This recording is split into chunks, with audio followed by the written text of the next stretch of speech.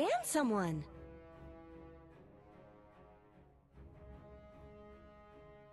Five seconds remaining.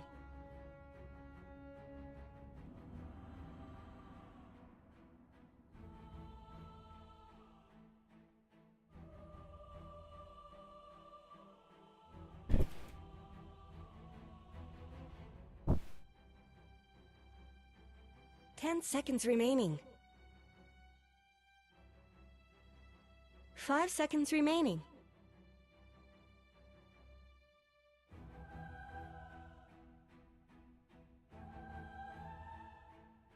Hey, it's your turn to pick now.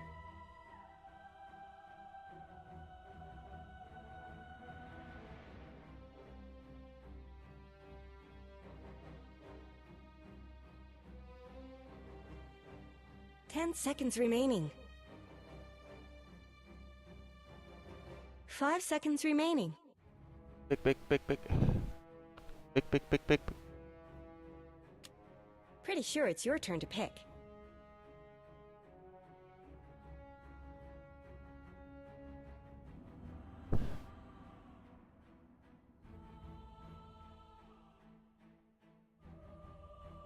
Ten seconds remaining.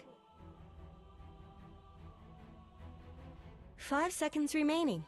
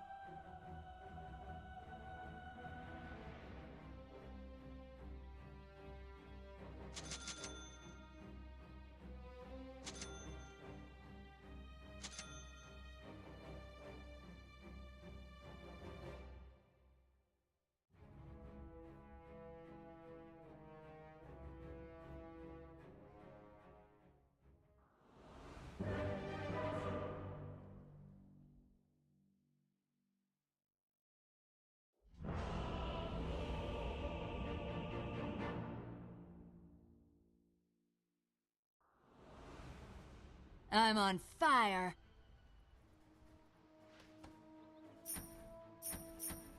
Yes. Prepare for battle. Yes. That was unreal. Like a wildfire.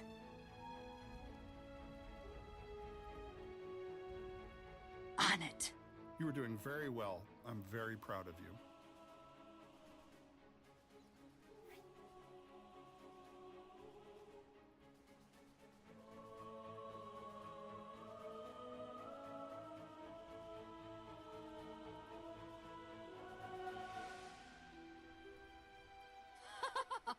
Heat wave.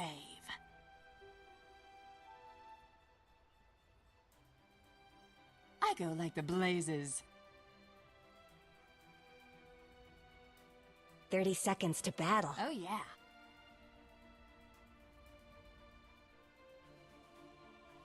Burn a path.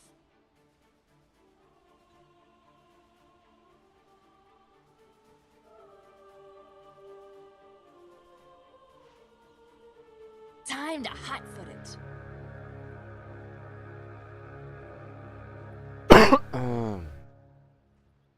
The battle's To battle. starting. The heat is You're doing on. very well. I'm very proud of you. That was Quick. unreal.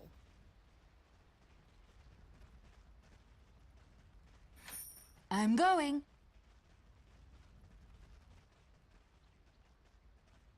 I'm going.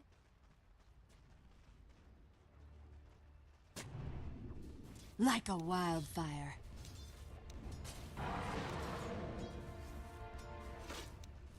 Yes.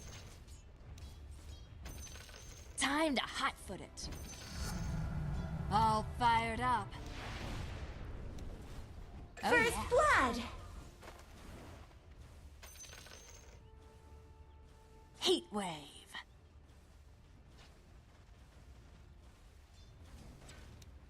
Quick. That was unreal. Attack.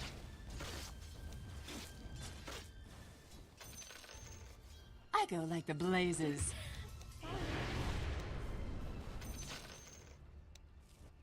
On it.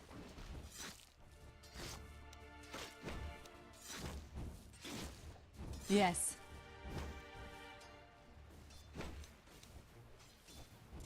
Yes.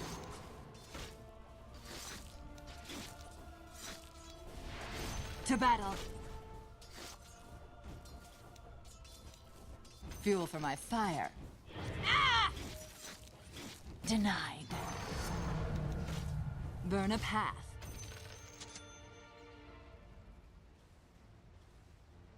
Quick!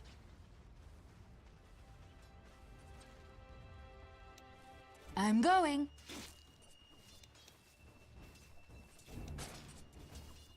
I go like the blazes.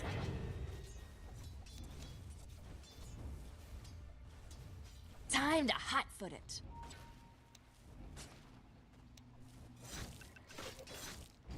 To battle.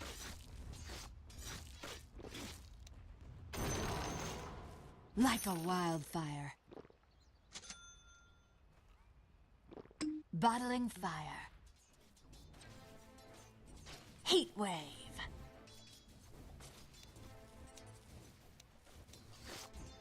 Burn 'em up.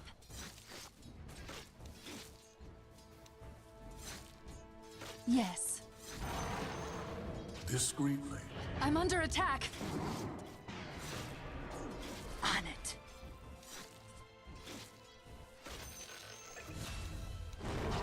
Burn a path. Getting warmer. Yes.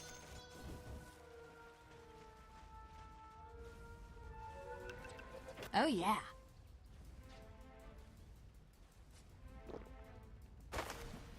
I'm going. Oh yeah.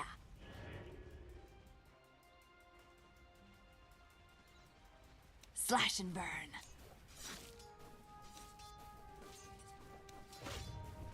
On it.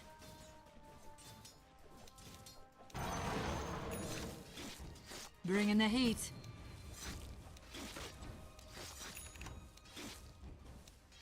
Heat wave.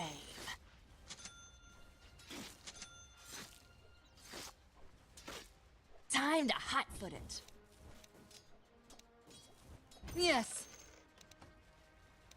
Burn a path.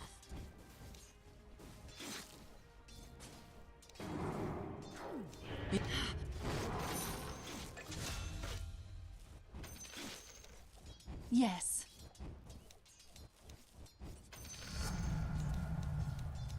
I go like the blazes.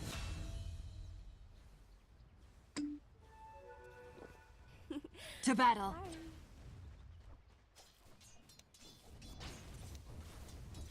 Scorch 'em.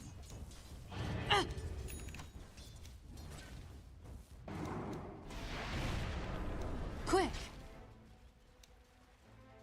Boleh ngampun. Like a wildfire.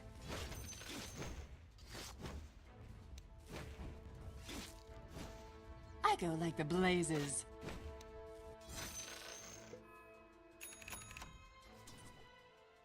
Quick.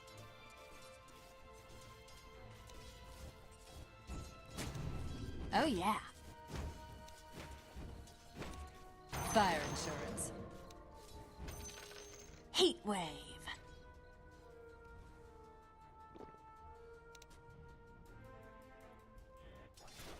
Yes. In you go. Time to hot-foot it. Radiant's courier has been killed. You were doing very well. Burn a I'm path. very proud of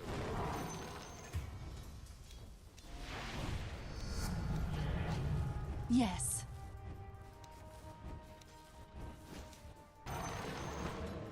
Your top tower is under attack.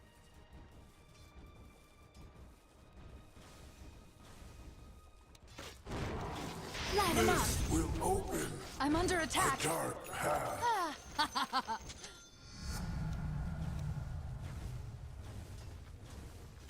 Money to burn. I'm going. Coming bottom. Something for a cold day. On it.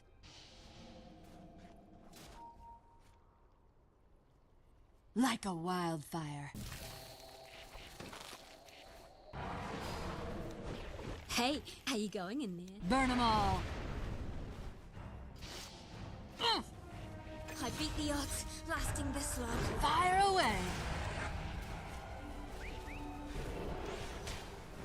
Go. To battle. Killing middle tower is under attack. Slow burn. Ooh, Dire's courier got killed. Those things aren't cheap, you Bottom know. is missing. Open fire.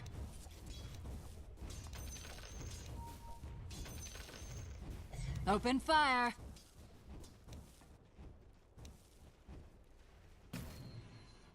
Yes. Middle is missing. That On was it. unreal.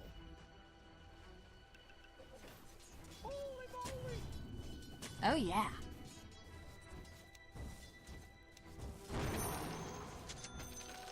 Burn a path.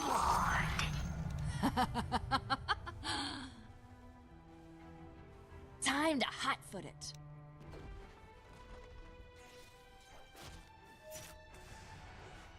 Yes. Double kill. I'm going.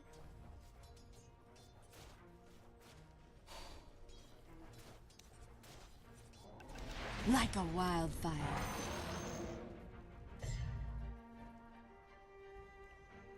I go like the blazes.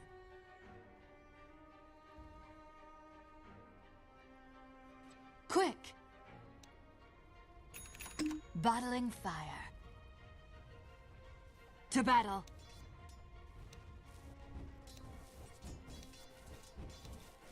Heat wave.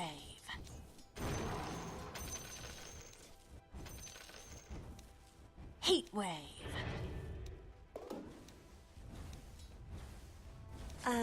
Let's talk about your going. top tower. Not up. Oh yeah.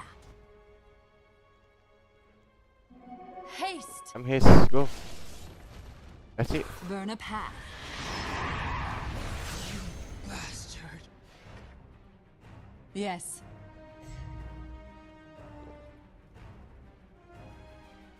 I go like the blazes.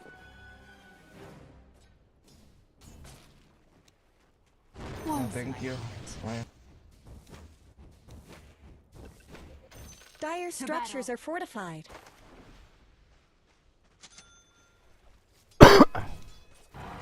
Burn them up. Ito. Temperature rising. You were doing very Yes. well. I'm very proud of you.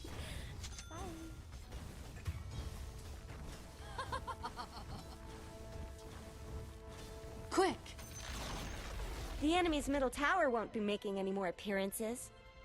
Time to hotfoot it.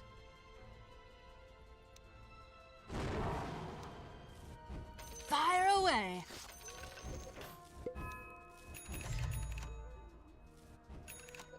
On it.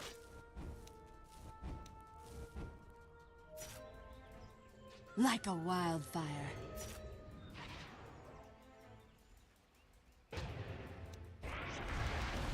Bring in the heat.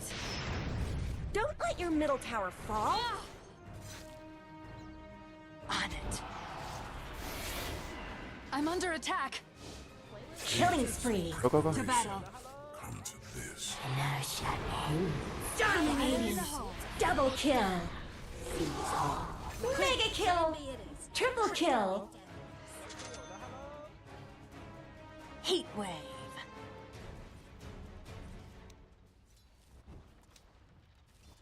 Helter swelter. Unstoppable. Very well. Ultra I'm kill. very proud of you. Light 'em up.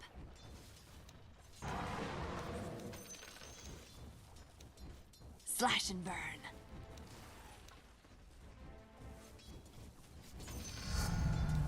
Oh, that's hot. go like the blazes.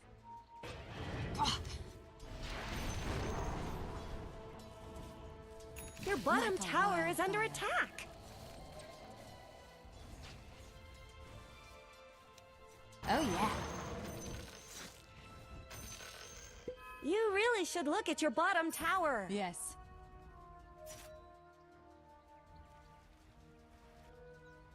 Burn a path.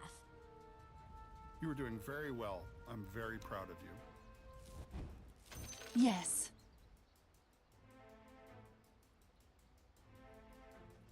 Time to hot-foot it.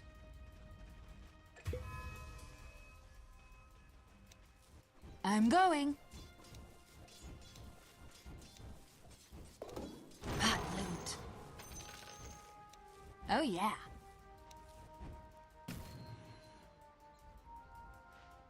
Like a wildfire. In you go.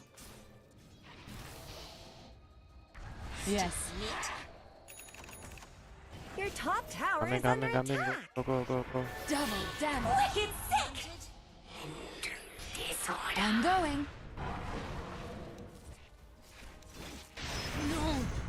Fuck. Heat wave. Dotted line.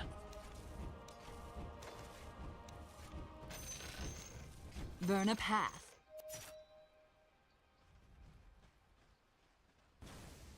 Time to hot-foot it.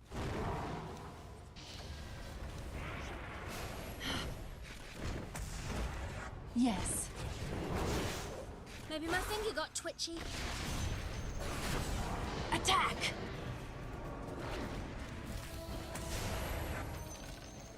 Burn them. Left is sundered. Greetings, my friend. On it. Your middle tower is under attack. Quick.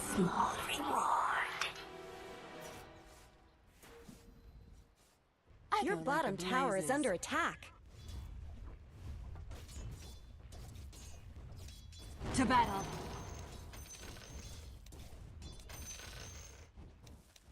Yes.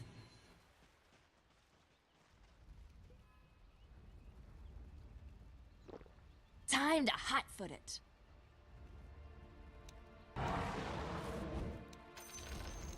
Your Yes. bottom tower has been denied. Hey. Scorch 'em.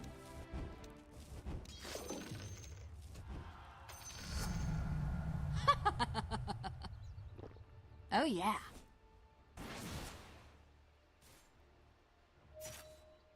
Heat wave. In you go. Burn a path.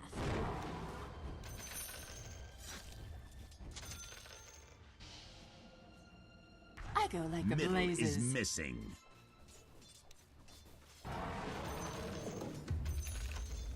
What are you doing, bro? Quick! I'm under attack!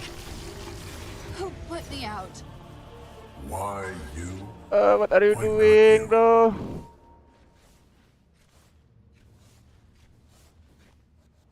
Ah, cok.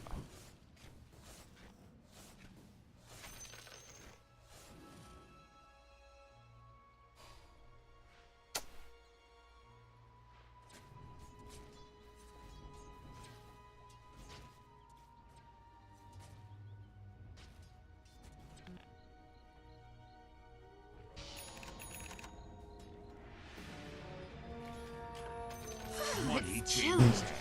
Throw an to battle.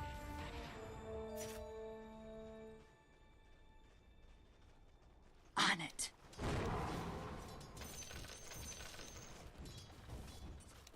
Helter Swelter.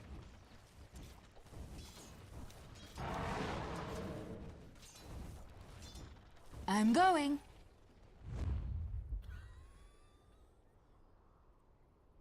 Like a wildfire. Regeneration. Bottling fire. Burn a path.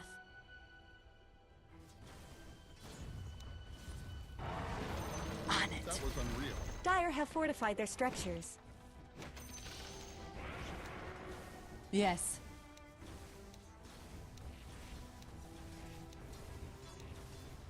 Heat wave. Let's talk about your top tower. Quick. The enemy's dipikit, bottom tower dipikit. has fallen. Your top tower has fallen. Oh yeah.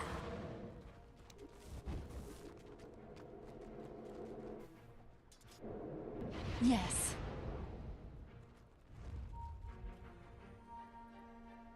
I'm going. Let's talk about your Legal top timber. tower.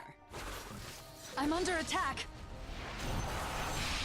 Like a wildfire. My flame Your burns top bright. tower is under attack. Time to hot food. Killing spree. You do not see the true danger. Shuttle and loom, I weave your doom. Killing spree. Double kill. Anjing jadi tumbal tuh terus, cok.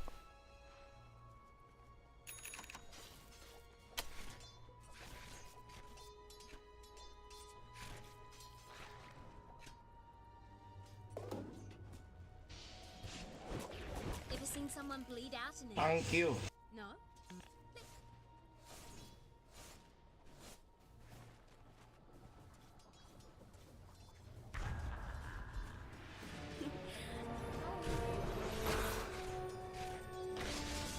I go like the blazes. Dominating. If you can see me, you're already dead. Bring in the heat. Yes. I'm not ready. Always, always, always watch where you're walking. To battle. A slow burn. Your Heat middle wave. tower is under attack. Fire in the hole. On it. Your middle Can tower is you under attack. take tower top, bro? This Oh, is yeah. not cool. Anything? Golden thread. What? Yes.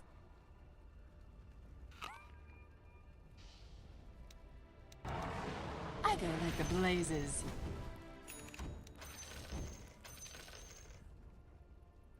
Like a wildfire.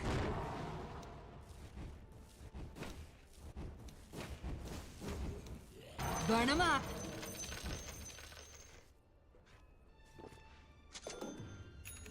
Open fire.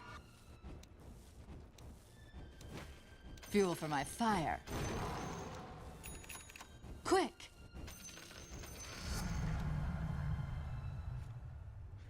Time to hotfoot it.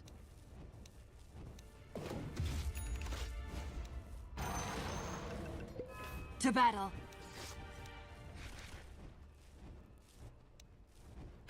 Yes. Farming everywhere. Burn a path.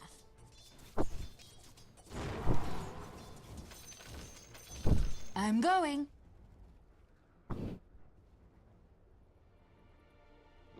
Burn a path.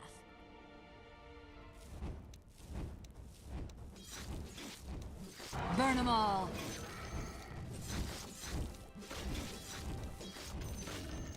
Quick.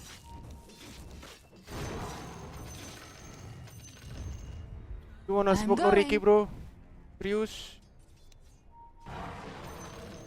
Yes. Like a wildfire.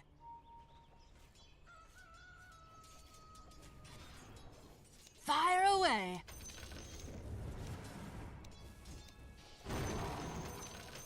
Oh yeah.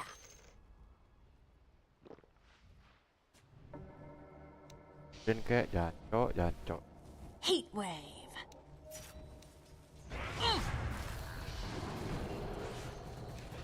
Yes. Ah! So cold. It's more Or- for fun than The sport. soul, the slayer, has been enveloped by the void. Double kill. Hell has nothing on me. Monster kill. Godlike. Killing spree. Triple kill. Holy shit. Triple kill. The scene would be the most pleasant kind. I was mistaken. Holy shit!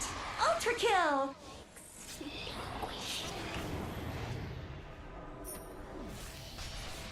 Holy shit! Rampage! Lagi bang. Time to hot foot. All fired up. That wasn't too bright. Yes.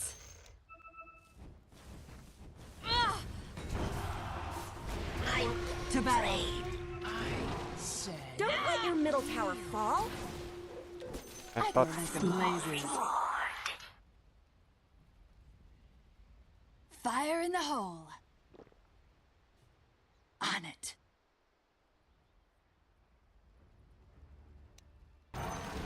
Burn a path. Your middle tower is under attack. I'm going.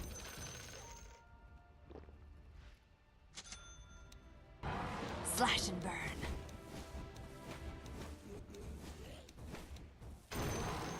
Scorch 'em.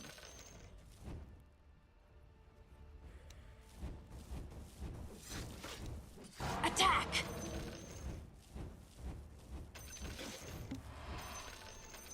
Money changes hands. Time to hot-foot it.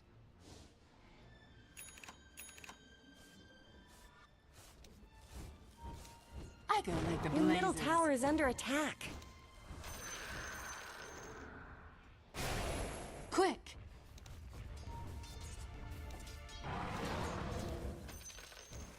Holy shit!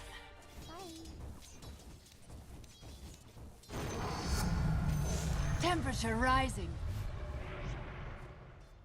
Yes.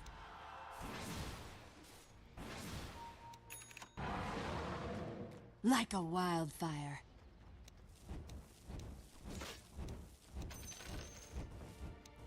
To battle.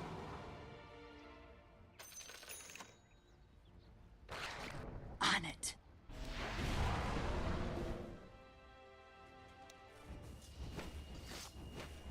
Yes.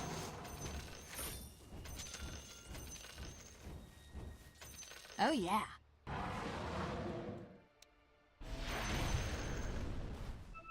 Like a wildfire. Let's talk about your top tower.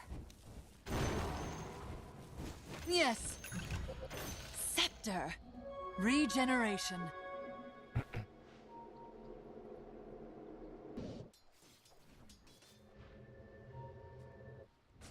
Burn a path.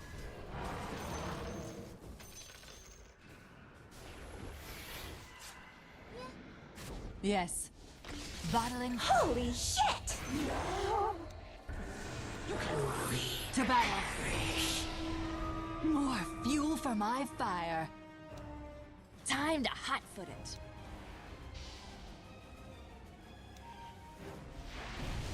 Oh yeah. Ownage! Light 'em up.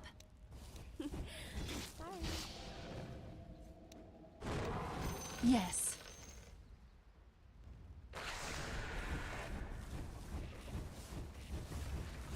Radiant have fortified their structures. It looks like Dire fortified their structures. Don't let your middle tower fall. On it. The enemy's bottom tower is gone. You did the right Fuel thing. for my fire.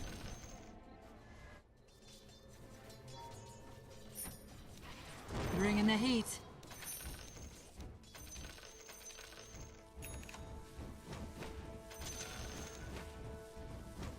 Scorch 'em.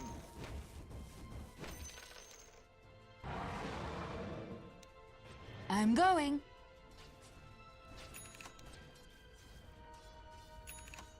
I go like the blazes.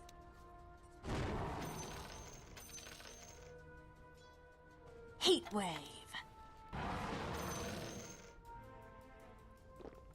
It's not time yet. Yes. In you go. Money to burn. I go like the blazes. Something for a cold day. Time to hot-foot it. Fire insurance. Oh yeah.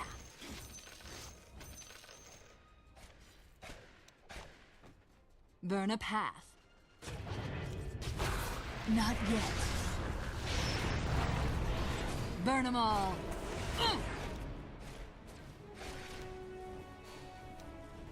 Burn them up.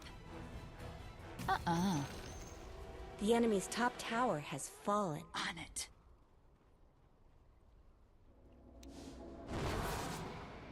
Can't outrun a wildfire. In you go. Like a wildfire. You were doing very well. I'm very proud of you. I'm going.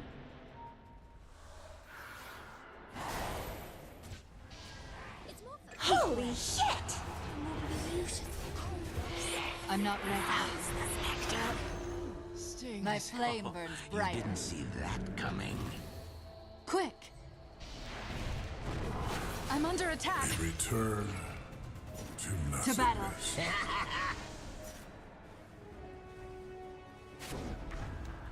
Yes. Ashes to ashes. To battle.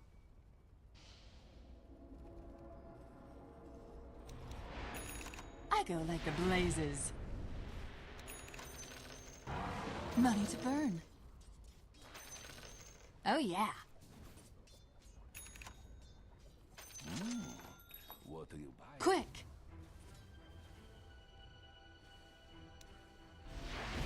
Like a wild battling fire. Heat wave.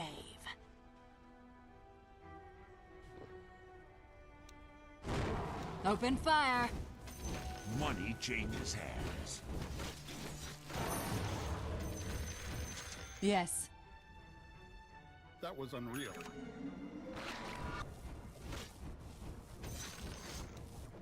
Slash and burn.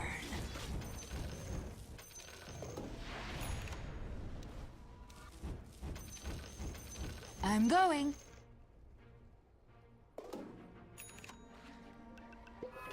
On it.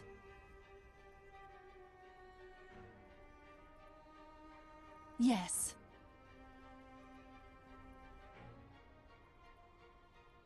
Burn a path. In you go. Time to hot-foot it.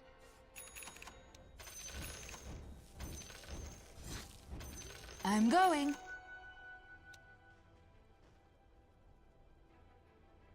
Time to hot-foot it.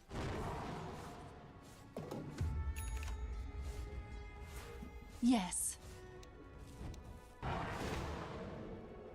A slow burn. Your top tower is under attack. Burn a path. Urusan datang. A slow burn. Let's talk about your top tower. Quick.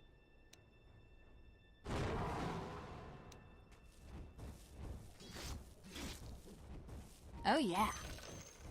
Your top tower is under attack. Getting warmer.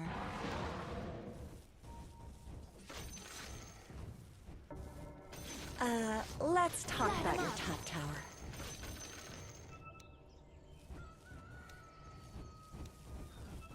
Helter Swelter.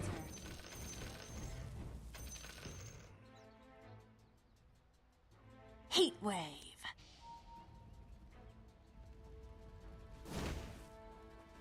On it. Hello. Fire in the Aduh. hole. I go like the blazes.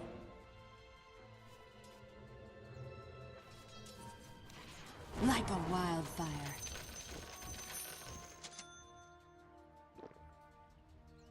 To battle. Something for a cold day. Yes.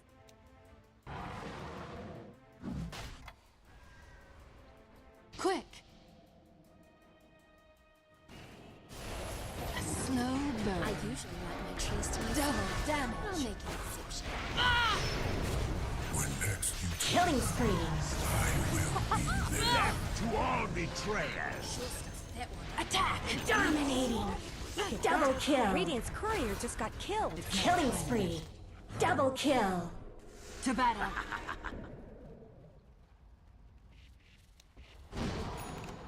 Fire away!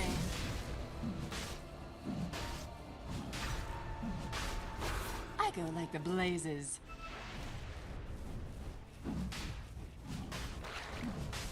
Slash and burn. Biarin coba si Ricky-nya nge-carry, Cok. Scorch 'em. Roshan's down. I touched an Aegis once. Mortality. Yes. Fire in the hole. I'm going.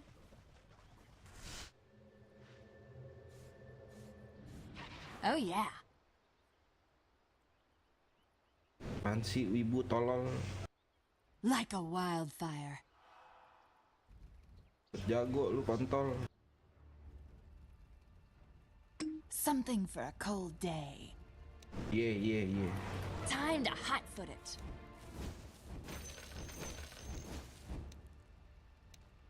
Fire away. You were doing very well. I'm very proud of you. Yes.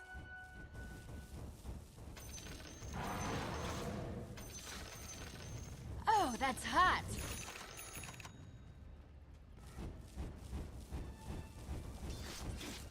Open fire.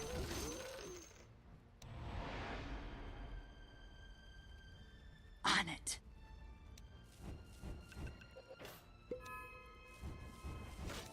Attack!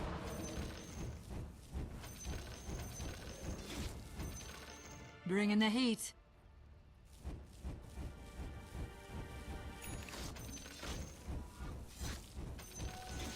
Burn a path.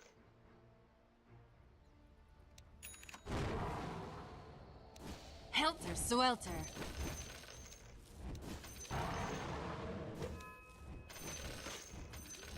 Heat wave.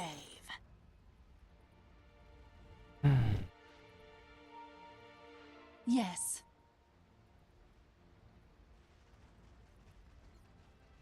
Like a wildfire.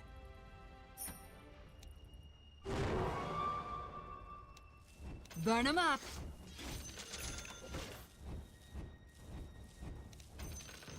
Yes.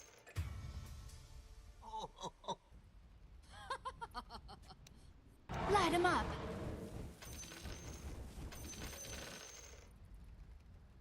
Burn a path. Dominating.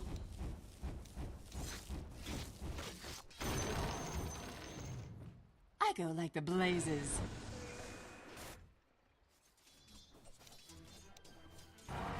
Burn 'em all.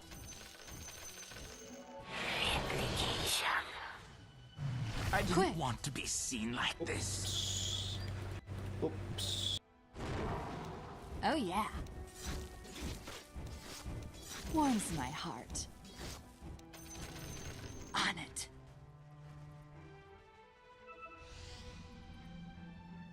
I'm going.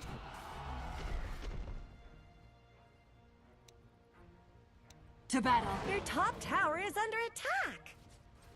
Dire Snow fortified their structures. Heat wave. I guess Radiant fortified their structures. Let's talk about your top tower. Time to hot. There's foot. really no reason more to top stand tower. for this. I thought this might happen. Heat wave.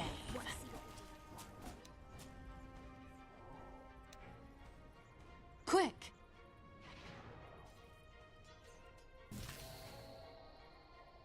Time to hotfoot it.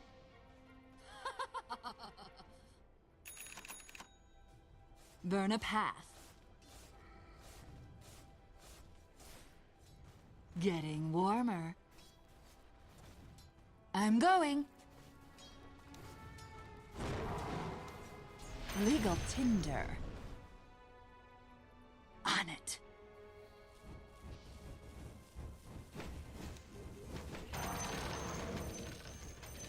Oh yeah.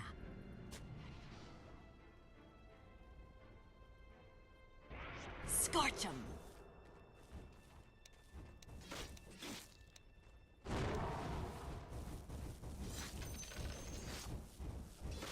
Burn them all.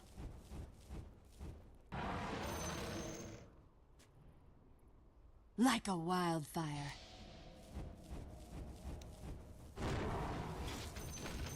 Yes. A golden thread.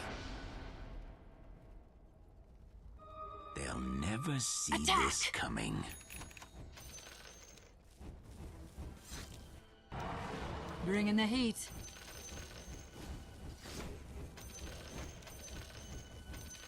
Open fire.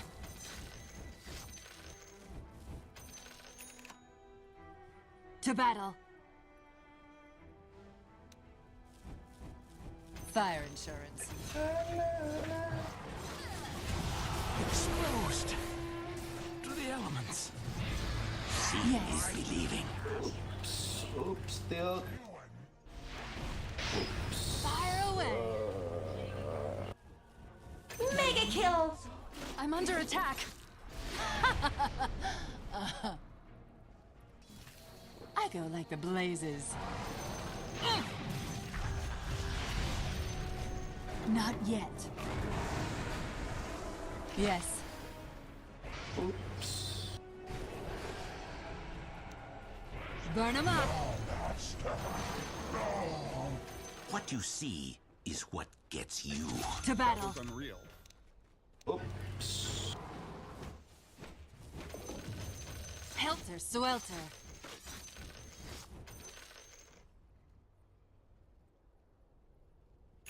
Like a wildfire.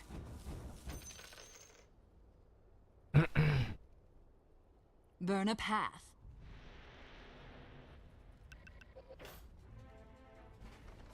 I'm going.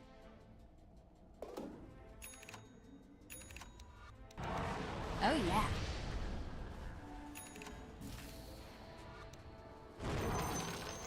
Oops. Oh, that's hot. Oops. Heat wave.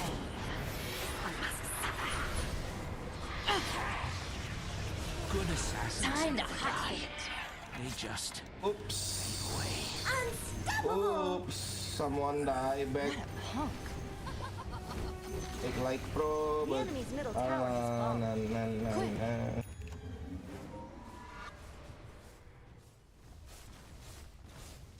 On it. Na na na na na na na.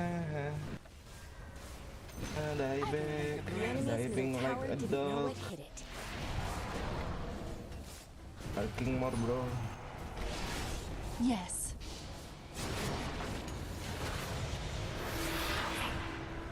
On it. Wicked sick! Killing spree. Dominating.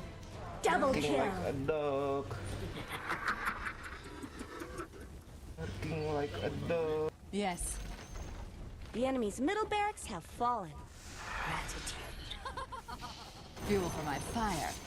The enemy's middle barracks are no more. Heat wave. Radiant structures are fortified. Quick. I'm under attack. Like a wild. The enemy's bottom tower is down. The enemy's bottom barracks have fallen. I'm going.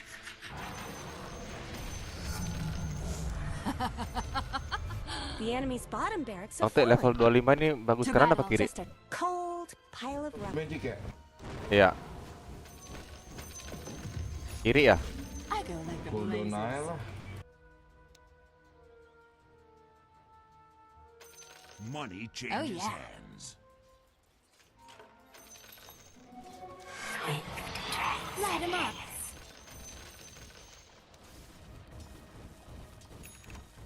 Slash and burn. Yes. Yes. Gak ada cooldown dong Laguna lu. Kenapa Bang Teh? Time to hot. Coba Laguna creep, coba Laguna creep. The Sabar. enemy's top tower just shattered into little pieces. Laguna nih. Quick. Ada lagi? 25. 5 detik doang ya. Own it! Ay,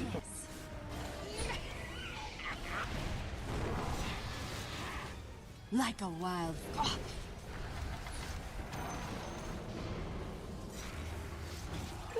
kill!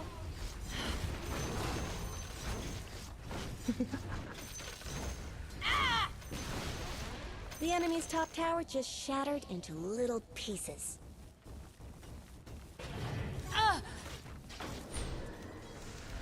I'm not ready.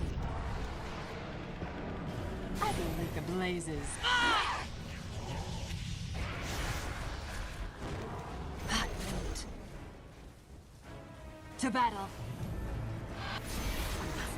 Enemy's top barracks drop like some stupid hot thing. Oh yeah. There go the enemy's top barracks. Kelarin gaming gladiator ya. Mega You're in a creeps. path. Serah. Nonton gaming gladiator dulu. Biar nggak ketemu dikit awal kayak gitu. The enemy's middle tower has fallen.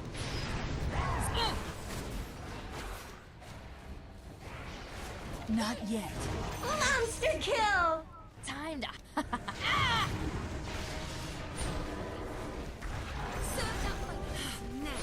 Own it! The path I must walk. I'd have done that one for free. The enemy's middle tower won't be making any more appearances. Yes.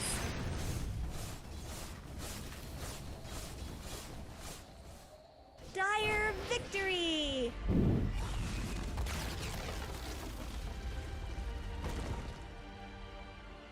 Yes!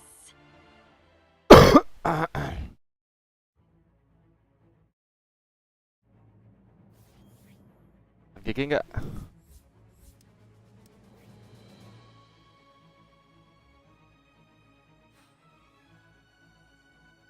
Yalah.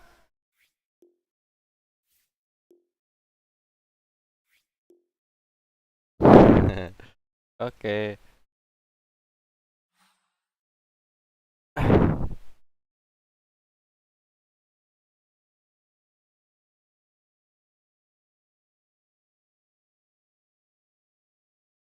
To be like a friends, because like it was the same for me when I was playing with Zeiss. Like we had an incredible like you know, working together time, because like we understood each other very well. We were friends, and this is like what's important for these players as well, like to have that synergy and like, you know, talk about mistakes, like improve on laning and understand each other without even words sometimes. How would you compare Quinn and Nothing to Say in the mid lane? Whether it's hero pool, whether it's the importance their team places on them, how would you describe them or compare them, Gunnar? They're honestly pretty different mids. I think Quinn, when you think of him as more either a spirit or a counter pick. Like he played Huskar, and he plays the Necrophos, these like kind of annoying heroes that just it feels really bad to play verse. And I would say Nothing to Say, outside of his Tinker, I think he's a lot more of, he just plays his good heroes. He's really confident playing just the same heroes all the time. He plays Ember, Pango. He plays a lot of Magnus for a really long time, which is kind of coming back in this tournament. So I think for Quinn, you're looking more for this guy to snowball the game for you and win the game for you, and Nothing to Say to just have a solid game plan. All right, we'll see if they're going to draft around that, if we're going to see any new picks for them or what's going to be banned, as we do have our lower bracket grand final game 1. LGD Gaming versus Gaming Gladiators. Game 1. Ben Bristle is what the audience is saying. How much weight would you put into that one, Gunnar? For LGD, I think Bristle is one of gaming's best strategies, especially because it's Ace. You allow Ace to get a carry in the off lane. That's pretty much his bread and butter. He plays Lone Druid. He used to be a carry, so it's not surprising that he's able to play the carries in the off lane, win his lane, and just have a stable game. I don't think Bristleback is letting through, guys, ever again. I think that hero is way too hard to deal with, and you know, when the AA is banned, and like, what is the best answer for you, Gunnar, against this hero? So I think one of the big reasons why Bristle's so strong is his counters are also meta, so it ends up that the Primal Beast gets banned, the Phoenix gets banned, the AA gets banned, and so all of your responses to Bristle are just banned due to the nature of the draft. And so it's just a strong hero now. Yeah, and the Viper and Hood Incarnate. Yeah, really the good other heroes. ways to break him and reduce his HP regen don't really exist anymore. So I love what LGD did against Bristleback when they were playing. They had this Magnus, and they always like break his positioning because he's always in the front. And they managed to take him with his cure like way back into his own team. And then Muerta like with the extra damage to stop that hero, it actually works. But and also you don't get damage from when you're in ulti, you don't get damage from spells. But yeah, it's not gonna be seen anytime soon. I see the and the Chen ban here, so a lot of importance placed on taking out what they deem as Celery's most confident and broken heroes. But now I see Chaos Knight left in the pool as well, which is another one that has seen ban after ban after ban. And Primal Beast is letting through too. True, I didn't even notice that one. I want to see Primal Beast so bad. Yeah? Yeah, I'm begging them to ban CK. I mean, they'll probably just take it. They have first pick. I'm really glad to see the Chen ban, though. I think a lot of teams seem to be kind of disrespecting Game, and I think they kind of showed early on that they're capable of this death ball type lineup. Let's go, Primal! Woo! Yeah, it's like All right, but they show that they can go fast and hard, and they're like super happy to just run you over, and we still see teams picking like Naga first phase against them. It's like you cannot disrespect Gaimin in this way, especially when you leave the Chen in the pool, even to the second phase. So LGD taking that Chen out, I'm very happy to see it. Also the Enchantress, I think, does the same thing.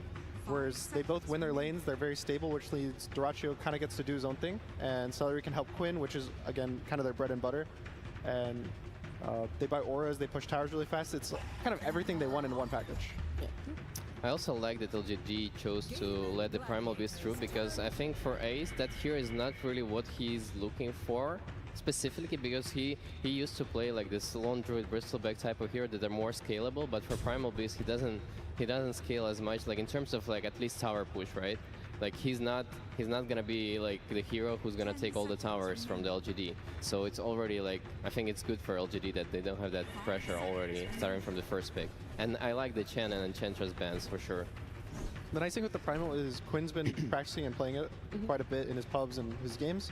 So it ends up being a flex as well, so you can't just end up just instant picking a carry counter pick or a mid counter pick, because it'll go to both. I would say they're valuing it more as an offlaner right now, just due to how kind of the map setup that the offlaners get more farm than the mids right now. And Primal Beast is a hero that can farm really fast with just trampling over camps and waves at the same time. So it ends up just becoming a stronger core in the offlane if you get away with the lane. Is that every team is doing that, or more Gaming Gladiators specific when you get your hands on a Primal?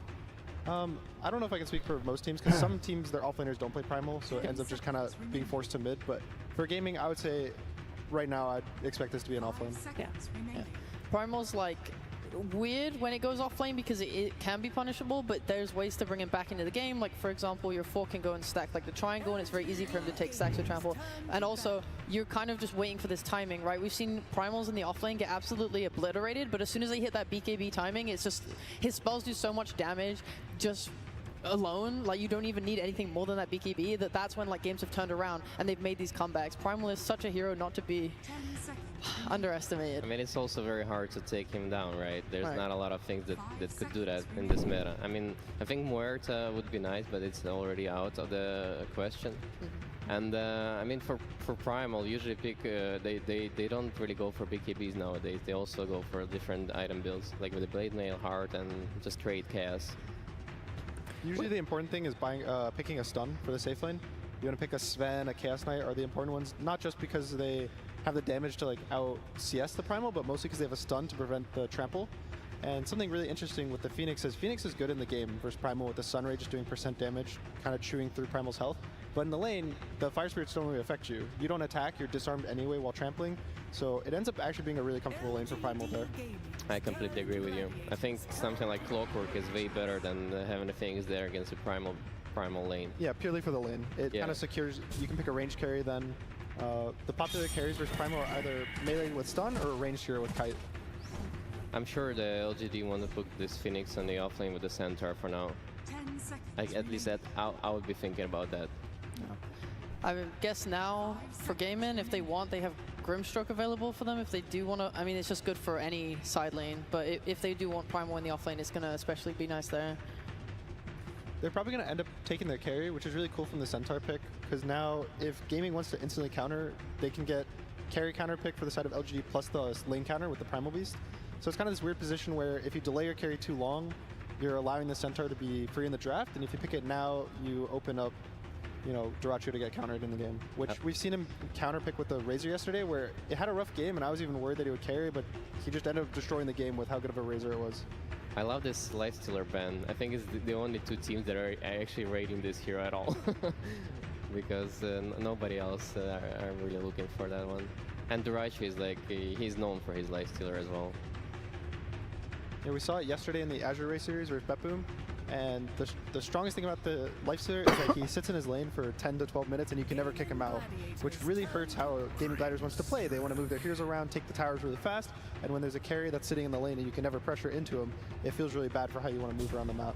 Yeah, and for gaming to have that hero on your safe lane and not care about like how to make his gameplay better and like have complete freedom on supports. You know, this is what they excel at. Like their two supports are usually running around mid lane and helping CCNC to, you know, do all this pressure and like start from the mid lane. This is like what this team is really excel at.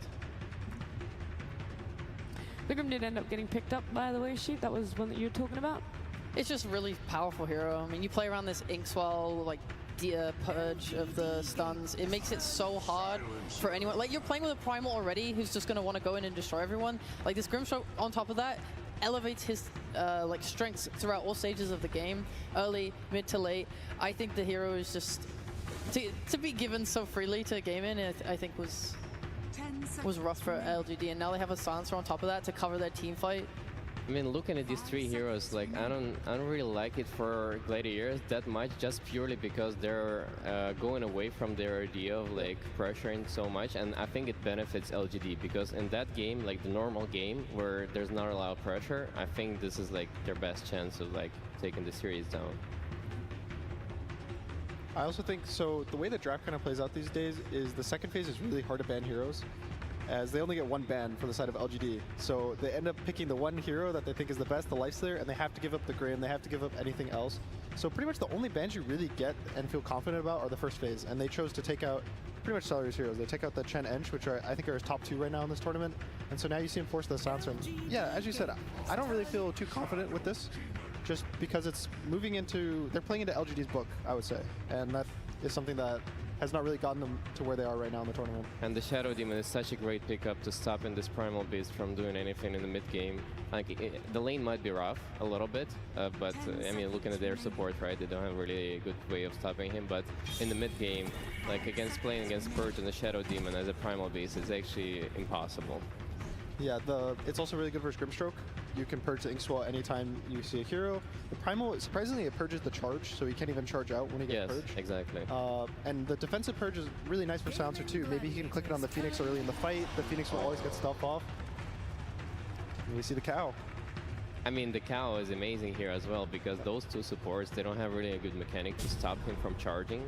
Neither it's Primal Beast, so they're gonna have to think about buying Yules on somebody to be able to stop his charges, but it's still like we've seen so many times the Spirit Breaker is just like going first in the net first, like even after losing his lane horribly, it doesn't matter. As soon as you're buying like Midas and Octarine, you're just pushing every wave, and then you have this mechanic of like coming back to the fights from anywhere else.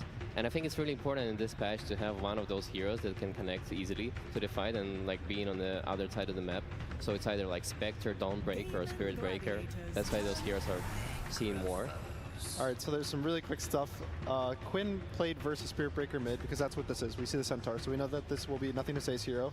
And it was versus 9 Pandas, Kiyotaka, and he absolutely destroyed the Spirit Breaker. And as we talked about earlier, Quinn's this type of player who you give him a counter pick like Necro versus a melee strength hero, and he's going to do some work in the game. I honestly was thinking that they might put the Primal mid because that was the matchup he played versus 9 Pandas, whereas Primal versus Spirit Breaker, he solo killed the lane, the game ended in 20-something minutes. But they picked Necro, which is, if anything, is a stronger lane now versus Spirit Breaker, so I would be really confident now just for the fact that they have a hero to play around with Quinn. Yeah. Even like despite that, I kind of don't like the supports on LGD. I think that they're both not high on burst damage, they're pretty slow. I think it's much easier for Gaming to make moves. You talked about how they like to kind of crush early. I think now with this winning mid matchup, I think they can make much more plays, or they can even just kind of play it chill and wait for their timings on Primal or whoever, and just make sure that they're playing defensively where they use Global to cover any ganks that LGD try and make. Yeah, it seems like they don't really think about like going to the mid game and like how Necrophos might be bad against Purge and like not, you know, like not being that tanky core, but at the same time like they're just looking purely on lanes and they're like, this Necrophos is gonna stomp the Spirit Breaker so hard that you're gonna like, you know, completely run them over. But I'm still worried because usually their lineups, they have this good tower damage, and this is how they were able to close the games out so fast. But on this lineup specifically, there's no like hero that, you know, kills tower, so they need to find some material like Turbo Blade or something from the Russia side that actually like helps them take down the objectives in this game. A lot of their success with the Necrophos ends up pairing it with other push or other healing. They picked it with Dazzle off lane in the past, where they both just ball up and they go just end the game. And they probably picked it with Tides and Chen, so they don't really have the draft that you win 20 minutes and you walk down a lane yet. We'll see what Duracho ends up picking, but I would say it's outside of Terrorblade, that's not really his hero pool. He doesn't really pick the early game. Alchemist. That's one way to up the tempo. To me, tempo. this game looks like the game 1 against Liquid, where they chose to go for you know, regular lineup, and it didn't really work for them, and they lost that game to Liquid. So I think that, like, to me, it looks at least that this is the game for LGD. If they manage to like get out from the lanes evenly, or like not super stomped, and you know, going to the mid game, I think they have way better chances. I want to trust this Spirit Breaker. I think Spirit Breaker is a crazy hero, but I'm too worried about the mid matchup going in the way for Gaming Gladiators, so I think that Quinn will just stomp the mid lane and just carry the momentum throughout the whole game. Do you think even if the Spirit Breaker does get shut down in lane, he's still going to have that disruption in team fights and will still have an impact that could carry a later game for LGD? There's one hero I would want to get crushed on mid, it'd be Spirit Breaker. Okay. So he has that going for him. That one small glimmer of hope. Yeah, I agree with you guys. Although, that being said, I really like Gaiman's speed that they can pull up here. I think like when Alchemist gets his Blink Dagger and they're able to kind of move around the map and be really fast about it, I think LGD are going to struggle playing into this global. Anything else you guys want to talk about very quickly, especially this arc? We've seen it a couple times for Duracho. Is it going to be that thing that ties it all together, the make or break for Gaming Gladiators? Quickly, Gunnar? Yeah, I think the Alchemist lane is going to be really stable top, and he'll have a really good time, and just they have so much time to make space for him, just bodies on the map and pressure, that he'll have a good time farming his Radiance. All right, I like it. Let's see how much confidence Gaming Gladiators coach has in their draft. Thank you very much. I am standing by with CY of Gaming Gladiators, who you had a late night last night, my man. How much time did you have to prepare for today as a whole? Did you only get to prepare for LGD, or did you prepare for LGD and Spirit? We only prepared for LGD. We didn't have that much time as well. I also want to get some sleep. It's pretty important, but one game at a time, you know? So no preparation for Spirit. One game at a time, and you come up with a silencer. What's this guy doing in this draft for you guys? Hopefully he silences Phoenix. I never knew Dota was just that simple. Now, you only got to prepare for LGD, but I remember that during the Riyadh Masters, you and I got quite a few opportunities to interact, and you seemed confident in your lower bracket run. It unfortunately got cut short at 4th place. Why should I believe you this time that you're going to make it all the way? I mean, this time we already made it to 3rd, right? So it's better than last time. So you should just believe. Seattle, you ready to watch some Dota? Let's get lower bracket finals started.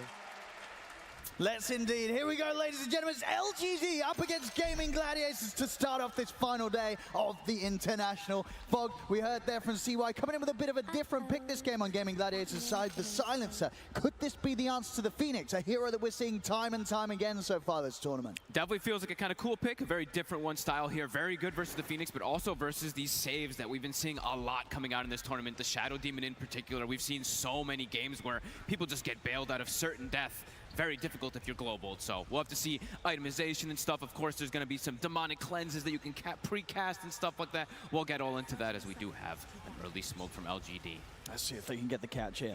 Coming in with a wraparound, trying to enter into Gaming Gladiators jungle, but Gaming Gladiators, they're hovering around that mid-tier 1 tower in a bit of a tough point of the map for LGD to strike. Very unlikely somebody gets caught out here gaming. Yeah, very prepared. Super prepared. Yep. They know this sort of play is going to be coming out here.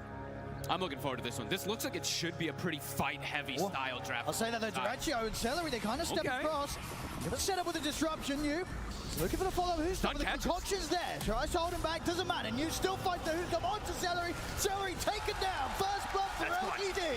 So if they can find something in return, Gaming Gladiators to curse upon you, they will at least get the trade. Quinn not able to get the first blood, but still getting that kill as the mid lane is going to feel pretty good for him as the Necrophos. Especially versus that Spirit Breaker in particular, too. This is a matchup that Quinn could snowball out of control, just like Panel was talking about.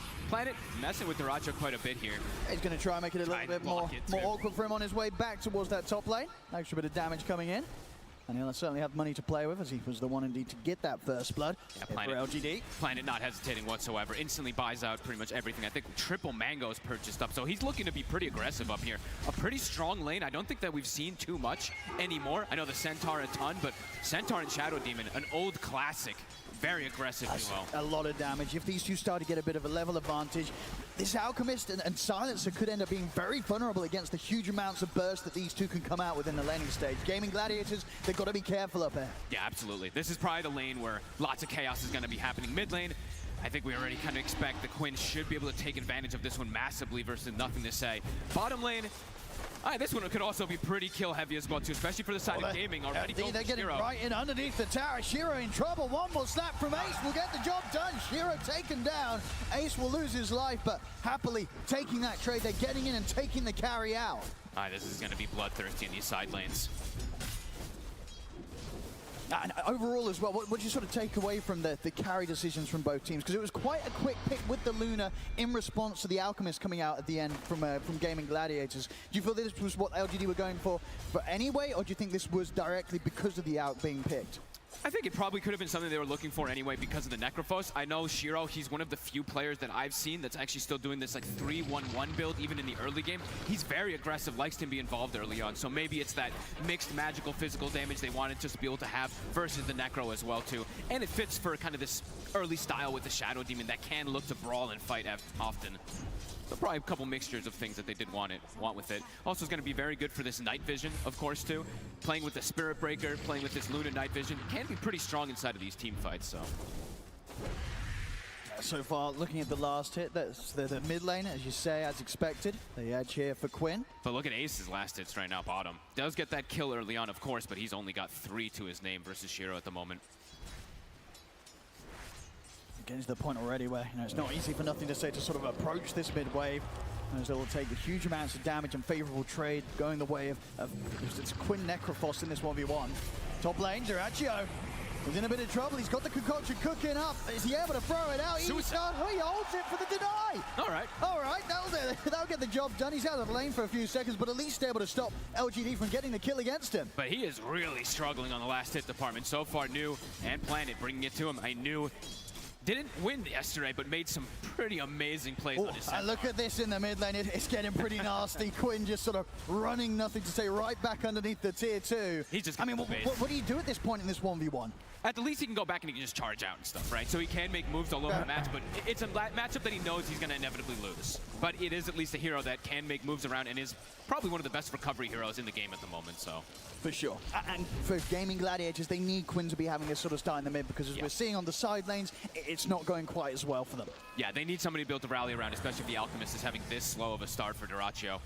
Nice attempt there from Planet, trying to catch the wave. Unable to.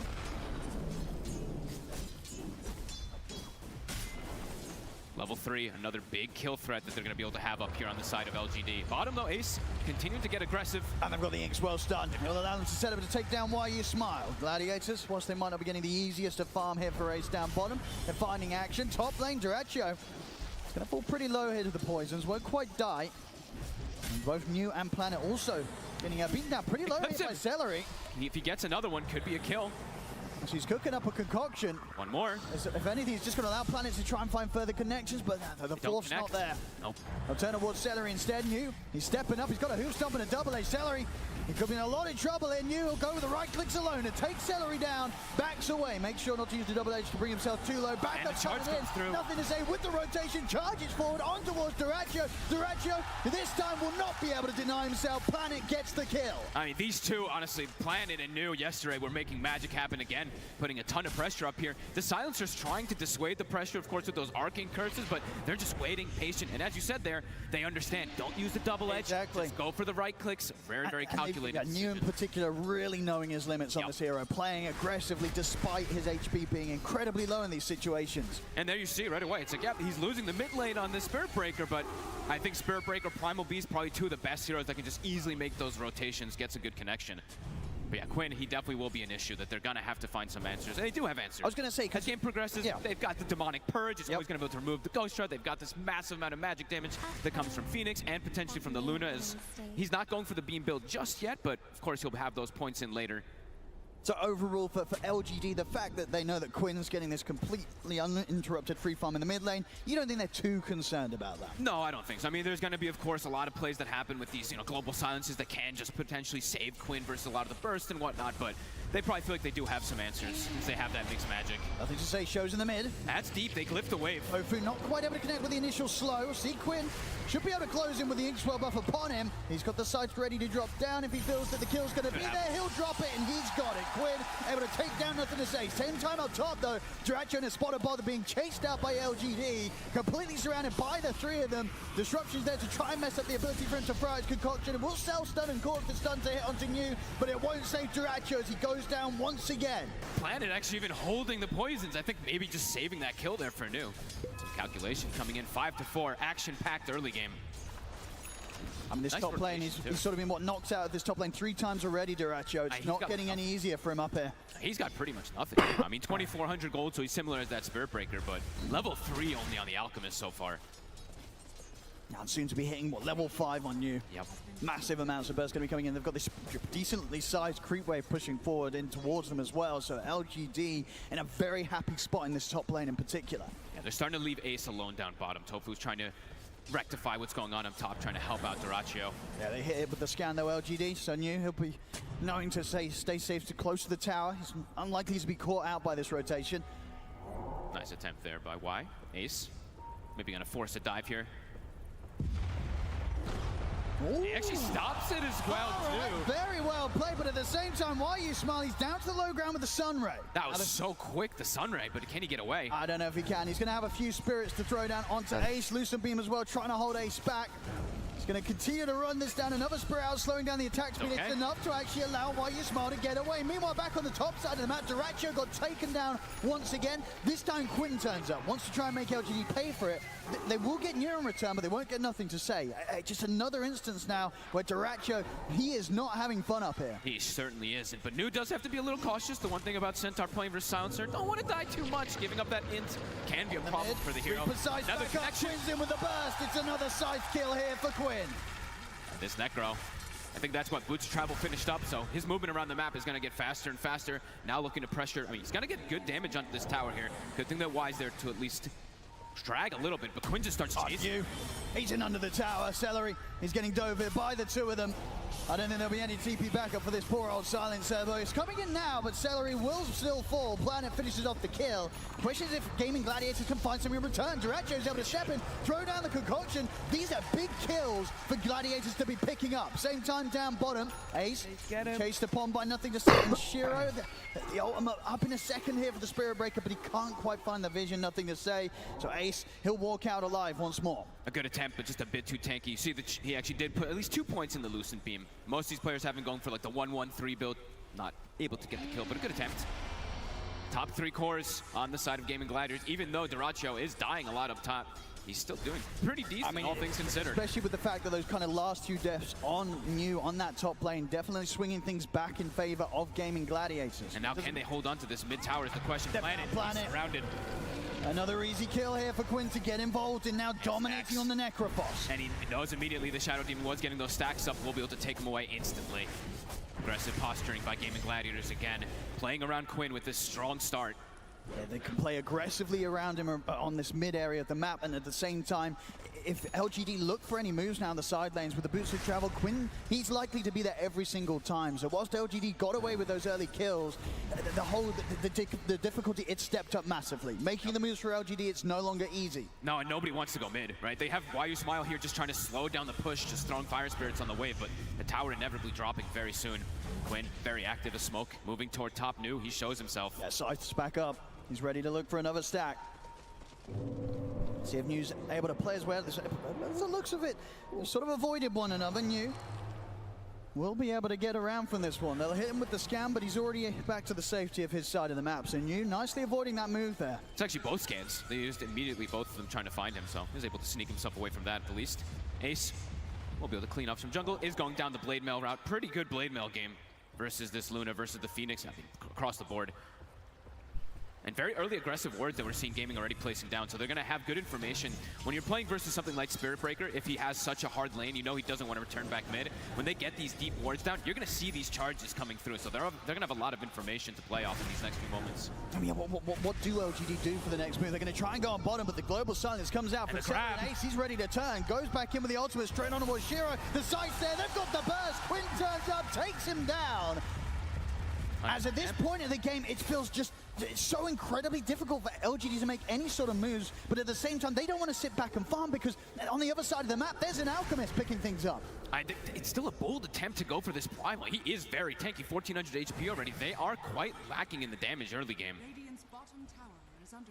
Quick rotation, this tower gonna get pressured massively here. They will be able to hold on to their mid tower at the least and get some levels on the Phoenix, but damage being done here from Gaming Gladiators early on. They're opening it up for Duracho to get good timing. So even though he's got 4 deaths, he's about to have his Sacred Relic already done. It really seems like it didn't matter. Catching up massively. LGD, where do they go next? Difficult for a Luna as well too. If you do start struggling in this game, the heroes that you have to run you down. There's a Primal Beast, there's this Necro who's going to be immensely tanky, and a Radiance that's going to come out soon. LGD need to start getting something going in their favor. They'll get the top tier 1, but TPs are coming in from Gaming Gladiators.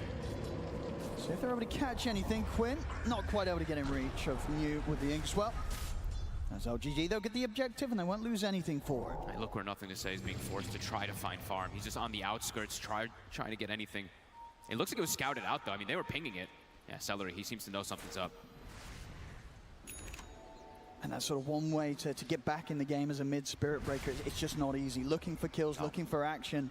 It's not LGD's strong point right now against the tools that Gaming Gladiators have managed to amass. No, and overall too, he's playing into the Primal Beast, which is a hero that just doesn't even care about status or just if he gets the grab onto the Shiro again.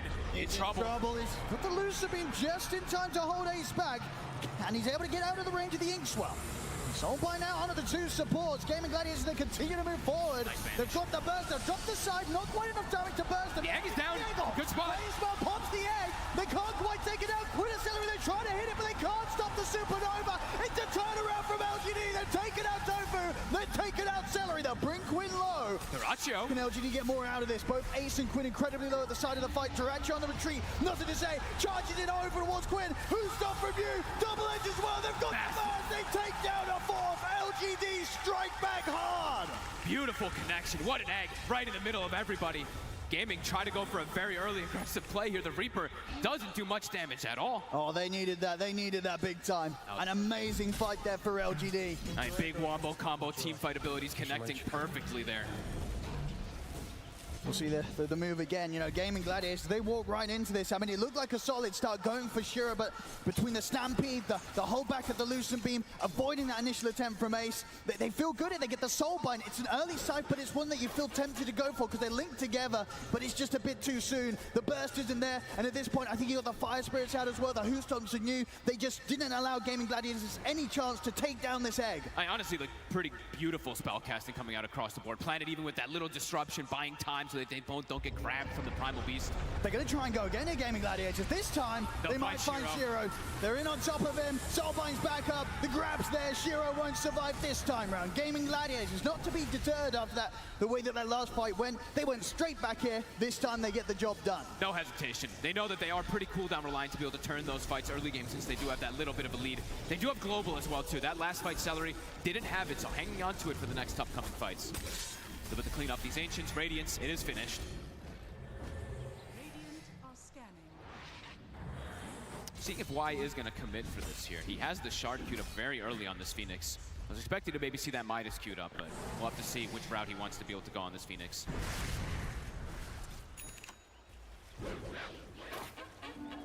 Needs to calm down a little bit here from Gaming Gladiators. Definitely going to be a bit more careful about how they make that next move. Yeah, I think if they're going to make that next move, they're likely to have the global in particular, hesitate a little bit more with how far they go for the big dive.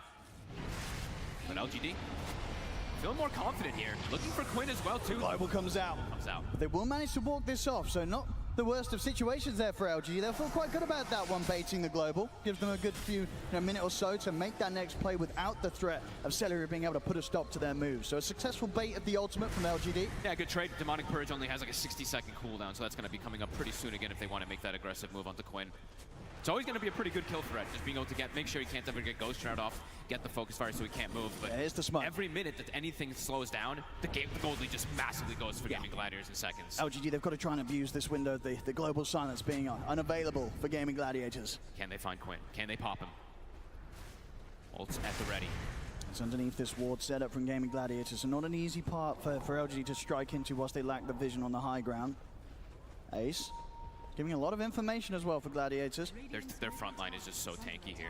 All three cores effectively are pretty tanky on the side of Gaming. Quinn almost has his heart finished up. I was waiting to see if Tofu was actually queuing up his. Bit of a different route of items. He's actually going for the Yules. I mean, playing versus the Spirit Breaker, it's pretty common to see it. But, I mean, I think we've pretty much always seen those Grims go for those Shard right away. Just how effective it can be. But I guess maybe because of the Shadow Demon, he is hesitating for it a little bit just because that Demonic Purge, but we'll have to see. Gladiators, you're going to have Quinn on the front lines. He's going to get caught in the opening combo for nothing to say, but he's still got plenty of to play with. They jump for it, but the Soul Mite there in response. Quinn, he's perfectly turns with a side down under the two of them, takes nothing to say out, useful for the curse damage of Celery. The X successful, but there's no chance for LGD to fight aggressively off the back of it, while Ismail has to TP out of the fight. I mean, your two tanky frontliners just get detonated right at the start of the fight. Egg connects, but doesn't really do much of anything. Tower now. Looks like Gaming still want to go for even more kills as well, too.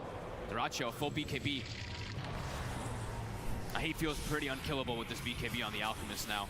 I mean, mostly magic damage on their draft early game here for LGD. This is just going to make Duracho pretty invincible. And yeah, Quinn looks like he does go for that Shard before finishing up the heart, so he's got a bit more mobility versus the Shadow Demon as well. And they are controlling a lot of this map. I mean, they're denying a lot of farm away from LGD, from Shiro in particular. I think the concern as well for LGD is the fact that the one fight that they did have going in their favor, it was one that Gaming Gladiators handed to them. They're still yet able to find anything positive with regards to starting the action themselves and looking to make the initiation. It just hasn't happened from LGD.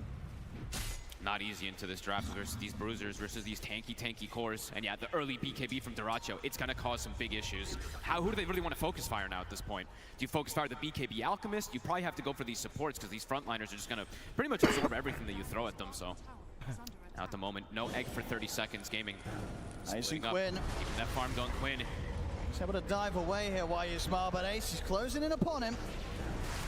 Why you smile? No egg, no dive at the ready. There's no chance for survival. Tibak-ambak dinosaurus. Nothing to say. He is very deep. He's going to be okay. Gets the charge off in time before Duracho is able to find him. So still doing his best to pick up what he can across the map and continue to try and catch up towards getting that Octarine done. It's still going to take time though for him. Gonna take time, and it's always still going to be issues because he doesn't have ways to really protect himself besides that. This big burst that comes out from Reaper, the grab that comes out from the Primal Beast, always going to be an issue for this breaker. Duracho on the Alchemist, the Blink Dagger around the corner. Next time round, he will be able to get that catch. And they will be able to get the double connections constantly with the Soulbind with that as well, too. Some very, very difficult fights ahead here for LGD.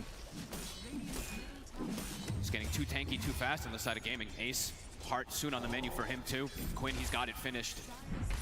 Even though they've got this Demonic Purge, he's just too tanky. 6-1 and 3 so far on this Necro. This pick seems to be a bit too much for them to deal with at the moment. Tier 2 now, starting to get pressured. Can they mount a defense here? This is not an easy spot to fight. They have got the ultimates, but at the same time, so do Gaming Gladiators. Unless someone on LGD is able to find their way to the back lines, find this silence, so Celery's going to be able to put a stop to any sort of team fight that LGD try and respond with. Yeah, not easy for you to just like charge through or anything like that either. There's a Primal Beast, there's a Soulbind that's always going to be stopping you.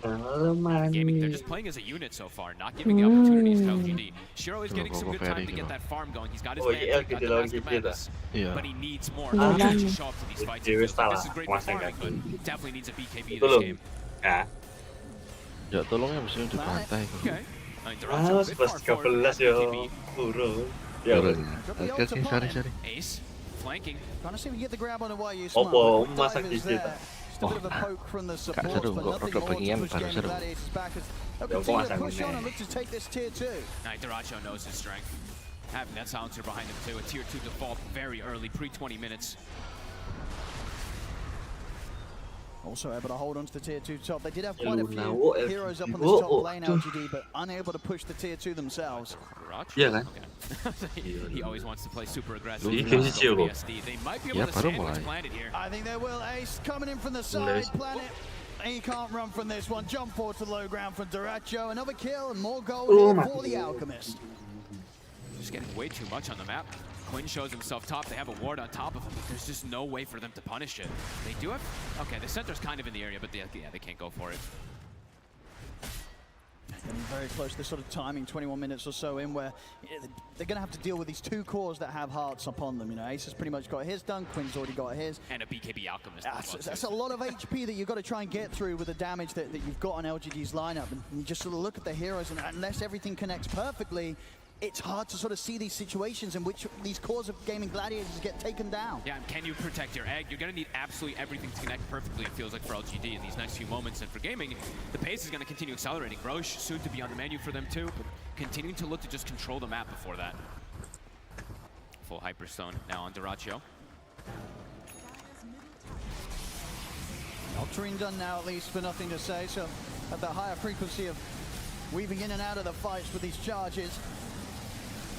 Keep that farm going, but it still feels like they need more and more time, which just still doesn't feel if it's really benefiting them. The Gaming, it's just been consistently like 6 to 8k gold lead, even though they're playing versus this Midas. I just sweeping the map, taking these towers down, and LGD, they will not be showing up to defend them. Oh, they have this deep ward already placed down too. Y has to be careful. If he gets any closer to this high ground, I mean, even as he is, he can't still even going to get close. caught. Daracho just jumps in under the tier 2. Now they know that ward is there, but they get a free kill out of it. Potentially even going to get to pressure 2 lanes off of this here with Daracho on one and Quinn on the other. How does LGD slow this down? I mean, they're going to continue to try to get this charge, of course, to clear these waves, but need more time for Shiro to feel ready to fight. Yeah, now BKB at the least a necessity, but still a couple of thousand gold away from that. And the necessity, of course, it'll help protect him, but his damage is definitely starting to feel, I mean, it's still fun to feel pretty lackluster even with that BKB. They need everything to connect perfectly. They need this egg, the Sunray. It feels like it's going to be probably their highest damage potential.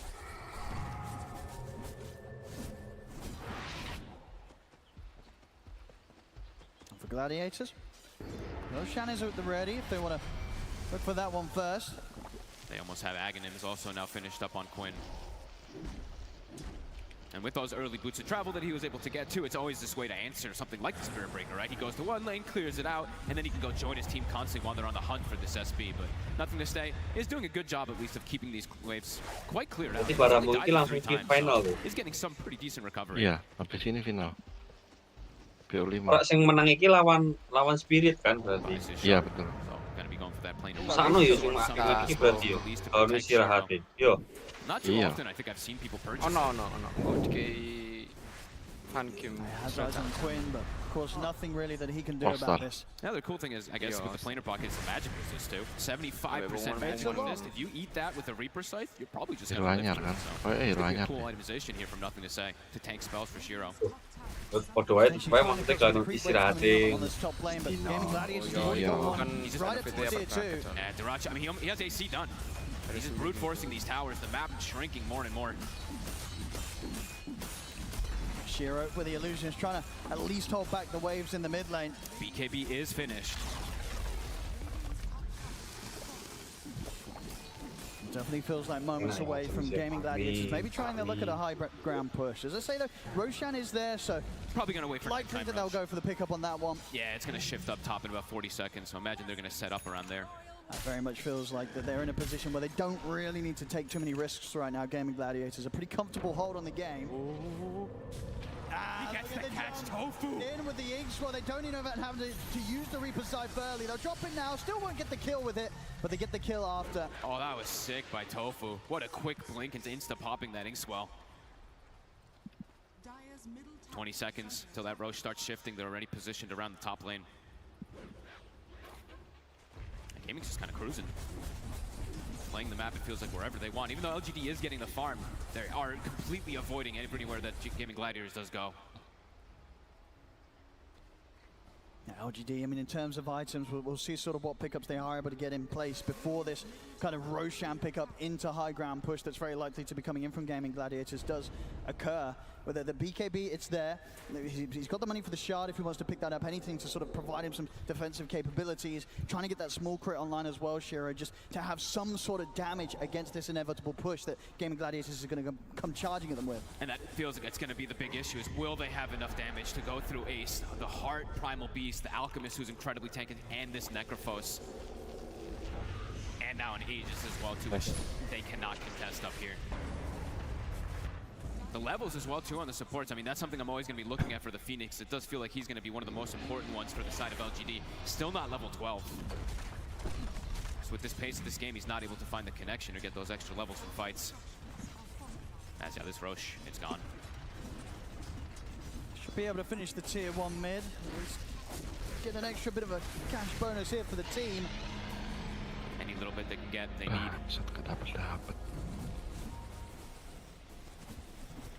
LGD has to be very careful with their position. Outside of the base right now. They are in a spot that Gaming Gladiators are starting to close in upon. The high ground surely going to be the best place for LGD to try and make their stand here against Gaming Gladiators. Gaming even wants to go for that high ground too. We'll have to wait how long they want to push the issue forward here. Shiro does find an illusion rune, probably one of the better ones that he can get in this type of style game where things have slowed down massively. Cutting some waves, does get that top wave cut out there. So this is the final wave that Gaming has if they do want to go threaten that high ground. Level 18 has been hit on Duraccio. See if he does threaten a little bit here. He wants to. He knows it's so hard for LGD to punish any sort of jump that he wants to go for on this push. Yeah, he can just start getting the poke. Quinn gonna start throwing those heals out as well too. This tower's dropping, there's no glyph. 13 seconds. They've got to do something there, LGD, otherwise they're going to be losing a rack. That was perfect timing really for Gaming to take advantage of that glyph still being down. So clear out the illusions. And the rack's gone. They kept the range, they're onto the melee. LGD, what's the plan? Fire Spirits for now seem to be enough to stop the push here from Gaming Gladiators. They've got the lanes cut, so Luna does get both of those, so no more creep wave up on the top lane, so we'll buy them some time. A nice move from Shiro. Nothing to say, considering a charge, but doesn't want to start a fight just yet into this Aegis.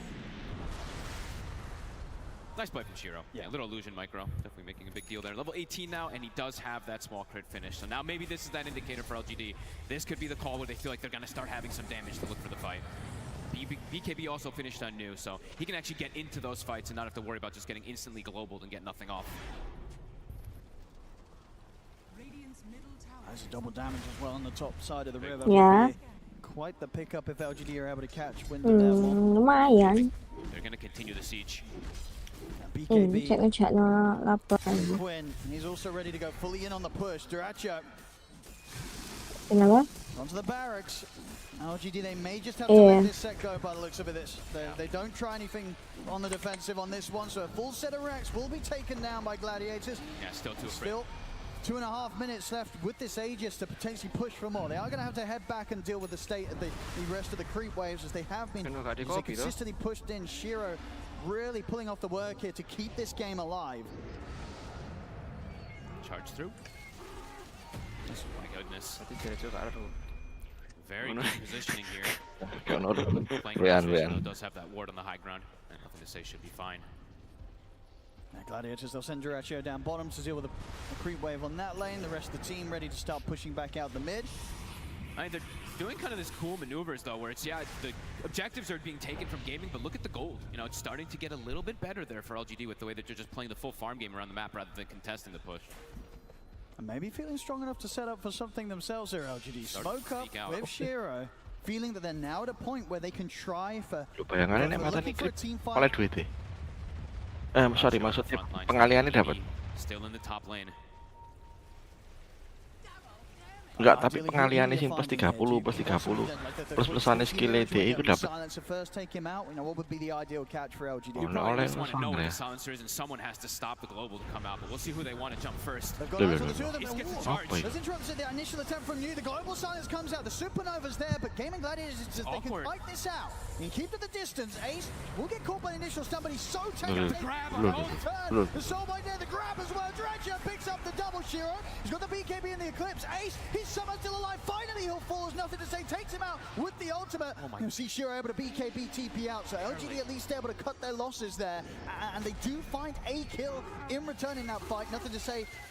Only just able to catch Ace underneath the tower. So something to be found, but still not quite what LGD were hoping for. I mean, look how much they have to commit just to kill Ace, and he actually had the BKB coming out on the courier, so it's good that they got the jump right there. Otherwise, he absolutely just lives. And now down the mid they go. Daracho still has 30 seconds with this Aegis. Quinn backing him up. They used absolutely everything there on the side of LGD. No BKB at the ready for Shiro. Him walking up, he could just get exploded instantly if he does. Yeah, not a great fight, of course, for LGD, but it definitely could have gone a lot worse. If they lost their Luna in that situation, it would have been rough. Nothing to say. Trying to clear out the way, put a stop to the push. There. In with the sunround attack. A lot of damage. Daracho's down one. He's got his BKB ready here for the second round. He's got the blink as well. He's going to be out. Nothing to say, though. He charges forward. Instantly gets clipped by the Phantom's Embrace from Tofu. They turn with a slow, jump forward again. They're trying to control the Spirit Breaker. They'll throw out the dust.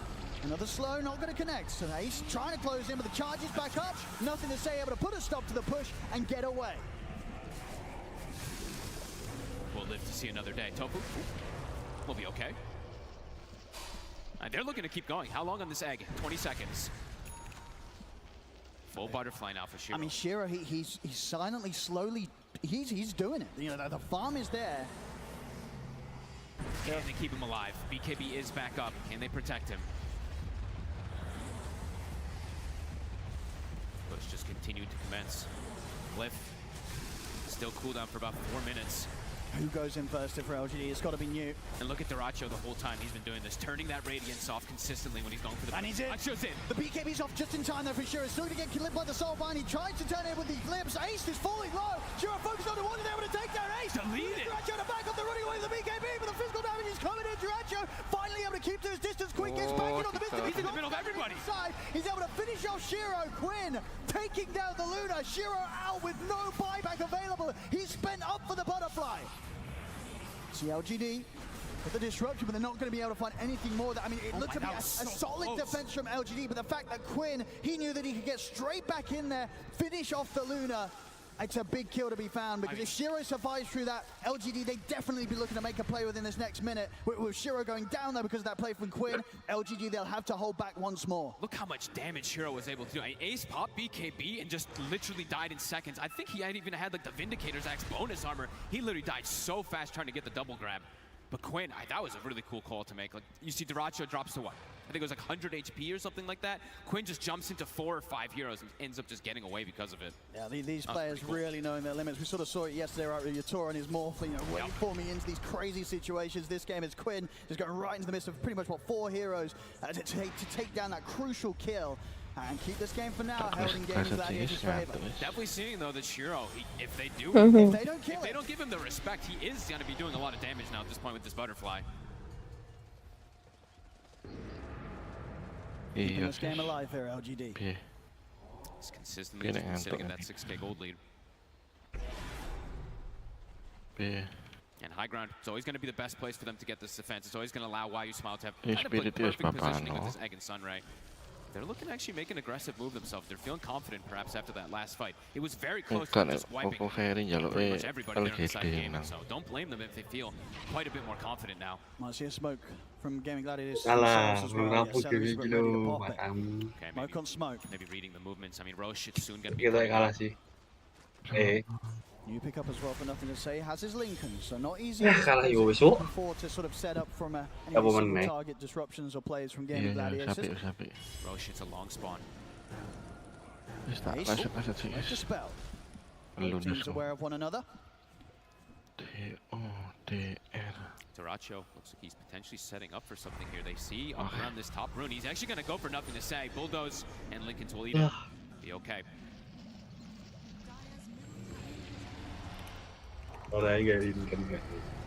LGD. Time being bought. Shiro getting bigger and bigger. Getting these buff ups too. I saw the solo crest picked up before that last fight as well too from Why You Smile. They're starting to throw their eggs into this Luna basket. And Roche 1.5. LGD getting more and more time. I think they want to try and contest this Roshan though. Yes, They certainly feel a whole lot stronger right now, LGD. Yeah, especially, I mean, with the Lincolns in particular for nothing to say. Now he's going to be able to just straight charge through these fights and perhaps just eat one of these big spells or two, especially with planar pocket too, right? He could just tank it off one of his teammates.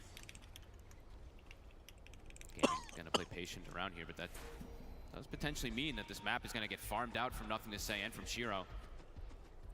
Satanic soon on the horizon for Shiro. Gladiators, they want to try and look for the hit before the Roche spawns. Okay. Can they get an angle? And they highly suspect that LGD will start to set up outside of the base. Oh, they sent They remove themselves. But the high ground here, who are they able to jump upon? Dracho goes towards the creeps, not going to find anyone there though. So they're in towards the triangle, LGD. That was close to disaster. Lanes just being shoved in though. Look at bottom and mid. Nothing to say has completely pushed those into the tier 2s now at this point. New and why? Able to get away.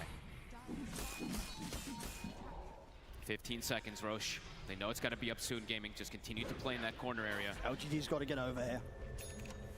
Smoke up from themselves this time. Full satanic done on Shiro. Check this illusion push in mid. And Quinn, he's actually got to go answer it a little bit here. Double catapult wave with these double illusions. And LGD smoked up. They saw Quinn move. This could be their opportunity to strike. 28 seconds, no TP for Quinn to join his team.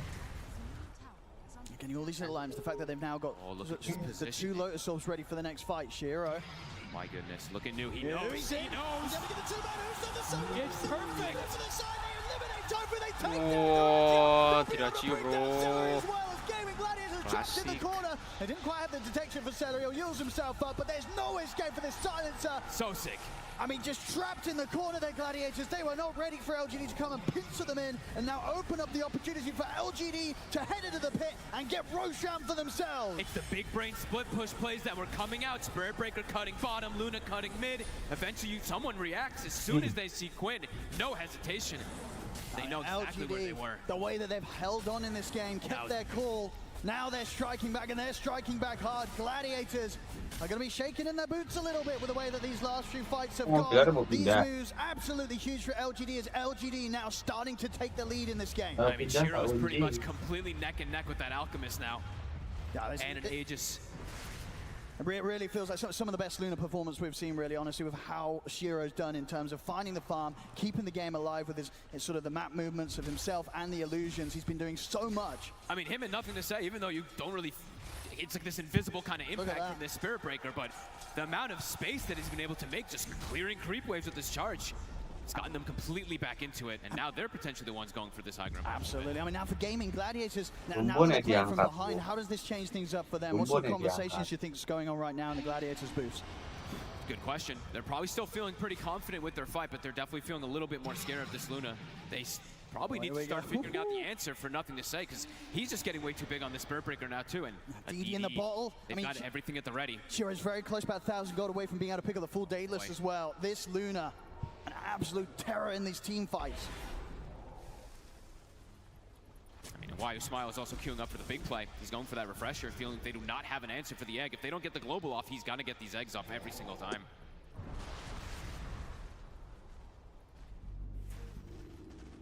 Ooh. See what Shiro's. We'll see what Shiro does go down this route.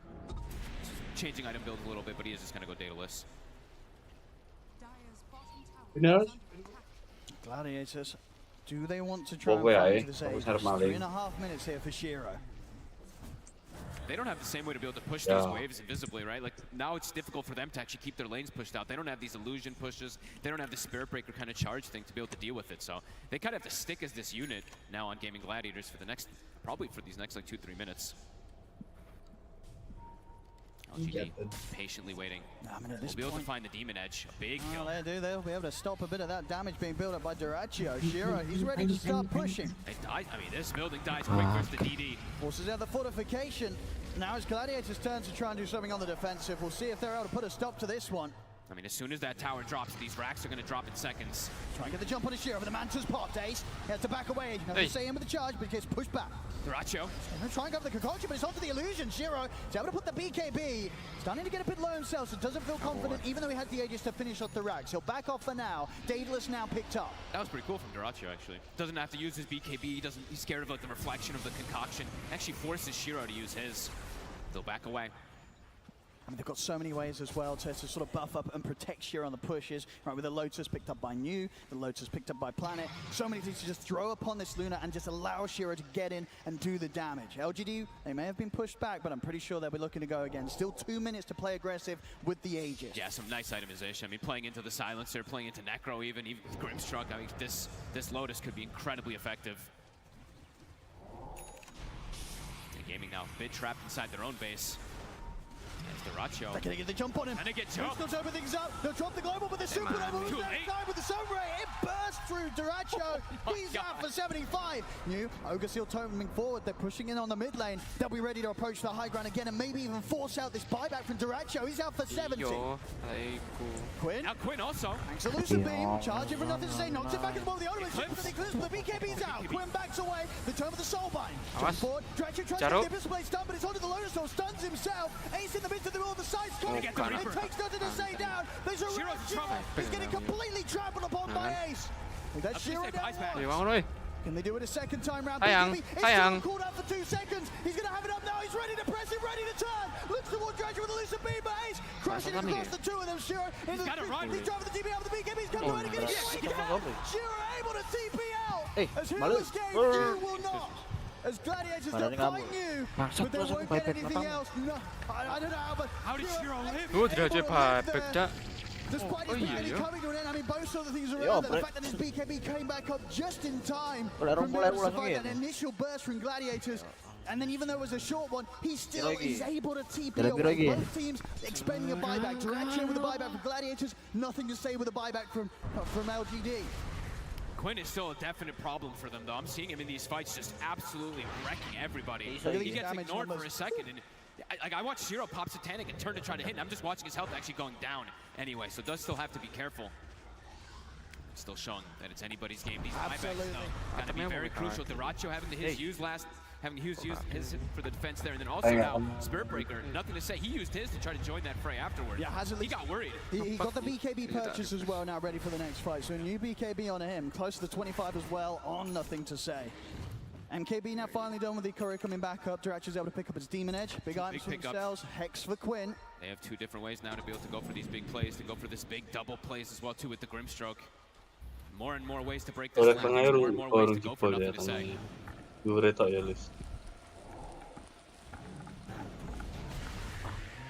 Tofa with his Aghanim's, of course, finished up. Well, now, another element that LGD does have to answer.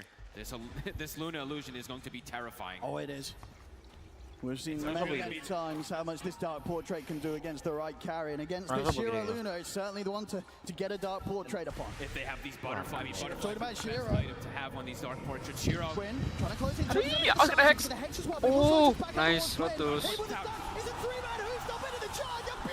Oh, bagus banget, Cok. Alchemist, bro. Alchemist repek, bro. Nice. Can they reach up? Catches there. Who's up into the charge? Do they have the damage to threaten Quinn? The buyback's going to be coming out from Tofa. Isto, jadi ketemu Necro. Oh, pushes up to the side, but he's kept the ground alone. They finish him off. Shiro out of the game. The Total want nothing to say. He has no buyback. He cannot afford to get caught, and he won't. Charges over the mid lane. He misses back up. Can he get away? The TPing over. Look like they have the detection here on the front line, so nothing to say he'll live.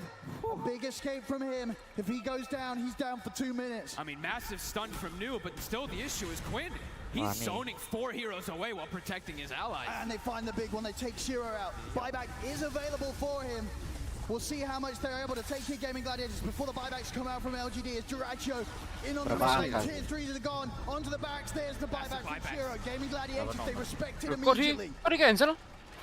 They got out big there on the side of Gaming. Forcing these buybacks. Roche, 50 seconds till coming back up. How do they come when? Actually, like, he's really just zoning 4 or 5 heroes away constantly, even though his Alchemist is getting burst in a lot of these situations. Quinn, he is a standing on 9-1-6 so far in this Necro. Sort of offensive-wise in terms of the items, we've seen LGD just feel that they have to lean towards the defensive. You know, Shiro is queuing up himself a Lincoln Sphere for the next item, just really doesn't want to get caught or suffer the threat of being just jumped upon by this instant Hex catch from Quinn. Hey, Lotuses and Lincolns actually are the dream single target abilities, but I don't know, I'm seeing him switching a lot. Okay, now he's got the Rapier. I saw him do this before. So we get that one. Maybe he feels like he does need it, just be able to bring down this Necro, because their overall damage, it's not fast enough to kill him, it seems like. He's getting this regen just to build up constantly. And yeah, just the overall damage he does in these team fights.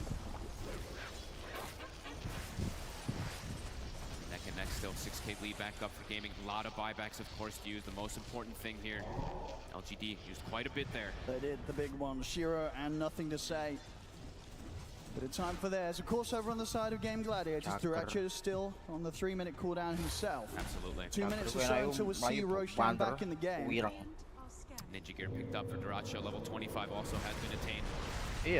Could make the difference as well. Those last few jumps of Duracho, they have been kind of caught out by the Lotus Swords. They're able to get out. This time, maybe making the jump from the Ninja gear smoke up could allow him to get in with that opening Abyssal Blade before LGD can react. This could also be a big difference maker in the fights. Why now has the refresher. I mean, we're seeing some fantastic eggs and sunrays come out from him. He can now have that double, of course, and he's level 18. So there's that big one. His mana pool is quite lackluster, though. I think he's lost a bit of int. He's at 699 mana, so pretty much has to just refresh an egg. Has to be a little bit careful about that secondary. This could be, I mean, Gaming Gladiators is ready for this one. That's smart. LGD, they smoked up New.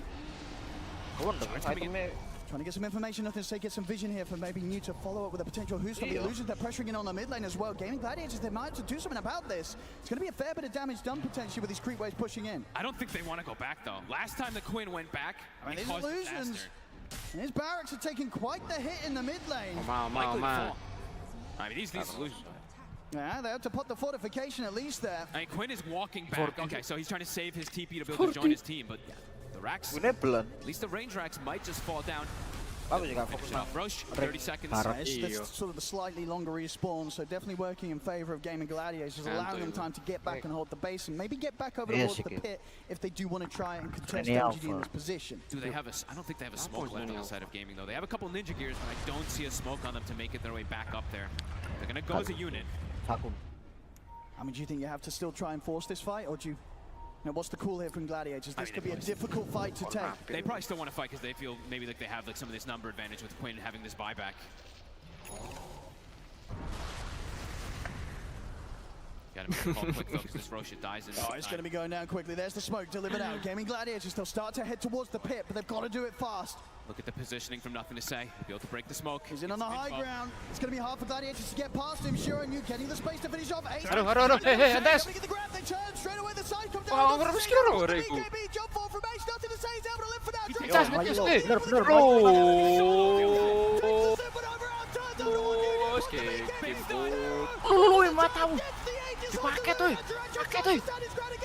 But he's caught by the disruption. They're on to the Luna. The Luna's out the once. He's not got a lot of buyback. This second life hit for Shiro could be a rough one.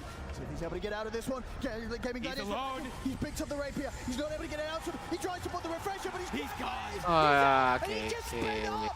His buyback, of course, still on cooldown. He's out of the game for 2 minutes. A huge window now for Gaming Gladiators to try and end this one. They had the bodies. Duracho solo killed the egg. He just full commits onto it. No Shiro Masih bisa. I mean, they can just push this through. Most important heroes are gone. Nothing to say, we'll be back in 20 seconds. 20 Aku seconds PNF of buyback will be there for the Spirit Breaker. Salah, No kill. Luna for the defense. They at least have one of the extra eggs still up for that buyback from the Phoenix, since he did just die on the first go. I mean, Gaming just throw bodies in and Quinn. I mean, can they hold? It's not easy without Shiro. He's all the damage. Engkau ada di mana? They're going for the megas. They're playing it safe here, just in case. Nothing to say. The buyback available. There will be a 4v5 at the least here for the defense. Dengarkan aku. The rack's gone.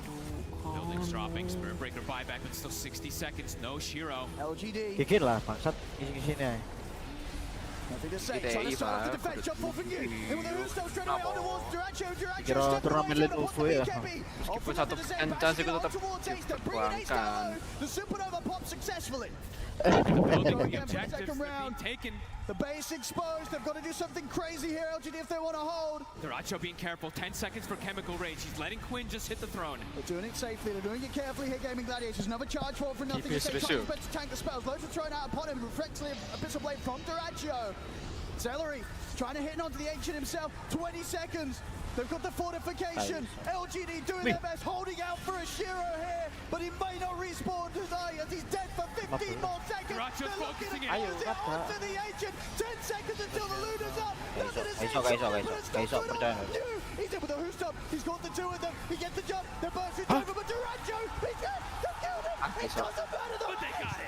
Ace finishes off the Ancient. Gaming Gladiators will take this game. What a team fight up top. I mean, beautiful stuff from Gaming Gladiators, just having the confidence to just walk in there and take out. Nothing to say. I mean, throwing everything onto him. He feels so tanky. He's got bulldoze. He's got all this capabilities to try to protect himself, but they still burst him through it. And somehow Duracho solo kills the egg when it means everything. Wow.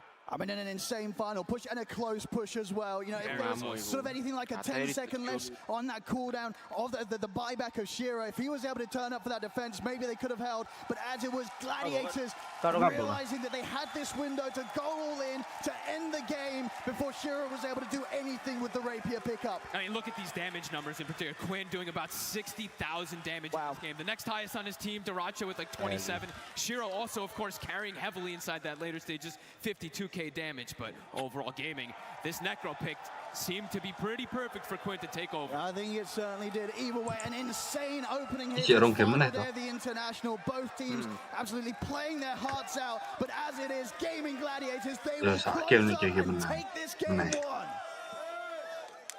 A phenomenal showing for this first game. I really thought LGD had that middle part of the game that they were going to be able to close it down. That Lunar Illusion doing a lot of damage to the racks, but ultimately that third Roche fight was the game changer, Gunnar. Yeah, and it looked like they had it for a second. The Luna Shard just was doing so much damage, but I think nothing to say. Dying at the start of the fight really hurt them. He wasn't able to protect the egg, which is really important for kind of their success. Also, there was an uncharacteristic mistake, I think, from Gaming with the high ground push. I was really surprised because they're probably the best team at this early game high ground push. They know when to do it, they know how to do it without dying, but in this game, after they had this really nice early game lead, they kind of threw it away a little. Yeah, they didn't have the best lanes this game, but they managed to come strong. But I want to talk about like how they managed to take that mid-game lead with the rotations of the support, because they play so well with the CCNC that they managed to like make the game to look like insanely one-sided, right? And they were pushing for a long time. They were pressuring them. Of course, they few sleep-ups on the high grounds. But I mean, the fights around this rush pits, like they were deciding, and I think on the last fight, LGD had an opportunity to jump them first when they saw them on the board, but they decided to go for the rush pit instead, and like it was like very the last position there, in my opinion. Having a look at some of the reactions there from not only the players but also their supporting members too. This game wasn't clean at all by any means for Gaming Gladiators. We've already pointed out the high ground issues that they had, but what exactly were LGD able to do to be able to capitalize on those poor high ground pushes and make it so difficult for Gaming? I think it was more than just the high ground pushes, but just like a little bit of sloppiness and lack of discipline from Gaming in general. Like for example, when they Ako ang dalawa ba ikaw ba? try and Nawala na uwangin ng game. the fact that they overcommitted and died away Tolol anjing. Early on, like that was kind of where they could stop and end the game, and instead they kind of threw it away. And I think that was like a massive moment for them. Otherwise, like they did a really good job getting to that place in the first place. The fact that this fast boots of travel on Necro allows him to be everywhere on the map. Usually he plays incredibly greedy, but this game he was way more sacrificial. He was way lower on the net worth. He was super hyperactive with his supports, playing around, making moves. I also want to talk about the item builds, because when you're playing against lineup like this on the gamings, like they have 3 heroes that build, like, you know, 2 heroes have hearts, Alchemist with insane HP region, and on the side of LGD they didn't have shields. Did you guys see that? He went to go for the fist bump. Yo. That happened to me many times. Yeah, it's alright, Tiller. He's still a winner in the on the game. win. He's He's got to get back in the zone. But yeah, the item builds, you need to have Shivas, you need to have Vessel against the lineup like this, and if you don't have, then we've seen so many fights when they start and like the fight look good in the beginning, but then they go out to the region and then they go back and they lost many fights. I was a little bit worried about the Alk. We've just seen him be quite tumultuous throughout this event. He's had some really good showings, some really rough ones, and that mid game was where I worried about if the Duracho Alk was going to be able to carry it. Obviously, we see it was able to in this way, but what else about the Alk meant that that late game was kind of difficult, that he wasn't really hitting the timings or couldn't be together as much with Gaming Gladiators? The biggest thing with Alk is you generally want this really fast early game timing, which is always what gaming goes for. So I think the Alk looked really good up until the high push, and then after that it kind of just ended up being a little scary because he'll get outscaled by the Luna really quickly. And I think they threw their gold lead up to around only 4 or 5k gold, and when you have an Alk, it's always just fake. So it started to look a little scary, but I think just the power was it kind of showed also Primal Beast, where like they have double hearts. I think there was none on LGD, if I'm not mistaken. Maybe the Centaur had one. But I just think that having more health than the other guys just matters so much right now. It's all about being tanky. We're going to see some more breakdowns of this game at number 1. Purge has all the information. Thank you, Nat. Yeah, being tanky is very important, but how you get there is by collecting gold and experience. And the way that Gaming Gladiators do it is so fast compared to other teams. And a lot of this comes with pressure on the map. 8 minutes into the game, they just got a kill on the Spearbreaker. He's constantly crossing into the enemy part of the map, and they already have an Observer Ward in this part of the jungle. So what he does is puts himself in an offensive position, but also is stealing stacks that enemies made. That means he's basically getting himself more gold while wasting their time with this move. And this continuously happened the first 15 minutes of the game. Here's the obvious Shadow Demon stacking 2 camps in this area. He kills the Watch Rune, which gives them vision, and they come over and kill him. They were just ignoring the tier 1 tower the vast majority of this game, which is not normal. Instead saying we're ganking and clearing stacks easily using Necrophos, who's tanky and has tons of AoE damage. Very able to do this at this stage of the game. Now the invade fail that happened at the 12-minute mark was a little bad for them. This AoE here, this ink swell around the Primal Beast, if Luna gets within this range, she gets stunned and probably comboed. She interrupts the first stun. Stampede keeps her slightly outside of that range, and that's why they are able to disengage and win that huge fight against Gladiators. But what did they do? Immediately after they respawned, they went back to the same spot. They do not want to let them clear these stacks easily. They want to get kills, they want to accelerate the gold advantage, and this all helps them accelerate their timing. So they win this fight, and Duracho rotates over with his Radiance to clear this ancient stack, taking it away from Luna. And all of this acceleration that they worked for hits them with this crazy timing at 16 minutes. BKB finished on Alchemist. The whole team is already set up to prep this fight, and it ends up going well for Gaming Gladiators. This is why they're able to rack so early. It's because they're invading constantly in slightly abnormal ways and winning great fights. It was a very close game. It was a really close one. That early game, we've already said it many times. You said it, Reza. LGD sometimes struggle with the laning phase. Gaming Gladiators, they love the tempo. They love to be aggressive for themselves. Everyone in this arena, they loved the game 1, and it's nice to know that we still have at least one more game in this best of 3 to be able to see some more action just like that. But it's not only people in this arena that are enjoying TI-12. There are locations all across the world right now that are enjoying the action that is taking place here. So Gaming Gladiator fans, LGD fans, they span all the way across the world, not just here, guys. Yeah, and the game is amazing. Like, you know, you expect this game to be like over soon because of the high lead of the gaming galleries that they had, but at the same time, like, it's just like very back and forth, and those team fights, like, there are very little gimmicks that decide like, who's gonna win the game. You know, it's not clear until the very end. Yeah, we talked a lot about how gaming maybe made a mistake on the high ground push, but I think LGD, the way they played the game from behind was really commendable. They actually came back into the game at some points. They had a rapier timing of his Aegis, and it was just unfortunate that the contest on the Roche fight didn't work out, because he ended the game with a rapier in his inventory. He was just dead for 2 minutes, so he couldn't use it. And so in the next game, I'm probably looking for their lanes to go slightly better in the draft. I think maybe the Necro ban is probably something they should look towards, because it seems like the hero pool they went for nothing to say is not really going to work out versus Quinn. At least if he gets the Necro. But overall, I think the way that they're playing is honestly pretty stable versus Gaming Gladiators. If they can kind of fix some of the major mistakes in the draft, I think they'll be kind of set for the next game. Alrighty, well, let's see where the crowd is sitting. If they're Gaming Gladiator fans, if they're LGD fans, if they're hoping for a 2-0, if they're hoping for 3 games. So let's see, Slacks, where are you? Where are you? Hello, I am here with the LGD fans. LGD fans, this is the darkest that it has looked. They are down a game and they need us now more than ever. Gentlemen, this time, please get your dogs out. Let's go with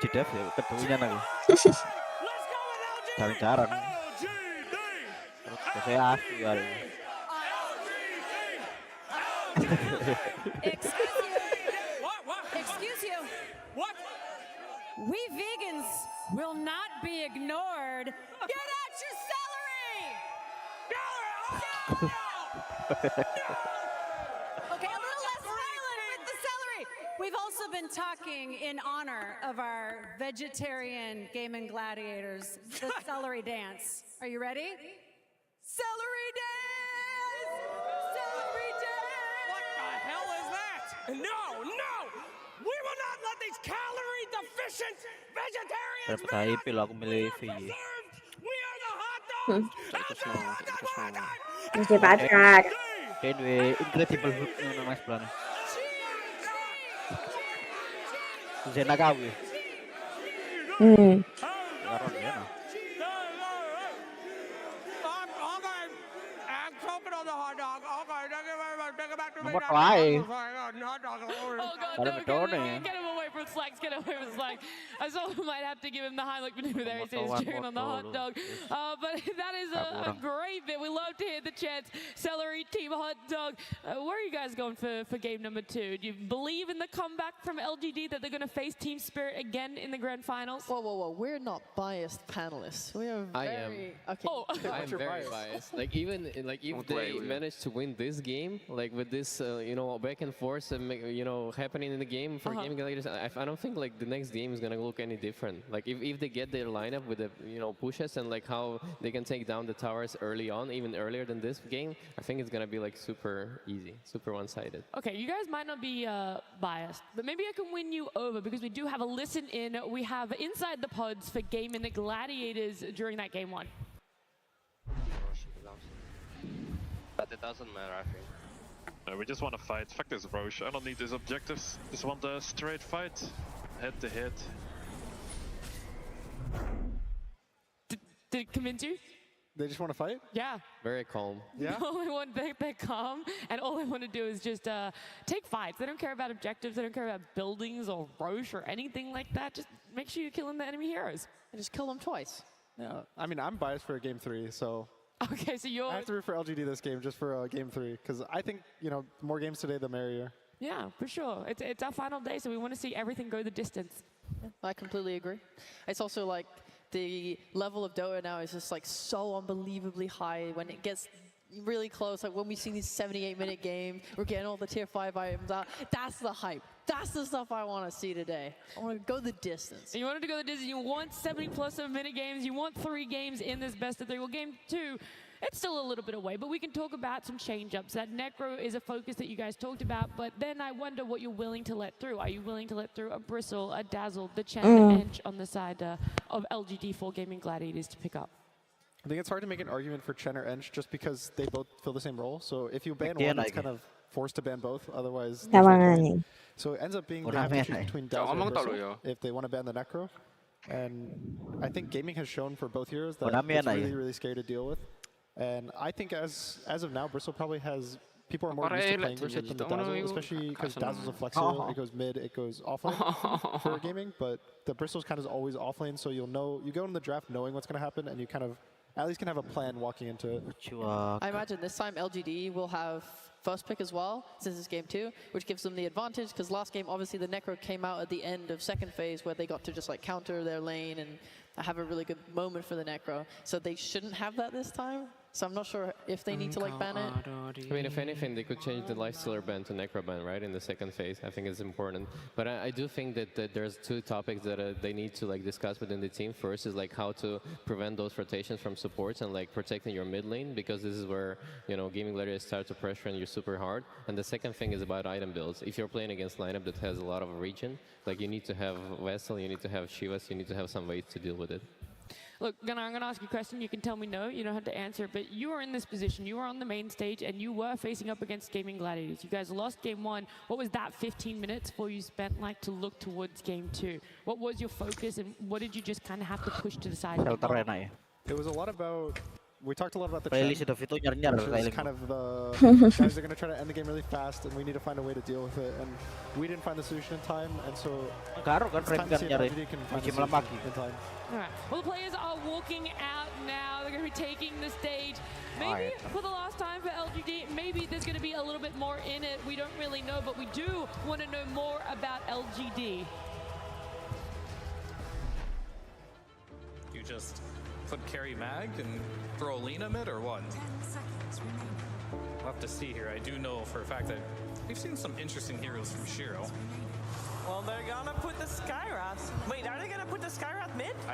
No, I believe that's Kiyotaka. I think that's Kiyotaka. Is this for Willow? It's Carry Willow. Did you know how Carry Willow. Okay. 作为1号位花仙子，我们当时的选项是根据阵容选择进程，到后面我们决定就是选择到最后几手的时候再决定把它当成1号位的。Carry Dark Willow. Yeah. What in God's green earth is this? 英雄的多样性，我认为是现阶段来说，可以算是我们队伍的强项吧。但是我认为是什么驱使它成为我们的强项，可能更多是我们队伍生活平时聊英雄、聊阵容比较偏多吧，就是日积月累的形成吧。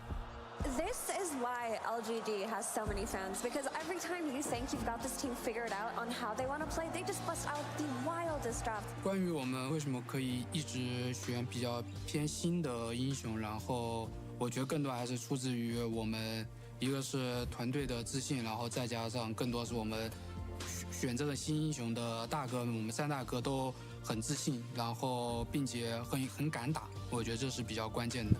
在关键的系列赛，他们敢做出这样的第一步，我觉得是他们自信的表现。Can they find him? Yes.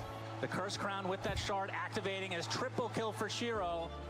我觉得更多是良好的团队氛围。我觉得是我们彼此每一个人都觉得你玩就是可能我们中单想玩猛犸的时候，我们每个人也会去鼓励他。然后我们3号位想玩蜘蛛的时候，我们彼此互相都会觉得你玩肯定可以的，就是这样的。48 half HP is the Ancient. Waveform into Ramsey is going to get hexed right off the bat. There's the Ancient seal of follow. The GGs are called. The Ancient gets destroyed.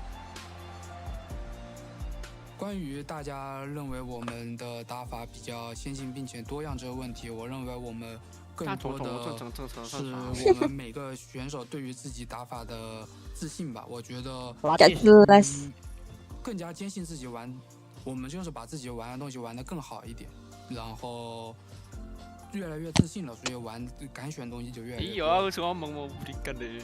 Mana? Sumpah deh. LGD Gaming versus kalah kan ya tuh? Gaming Gladiators. Game 2. Game 2 of our lower bracket finals.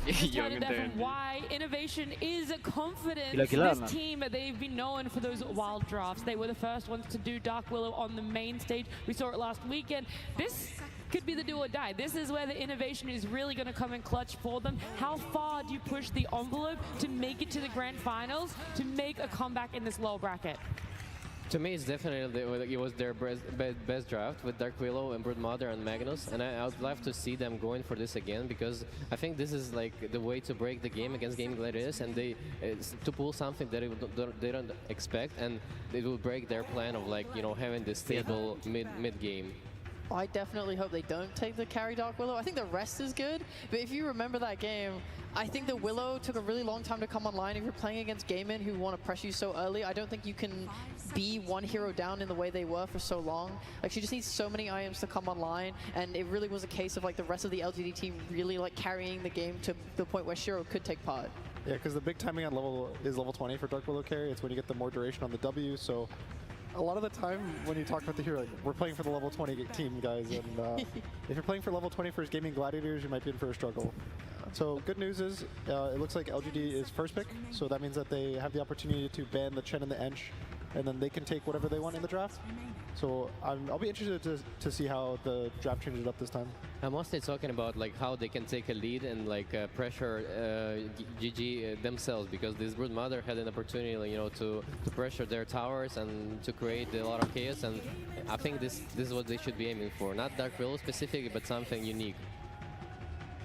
LGD had the first pick. They're still focusing on that Dazzle, that Chen Enchantress, like you said, Gunnar. If you're going to take one out, take both of them out. So that's their 3 bans, and it opens up the Muerta for them to be able to get their hands on. The cool thing about the Muerta is, we were talking about the Necrophos, and so thankfully, if Muerta ends up being a carry, she's really good because she can shoot him no matter what if he's Ghost Shrouded. So it's kind of already like a soft counter to the Necro later in the draft. And it's also, I think it's one of the better carries versus Chaos Knight. He can't burst you during your ult, so it's kind of a way to fight around him. Yeah, I've seen this matchup go both ways. Obviously, because Muerta is very dependent on her positioning in fights, and Chaos Knight usually goes for this like Silver Edge and stuff. He's going to be seeking her out. If they do find her, I mean, the burst is insane. Muerta is quite squishy without her ult. And Chaos Knight, in general, just this patch is so strong. His laning is terrifying. Like, I wonder if we'll see Grimstroke contested again going into the second phase. BetBoom had the flex with Chaos Knight yesterday. We saw it was able to go to carry off lane for themselves. Is that the same for Gaming Gladiators, or this is very much a Dyrachyo? They're okay with if this hero is attempted to be countered, that Dyrachyo can still have a really good game for himself, and he'll be able to come back and do it. I think it's mostly heroes for Dyrachyo because it's already very strong lane, and it's the hero he excels in. It's very aggressive as well, and it allows Celery to pick heroes that are not really needed for the lane, because it's already like very self-sustainable, so he can do his things with it often, like run around mid lane, help Queen. So something I'm interested in is Naga Siren. I think this hero is pretty strong, and she's really good versus Chaos Knight, either in a lane matchup or just in the game as a carry to carry. Her illusions pretty much do the same thing as Chaos Knight's, where Chaos Knight will just use his ult to push out all the lanes the whole game, and Naga does that for free with a much lower cooldown. So she's always ready to fight. She can use Song to disengage from the Chaos Knight ult, and they also banned the Brew for the side of gaming. So if I was LGD, I'd probably be looking at a Naga at some point in this draft. And I'm sure GG is looking for another lone druid game. I think it will fit their lineup very well. They want to keep picking their comfort. It's gotten them this far. It'll keep them going. So I don't think gaming really feels like they have the need to change anything. If they get 1 to 2 of their just stable heroes every game, and they just change the rest around to just fit it, I think it's kind of their formula. I was very shocked that, maybe not very shocked is the right word here, but I was surprised LGD, they went hardcore still on the supports. The Phoenix and the Grim being their ban does still leave that Dark Willow open for Gaming Gladiators to pick up, but their response is Magnus ET.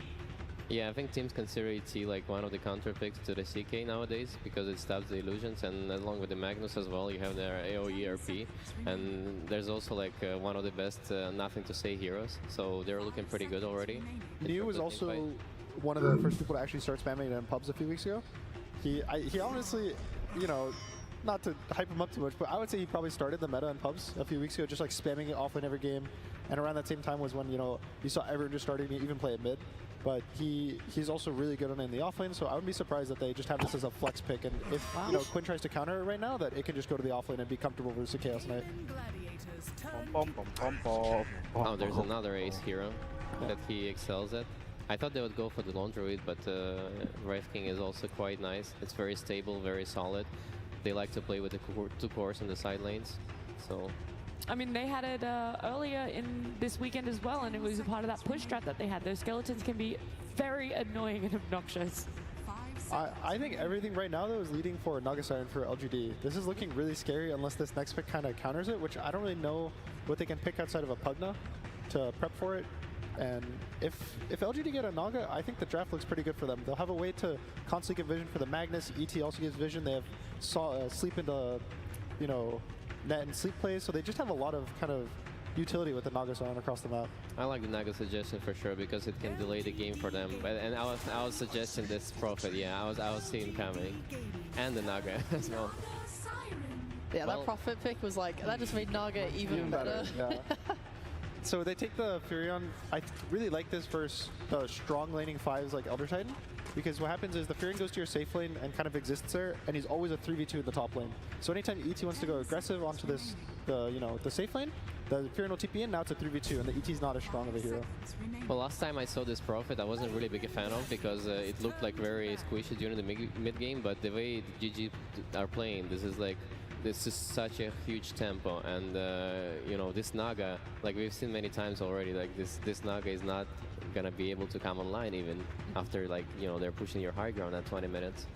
10 seconds remaining. Yeah, thankfully for Naga, one of the cool things is the games are really boring to play when you're the other team because she just delays it. So if there's one way to stop gaming from pushing your base, it's to cut all 3 waves at the same time simultaneously and be completely safe because you have Song.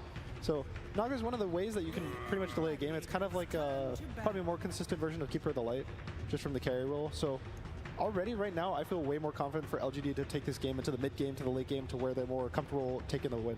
Dude, I'm terrified for Gaimin. Like, how do you ever take high ground when you're playing into ET, Stomp, you're playing into this Skewer back, you have a Naga that's going to cut your waves while they're holding you off like that. It seems so difficult to ever breach high ground without just killing the entirety of LGD. It's so easy when you're doing it this early. Yeah, I thought that too for their previous draft, but they seem to be make it work, you know, somehow. Just purely from winning lanes and making this aggressive moves in the mid game and like taking complete lead because of how stable their mid game is. I think as long as this last pick for LGD, either the mid or offlane, has some sort of wave clear to deal with the skeletons that are going to come and kind of help defend the tier 2s when they're actually sitting there in front of you, I'll be really happy for LGD's draft. Oh, there's no way they didn't pick Pango, and they picked Pango. All right. Well, there's their wave shove. It gives them also team fight to fight on the towers. I really like this matchup with Wraith King. You one-shot the skeletons, you burn his mana before the shard. So I really like the LGD draft. I think it's much better than what they had last game. They also kind of don't have the ability to get countered as hard. So I feel very good for them. And I'm curious as to what Quinn will play. This is, you know, he knows Pangolier. Yeah, is it another Huskar game for him? Just purely of like how they can snowball after this game? I'm not too sure. I think there's probably a Queen of Pain angle. I think Queen of Pain scales really nicely versus Naga Siren. Also, there's not really stuns that he has to worry about. It's only the root from Naga Siren. And so I think Queen of Pain kind of has the mobility. Also, it ganks really well with the Furion. They can set up everywhere across the map. He just needs to now deal with the Naga Siren and have a stable lane versus Pango as his 2 big goals. I just really believe in a Huskar. I think you can allow to have 2 melee heroes against Queen and not ban the Huskar in the last pick. I think he's choosing about it right now. He's thinking about it. He's worried. He's telling him, like, don't worry, man. He won't Huskar. It's all good. Yeah. Trying to ease those nerves. Don't think about it. Don't think about it. Oh, you're right. That's a good opinion. Nice suggestion. I think it does check all the boxes for Gaming Gladiators, but it's kind of... again, I'm really scared of this Naga. I thought the second that they picked Chaos Knight, Naga was going to come out at some point in the draft. And so, if anything, I would give LGD an edge right now. Yeah. All right. And what about yourself, Sheep? I think Gunner's popped off. That's true. You kind of predicted everything. Yeah, he really did. Sorry. No, it was great. Never apologize. I agree, though. I think LGD have the stronger draft. I think this Pango brought everything together. That was a hero I was thinking of for Gaimin to help deal with the Naga, but them just sweeping it, I think it just solidifies their draft. I think their high ground is way too scary to go into as well. So even if we focus Naga's lane time and time again, Gunnar, you think that shutting down isn't enough to build into Gaming Gladiators, that everyone else on the side of LGD will be able to make space? Yeah, I think she got picked into pretty much Wraith King and Chaos Knight, which are the same hero that she'll excel in the lane. They don't really have a way to clear the illusions that easily, so her lane should be fine. She can honestly be left alone after 4 or 5 minutes, and her game will be good. The biggest thing is whether Quinn can get a lot of work done in this mid matchup is kind of the way that GG wants to play, is bring stuff mid. Quinn's going to outplay the enemy mid laner and just go from there. I'm just worried about supports on the LGD side, like how they're gonna protect the Pango from the, from being a runover with the Queen and supports. All right, we'll keep our eyes on mid. We'll see how impactful this Naga is, and we'll see how confident LGD are feeling about their draft. I am joined by Xiao8 of LGD, and Helen will be helping me translate. Xiao8, you have played at countless TIs, you've coached countless TIs, you've won TI. When you are looking at this tournament, is there any one thing that's unique about this international compared to others in the past? 小八想问一下，你打过那么多届 TI， 也教练过那么多届 TI， 然后自己也赢得了 TI， 想问一下这届 TI 有什么特别之处吗？就很久没来西雅图了，感觉西雅图回到了很熟悉的感觉。It's been a while since I've been in Seattle, so that familiar feeling is coming back. I'm happy to hear it, but how about all the fans who are watching across the world? This may be your last game. Is there anything you'd like to say to them to get them excited that LGD is going to continue fighting? 现场和全世界那么多的观众都在支持你们，这一把游戏你有什么想跟他们说，让他们热情起来的吗？这一把弄死他们。苍穹争三不红。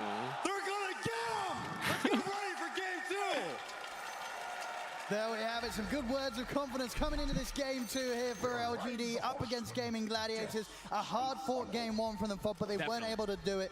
Gladiators pulling through in that first game. Here in this game too, what do you think about the change-ups? I'm seeing already the fact that LGD, they've got Shira on this Naga Siren. If his Manta play was anything to go by in the last game with the Luna, you've only got to imagine what he's going to be able to do on a Naga Siren. Yeah, it feels like two very different style drafts versus each other. A very fast-paced draft, Gaming trying to just take advantage, just slam these lanes, in particular mid. Quinn going for his Quinn of Pain, of course. They're trying to just snowball the game out of control. LGD trying to slow things down, and if they can, their draft looks amazing, right? If they can get to these later stages, this draft from LGD does look like it will reign supreme, but can they withstand the pressure? Gaming has been the team to dictate the pace, to dictate these quick games. This could be another one they're able to set up if they set up this Queen of Pain in particular for that success. Sure, and do you think sort of some rightful concerns from that panel as well with regards to what LGD supports are going to be able to do early on to sort of enable the other lanes, or how do you think that's going to play out? I mean, it's just difficult to be able to like, with the Nature's Prophet constantly making rotations with the teleport. That's where something they could struggle. They're gonna have to like preemptively be ready for the moves. As already right off the bat. Here. Is able to get off the 3-man shield crash, but still the damage coming in. It's gonna be first blood for Celery. The power of the Nature's Prophet already coming into fruition here with that level 1 play. Whose blood grenade was that? I saw one being thrown out. No. Yeah, it was. Easy grab there for him, getting set up. Quinn doesn't get the last hit, but either way, does get an advantage inside that. That's the way they're going to look to play. I'm going to be just watching Celery overall. These TPs, but are they going to be able to slow down Duracho is the question. Because if Celery is going to be constantly moving around, perhaps that's where New and Planet are able to take some advantage versus this Chaos Knight who usually just wins every single game. Talk to me more about this sort of Queen of Pain pick. We just don't see it a lot. Quinn realizing that this is the game to pull it off. What would you think it is directly about this? Made him want to get the Queen of Pain out against it. Definitely limited stuns, right? Just looking overall what they have. They have to commit kind of like ultimates. There's a net, and then there's a silence from the Muerta, and a dead shot. It's pretty limited. These skill shots are not the easiest things to land on something like a Queen of Pain if he's able to get that big snowball advantage. Nothing to say. Getting 7 of the last hits on the first 2 waves, though. So even though he does get killed right away, a very, very good start for this Pango. But it gets quite rough. Those levels, once they build up for the Queen of Pain, it does get pretty difficult for mid.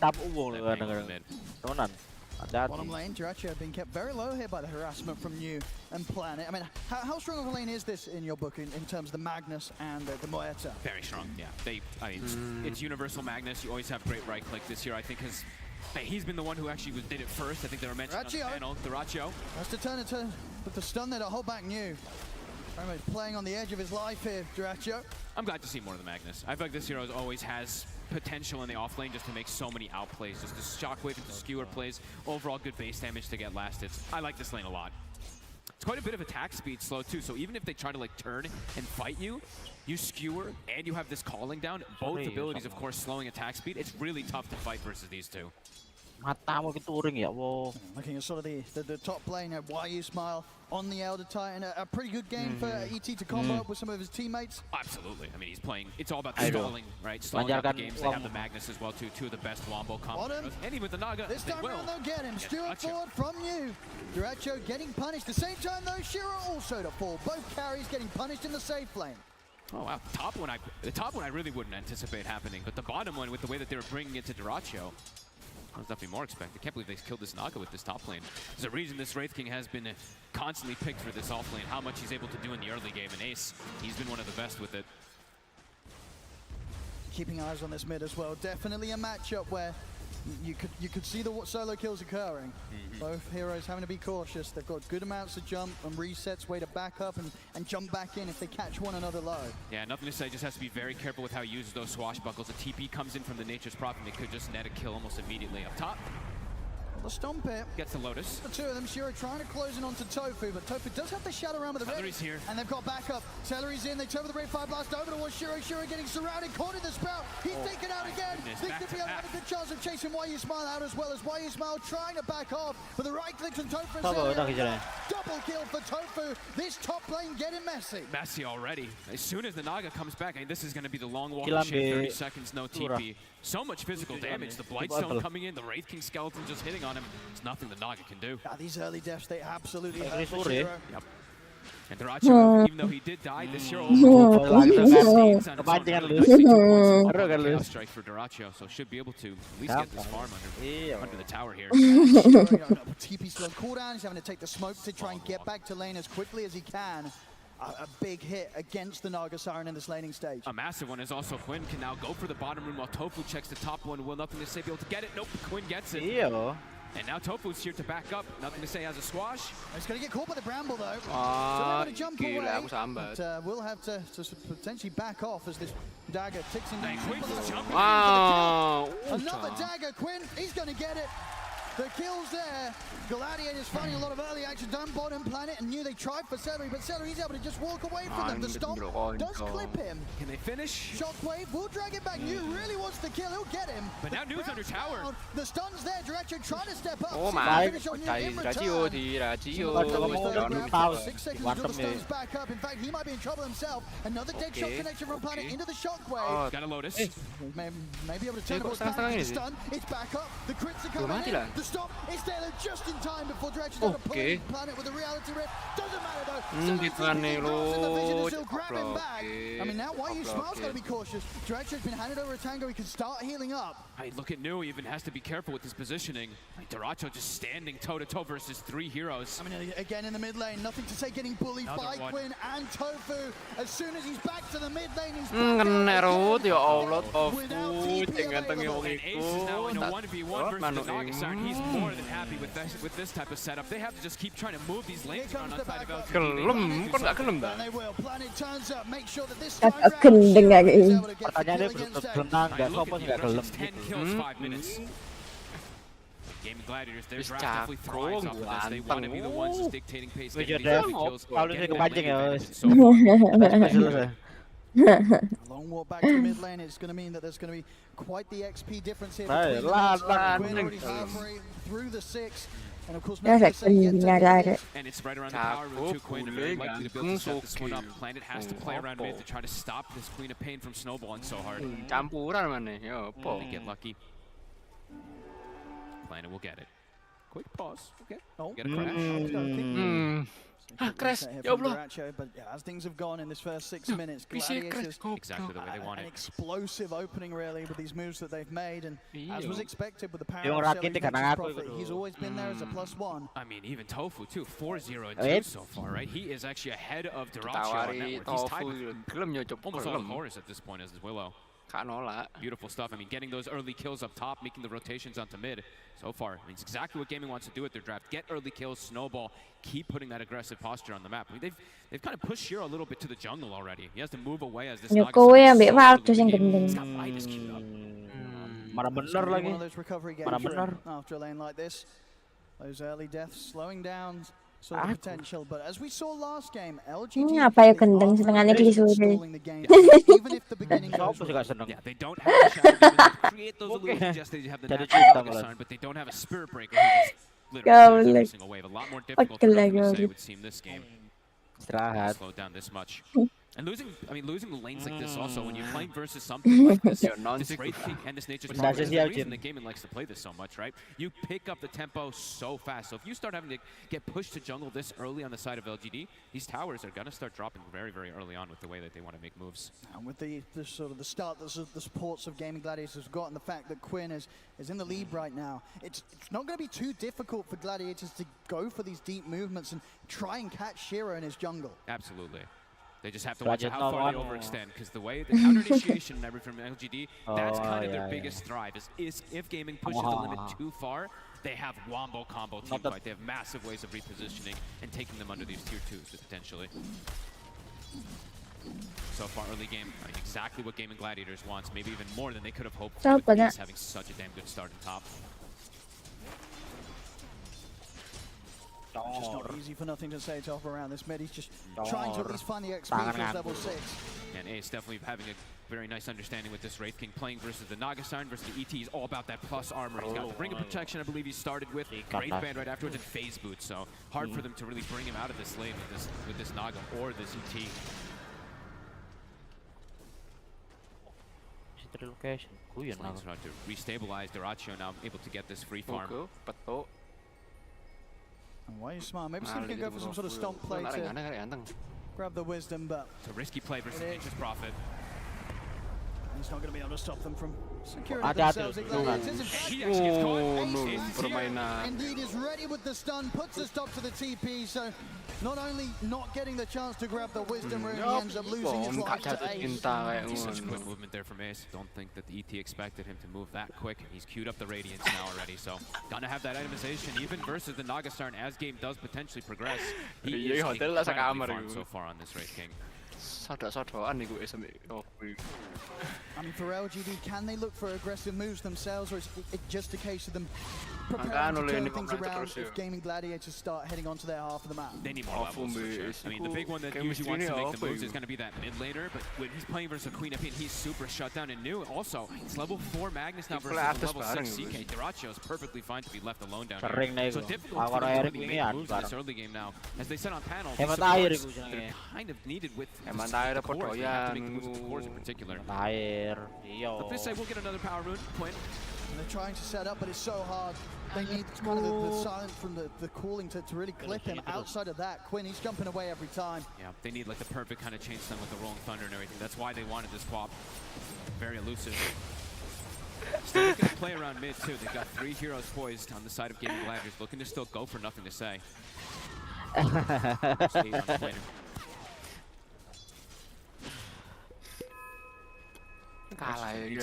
Takes the point in the Sonic wave. He wants to look keeping the pressure I mean, wouldn't be a bad catch finding news. We're a bit of a tough time in the lane. If they can take him down, we'll be able to break that smoke at the least. They'll see what's coming. But look at Dyrachyo's positioning. He still wants to dive new. I mean, who wants to come down here to help him? TPs are going to be coming over. He's got the Pango here. He's getting caught by the Bramble, though, nothing to say. The stun's out for Dyrachyo. Another say he's got the Rolling Thunder at the ready, but the Sonic Wave point to the cantikil permainannya. Nothing to say. He's got to run. Perfect angle for Quinn to get that pushback. Stops him in his tracks. Gelem aku kakak. Main lek finalis mata wis dia. Planet, be careful. He's going to miss the dead shot. The stun's there. I mean, Planet is gone as well. That in an instant. They just can't fight them at this point, despite how hard they try LGD. And I mean, without Rolling Thunder now, they cannot protect this tower. Top also looks to get starting to get pressure. Rotation from Tofu coming in with Ace. Pressure on all fronts. 10-3, a 4K lead already. Pre-10 minutes. Doing what they do. Oh no! Dyrachyo almost having it. He's going to have his armlet pretty much done already. Shiro is starting to get some recovery farm, but he's not really the one who makes plays. He's the one who has to just kind of sit back and farm for a very, very long time. The fact that this offlane and mid lane are struggling so much, it's going to be very difficult for LGD to mount these defenses on these early towers. It's going to take time for New Year, sort of what, 300 gold in towards the Blink Dagger. That's very poor. It's tier 1 in the mid lane, starting to get a bit of a beat down here by Dyrachyo. He's actually ready to start jungling over on LGD's side of the map. He knows that there's very little that LGD can do to push back the CK. He knows they're just very level. Magnus still not quite level 6. The 2 supports as well too. Their damage is just extremely lackluster on the side of LGD. The only damage they really have is going to be coming out from the Pango right now, and this Pango is very shut down in this game. Top tower to fall. Ace close to Relic. He's getting the chance to step up and trade hits here with Shiro right up towards close to the tier 2. Look how confident he is. They can't punish him. They don't have damage for him by this point. He doesn't even have the armor just yet. I mean, Shiro's just getting chased out completely from his jungle. And immediately he has a wave bottom, meets his tower. Duracho just heads back over as Masakit they take out seberangnya top udah tower. saya, Ace is gonna have this. I mean, this is gonna be one of the faster offlane radiances that comes out, and it's gonna be great radiance. You need to play incredibly aggressive here, push the limits. You've got Tofu coming in from the side as well. Look at Duracho. I mean, he just pops a Phantasm and sends the illusion on New and just zones him out of the lane. New actually can't walk up and contest an illusion. He steps up a little bit too far. Has to be pretty careful. Same to be said for nothing to say. He's having to go right back under the tier 2. Cannot show his face anywhere close to tier 1. Gonna try and TP down bottom. Maybe they can find Celery. They'll get the stomp set up. Duracho's considering maybe helping out on this fight, but with the wrong they're in with the stun. Sonic Wave pushing back the 3 of them. It's actually giving the space for Celery to walk away. I mean, the punk out. He's perfectly fine. Duracho's considering diving towards New. Nothing saying he tripped up. As the dump force there from Quinn. Nothing is being taken down. They just can't kill any of them. Not even Celery. Again and again. Quinn, this time a Sonic Wave just to knock back the Pango. Works out perfectly, completely messes with nothing to say. This Pango's having no effectiveness right now. Can't even touch a Celery. 6k lead already for Gaming Gladiators. This is as hot as a start as you can get, really. I mean, the Relic is done. The Radiance is going to be coming up with 13, 14 minutes for Ace. Oh, it's a Duracho. I was going to say, it's bound to happen. It hasn't happened much at TI, I feel like. When he dies like this, the win is pretty much guaranteed. You know. I can't believe it always happens. We should have had a camera on him. That was unexpected. Okay. Well, as I say, when that's happened before, he pretty much always wins the game. So, you know, all part of the course here for Duracho. I can't believe it always happens. Oh my goodness. Things calming down for a few moments here, but Gaming have, I mean, they've hit so hard in these first 12 minutes. What more could you ask for? All 3 tier 1s taken out. You've completely shut down the Pango. His timings are all shot as well too. You're having 3 cores farming perfectly, and the 2 supports as well too. Look at how far the 2 of them are. Neck and neck, 3,600 gold on the 2 of them, and yeah, Radiance, it's gonna be done already.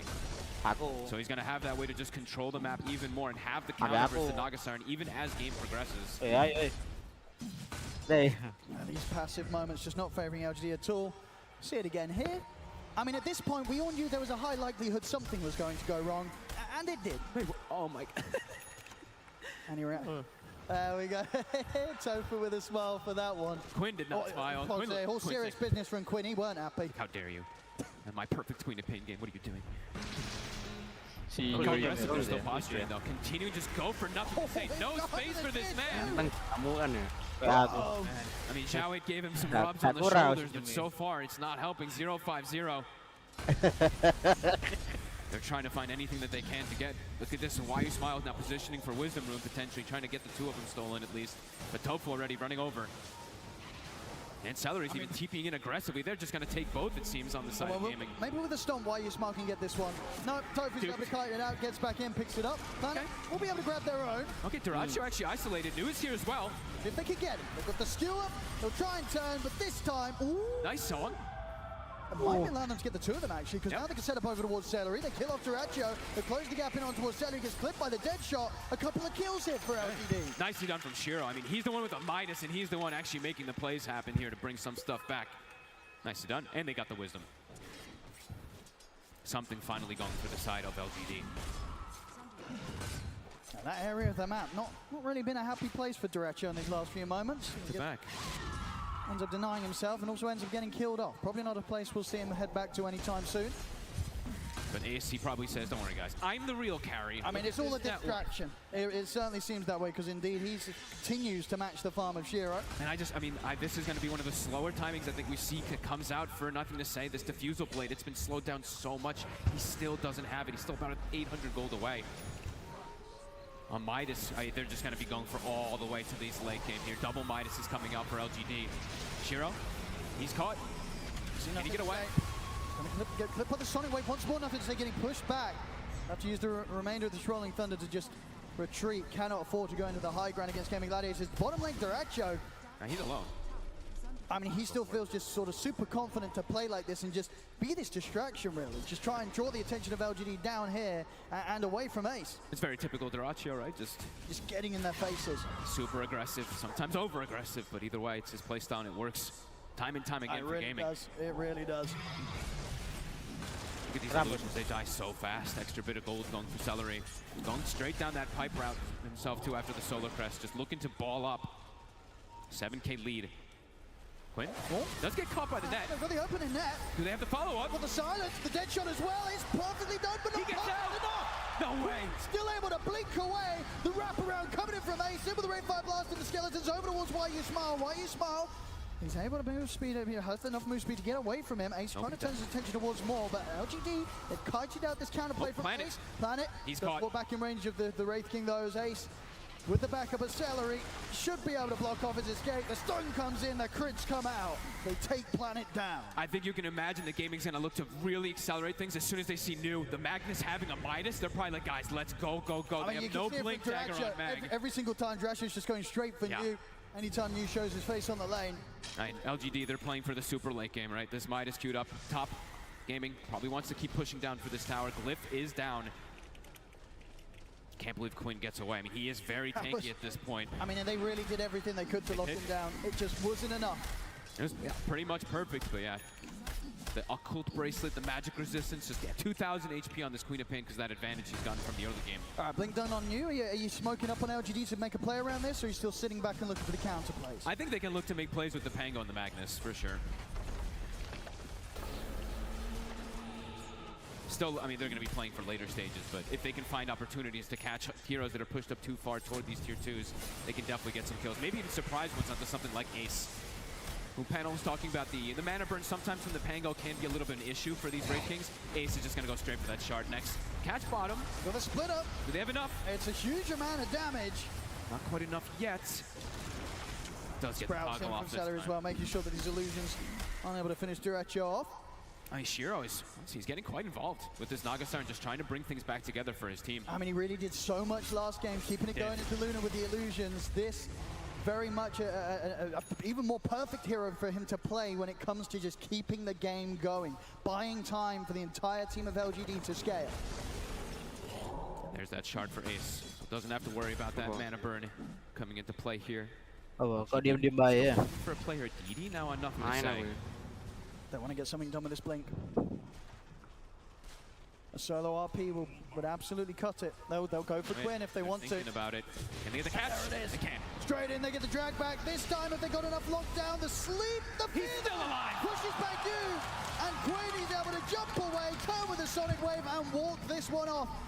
As Ace, he's considering getting involved. He starts to head straight towards them, feeling strong with the fact that he's got that shot, has the reincarnation ready to use aggressively. I mean, they just use so much. They use their Magnus ult too, so Gaming, they're going to run at them right here. Celery, TPing up top already, looking for nothing to say. Got backup coming in, but they want this tower. It's 300 HP. Quinn just keeps getting away over and over again here. A nice attempt there, though, from LGD.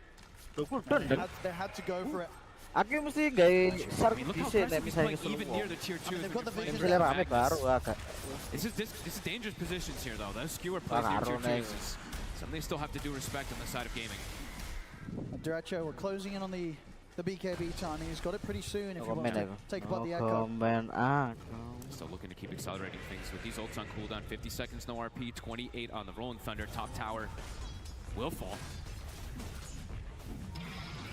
Ace has Skeletons prepped at the ready too. So you want to keep threatening it all here. Maybe swing toward the mid lane. They've actually dragged the wave from mid, Duracho, to look to keep this pressure going. Quinn picking out Shiro bottom. Smoke time from Gaming Gladiators this time round. They know the heroes are positioned on the bottom, in particular that Nagastar, and they know that Shiro was down here, making the long wraparound. See, nothing to say for a second here. Ace is On the jump, straight away with the stun. It's far too much damage for nothing to say to survive through. All right, Tofu and Ace menaces this game. Tofu 5-0-5, the instant bedlam, trusting his buddy. Might be able to run into more too, Shiro. He's been spotted, Ace. Oh, he knows which one the real one is. In with the jump. The illusions are out, Shiro. Gonna look to try and turn. Tofu's in with the fear. Pushing back Shiro for now. Means that Ace doesn't have to worry about losing the reincarnation quite yet. He's still got that to protect himself and go for a second round. It will get forced out here with Splitter. Duracho, deep forward, new, looking for some skewer plays. 5 seconds, goes back up. We'll manage to clear out the illusions, make sure there's no vision for LGD to play around to try for that sort of jump. So Gaming Gladiators will back off safely. A cool smoke though from Gaming. They kind of force LGD all the way back to their base, getting out of their jungle with that one, even while picking up a kill. Shiro's farm continues to roll in very nicely. Still is nice. Trying to get this hard done on top of the Manta, and he's closing in on it. The only scare is that the Pango just continues to have this very, very hard game. Same thing for the Magnus. Can the Naga Siren, even at this point, like, even if he gets the ultimate scaling all the way to the end of these games, is he able to carry versus all this? They have great late game, but it's an 8K lead already for the side of Gaming Gladiators. They're getting crazy scaling, even on the supports, as we were mentioning. I've been waiting to see what Tofu looks to queue up, because he's having such a good game. The Yule Scepter, but he's sitting on 1200 if he does want to look to go down some scaling route too. And there's the pipe now for Celery. More and more tankiness. When he's got the Aghanims finished up now too, so much more burst potential, much better ways to be able to clear out this Naga Siren too. As Roche potentially soon on the docket here for Gaiman. BKB finished up for Duracho. And those last few attempts from LGD, they just haven't been able to take down this Queen of Pain 100-0. And Shiro's gone for the full tanky route rather than the aggressive route that we sometimes do see from the Naga Sirens. I think sometimes we do see that like Orchid kind of playmaking style come out, but Shiro, he's just trying to build up for himself. Celery. He was spotted. He's got eyes on you. Further TP's coming in as well. See if he can get the blink off in time. No, right clicks are there. Celery will catch him. They drag him back into the stun. New punished here for trying to farm on this bottom half of the map. Gaming Gladiators, they'll be having none of that. Kind of the name of the game though for LGD. Pull Gaming away from their base, try to buy more and more time. Even though New does die, does force 3 heroes to make the move down there. Setting up for the Roche now. Roche now, yep. Look to grab this. Ace also very close to his own BKB. Yeah, and with that kill that they got onto New, so I mean, for LGD, it's probably too difficult for them to contest down here anyway. Guaranteed here for Gaming to be able to finish that one off. And Tofu still considering his item build. Yeah, I've still 1700 gold. He hasn't queued it up. I've been waiting to see which one he does want to go down the route of. We shall see.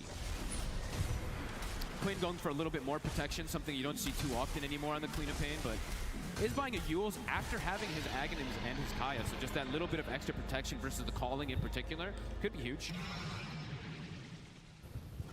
As with this Aegis, imagine the game is going to look to control the map a lot more here, try to constrict this Naga Siren from getting out. Shiro playing in these dangerous positions, trying to get farm in the enemy Ancients. And cutting some waves. Nice micro coming out from him, just like we saw from that Luna. I mean, honestly, as long as he's able to survive and stay alive, you can probably guarantee that 2 of these waves at least will be held right back onto Gaming Gladiators' half of the map. It's not going to be too easy for them to get a push going towards multiple lanes at the same time, Gladiators, with a play from Shiro. As LGD smoked up. I'm going to try something here with the RP once more. Quinn. They're going to try it again. This time round, do they have enough? He's got the Yules. He's got the Yules. I mean, he's out of there. That's an RP down and a splitter. And that time they don't even come close to killing him. This Yules pickup feels pretty damn beautiful there. If they don't have that chain stun, which they really don't have in their draft, he's going to be able to get it off every time. And he's going for Kaya-san, so Status Resist is going to make it potentially even easier for him to get off afterwards in these later instances. Pretty much the only way they can kill this Queen of Pain is if Quinn sort of blinks into them. But Quinn's not been making those mistakes this game. Or if they have absolutely everything that comes in like perfectly with Shiro, though. They need everybody hitting him at the same time. Ult's on cooldown. Gaming might look to make another move here. They see Shiro top. I mean, this is an empowered Naga Siren. They're kind of giving away which the real one is. I mean, and they know that there's no RP. And Ace knows this is the real one. I mean, they're already TPing in onto the back lines as well. Shiro's going to go for the strong TP out. Same to be said for Why You Smile. gets out. Well, that was close though. The fear from Tofu nearly catching him, but LGD will escape. Oh man, if Tofu's blink was actually on him there, that potentially could have been a catch onto either one of these heroes. The blink was coming on the courier for the Willow, so Tofu, he made his decision what he wants to go for. This is a cool pickup too. I feel like this is more about stopping it, that initiation or the counter initiation that LGD is going for, rather than scaling for himself. He's looking to see where this RP comes, blink, get the fear off, and reset the fights for his team. So a cool choice if he's able to get those catches. Has nothing to say his game going. I mean, recovering slightly, but still 0, 6, and 0. Hasn't been involved in any sort of positive action this game when it comes to kills. It's been rough. He's tried, but it's just been completely stopped from Quinn. Every single time he comes in, a Sonic Wave just pushes him back and stops him in his tracks. 81% as we see there right now for gaming. Dota Plus is liking their chances. So much weight right now on Shiro's shoulders. It really feels like all of it's going to be these big plays that he's able to make with these illusions. Soon having a butterfly, so he is getting quite tanky. But the rest of his allies continue to be pretty poor. In gaming, they're scaling on all 3 cores. Oh, they really are. They really are. Ace still holding the top spot out of the team. Incredible farm on this offlane Wraith King. Just to blink the BKB going down the aura round afterwards, just to enable his teammates even more so. And just keeping it, now they're starting to keep more and more control of the map. After they got this Aegis, they're dealing with all 3 lanes. Celery showing on one lane, Ace showing on another, and Quinn with the backup of 2 heroes showing on another one. So they're keeping the lane shoved in and constricting Shiro from getting his illusions actually out to cut these waves. He's actually been unable to for the last few minutes. And the fact that they are indeed getting the chance to hit these 2 tier 2s at the same time, definitely a concern for how LGD would want to be keeping this game going. And they can potentially even set up for Tormentor if they'd like to. Maybe a little bit of a risk playing versus the Magnus and everything, but Ace may be thinking about it. Did Celery show what he's going to be building just yet? Okay, he does have the Aghanims queued up. I mean, always going to be a great option. Look at this. This is the deep jump. Oh, he's going in past the tier 3. He's ready to sort of dive in and look for action. The sleep is there. RP as well. Down to 2. 2 of them. It's going to bring them low. Yours up for Quinn. Quinn will be able to jump out of this one. Gets to the side. Actually hits pretty much a 5. Gets it all. Goes towards the easy. Takes down Why You Smile. Shiro has to use the song to back up. I mean, what a jump there. I mean, Celery TPing it aggressively and then Ace jumping for Just Quinn. goes straight for it. Yeah, Quinn gets a connection on almost everybody with Shadow Strike and all. Pretty much a 5 map. Just trying to use this Aegis as much as possible. Duracho, 40 seconds left on it. He should be able to pop it once. Maybe not. He's actually able to get out of this Duracho. He's not even going to lose the Aegis quite yet. Little toggle, gets himself out. They force the glyph. They force quite a bit there. I mean, pretty much every single ulti being used from the side of LGD just to sustain and withstand themselves. Celery does buy back at the least there. One silver lining for LGD, but gaming, I mean, at any moment you can see they're very confident just jumping in. Duracho. The skewer back on him. 10 seconds to later. They will just look to take him down the first time whilst the Aegis is still there. And okay, and they get the Tormentor too. They go for round 2. Quinn is in with the jump. Duracho plus the BKB turns over towards Shiro. Shiro's in trouble.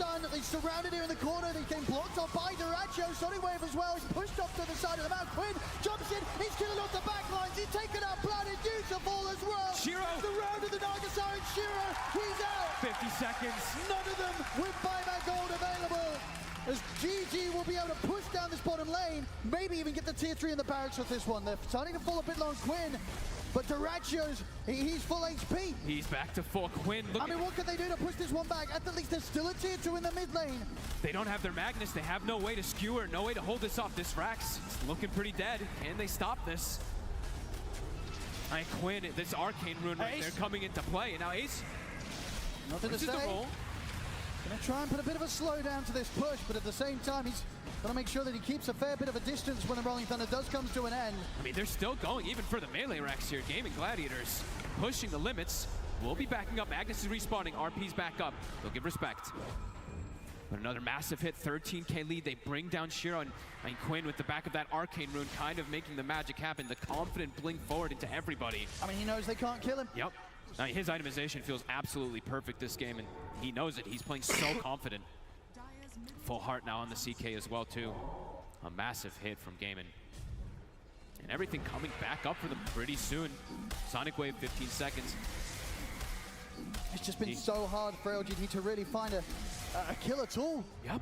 I mean, as soon as the song gets used, they kind of just have to like reset and run, and then once Shiro gets isolated without song, he's just dead. They have no way to follow up to protect him.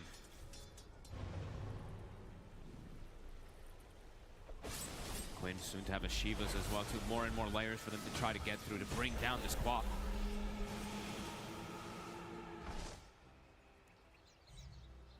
Trying to step out of their base a little bit, LGD, but scary to come out. They keep having to just follow each other together. They have to play as a unit here versus the side of Gaming. They could just get picked off in an instant, as we see there. Gaming, no hesitation to jump if a hero's isolated. LGD. Can they find something with this smoke? Quinn. He's got a shield rune. They try for the skewer back. The hesitations, of course, they don't want to drop the RP because the last few times it's just not worked out. I mean, even if they get him there, honestly, he just probably pops shield rune and we'll probably see the same thing that happened time and time before. 3 lanes being shoved in. You see the lines being drawn from LGD. They're like, we need to get these lanes out.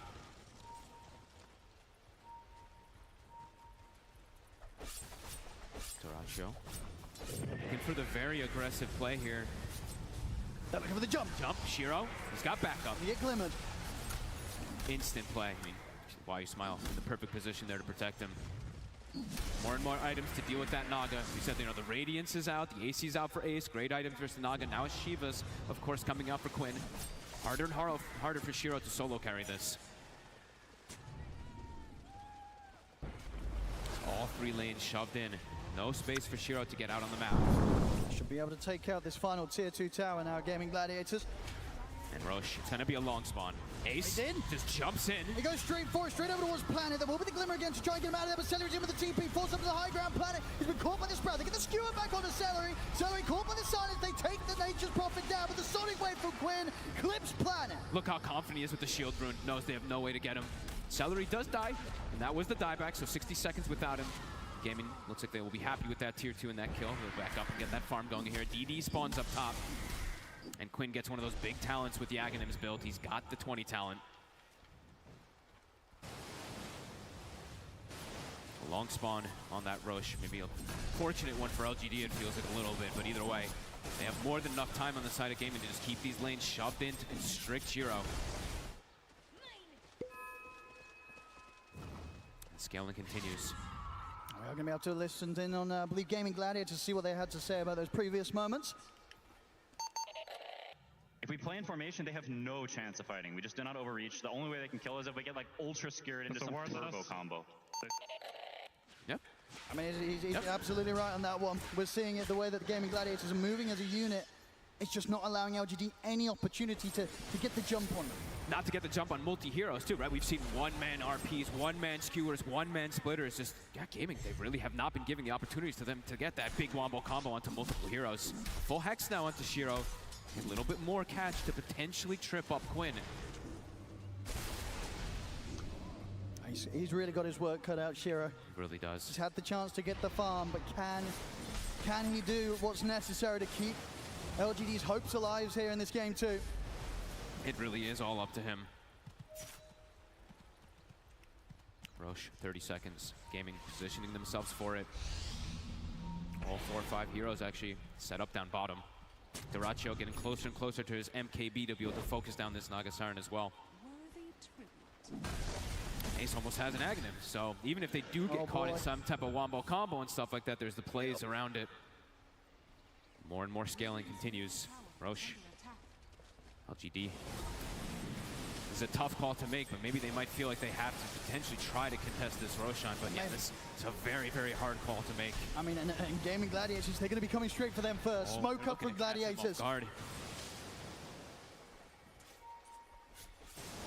This could be totally unexpected here. They're going to be ready to head into the triangle. Duracho leading the charge. Scouted by a tree. Wait, Blink. Blink is there in time. Nicely done.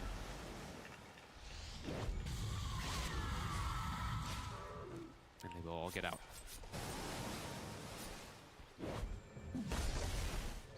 Shelly will back up, deal with the lanes as his team goes for the Roche.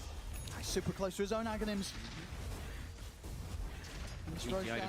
I mean, this item is always super nice, just so you don't have to really like commit your hero so far. He just throws a Wrath of Nature because it disarms as well too, with all the bounces that it gets on with the root. So it can be really nice to just protect the heroes if they do get caught inside of a big wombo combo. As Roche will fall.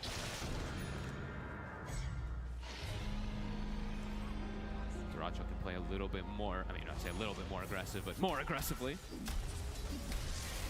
Quinn, a secondary life, has yet to die this game. I mean, they're heading towards him top. There's still a tier 1 available here for backup to come in if they do want to dive this, but it's a CK with an Aegis. Instant. Try and tease something out. They'll get the BKB response, but nothing more. Duracho seems like he knew that was coming from a mile away. Celery. Wisdom runes, double grabbed again for Gaiman.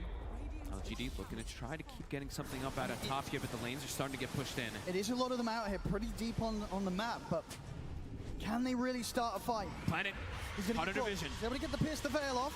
A little bit of protection, but still the damage really coming in from the Magical, bringing him down low. He's caught in the trees. Quinn finishes him off. LGD, they've got to get out of here. Nice ward from Tofu. Quickly places that one down on the side.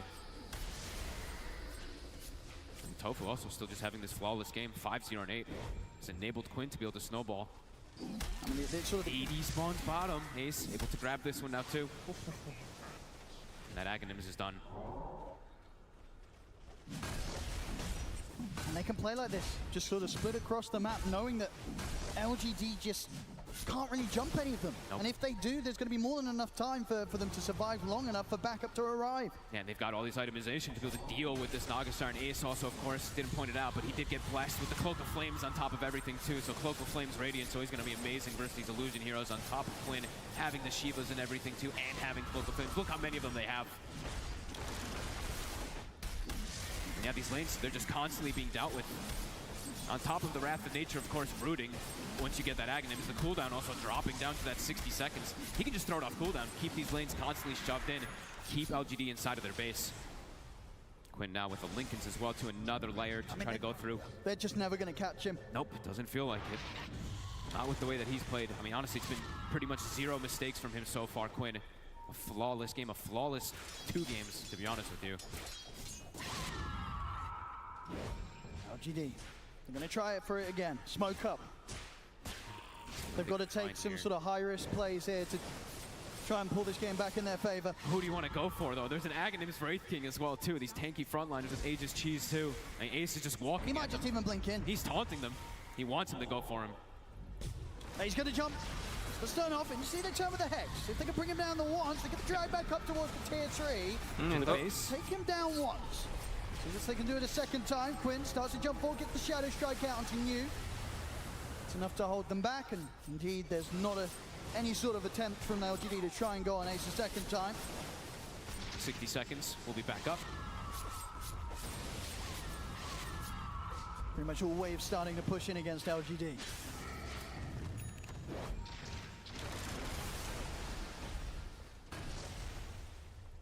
Still 2 minutes. Yeah, just on Duracho. Big neutrals found. Penta Edge now for him as well. After this MKB, he is hitting incredibly hard. Quinn also finds himself a Stormcrafter and Ace, a Havoc Hammer. More really good items versus pretty much all these illusions.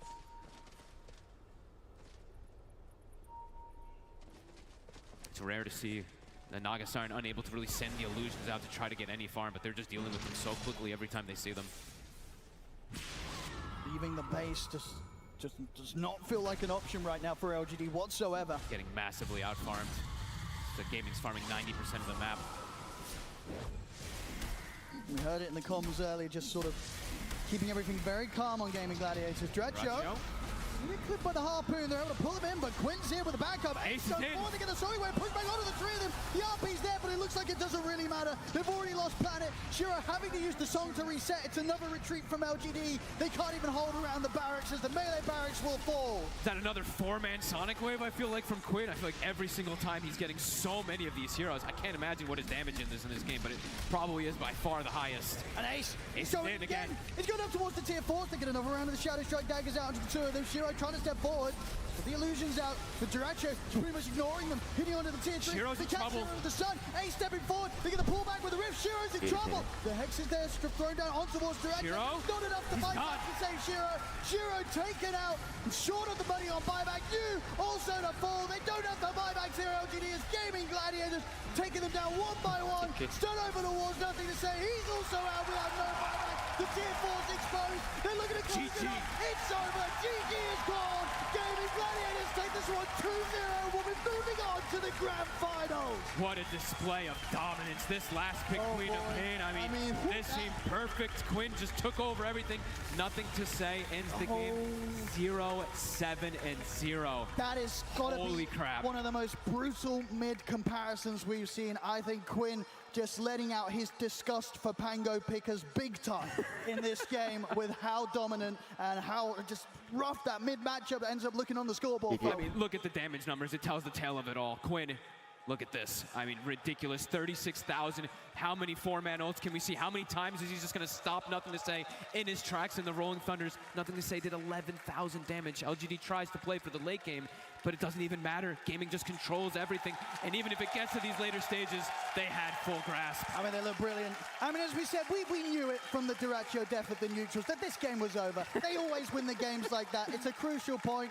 I mean, you know, from that point on, she's just not beating them. You know, Duracho, he's in full Duracho form, and he does not get stopped. No, he does not. A flawless game from Gaming Gladiators. Absolutely. I mean, LGD, they had a great run, but here today, they get shut down out of the competition by Gaming Gladiators, who are going to be moving on to that grand finals with an incredible force after the sort of ferocity that they win these 2 games with. Gaming Gladiators, they'll take the series 2-0 against LGD and are going to the grand finals.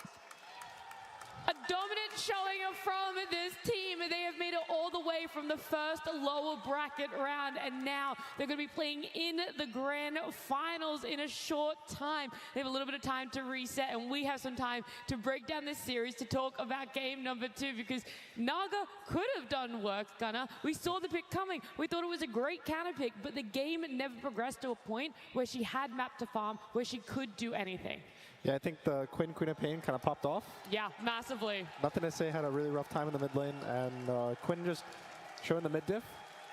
He's kind of shown that the entire lower bracket run. I think every game they play, it pretty much ends up being Quinn just destroys the lane, and they just snowball it throughout the whole game. He took that Pango pick personally, for sure. He did. I mean, to me, it's also the Tofu rotations, right? Because Tofu came in coming here to the mid lane twice, and I mean, this death from Duracho was just hilarious. But anyways, like coming mid twice and like making that insane advantage from the mid lane starting, and like Quinn, he never died. Like this game, he played perfectly, and he was doing so much work in these fights. Like we thought Naga would be a problem, but with the way he played and how much he was like scaling and like how many items did he get, like this Naga was not even being able to do anything in this game. And all their heroes allow them to keep pushing their advantage so hard. Like you have a Wraith King, like you want to... Wraith King can be quite squishy when he's on the back foot, right? But when you're ahead, you're able to use those 2 lives to front for your team. You're using Nature's Prophet Treants to scout everywhere. You're checking back in your own jungle to make sure LGD aren't trying to farm there. You're scouting into the enemy jungle to find people to gank and kill.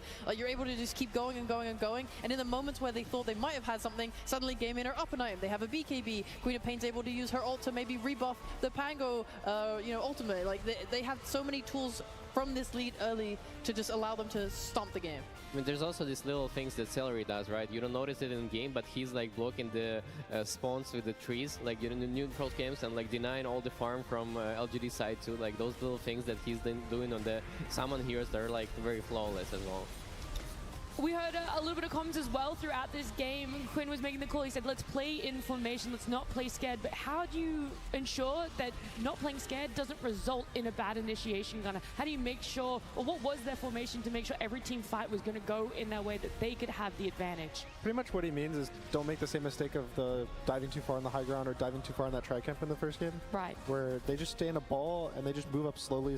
They take the objective that's in front of them. They don't go for more, and every fight seemed like Quinn would just delay the fight with his ult. He would just push back the Pango roll or whatever initiation there was from Magnus. And once the fight kind of starts and they get to survive that initial time and Queen of Pain gets 2 Qs off, 3 Qs off, the fight just kind of was over. Gaming Gladiators now a top 2 team. They're going to be the grand finals. I'm sure they're elated. So let's hear from them in a little bit. Well, he's actually not ready yet. They want to take some time. They want to compose themselves so we can hear maybe a little bit more from you, Sheep, about the game.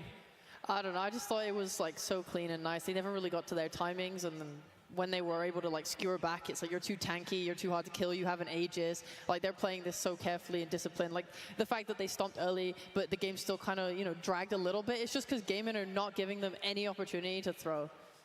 It was a hidden counter pick to the Pengo as well. I didn't know that this Queen of Pain is such a big problem to the Pengo during the fights because he couldn't really roll into the fight and create this chaos because he was constantly pushing back. And they did a really good job of like stopping Magnus from initiation because like it was their only chance of like getting these 2 or 3 man RPs to turn the game around, but they never had a chance to do that. All right, well, now I know for sure that they are ready. We're going to have a winner's interview. We're going to see how Ace feels about playing in the grand finals being a top 2 team. Absolutely, ladies and gentlemen, it's Ace from Gaming Gladiators!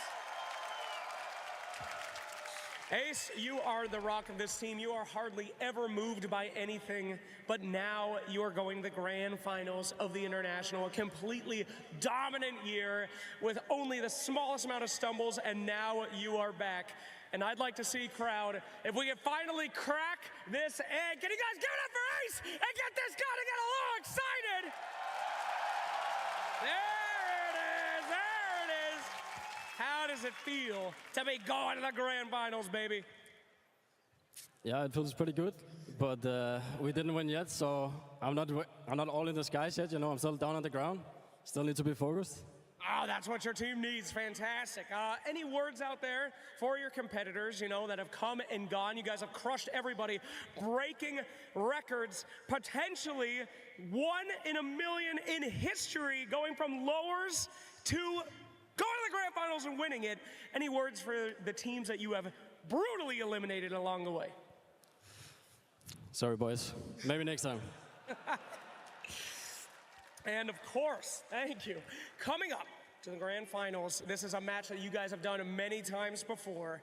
How are you going to beat Team Spirit? They are hard to crack, but we're just gonna play our game, do what we've been doing so far, and then adapt along the way, and we'll see. We will see. We will see. A calm man. But I'm not gonna let you get away with that. Are you going to win the grand finals? Coming up, my friend, I want to get you hyping up this crowd just once in your entire career with me interviewing. Hype these people up. Are you going to win? Let's fucking go! Let's fucking go! Go get the rest, baby! Get in there and get right. Thank you so much. We'll see them soon. Back to you guys.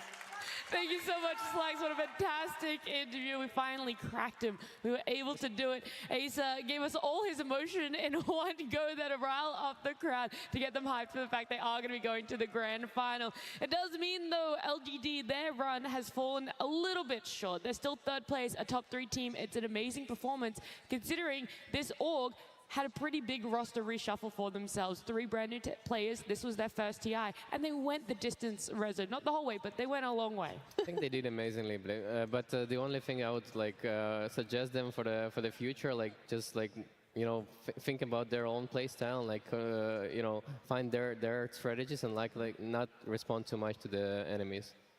Yeah, because it always seemed like this entire series and kind of the entire lower bracket is Gaming forces everyone to play their game. And LGD, it seemed like they fell to it. And looking forward, there's Spirit, which I think are one of the teams that are really good at doing their own thing. Whether they're winning early game, losing early game, they're going to play their game and they're going to win. So if there's one team that hopefully won't conform to how Gaming plays, it'll be Spirit in the finals. How do you feel about LGD, Sheep? What's one of your highlights that you had over the last 3 weeks with them?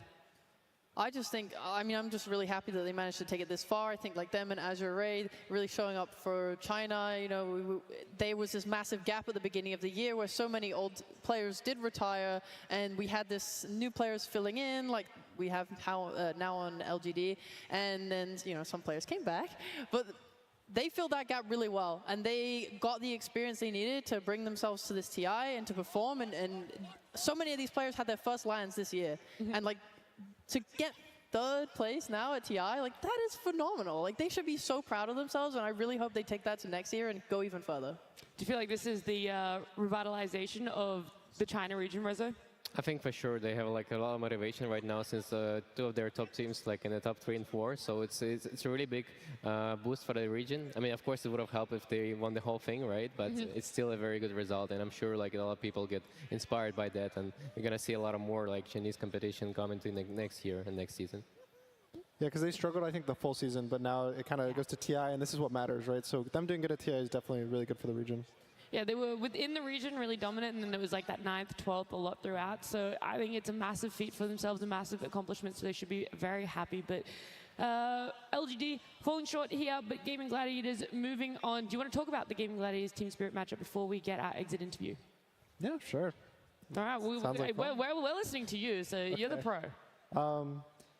Again, I think it's kind of the same story, right? It's hopefully the drafting. You have to solve this early game issues where Gaming Gladiators wins their lanes. Quinn has won his lane, I would say like probably 80% of the games at this TI, maybe 90%, to be nice to him.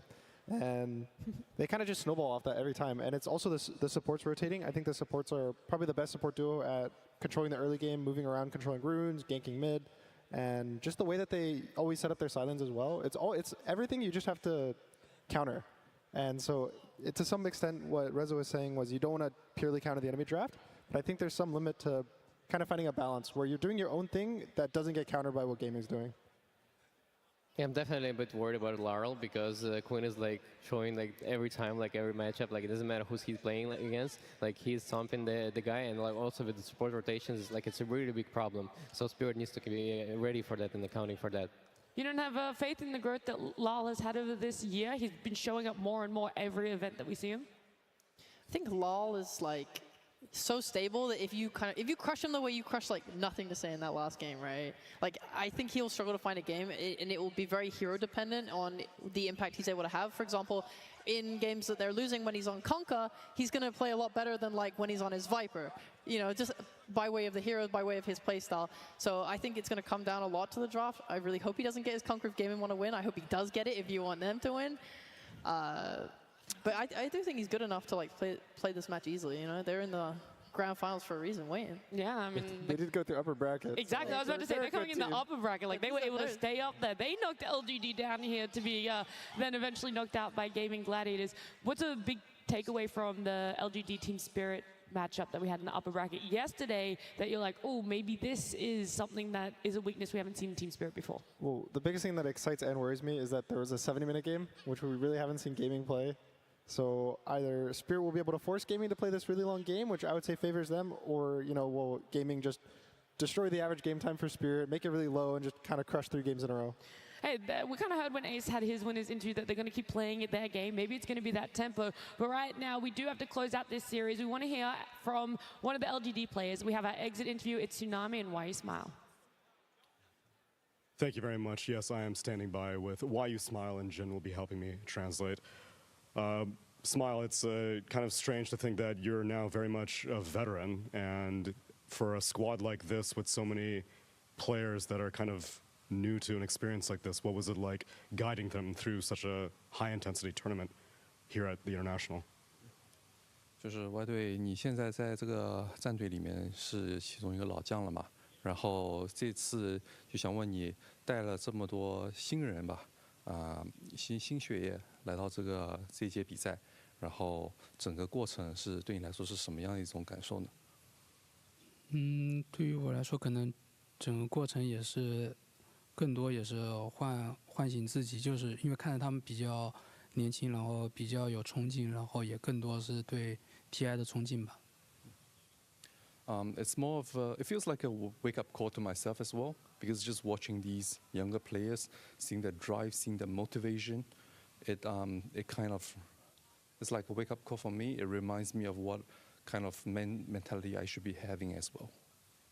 That's wonderful to hear. Then also in terms of maybe reigniting your competitive passion, obviously here in this venue even, you must have some very fond memories. So was there any experiences that you had with the fans or just the being back in Seattle sensation that you're hoping to remember as you leave this event?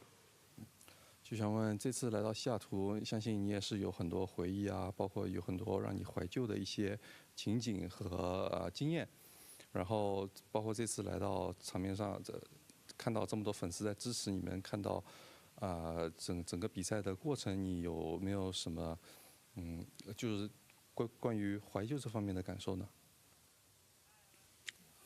现在可能这方面感受比较少吧，但有一点是线上观众特别多，并且支持我们的观众也特别多。然后在西雅图毕竟是他国嘛，然后这种感触特别深吧。然后现在可能更多是比较难过吧，因为最后的决赛并没有杀进去，然后就是并没办法继续听到他们为我们呐喊吧。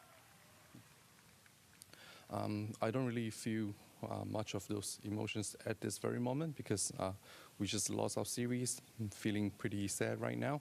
However, it is very touching to see so many fans, so many Chinese fans and international fans here at the arena cheering for us. I think one of the biggest sense of loss I feel right now is just not being able to get into the grand finals, not being able to hear them cheer for us once more.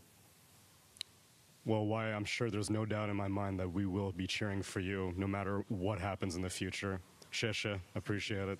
谢谢. And back to the panel. Such a beautiful interview, Tsunami. Thank you so much, and why you smile as well. There were a lot of fans every time LGD was playing. This crowd was louder than I felt it could go, and it just keeps pushing itself more and more. So why you smile, there's a lot of fans here, and I'm sure that they'll be cheering for you. Maybe even later today if they see you around, they'll be having a lot of fun. But for now, Gaming Gladiators have got a little bit over an hour, Rezo, to reset themselves, look towards the grand final. You were in a very similar position not that long ago. What did you do with your hour? What do you think they're doing? I mean, to me, it has been really tough because the series that we played before was like three games, and it was like really like up and go. Like, you don't really know if you're gonna win or not. But for gaming this time around, like they're very confidently taking those 2 games, so they don't really. I think they don't really waste it and all their energy, so they don't really need to do anything other than just like prepare themselves for taking the spirit and like think about what kind of heroes they want to draft for the next series.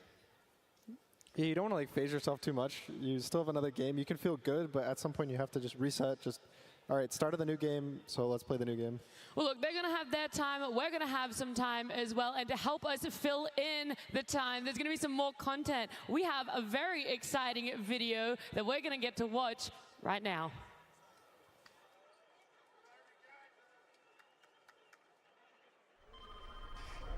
Please, this is not how heroes act. You both think it's in your nature to fight. But your first and only answer can't always be violence.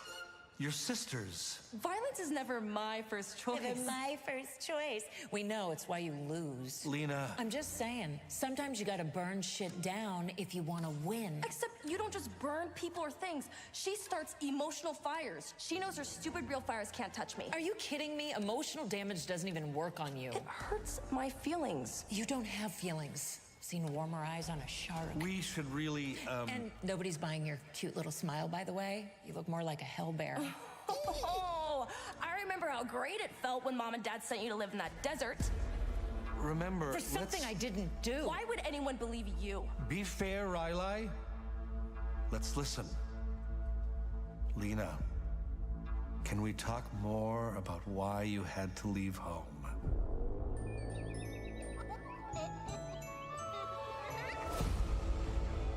She had to leave home because she burned home down 9 times. That's a lie. Everything you say is a lie. The 9th one wasn't me.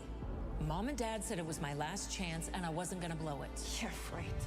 I was innocent and no one believed me. It's funny. I was scared at first, but now it's my happiest memory. Watching you cry. You cold-hearted bitch. I am so sorry about her. She's been that way since you were born. Before you came around, I was... Enough! I see a lot of dysfunction walk through that door. Believe me, your coworkers are all a mess. But somehow, you two, you take the Aegis and the cheese. The good news, there's still hope. You just have to be honest with yourselves, with each other. Maybe move forward for a change. Maybe you're right.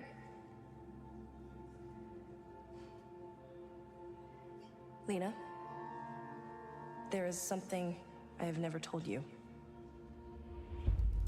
about house number 9. It was me.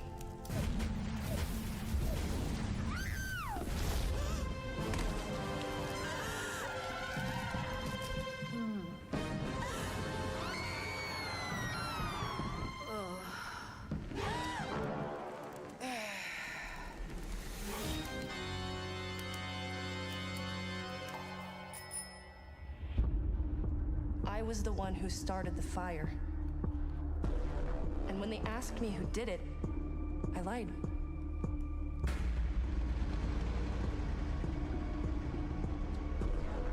You got sent away because of me.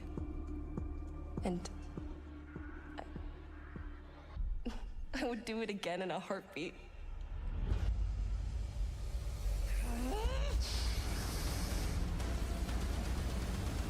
Lena. Shut up. I really respect that.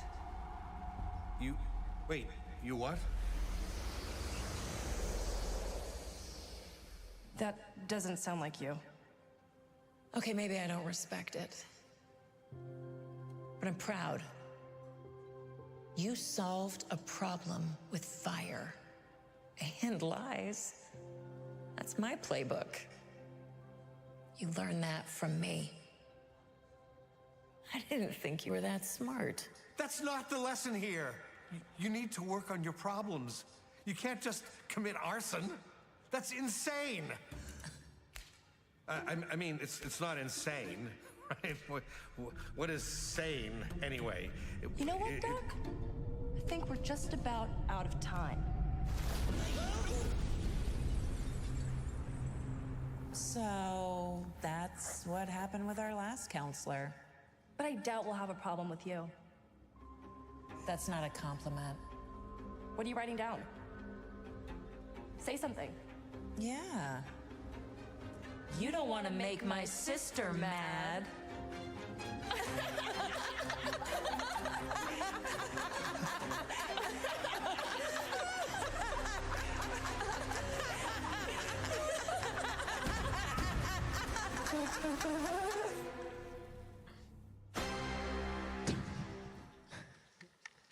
Lena and Crystal Maiden, definitely some twisted sisterly love going on there. I would not want to be in that counselor's seat at all.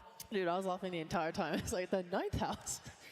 I mean, the highly flammable water. I was like, I was gonna say that was my favorite when it rolls past the newspaper. TNT.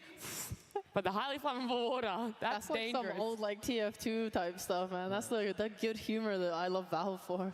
Yeah, it's the regular thing to hold that thing in your house, right? Like at any time. Is that not what your house looks like? Yeah, yeah. Just to have everything lying around, fire, Stacks no of gate. TNT in your lounge room. You don't? Silly me, I put it elsewhere. We're in the USA.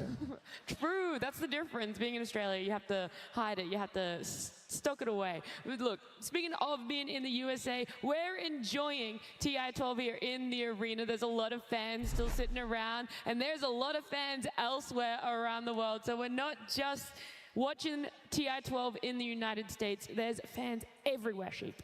Oh my God, but none in England. We have no Dota players. Whoa, whoa, whoa, whoa, whoa, whoa. TSM will take offense to that one. No, I'm just kidding. Yeah, no, it's great to see all the fans all around the world enjoying it. It's like the time zones, right? It's like some of these people are just going to be up at like 5 a.m., 4 a.m. Just like, yes, we're here for the Dota. We care. We love it. And shout out to you guys. I was going to say, I know a lot of my friends back home in Australia, they're all sitting in Discord. They're watching it together. It's an ungodly hour. I think it's actually 4 a.m. for them. So there's probably not any places for them to watch it out in town, but they're at home. I know they're enjoying it. And I'm sure a lot of SEA fans are doing the same as well from the comfort of their home. And hopefully it's a long night for them. I'm hoping for a really long best of 5, some fun games. So if it's a late night for you already, I'm sorry about that, but I'm hoping for more. We're all hoping for that one. Isn't that so, Rosa? I mean, TI finals is always where you stay up till the very end, and like you cheer and you get the energy from like just watching purely. It's just an insane journey. You know, 5 games would be phenomenal. There's still a lot of time before that grand finals. Do you guys know how else we're going to be filling in the time? Perhaps with The some film contest? Okay, that. Yeah, that's maybe one of them. Cosplay. Yeah, a little bit of cosplay. Do you have a favorite hero that you would like to be seeing on the stage in cosplay?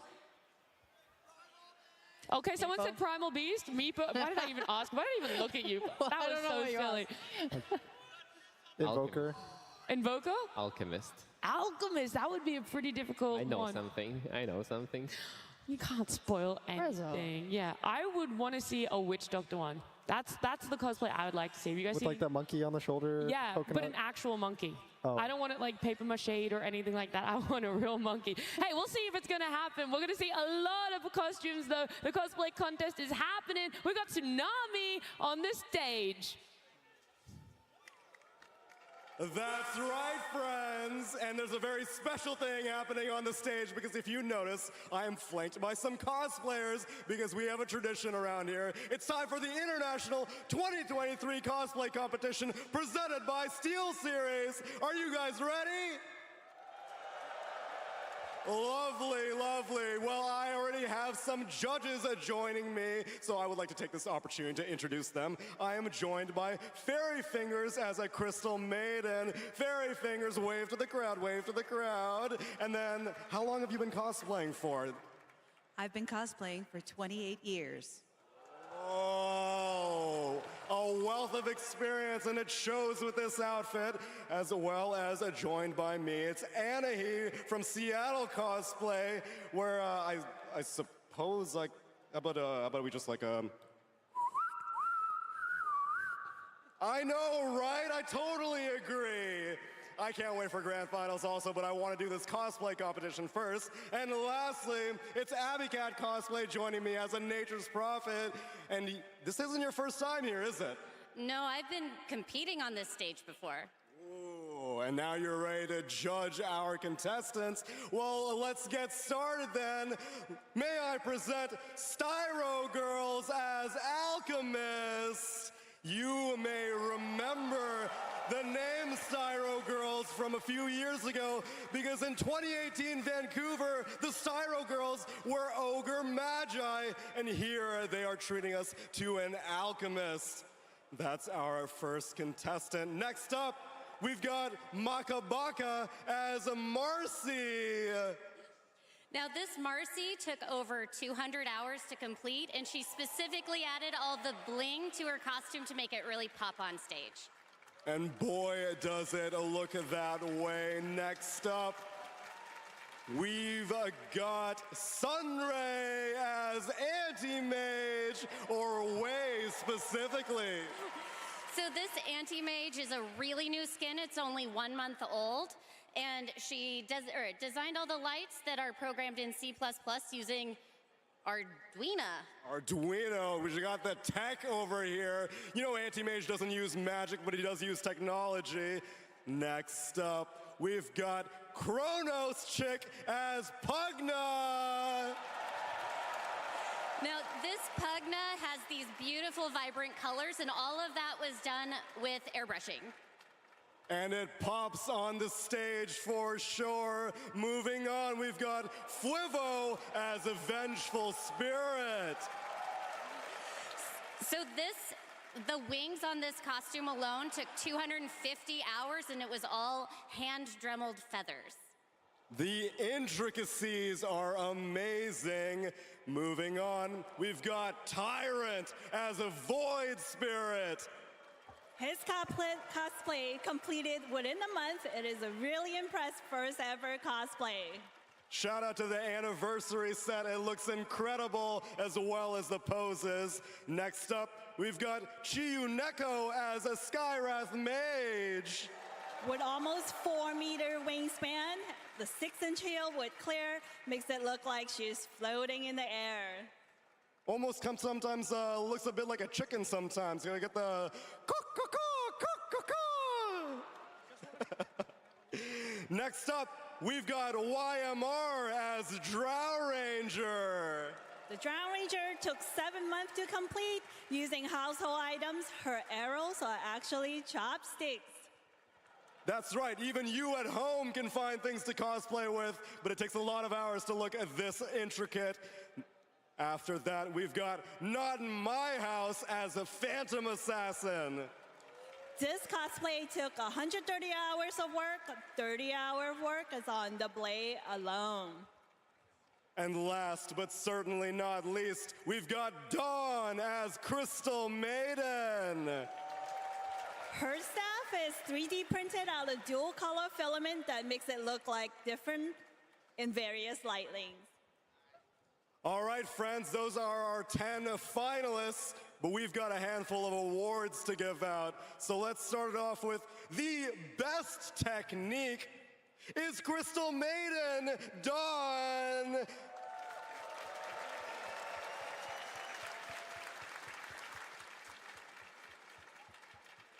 Next up, best transformation. Could we get some eyes on the Skywrath Mage, Chiyuneko?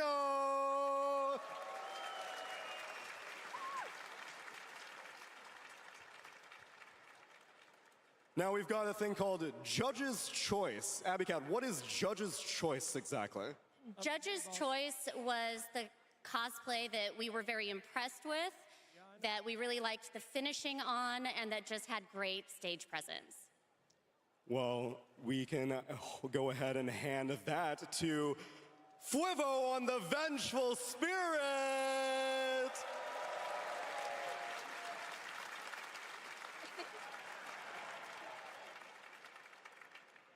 Seattle, could I get a little drum roll going as we get ready for Best in Show?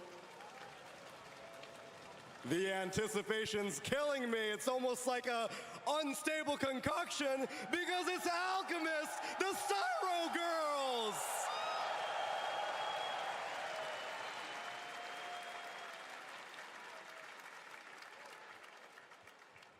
What an amazing showcase this year, cosplayers. We loved all of the performances. But we've got more festivities to attend to. I appreciate all the help, judges in the pre-judging and joining me up here. But are you guys ready for some short films, maybe?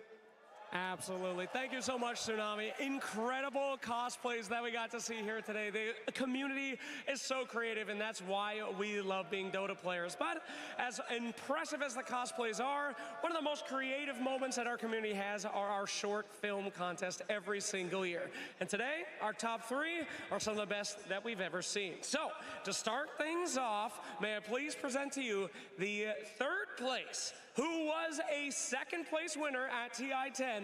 Let's go on a journey and see our 3rd place contestant finally get their prize as they travel across all the Valve universes in Game Breakers.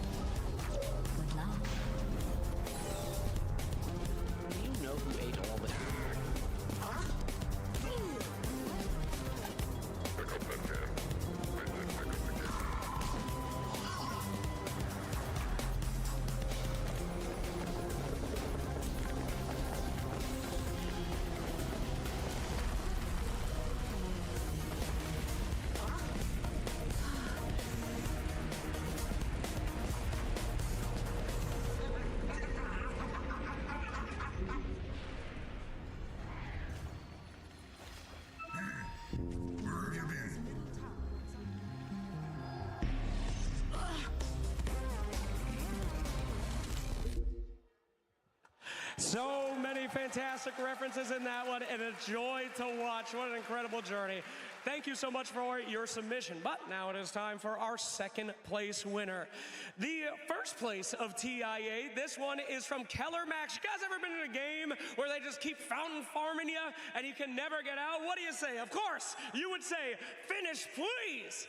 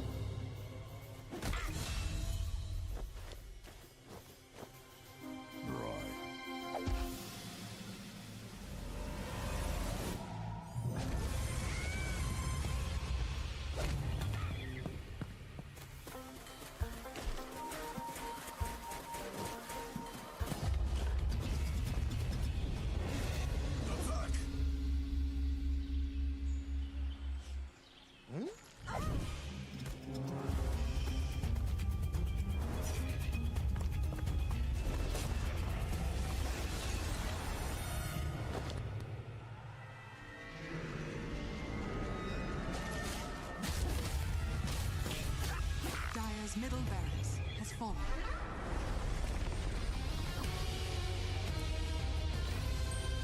The Radiant now have Mega Creeps.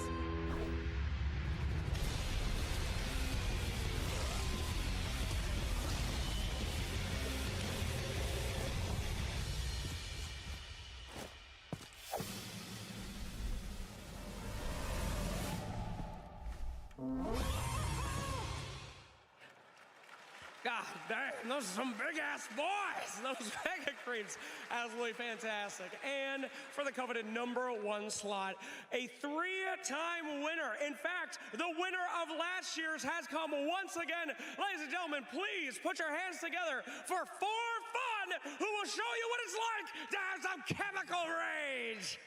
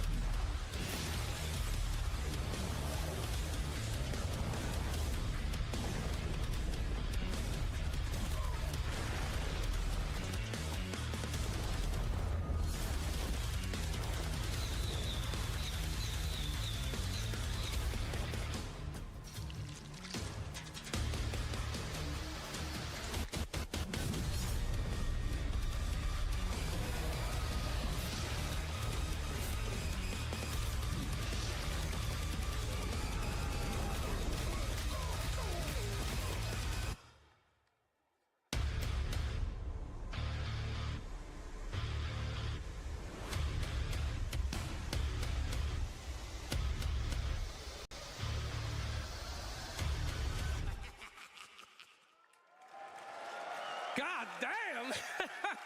That's how every single carry thinks that they feel in your games. That was wonderful. Well, thank you so much to everyone that participated. So many of our community members submit short films, and every year they get better. So please, if you didn't win this year, try again, because we love watching them, and they are such a absolute little joy. All right, anyway, there's one more video I think you guys might want to see. Something I forgot. Perhaps you might want to look at this.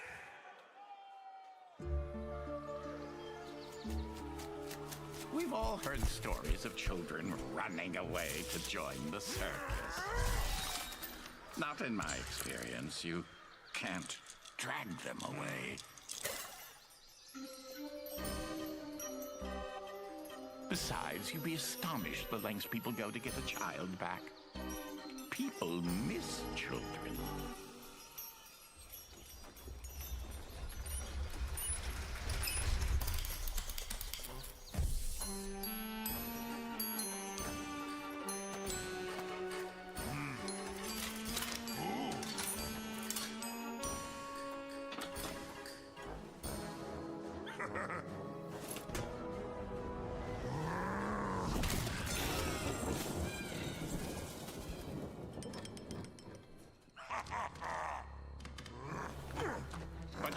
average, run-of-the-mill hero. They're easy to catch, easy to train.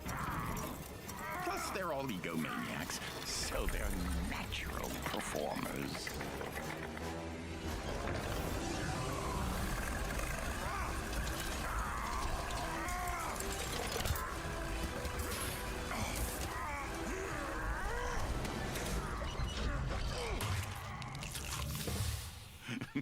Why not capture heroes?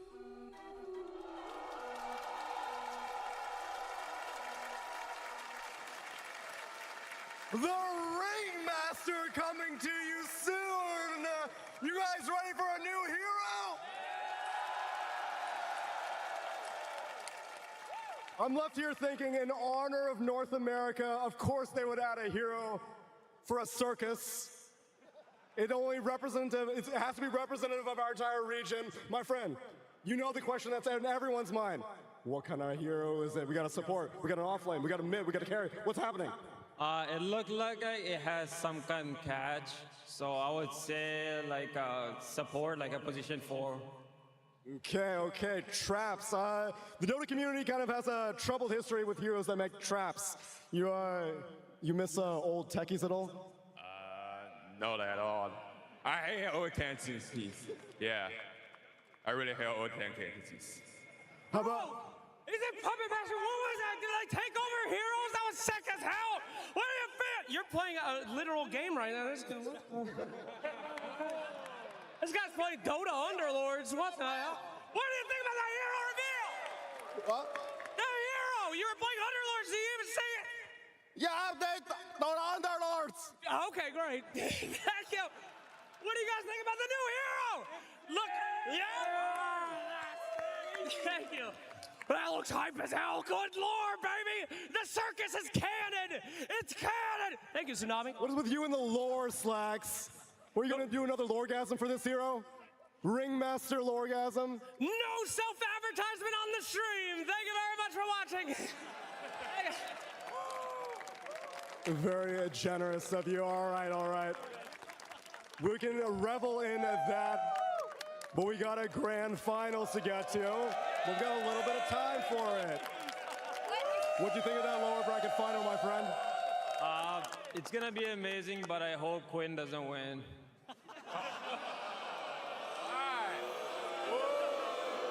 Boo this man. Listen, he's trying to improve his entire image right now, all right? We know we all had troubled past. Do you not believe in second chances? It's been a while and his persona has been the same, so I don't know if he's gonna recover from that mentality or not, but... What's on your mind, friend? Quinn will win! Yay! You think being a TI winner will change someone's personality for the better or for the worse? Better? I mean, you can talk to S4 after that. It doesn't get much better than that. Who are your expectations as we look forward to this grand final? Just a good final. I don't care who wins, I just want good Dota.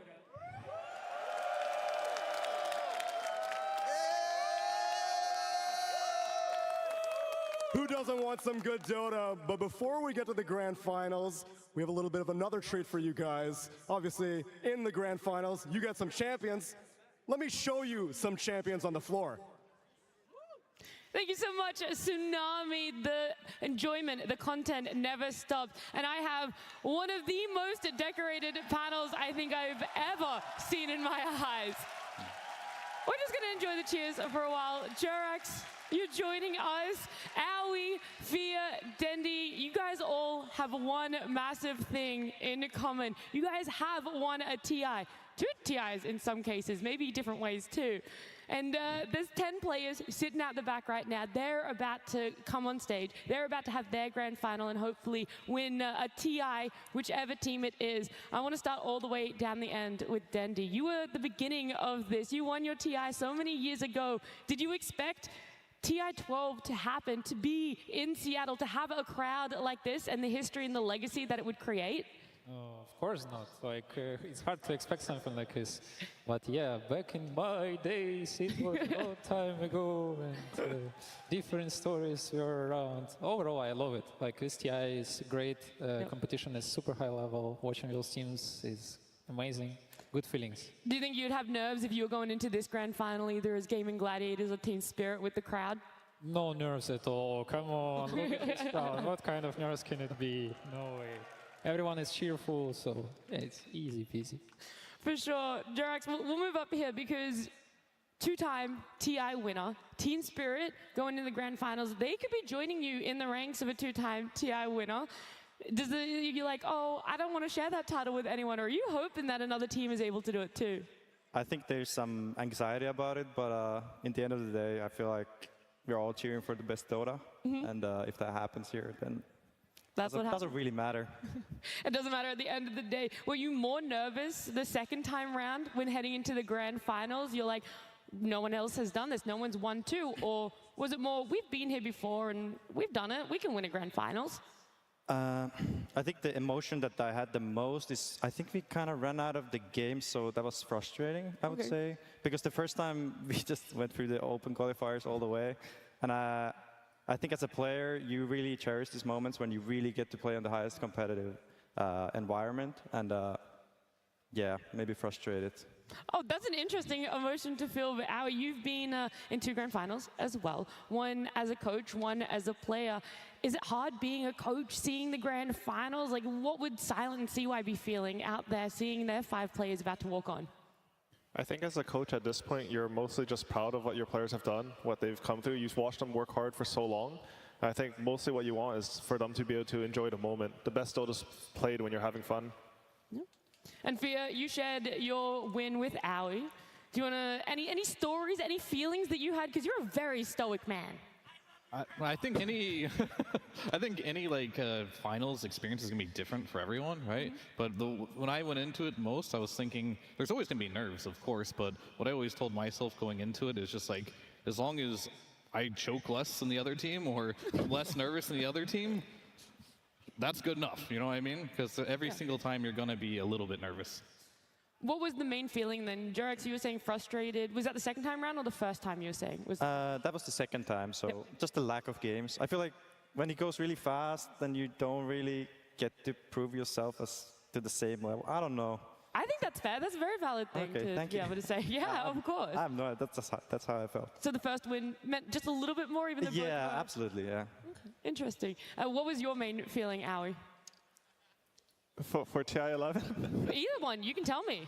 I mean, I think TI5 is definitely more nervous, like as a player than a coach. I think it's just so much happening. You feel the vibration of the crowd. You don't really know what's going on. I hadn't really experienced anything like that before.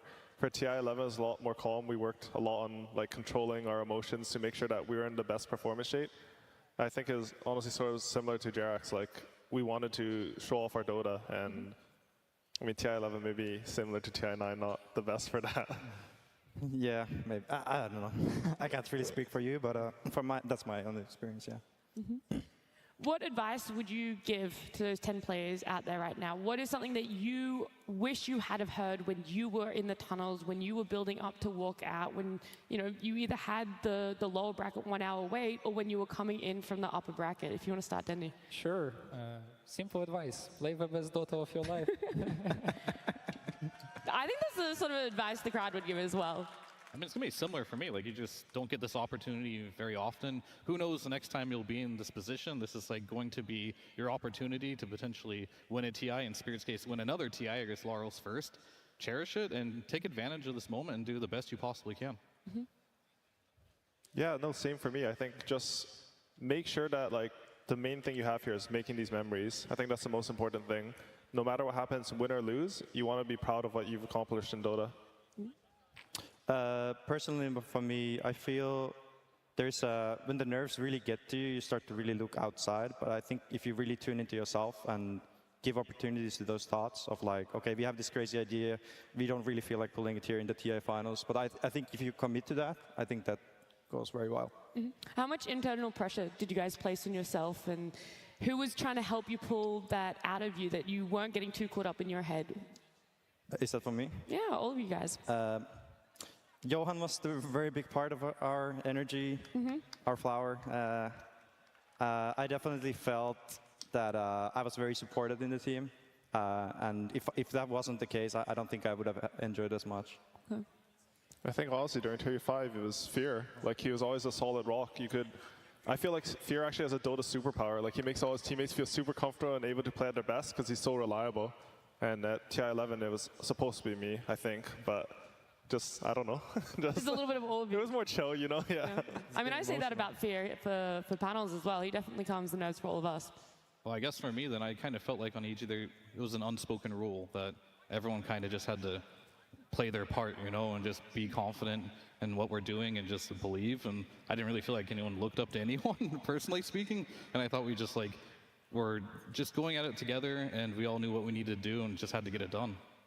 I had an amazing team, and I was very unconfident coming to the TI actually, but they all cheered me up through the entire tournament. And coming to the grand finals, I had the feeling we cannot lose. That's the feeling I got. It's very weird. I don't know if I would ever repeat. Wait, okay, well, when was the shift for each of you then that you felt you cannot lose this? At what point in the tournament, if you were coming in nervous, what point was that changing? I mean, moment? for me, it's if Curtis ever got techies or Naga. I just knew we couldn't lose, you know. It was a guaranteed win. So yours was in the draft. All right, I see. I mean, we were so confident that we even picked, like, in one of the games we picked Patch just because we wanted to have some fun, you know, like to play it. Yeah. So it was kind of crazy back in the days. Yeah, honestly, I think as soon as like Boba found out they don't play Leshrac. That too, yeah. Yeah, and Sumail was like, okay, free win. That was good. I didn't really think if we gonna win or lose. I really just played. I don't know. I just had a lot of fun myself. I didn't really get to think that if we're gonna win or lose. I didn't. Yeah. Do you guys want to show off your rings, by the way? I don't know if everyone in the audience has seen these before, but I mean, you got two, Jarak, so we'll start with you. We'll show off both of yours. Do you wear it often? What was the feeling when you picked it up as well? Because there's going to be 5 players and a coach getting to pick up theirs in, you know, after this one. I think they're getting dusty most of the time. And, I guess I don't really have a place to show them except these. Yeah. You come to TI and you're like, oh, hey guys, check out the rings, by the way. I don't really live off right now. I wish I could do that, but I don't seem to do that very well. All right. Then you guys want to quickly answer, because I know there's some more questions circulating around the arena. No, I don't leave home without it. Yeah, I thought so. Yeah, I've seen you all the time, Fear. He's polishing it in the back room, in the green room. He's just making sure that that is shiny as. We've got Slacks in the crowd. We wanted to ask some more questions out there. There's going to be some fan questions. Hey, Slacks, give us the first one. Yes, I've spent a lot of time finding someone with a real question that was not trolling. Thank you. One person in this entire area, but we did get a motion in. Sahil. All right, fantastic. What would you like to ask these folks? For all our Archon, Heralds, and Crusaders out here, what does it take to be a TI champion? What does it take, TI champions, to be a TI champion besides just being one of these Archon, Herald, Crusader scrubs? No offense to 90% of the audience. Do you want to go first, Jerax? Because you've had to do it twice in 2 very different ways. A lot of emotional damage in your public matchmaking. That's the solid advice to be a TI champion. All right. I don't think you can make the step from being Archon Herald to TI champion. That can be your dream, your aspirations, but I think the only advice I can give is just play a lot of Dota. Just keep playing, and eventually you'll play with better players, and then you'll play with pros, and then from there you'll get on teams, and then it's a slow process, but it will happen. Yeah. How you were saying the other day that it's a lot of luck, a lot of things kind of falling into place for you. Yeah, I think it's a lot of luck, honestly, but I think you have to like put yourself in the position to get lucky. I think if, as Fear said, like if you just keep grinding at it, like that's gonna open the opportunities for you. Do you want to add anything else, Danny? Oh yeah, I completely agree to that. You need to love the game and try to not get frustrated in your pub games, which is not as simple. Wish somebody told me that before. Yeah, then maybe not so much emotional damage would have occurred for poor Jerax here. So now he's also out there. Here's another fan with another question. That's right. My friend, introduce yourself. My name is Seth. And you got a question for one of our panelists. Of course, for Fear. So my friends got inspired to play Dota 2 because the North American representation. So how does it feel, Fear, to be the North American representative of Dota 2. Free to play, I mean, you were the main guy for us. How does that feel? I just feel honored to give them the opportunity to like be represented in free to play. Like they could have chose a lot of different people. They chose me. I just love Dota overall, and I'm just very fortunate. I feel blessed that I was just given this opportunity, and I just will run with it for as long as I can because I just love Dota. So I'm just happy to be here. Serena giving you a big round of applause there. That's also made me think about another question is at the end of the grand finals, I'm sure you guys had a lot of elation, a lot of joy, maybe even relief, but when did it really set in? Where were you like, oh, I wish I had spent more time in the moment? Was it a couple months after, or it still really hasn't? Every time you come back to TI, you're taking it back to what has happened in your past, in your history. I think thinking years back, I feel like now it's maybe coming more than before. Personally, after especially the first TI, I think it took me like 2 weeks to even understand what happened. Because I was so much in the moment, and I guess that kind of carried over, that you're just not really thinking what had happened. Oh. Yeah, honestly, I think the same. Like, when you're there, like, there's just lights everywhere, there's fireworks, you're just like... The confetti coming down, you don't know what's happening. You're like, oh, I guess we lifted this now. But I think as soon as you have some time and you think about, like, these are the memories you'll never forget. Like, you always remember these moments. Oh, that's so sweet. Yeah, it took a very long time for me as well. Like, there's a lot of people cheering for you. You win, there's confetti you talk about. You get back home, and I'm like, all I've been doing is playing Dota for years and years. So what did I do when I got back home? I just queued it up and just played more Dota. So it just felt like nothing happened. I was just back on it, and later More on, emotional damage. once you start playing less Dota, you're not playing as competitive anymore, then you really look back and how special these moments really are. I had euphoria for like a week, I think, and I was looking in the sky and like, oh my God, so good. That happened a lot of times through that week, and trying to work through the information in my head. We actually won TI. Wow. Yeah, after a week, I get back to normal and just keep going. Such a surreal feeling that sometimes it's like it never really will set in. But we're going to keep asking some more questions. We got Slacks out there. Another fan, another question. Let's hear what it is. Thank you, thank you. Now, I did have a question, by the way. I managed to catch up with a guy who has an ORT sign earlier, and I said, what the hell is that? And he said, quote, I don't know, I just think it's funny. So thanks a lot. All day this guy is about ORT. He's a goddamn madman. Anyway, a real question, what's your name? Dylan. Dylan, what do you have for these legends of Dota 2? Legends of Dota 2, what advice would you give to the teams that have been vanquished from TI? Do you disband? Do you reform? How do you move forward as an org? Yeah, good luck with this one, Howie. Me? Yeah, I mean, I guess it's a tough question even when you do win TI, what you do with the roster after that one. I don't know. I think, honestly, if you attend a TI, you watch the finals, you watch them win, and it doesn't motivate you, then maybe you take a break. But I think for like 99% of Dota players, they watch that, like, this is the fire that burns. This is what keeps you going through the emotional damage and trauma. So, yeah, just keep going. It's tough being a spectator at an event that you were a part of. You wanted to win. You had that drive, motivation, and passion, but you just couldn't get there in the end. Then you're not in your head. Yeah, it's very tough sometimes, but it's good to live in the moment and enjoy, because this is also a great experience to watch it from crowd and have a lot of fun, for sure. Do you want to add fear, Jerax? Advice for teams that have gotten knocked out? Yeah, you're normally brutally honest. Sure, I mean, for a lot of the teams that have got knocked out, they're still young. Like, I didn't even win until I was 27, so just keep at it, keep grinding. Like, it's good to feel sad, in my opinion. It's good to feel, that's motivation, right? So as long as you don't give up and you still have the passion, as long as you think you can still win and just don't give up entirely, that's good enough. Did you know you're not the oldest TI winner anymore? I know Snaking is by a few months. By a few months. Were you devastated when you heard the news? I mean, he's taken everything from me. That's all I had left. That was it. That's the only thing that was keeping you going, was being the oldest TI winner. Look, I'm going to move on to another question. I do know Tsunami has one out there, so let's quickly hear what it is. That's right, my friend. Introduce yourself. Yeah, my name is Abhishek, and I've been playing Dota for around 5 years. Yeah. And you have some specific fond memories from Jerax specifically. What were you hoping to ask him? I've been like astonished with the tiny lands in the TI. It's so good.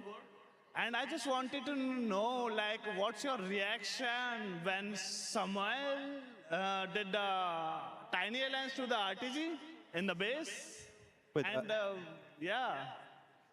Sorry, I couldn't hear the question. Yeah. Tsunami, can you please repeat it? Whenever, obviously you're very famous for some Tiny Airlines plays, Jerax. You're tiny in general. Does it ever warm your heart a little to see that play be pulled off on a high-stakes stage, such as previous TIs, when maybe Sumail did it to RTZ or something? Yeah, sure. Make a trend, you know. I'm going to have to start getting all the clips and then just put hashtag Jerax Tiny Airlines next to it instead. I'm happy to see it anytime. I love it. Look, we're nearing the grand finals now, okay? We're only a couple minutes away, so I want to go back to the teams that we want to focus on. Team Spirit, Gaming Gladiators here. Fear and Jerax, this is mainly for you two because they're such similar things, and actually you as well, Aoi, because that TI5 win for you both, it was, you were in the upper bracket, you came to that lower bracket, and one day you had to go lower bracket into grand finals, and you won it. So your advice for Gaming Gladiators right now, what would it be? How do you contain these emotions, and how do you persevere through a potential best of 5?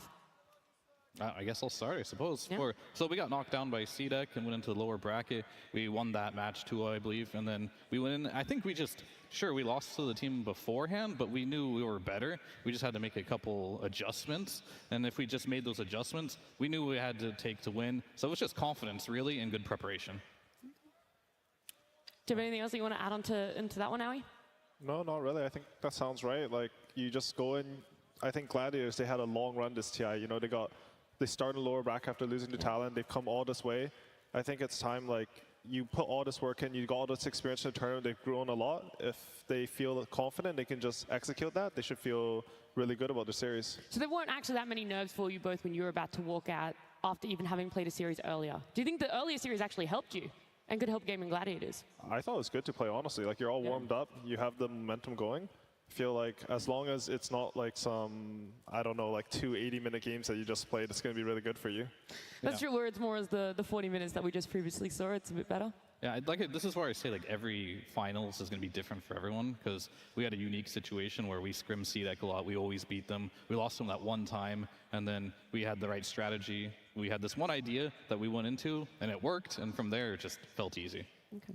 And my one for you, Jerax, is around Team Spirit, winning it a second time. I already asked you how you felt. There was that little bit of frustration when you went through the upper bracket. So do you think their drive right now is going to be higher than it was in any other day to be able to win Dota right now? I would imagine it's actually harder to have drive now. And I think it's because the first time it just feels so much more.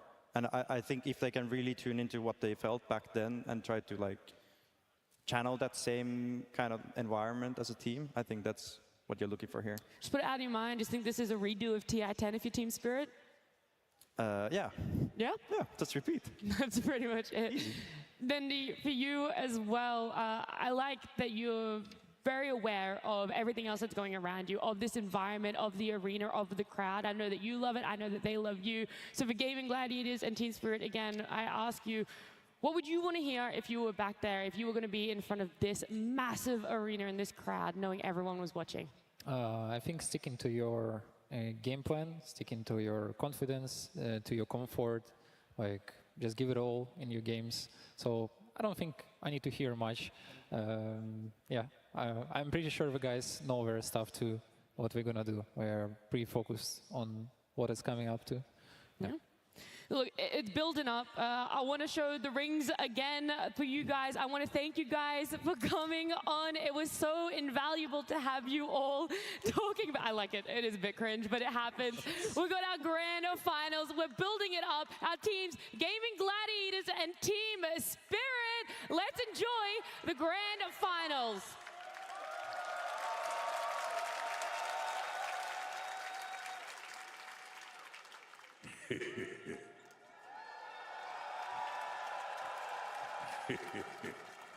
Look at all that fresh meat.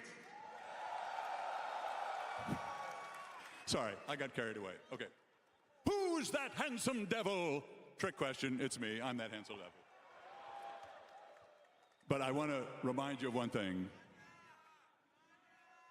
There are many Earths, but only one Earth Shaker.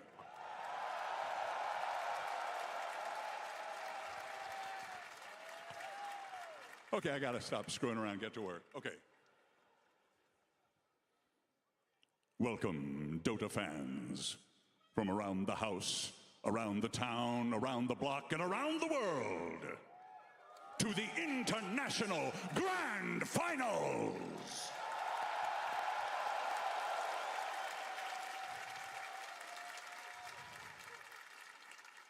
This is the ultimate proving ground, and together we bear witness as the Aegis of Champions hangs in the balance.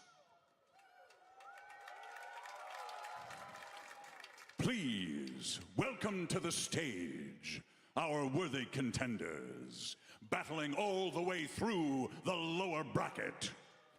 Gaming Gladiators!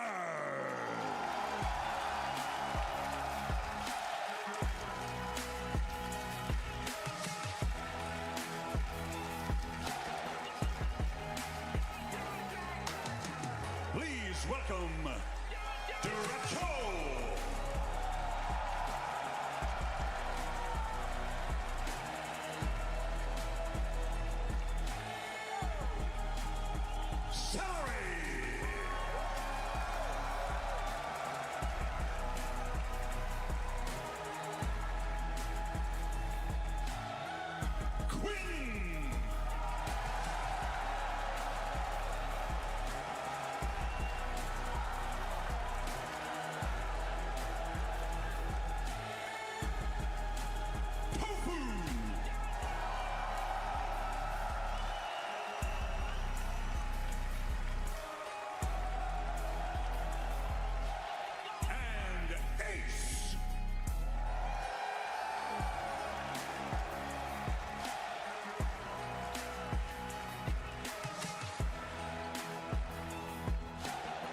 Give it up one more time for Gaming Gladiators!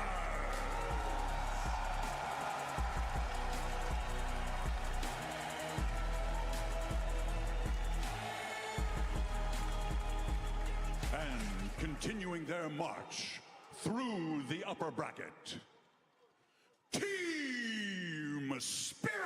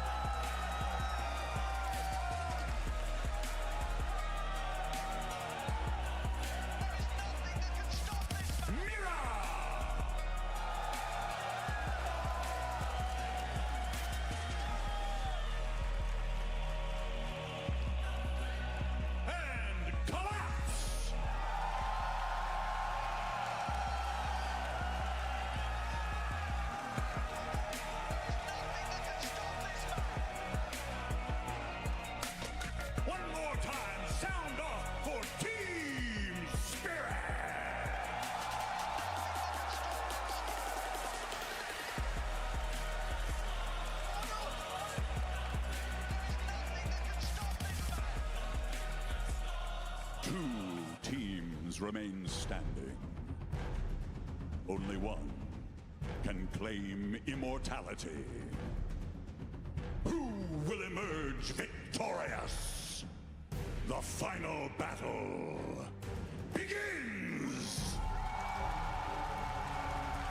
The final proving ground, where 16 teams once stood.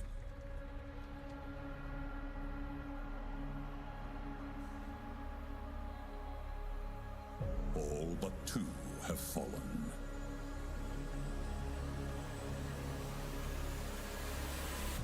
Both have outlasted the finest adversaries the world could offer. Buybacks now from Liquid's side. Mega creeps in their favor, and now it's a 5 versus 3. It is! Toronto, Tokyo, ends the game! And with that, bet boom! Oh, Azure Ray takes them down bit by bit, building by building. Both have fans still eager for one more reason to cheer. One will join a pantheon of greatness. The other can hope for better luck next year.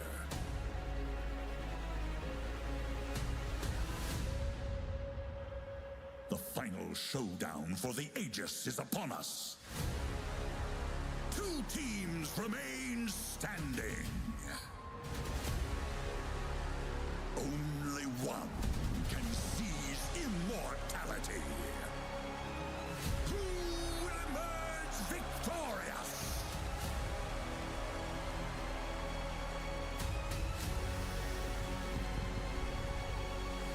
The battle begins.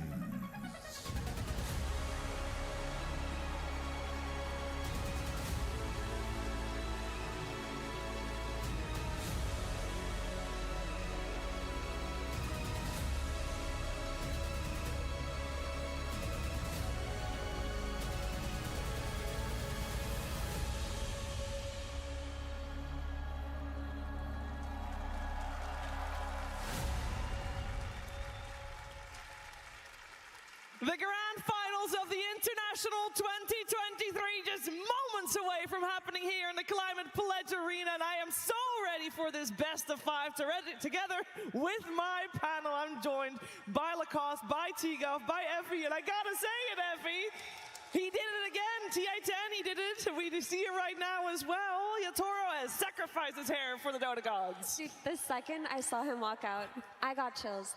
He shaved his head. He sacrificed his hair. That is how he won TI10. He started the trend of going bald for TI, and he came to win today. I would be worried if I were Gaming Gladiators. I mean, others have tried to copy him. Others have tried to go bald to win at TI. They failed. But this morning, when I was leaving the hotel, I saw him, and I just looked. I was like, bald? And he just gave me that cheeky little look, and I was like, oh, this is a guy who wants to win this TI. Oh, and they have done it before. Slight change, of course, with now Lara on the middle lane, but they're looking so good. Their opponents look fantastic as well, though. The whole year, Lacoste, Gaming Gladiators, they've had a fantastic one. Absolutely. This is the team that got the top 12 in the previous year. Something was missing. 2 missing pieces were Quinn and CY, their coach. I think we got to give them huge credit for what they managed to do with the team, because they managed to win 3 majors, all upper bracket runs, and suddenly they're in the lower bracket. And we had an interview yesterday with Celery, who talked about the importance of the series, the seeding match against Talon, how much they learned from it. And ever since that, they're just speeding things up. This is the team that can beat you in 19 minutes. We saw a flawless performance yesterday against Azure Ray. They were playing turbo mode pretty much. Yeah, they really, really were. And we must not forget, a grand finals like these is not a crowning of a tournament, not even of the year. It is a crown of a career. And we have seen most of these faces lift the Aegis already. T, for Lara will be the first time, but they have tried so many times. They have, and for Lara at least, last year he played on BetBoom, he came last place, and now this time around he's in the grand finals, of course surrounded by 4 TI winners as well. If they are to lift this Aegis, first time for Lara, second attempt, 2-time winners potentially for the other 4 players. It is incredibly storyline, and of course for Poshko, he's attempted this 8 times already. Sure, he's lifted the Aegis once, but Ace as well, he's attempted 8 times, but yet to lift the Aegis. Can he do it himself this time? And Quinn, let's not forget to talk about Quinn.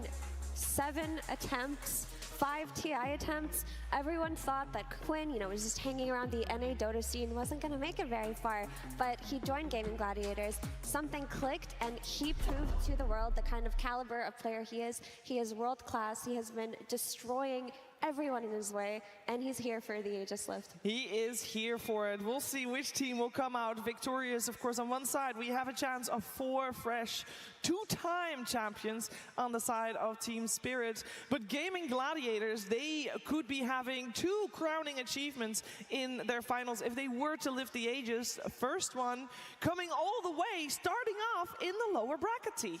Yeah, I think so. TI9 Liquid, they got all the way to the finals but weren't able to win it. But if Gaming Gladiators are to win this TI, it'll be the first time a team starts in the low bracket and lifts the Aegis. That's 6 lower bracket games that they have to win back time and time again and not drop a single one. And they could do it. That's an incredible. And then also the fact they won 3 majors, like, that's so many things going their way. Whew. Yeah, I think, Lacoste, we've heard a lot about the majors, and they all went through the upper bracket, and people are like, well, I wonder how they fare in the lower bracket. You know, everything's different over there. There's so much more pressure. But this team, they thrive under it. Absolutely. This is the team that powered up the most, I would say, throughout the whole tournament, because this team is not really familiar with the lower bracket, especially when it comes down to the DPC and the tournament. So really glad that they're showing what they're really made of. They're going to their own, like how they started to dominate the year with these like strength heroes, these aura buyers, grouping up as 5 and just complete domination from start to finish. I think coming into this, because they just played 2 games, I think they have advantage.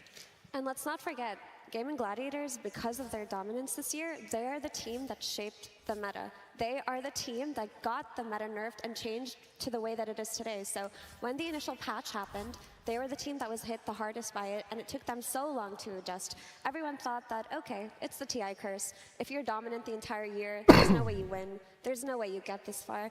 But they said, what meta? We are the meta. And they proved to everybody that they're not just a patch team. Yes. Strong. They're a strong team, and they're here to compete. And they have played the most games out of everybody here going through the lower bracket. So it's not like they're saving strats. Everybody knows what's coming. The question is, how are you going to answer that if you're Team Spirit? I hope they have something very special cooked up for this. And this series, there's a little bit of a change compared to all the series we saw before. It's a best of 5. And normally you've got one team coming in thinking, oh, maybe they don't have a lot of experience with best of 5s and actually taking them in the end.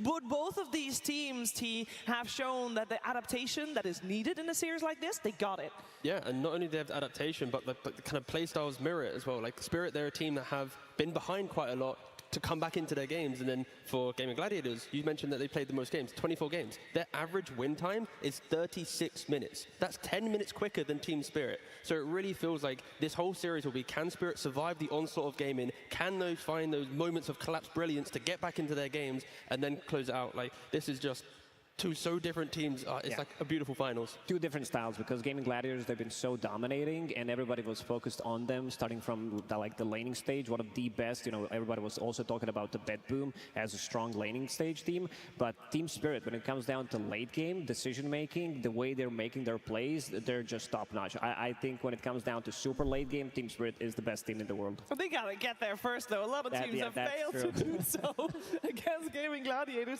I think that one thing that I've noticed over the last few days is that there has been a lot of talk about the offlaners, Effie. I feel like we're seeing them be put in the role to be the star player for their squad.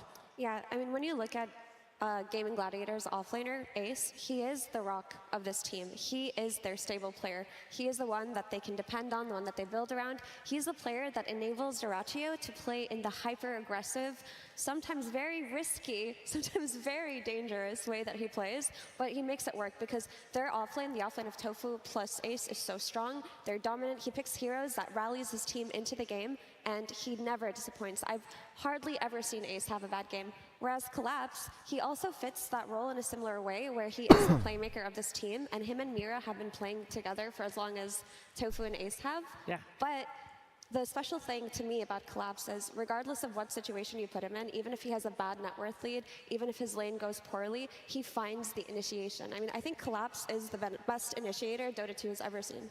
Yeah, Collapse has been showing fantastic work. He brought the Magnus out again. I think it must be, it's at this point, it's a mental story for the Magnus to be played by Collapse. Yeah, I mean, we're probably going to see Collapse at least once in this finals. I want to see at least 1 Axe in this finals. Mars. Is it unpicked still? Yeah, it's unpicked, but it has been banned a couple times. If we get to see that as well. But like, there's so many specialties, and I think that Effie mentioned is beautiful. It's like Collapse is the initiator. He's the one that always needs to start the fight. But Ace, he plays quite different in his offlane style, where he wants people to group around him. So he's not starting the fight through literally initiating. It's just more like, I'm going to be in the position where I'll force the fight. And that kind of differences could be something that they try to exploit between the 2 offlaners in this series. Yeah, and in this series, we're going to see Gaming Gladiators go up against Team Spirit, and that means that throughout this entire series, we wanna learn more and more about all 10 players and their coaches on stage, and we're gonna start right now by learning a little bit more about Team Spirit.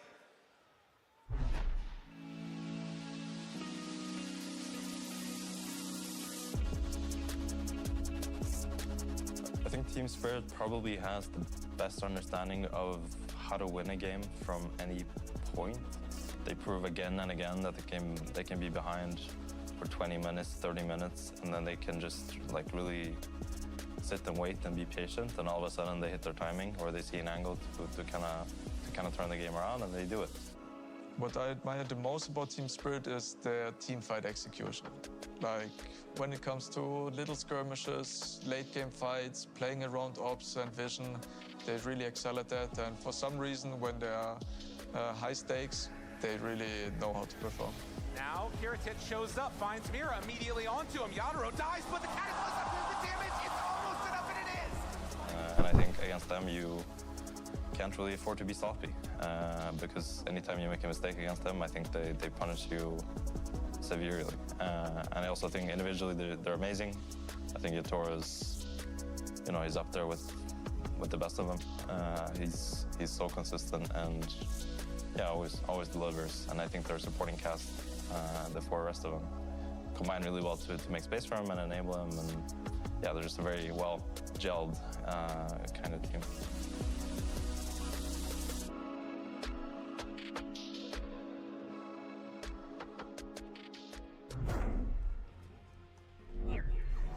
Team Spirit versus Gaming Gladiators. Grand Finals, Game 1. It's big brain time, everybody. Welcome to the draft panel for the Grand Finals. You heard AUI, you heard Dendi, you heard Fear earlier talk about, previous experience with TI Finals. Now it's time to get into the nitty-gritty of this one. You guys, you've been there before, you know what the stakes are, you know what to do, so let's get going. These two teams have had very different styles, as was pointed out by the panel going into this, this Grand Finals. What are you guys looking for? Who's going to throw the first curveball? That's a good question. I think the one thing that you do really have to look out for is going to be the Magnus, right? It's Collapse Magnus. He only just showed it yesterday, his first time playing it, and this is what they won TI-10 off. This is something you've got to be afraid of. Do you have the confidence, if you're Gaming Gladiators, to leave it in the pool? That's what I'm mainly looking for in this series.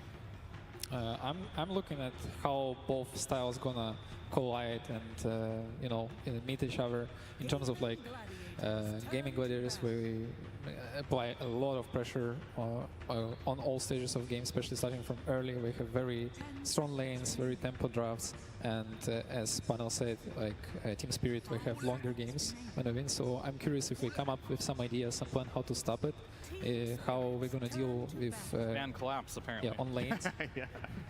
Yeah. Yeah, I think Team Spirit, they have a lot of info on Gaming Gladiators. They watch so many of the games. They have a lot of data there. I think, honestly, going into the best of 5, you have a lot of games. You have some room for, not experimentation, but to test your limits. I think they should sort of try to pick a Gaming Gladiator strategy that they want to play against, where it's Ent, Chen, Pangolier, Necro, and they should try to break that early in the best of 5. I think that's what gives them the best shot of, sort of getting a draft advantage in the series. It sounds like a lot of the heroes you're talking about overlap with are healing-based. Ancient Apparition still in the pool. Is that a potential overall first pick for Team Spirit? Do you think that's an angle to try to target what Gaming Gladiators have been running? I would really like the A. I think Maposhko was actually the first player to start playing A. I think he was playing a bit before Riyadh in pubs, and they even ran a couple of officials. They actually go with the Weaver, which... Wow. I mean, it's a bit flexible, but honestly, I'm a bit surprised. I thought this Weaver, it's a bit weaker into sort of Gaming Gladiators ball, but what it can do is it can break down the laning stage a lot. If you get ahead of these ball lineups in the lanes, oftentimes they can't group up in this way that they want to. Yeah, the way I look at this Weaver a little bit is Team Spirit's, they're playing against Gaming Gladiators, right? And what I've noticed a lot from Gaming Gladiators right now is you want Dyrachyo on the CK or Weaver, so they ban the CK, they take the Weaver away, and Dyrachyo's, he's really good, but he's really good at playing these aggressive style carries. That's mainly because we see Ace playing a little bit greedy too, right? So Dyrachyo can play a little bit faster, so I think this is very targeted to just take it away from Gaming Gladiators. Yeah, both teams have very similar 3 cores idea, which all 3 cores getting big, but compared, for example, to Gaming Gladiators, Dyrachyo is doing the more space creating stuff, and in Team Spirit it's Laurel. So it's a little bit different for both teams. So it's very interesting that Team Spirit stealing this Weaver away, like from Gladiators, and yeah, Toro played an amazing Weaver like a few days ago. Like it was very, very strong. I think we might be seeing a Toro onto Weaver. Cubano heroes like Bloodseeker. I think the support Weaver, like, I mean, you care about Rupture, but then you're just rupturing a support. I think you would only ban this type of hero if you want to play the Weaver on core. Tofu is also getting like his 89th Morta game of the tournament, so I think that's, like, Gaming Gladiators, they should actually feel really comfortable right now with this opening. I guess another thing about the Bloodseeker ban is that it kind of feeds into Gaming Gladiators' general approach to the game in terms of pace, right? This is a very aggressive carry that wants to fight and bring that pressure early. It doesn't mind diving towers, which I would say Gaming Gladiators have done more than any team this tournament. So it's very clear here that the teams are targeting different players. You pointed out you're banning carries when you're Spirit here and you're stealing one away, whereas as Denny was talking about, Laurel is playing more of the aggressive style for Team Spirit. Do you think Gaming Gladiators would be wise to try to match that idea, so to speak, by targeting Laurel as much as Spirit are targeting Duracho here? I think the best idea would be to pick an extremely strong laner for Queen, which usually Gaming Gladiators do in every game, and it's working perfectly because Queen is one of the best laners out there for sure, without doubt. So I think this is a part of the plan, which should be to lock down a little bit on Laurel so he doesn't have a good game. Yeah. I think if they go with that plan, they can probably look for the Enchantress here. I'm honestly surprised that they're giving it to Gladiators on the second phase. I think both Ench and Chen are two heroes that, if you have the winning mid, you can snowball the matchup really hard. Yeah, it's one of the best heroes to rotate for 5 minutes siege and create insane amount of pressure. And we saw how Gaming Gladiators taking towers from their enemies. Like if you look almost every game, like minute 10, 12, there is no tier 1 towers on all 3 lanes. So it's crazy. Yeah, I think just going to the series in general, Gaming Gladiators, they like Tofu playing this Morta because it gives Ace a good game. They can get the Enchantress you mentioned, that way they can snowball the game. It's very clear how Gaming wants to play. They're going to want to play fast. If you be greedy, they want to punish it right away. And Team Spirit, they seem a bit more flexible in what they want to do in their draft, and they kind of want to just take strategies away, and they're versatile enough to do it. This is quite the curveball, right? Picking Pango in this slot is very early on in the draft. As much as I'm sure all the meme enjoyers out there are happy to see Quinn play the Pango for the nth time this tournament, you're effectively offering Team Spirit the possibility of truly counterpicking mid here. We've seen Laurel and a hero such as Dazzle destroy mid melee heroes. Is that a good matchup against Pango, or is he one of the heroes that can kind of float that lane? It's pretty good. Dazzle is destroying almost every melee hero on lane, but I don't think that Team Spirit want to go for that path because that will switch them from the more of a comfort strategy. Even though I'm pretty sure they can make it, but yeah, like they putting Laurel in a situation where I think we will need to decide with more limited like hero pool against this Pango, because you want to punish this hero, but at the same time, what kind of heroes left here to punish it from the Laurel comfort zone? Yeah, it's definitely a little bit different because, like, if I'm Weaver in this situation, I don't find Pango to be an issue for me, right? Like, you can get away Weaver should be good versus Pango for sure. Yeah, and then now you get the tree to lock down the Pango in these earlier fights, and also you get a counter pick in the laning stage, so it's already not a good Pango game by any means, but they're just showing that Quinn is just super confident on this hero, and that's about it for me on this pick. Okay, here I can talk a lot, or I can just be quiet. I played around 80 games last month of PAC, and I enjoy this hero a lot, and I really like how Laurel played, even though he have a bit different interesting ideas on it. Like it's he's switching to physical carry later, and it's actually a pretty good answer to Pango, because for PAC you cannot win your lane, but if you do 50-50 you're very happy, and Pango one of those heroes that you can do actually 50-50 nowadays. So I believe it's a great answer, in addition to against Pango. Against Muerte is tricky, but yeah.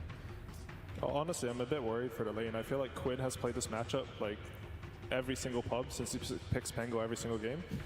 But I think Puck, he has like 0 armor, right? Once you get level 3 on Pango, you start spamming him. I think it's a very, very skill-dependent matchup. And Team Spirit strat, what I'm looking for from them is, I think they watched the Liquid series that Gladiators played, and that's the series where Gladiators look the most vulnerable. And Liquid strategy coming into that was picking as strong a safe lane as you can. So that's why they picked the Treant. This Weaver might be carry. I'm not too sure the matchup against Lone Druid at all, but I assume it's fine for Weaver. Lone Druid's sort of a scary laner. But I'm not too sure if like Puck fits into that well, because if you're shutting down the safe lane, generally like, I don't know, like I'm not the biggest fan of the puck hero. I think he sort of lacks some damage, and I feel like he's a hero that can actually get run over on mid. Absolutely, that can happen. This hero cannot is not very effective into helping side lanes, so you really need to make sure your side lanes are extremely strong, because he's just getting bigger himself. And actually, Puck is getting strong now more late game. So I also agree with it's kind of like might be a problem to stop gaming gladiators like pressure with a Puck, because it's not a hero that's stopping pressure for sure. So for a lot of teams, I feel like this Lone Druid could be considered a flex here between carry and offlane. I don't think we've seen Dyrachyo play Lone Druid this tournament at all, right? No, not right in saying that. So does that mean, what angle could Team Spirit take here? Are you trying to now specifically counter an offlane Lone Druid because you could put the Weaver on support like AUI was pointing out, or are you kind of committed at this point to putting a carry? Because in reality, is there a safe lane hero that can truly challenge Lone Druid in the lane together with Treant? Is that possible? I think Weaver's fine, and I think you just pick the strongest offlaner here, most likely, because they're going to target it next. So, like, the Weaver tree matchup versus Lone Druid, it should be perfectly fine, because one rotation, or if you manage to get on top of the Lone Druid's real hero and you Sakuchi in with bugs, he could die pretty easily. But Lone Druid, no one's going to, like, just straight out CS this hero. That's why he's so strong in the laning stage. But there's definitely a threat to kill him, and Weaver doesn't have problems like CSing because you have the Gymnade attack, you also have like the Sakuchi. You're going to get CSing just fine against the Lone Druid, at least go even, with kill threat, so I think it should be good enough. Where did this hero go? He was pretty much top tier a couple of weeks ago, and we've barely seen him on the main stage at all, so what makes this a good Beastmaster game? And the hero got some pretty significant nerfs. I think the Hawk, especially level 1, it used to be completely OP and now it's sort of pathetic early. I think it's a really good pick here though. I think generally when if you just look at Gladiator's lineups in general, but also this one, a lot of times you can run out of damage. We've heard from the Quinn clips, like something they talk a lot about is like keeping the formation. And when you play Dota in that style, the enemy tends to, you try to burst one guy, they save him, and then you run out of damage, you don't have enough to keep going. But Beastmaster is sort of like one of those unlimited damage heroes. You can keep the fight going, you keep throwing these axes, your damage keeps ramping up, you have summons. It's also like sort of a classic counter to Silencer, just because if you get to the levels on Beastmaster, Silencer doesn't really do anything to your summons. Curse doesn't do much damage, it's too much mana. And once you kick out a sort of weak laner like Silencer and Beastmaster, it's one of the offlaners that really snowball really hard, take over the map. I think Willow would Phoenix be a good ban here too? I know Silencer's good versus Phoenix, but I know Lone Druid hates playing versus that hero. And I think Spirit's looking for position 4 here as well to lane with that Beastmaster most likely. Do you even feel like part of the Silencer pick here was a protection pick, so to speak, against a potential Phoenix coming out when they picked it on Game In? Hard to say, because like, yeah, you can silence them, but at the same time, you could buy ways to get out of it, and you don't have a good way to kill Egg, because Pango's just rolling, he can't attack. Lone Druid Bear is ineffective versus the Egg. Morta can sort of do it, but that's like going to be your support most likely, so I don't think they have enough, but they're going to leave it anyway, so we'll see what Team Spirit wants to pick up here. I feel like Team Spirit need a partner for Puck to make some plays on the map, because with Trent it's going to be complicated and they will need something to be happening for sure. Maybe we don't need to do anything and Gladiator's just going to run at them and we're going to just like take a Skywrath maybe? I can see Skywrath working. I think the #1 priority for Team Spirit right now is making sure the Beastmaster is a good lane. If Beastmaster does not have a good lane against Silencer, then oftentimes it can be hard to fight into, especially versus Pangolier, another matchup where, yes, you can roar his role, but if you cannot like burst him in that, then Pangolier becomes very good against Beastmaster in the fights. So I think the lane comes first, and then they can look at options after that. Yeah, for sure. We're aiming some good carries against Beastmaster right now too, like with 1 terabyte. And this looks interesting. I guess we'll see if the Weaver will be on that position 4 or not here, if they're going to go for a carry, because that option does still exist if they want to go it. I wouldn't mind a Weaver carry at all. I think the lane would be pretty strong for Silencer. Weaver doesn't have to like commit. I mean, I think it might depend what carry they're predicting Gladiators to pick, but I'm just not too sure like what carry they're looking at. Honestly, in my head, I'm like some Drow Ranger, but that hero's not very strong right now. I just see Yatoro, and I'm like, oh, TI, Yatoro, Drow Ranger, it might come back. Nobody's been picking that hero though, right? But it is a really good game for it. Unpicked. It's super good versus Pango. It's so annoying for Lone Druid. I feel like it's probably not good enough of a hero, but if they were to pick a new carry, like I want something like that with really high damage. Oh, toss. Oh. Okay. Is this I think they're just punishing the Silencer, right? In the laning stage? On Team Spirit, I think they've been playing Nebushka on the Tusk more so than Mira, if I'm not mistaken. Is there a world that this is a 4 Treant, or do you think you just have to put the Tusk 4 here with Beastmaster? And how good is that lane against what you're supposedly facing here, especially considering it's a blind carry so far? I mean, I wouldn't mind a 3-on-4. I think, like, honestly, committing really hard into the Beastmaster's lane, making sure he secures it and he can take over the game is a good idea. But I think most likely, ooh, Gyrocopter. That's an old Weaver. Really good versus Beastmaster too. Yeah. His summons just die, the Hawk is free gold in the XP. Double melee versus double range. That's scary. Don't you guys just love when you go into the finals and there's like multiple heroes that you haven't seen for a week that come out in the very first game? Amazing stuff. So yeah, Beast and Gyro. Dare I say it's their first appearances on the main stage? I think so. Probably haven't seen Gyro on the main stage since TI5. He's back. Awesome. What do you guys make of this overall? Like, do you feel like there's any sort of advantage that you can infer from specific lanes, or what you've seen from the team so far in the tournament that makes you lean one way or the other? I think this game's going to be completely decided in Spirit safe lane. Like, I think they picked this Weaver and Treant just to be strong, and Lone Druid is honestly sort of the same. Like, this hero really wants to win his lane. Depending on which way that lane goes, I think he'll determine the tempo for the post-lane phase. I also feel the same about Gaming Gladiator's safe lane as well. If it doesn't go well and Gyro doesn't have a good laning stage, and Collapse can manage to get kills with Mira, that could change Spirit's momentum a lot with this Beast. Yeah, very depending on lanes right now. How the lanes go will decide a lot in this game. So how's the mid lane matchup going to go, Dendy? To me, it's maybe a little bit favorable for Pango, but it's still a pretty good game for Puck. But it's pretty risky in my eyes to pick Puck so early. Like, usually you want to see more heroes. There's still 2 silences, so you want to buy a defensive item, which slows down other like aggressive items that you might go for. So yeah, a bit scary for Puck. Yeah, honestly, I'm really worried for a lot of this game. I feel like the ganks from Tofu can come in. Lone Druid's a hero, he can just pull away with his bear. You can sort of leave him alone. And hopefully, like, that's why I feel like if they don't win the Yotaro Matoshka lane, it's going to like bleed really hard into mid. They can't keep the Morta there. What do you guys make of the Tusk here that Spirit ended up going for into Silencer, who's notoriously a really good anti-save hero, and a big part of the Tusk is saving allies with Snowball? Do you think that's maybe a little bit on the risky side, or? I think he wants to kill the Silencer. Yeah, I think this is a hero that can just like get on him and kill him right away. It's going to be more of an aggressive Tusk team instead of a defensive one. Yeah, for sure. We're going to double jump with Puck. That's where we're going to be their target #1. All right. Thank you guys very much for your insights. We are ready to get into the game, but before that, we're going to a coach's interview with Silent from Team Spirit. Thank you very much. Yes, I am joined by Silent of Team Spirit as we get ready for this grand final, a best-of-5 grand final. Not many teams get the privilege of playing best-of-5s, but you've been to many of them. So to you, is there any difference between best-of-3 Dota versus best-of-5 Dota? For me, you have more chances to do a mistake. Best-of-3, you can really don't figure out how to play against your enemy and what might cost you serious. But here, lucky it's best-of-5 because gladiators have some. We play way too fast, and I think we need to adapt somehow for that.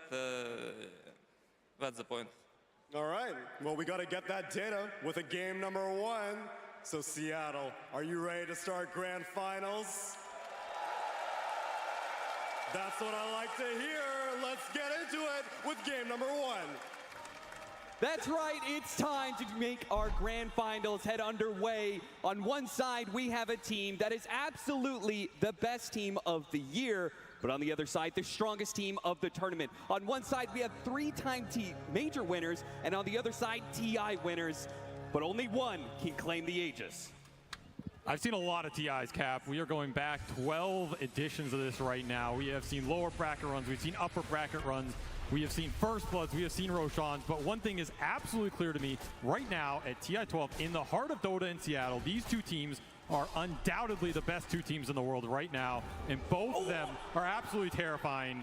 And that's exactly why Gaming Gladiators stacked the Boundary Runes, but they failed to be able to claim the First Blood. They wanted to be able to get that early momentum over a team that is so scary. I mean, Team Spirit have demolished every team that has stood in their way. Gaming Gladiators, though, have had to make the long run through the lower bracket, and there's something special about that lower bracket momentum. You cannot underestimate how much this team has gone through, especially going to their 4th Valve event grand final of the year. No team has made a complete sweep, and usually the team that is favored in that sense can't even make that type of run, so this team cannot be underestimated. At the same time, all of us here watching, when you see a Toro come out of that player walkway with a shaved head, The amount of fear that instills into you, the amount this man is willing to sacrifice to claim a second Aegis and join that limited pantheon of two-time TI winners. You can't not help but be a little afraid of what he's willing to do here. In a best of 5, both these teams are capable of anything. The greatest question, however, if you've watched this lower bracket run from Gaming, is can Team Spirit put a stop to the speed and the tempo in which they are playing these games? Because right now, nobody across all of those series has been able to do it. A lot of these games have not gone past the 25-minute mark. So you need to slow it down, you need to play your game, or at least take it back to them. And if there is one team in the world that can accomplish that, it is Team Spirit, who have shown that they are no slouches when it comes to the first 10 minutes, particularly the laning phase. Yes, this laning phase is going to be the ultimate test for this best of 5. It's going to be a long journey to get through this finals.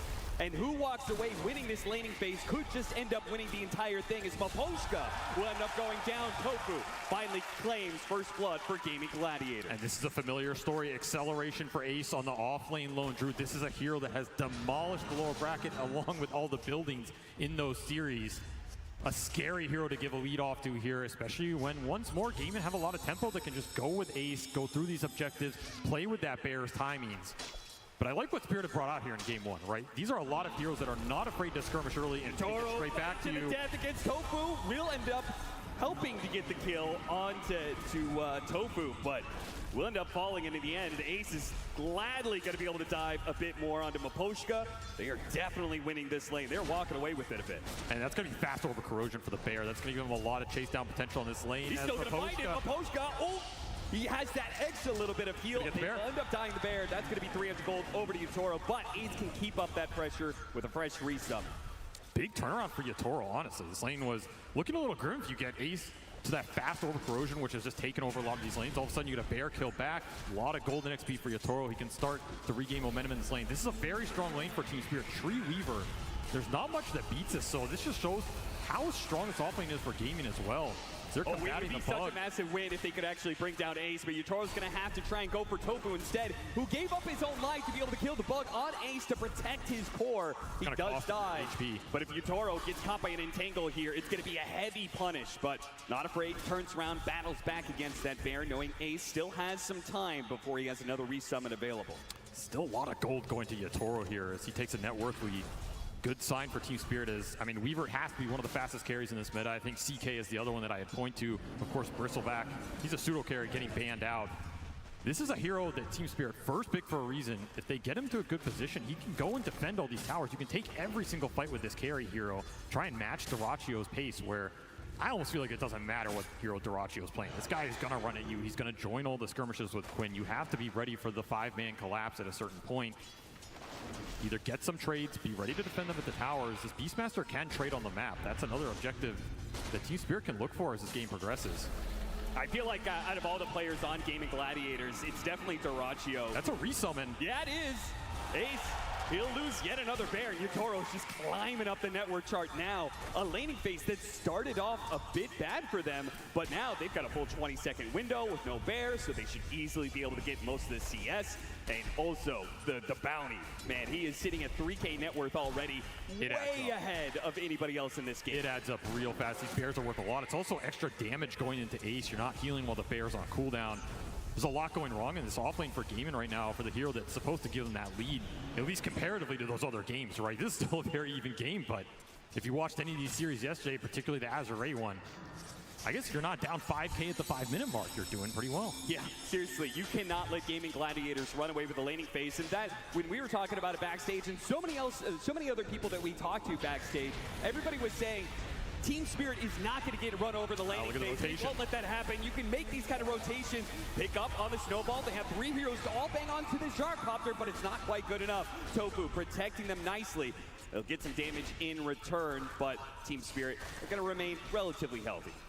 Nice missile dodge on the snowball. Mira, he's going to be able to make some really nice plays this game. This Tusk is a hero that can not only give him the physical burst to go through the Bear at the later stages, but the snowball dodge on heroes like Gyro and Pango that have to throw out their spells at the start of the fight. It can get you your core BKBs off. It can stall out the fight, get you a roar off of, collapse coming back out of it. Something that could be really instrumental as this game progresses here. And once more, Spirit making the first moves here. Mapochka has been really active in this laning phase, trying to skew it as much as possible to Team Spirit's advantage. Give them that breathing room. And of course, this is a tree and protector lineup. We're talking about these objectives, something gaming's focused on. You can keep your towers up. Living armor. The double slows are going to help here, and Quinn's going to come back into this play. Sees an opportunity, but so is Laurel. The two supports are already dead, though, and there's no way for this puck to change the matchup now. +2 int on the board for Celery. Glaive's already getting some extra work done. We'll leave solo lanes on these sides, so Yatoro going to try and make the most of it. He gets rooted. Oh, you know he wanted another bear kill on this lane, man. He has been taking it to ace. Level advantage already going Yatoro's way. It'll look like it'll just be the Dragon Lance. So defensive-oriented build here from the Yatoro. Get the high HP up. Don't get bursted in this game. Man, he is just chunking ace down. This is a roam opportunity up here, right? Like, this is a great hero for Team Spirit to roam on if you can keep chipping Ace's HP pool, because every time you kill this bear, he has to resummon. He's susceptible again, and you don't really take the ult too early. Laurel, he's going to try and bait it out here by using the illusion rune. The first power rune was an illusion rune. Not necessarily one that you feel the best about, but he's going to try and bait it out by showing his illusion mid and seeing if they can catch something in this top lane. Tofu, he's going to be marked there. Couldn't get there in time to snag away the wisdom rune, but they can get this one kill. Ace is around. Laurel, he'll back away. So will Ace. He's ready for the push that's coming in. In fact, he knows he's kind of surrounded by heroes, so he wants to play defensively. But Laurel already back to the mid lane, doesn't want to miss out on too much of his CS. Nice heads up smoke by Spirit. They are a team that will happily smoke to any of these wisdom runes. And if you studied them, you know it's coming. The 7, the 14, the 21 especially is one of their big power moves. They really want this XP advantage. And again, rotating to Ace's lane, I think, is a recipe for success. The other move you're going to make is to collapse when that helm is up to try and push this tower or kick Dirachi out of the lane. But I feel like every time you make one of these aggressive moves on Gaimin in the early game, you're pretty happy with it, right? Because it means they're not going to ace, they're not pushing your tower, and then things like this can start to happen where another kill for Yatoro. He is absolutely out of control. Oh, and their carry's going to be in trouble as well. Both cores in big trouble here on the side of Game of Gladiators, and no TP rotations coming in. So they're just going to run down Dirachi. Do they dive the tower, though? It's a bit scary, and they've run out of resources. So Dirachi lives, but only on the sliver of HP, and it's not doing him much good either, because he's going to have to make a run back to the fountain, very likely. You can see the side lane pressure here. This is another thing that's causing Gaimin some issues right now because they want to rotate towards mid, play around Quinn. So every time you bring supports off the side lanes, it's up to Spirit to recreate the pressure there and not let Quinn get away with these skirmishes with the power runes. However, Gaming rotating supports mid will secure that power rune for Quinn. Now it's a question of what he can do with it here. I mean, can you rotate into Yatoro's lane? Is this Weaver killable in the very early game? Calling plus some roots, it's doable. And in fact, they're just going to bring everybody up here. Try and go on Ace again. This is when the Lone Druid is susceptible. Perfect opportunity with the bear now being put on cooldown. They have done serious damage to Ace, killing him so many times, and even maybe catching Tofu here. Celery's going to try and slow him down, but that's two supports without a real stun. They're just going to back away, though. Bottom lane, that was the rotation coming out from Quinn. Mira left a bit alone here as the Beastmaster went for the Lotus instead. Good separation there with Shard, and Quinn doesn't feel like diving too deep. And this is the helm coming out, finished for collapse. So now you have a second pressure point on the map if you're Team Spirit. You've gone through this early game in a pretty decent spot. Yatoro well ahead of the pack. So if he wants to rotate, play with collapse, start pushing some of these towers, you can start to take Gaming's game plan against them here, as they are still struggling to keep Ace in that off lane. This bear has just been exploited in the early game. So much extra golden XP. Try and make the rotation. Gets back to the safety of the trees. Gaming Gladiators are here in force, but fortunately the Pango versus the Beastmasters doesn't necessarily leave you the most options. Can't really put to use that Rolling Thunder super well. He's going to try for it anyway, perhaps. Going to force out the Primal Roar. Collapse now going to try and back away with that extra bit of movement speed. Does get hit by the Gyrocopter ultimate. That's going to slow him down enough. Good snowball pickup from Mira. That buys him a couple of seconds, but Quinn is going to follow that ball. He is perfectly matched to be able to hit them both. The swashbuckle isn't enough, though. And Dirachi and Quinn are now in trouble. Top of the coil. Laurel going to lock him down, and there's not much these supports can do to stop it. In fact, they're just going to feed right alongside the other two of Gaming Gladiators as Team Spirit in a 5-man move sweep over Gaming Gladiators, run them down underneath their towers, and even through the portal, Tofu will be denied that exit. Instead, he'll head back to the fountain after a triple kill for Yatoro. And Yatoro straight back to the top lane, doesn't miss a beat. The downside of all that off lane going wrong for Gaming is Ace didn't even have a bear during all that, so you cannot bring the numbers to that fight. Just an overextension on collapse that Yatoro was happy to join and get the big swarm turnaround kill. Of course, Laurel with a beautiful coil, just lock him in place. Let the Weaver do the damage here. This is very deep. Yeah, this is almost, it feels like a forced play. Yeah, forced play, if anything, right? And you know the snowball save is going to come out here. This is what I'm saying. You disjoint the missile, you disjoint some of the gyro damage. That turnaround is deadly. Treant's going to give you sustain to just push through a lot of this poke damage. You're also missing the support ults. Like, Warta and Silencer are not too strong when they don't. Oh, got the first silence on him. If they can keep him in place, the dead shot moves him back in. They have to use the global, but it will get the job done. A huge kill streak going the way of Ace. His network just shot right back up as he got 587 gold for just himself off that kill. I mean, we're 11 minutes in the game, and Yatoro already had a 6x streak. So Ace absolutely happy to pick that up. That's the power of the global versus the Weaver before he has any sort of dispel item, which looks like it's going to become very late in this game as Yatoro's opted for a Deso build-up. Another reason that kill was pretty valuable, right? You slow down the Deso, limit the charges you can get in these early exchanges. The slower it is, the worse it's going to be because his pace is very strong right now. And of course, Dyrachyo, we have not seen Gyro too much this tournament, but the big upside for this hero is the stacking, right? It's not something we've seen Gaimin go back to a lot as the game's been very fast. But this triangle is getting stacked and is waiting for Gyro to come and collect. The other Ancients are also doubled up right now. So this is a lot of golden XP sitting in the bank for Gaimin if they can move Dyrachyo over there, start to clear through with the max flat cannon. Something that Team Spirit might think about contesting depending on how fast they can push these towers down. Yeah, absolutely. I think that in this game, it's funny, but I feel like the game plan is kind of swamped where Team Spirit want to be able to run over Gaming Gladiators, take these outer towers so they can disrupt that ancient farming. They're going to go straight to it. No hesitancy whatsoever. Immediate coil put onto Quinn, but they don't really have the strength to be able to bring him down just yet. Protected by all of Gaming Gladiators, who, again, they saw Team Spirit in the bottom lane show up as 5. They will do the same here in the mid lane. Quinn looks to find his mark, looks to see if he can drive right on through and straight to Maposhka. He'll find him here in the corner, clear out most of the trees, but Larl's actually going to bounce back in here. They're going to retake the fight. But Poshka's going to stand and fight as best he can, but they pick off Ace immediately. Larl trying to make his way out, and oh, the silence. Maybe he gets clipped again. He's dead. Couldn't jump to his orb in time.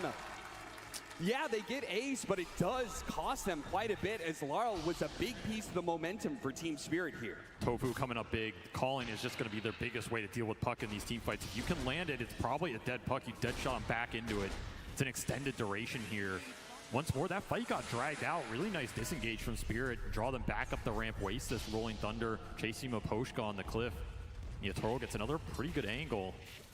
You can see the aggressiveness they're trying to play with this Beastmaster right now. They're taking the push to Gaming, not playing defensive at all.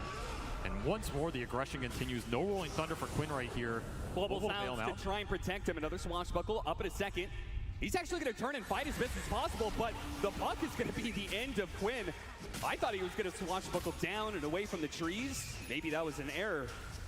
Now, this is looking all Spirit in this first 50 minutes here. They're getting a lot for their Beast, the start for Yatoro, and now it's just going to have to come back down to the flat cannon, clearing through the Ancients to put Dyrachyo in a spot where he can start to take these fights.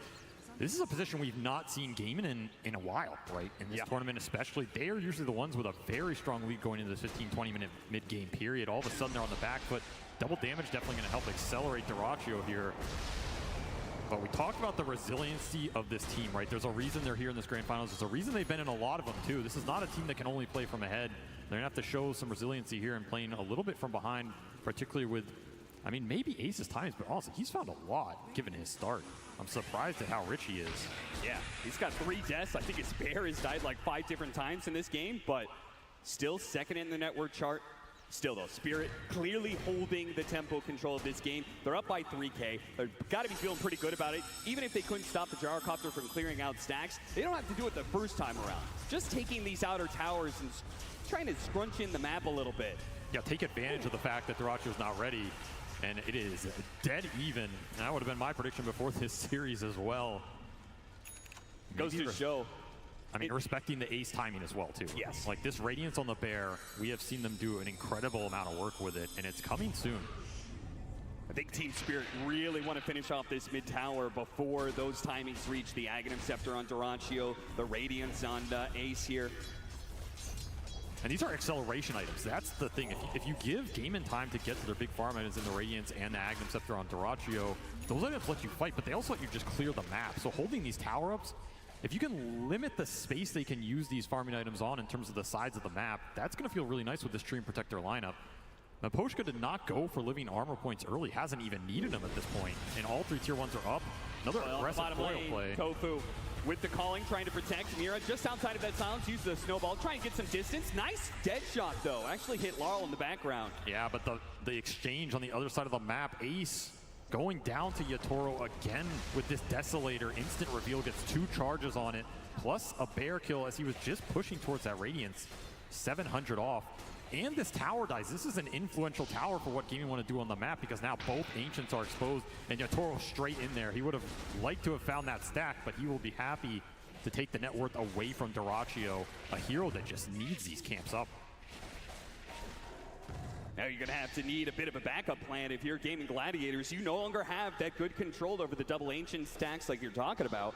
And look at this fast shard for Yatoro too. Yeah. This is where Weaver's just absolutely terrifying. You're getting the extra Gemini hit off the Sakuchi, going through everybody with an early Desolator. These heroes just don't have the armor to deal with this right now. Now, if you don't burst him.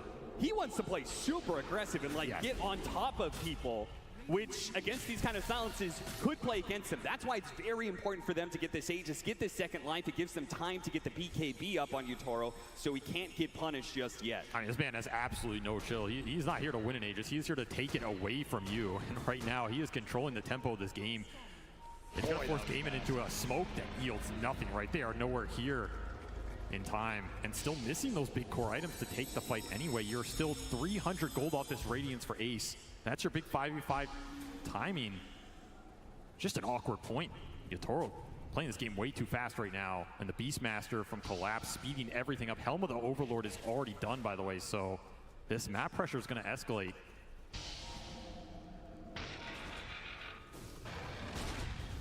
Gaming Gladiators really not able to do much besides just kind of make sure Dyrachyo doesn't get smoke ganked. Playing around him heavily. Here comes the pressure from Team Spirit, though. Radiant's done. This is a good point to get it done if you want to defend this tier 1 mid. A really fast time lapse there. You could really, Yatoro, I think, felt like he was overextended there. If he gets caught once by the silences, there are chances he just dies behind the tower, and then that Aegis may be useless. He may just die twice in a row.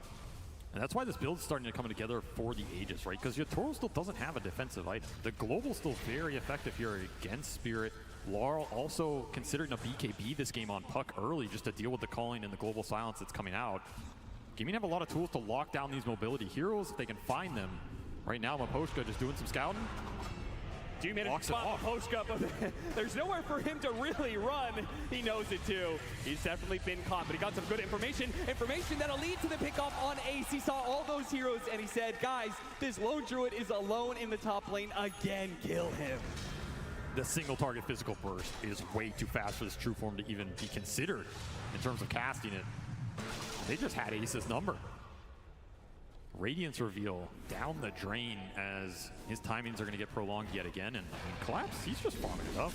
He's not too worried about playing on game inside of the map right now. Just wants to hit his own BKB. It looks like Team Spirit, they're just going to work towards a triple BKB timing eventually. Look towards that second Roshan with it, get the spell and debuff immunity up for the silences that are causing them problems in the fight. Then you're not too worried about anything as Quinn is getting shredded by the death. Yeah, even if you get out the Rolling Thunder, the physical damage from Yatoro is too much for him to handle. Tofu was kind of desperate, wanted to be able to get that kill on Mira, maybe trying to take away the Aegis, but frankly, he doesn't do nearly enough damage right now to deal with this carry, even on low HP like this. Missed the dead shot on Mira. Managed to sidestep that one, and they'll dive Tofu pretty easily. Yatoro does manage to get off the timeline server so barely. Meanwhile, Celery's picked off in mid. Team Spirit, they are absolutely outplaying Gaming Gladiators right now on the map. They just know all of these heroes are getting picked apart. There just seems to be no response whatsoever from these Gladiators. I mean, there's nowhere to run, right? You need to combine the damage here on Gaiman to get anything done right now, and instead it's just Team Spirit going on you on multiple lanes so you can't group up. Age is still up for 2 minutes here. 8 Deso charges already done for Yatoro as he is just slowly claiming your soul. This is going to escalate fast. This is a scaling lineup too with all the auras they can bring to the table. The Swarm's going to go through. You have Tusk physical damage to pour in on top of it all, and a Chrysalis for Yatoro. I mean, how many aggressive items does he need in this game? I love the fact that he's like, yeah, I don't need that BKB yet. Still have the Aegis for another minute and a half. And considering the pace of game right now, it does kind of feel like he's going to get that BKB once the Aegis expires, because this is going to be another team fight and perhaps another objective taken. 21-minute Wisdom Rune coming up. Tormentor, an object as well. Silence already going out. They're trying to lock down this Weaver, trying to stop him from killing anybody. It gets off the time lapse though. Forces a little bit of a resources out of Gaming Gladiators. They're just throwing some damage around. Laurel looking at that back line. You got to be careful of giving Duracho these good flak targets up front, as they're going to trade a bunch of the Bears HP. They're still looking for Poshko over here. They don't have the detection to catch him out. Something is going wrong with the detection on this tree, and for sure, he's just getting way too much information, way too deep right now. Team Spirit will play it safe, play it slow. Aegis out in 50 seconds, so you have to think about the timer here. Look at that burst damage. Quinn caught by the coil and instantly killed by Yutoro, and you can feel it. Yutoro seeing an opportunity. They're going to be able to cut down Celery, and now he goes in for the kill. The Aegis does expire, but the rest of his team provides the disable. So as the second life comes back up, he's going to shred through Ace. Looks over to Tofu next. Now, last left, perhaps Duracho trying to run him down. Duracho doing his best he can, but up against 3 different cores, he can't actually fight back. He has to run away. Oh, missing out on the dead shot. Yutoro is unstoppable. He's just diving to the base like it's nothing. He was thinking about it again. 30 HP is the only thing that'll save you from this man right now. He's just running rampages through the fight. 12-2 at 22 minutes. He is just taking everything and more. He has the auras to back him up. This aggressive item build has paid off in spades. The aggressiveness of Yutoro I've seen in very few players at TI before. I mean, that play when he was morphling, he gets skewered into the base, and then he waveforms deeper into the base. That's the kind of aggression this guy's playing with right now. You gotta play to win. You play not to lose, it eventually will happen. Right now, Team Spirit just taking over the map. Really good deep wards on those fights. Will get dewarded from gaming, but that's the power of what Maposhka is providing them with this tree. All of these fights and pickoffs, they've been scouted. He's been on gaming side of the map for a lot of it. It's paid off to a large degree, this early tree and shard. Doing some work. And of course, the vision's really nice versus these silencer lineups, because if you're the one initiating on gaming, forcing out awkward globals, taking some damage on your backline, the fight gets very weird very fast, and suddenly Yutoro goes in, he kills somebody, time lapses out, there's a black dragon, pouring some fire on somebody else. Too many fires to put out quite literally here. And once more, Maposhka just scouting out the moves from Gaiman, gives them all the setup in the world. This is deadly, man. The cores from Spirit are converging on top lane. Look at Maposhka, man. He doesn't care if he gets caught. As long as he gets information for his team, he knows all 5 heroes of Gaming Gladiators are up here, so Team Spirit are going to slowly approach. They're going to group up together and take this fight. Yutoro just time-lapse to the fountain and back to get his BKB. He will not have time-lapse for this fight. He says, I don't need it. Overgrowth with the 3-man coil. It's looking beautiful, and Yutoro's right in there with his fresh BKB to lay the damage in these cores. Once again, Ace has no chance with the bear, and of course the Beastmaster's gonna lock down that ball. You're not going anywhere, Quinn. They're gonna catch more. Tofu's gonna be the last one down. Duracho only survives because of his TP. Everything coming together. Triple BKB instantly revealed all together on the exact fight Maposhka sets up. It's just beautiful gameplay here from Team Spirit, and Gaming still searching for answers, because the second these fights start, they're already over. They don't even know they're coming. Yep. Yutoro, he does not need an ultimate at all to take these engagements when they are completely one-sided. It'll be more objective pushing. This is just a beautiful 4-man overgrowth setup. You cannot ask for anything more. Swarm hits everybody, and then you get to save Roar for the Rolling Thunder after Ace goes down to just right-clicks. I mean, making it look easy out here. The item timings, the positioning, all of it is just so perfect for Team Spirit. That's the power of vision. This is a team that won a TI previously off of vision advantage, and they're showing why. The Beastmaster might have got nerfed in this regard, but Maposhka doing his best Hawk impersonation. If you want to be worried about the Chen of Gaming Gladiators, I think it's the Tree Protector of Team Spirit that may become a problem in this series.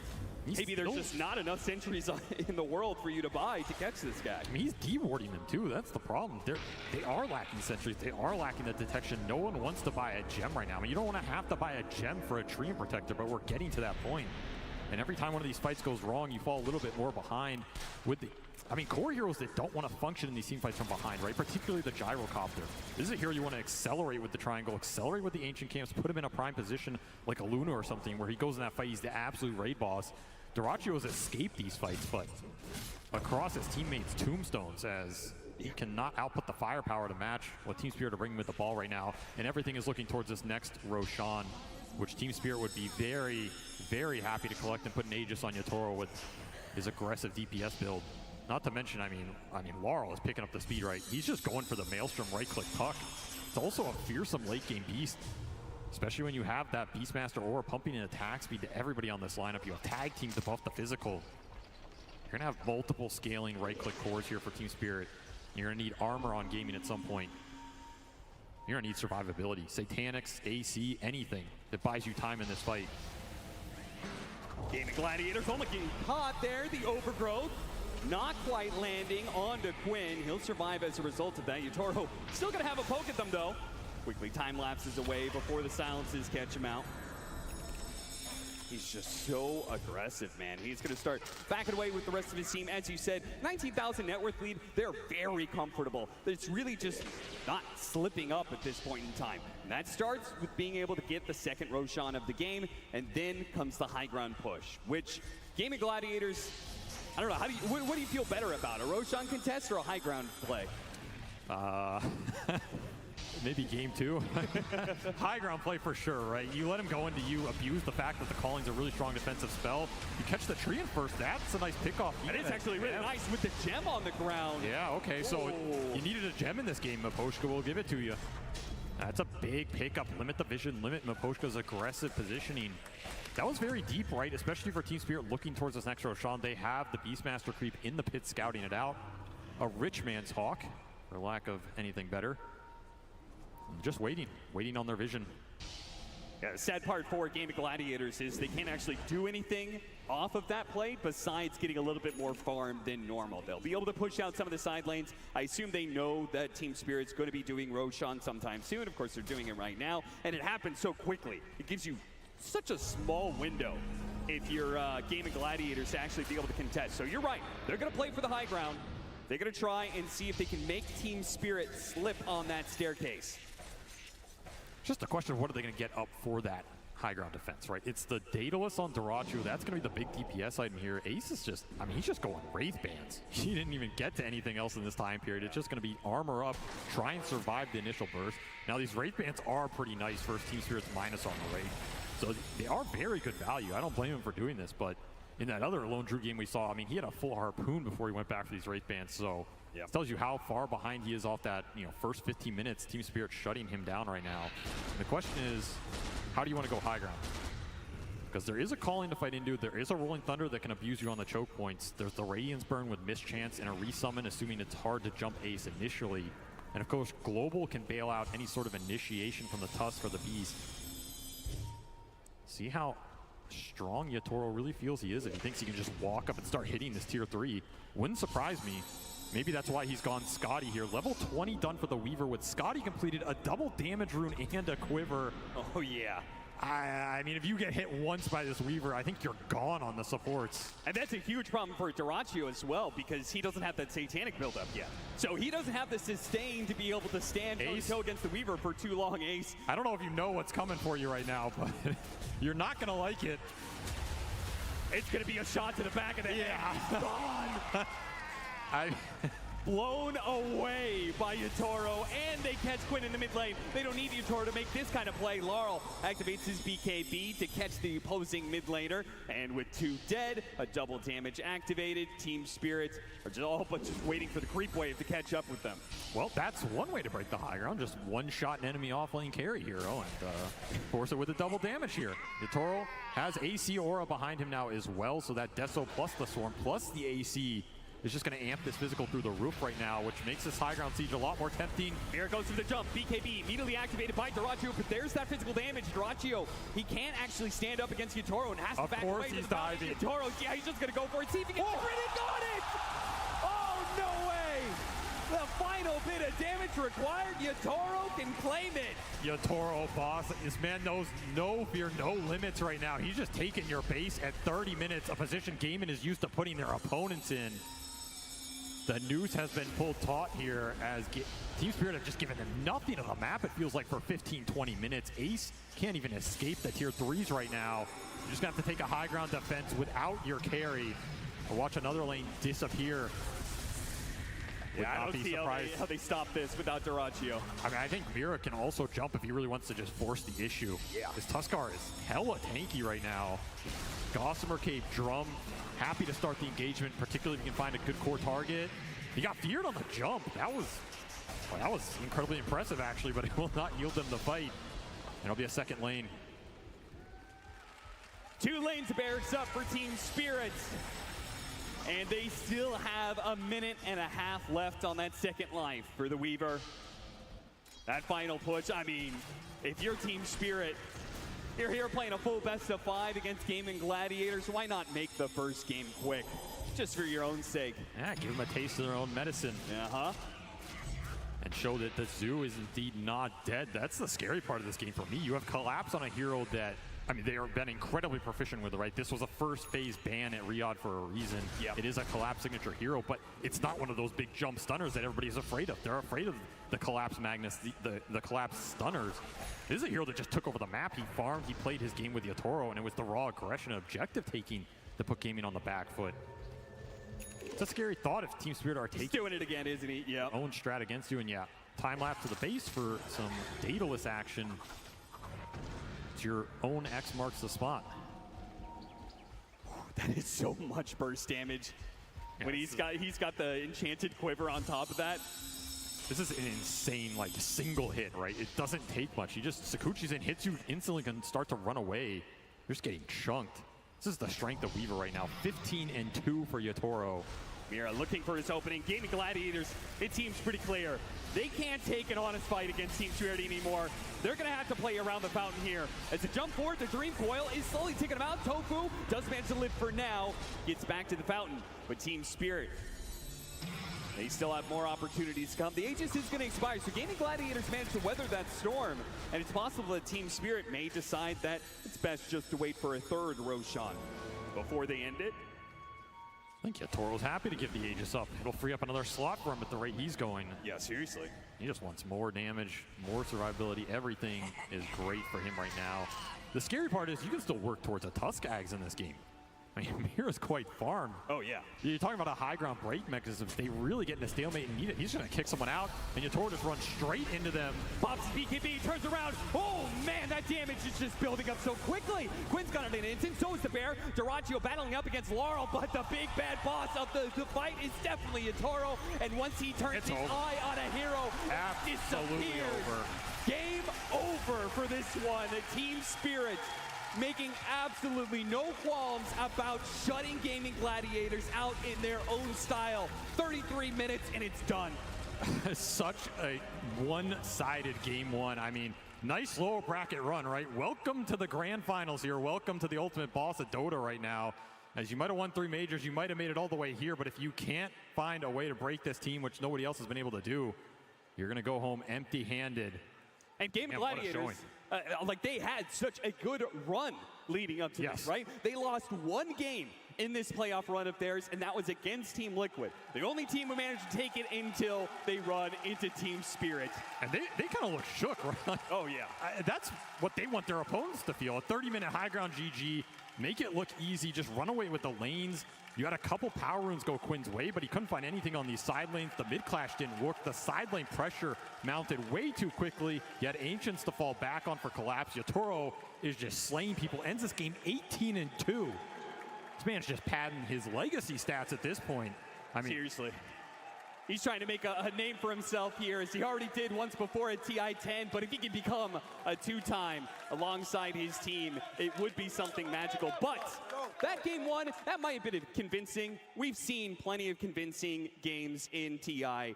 It's a best of 5 for a reason, right, Avery? Absolutely. And there's some changes we can make strategy-wise in particular. What was one thing you would point for Gaming Gladiators that you would like to see heading forward in the series? I mean, you have to think about the lanes going a bit better for you and who you're going to play around right now, because it felt like they left Ace on an island for a lot of that off-lane early game, and Team Spirit just abused it, especially with this Weaver pick. It's basically the most aggressive carry. You give Yatoro a start like that, he's just going to pop off on it and never look back. He's the best carry of the tournament so far, showing why.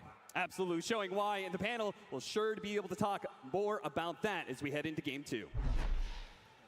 Thank you very much, Cap and SVG. Team Spirit take game number 1 here in the grand finals of the International International 2023, and it was almost as if Team Spirit just taken a page out of Gaming Gladiators book and basically was the oppressor in this game. I'm joined by Effie, by Tigo, but we also had a change on the panel as we now have Insania weighing in for the insight. And you said this is oppressive gameplay coming out from Team Spirit here.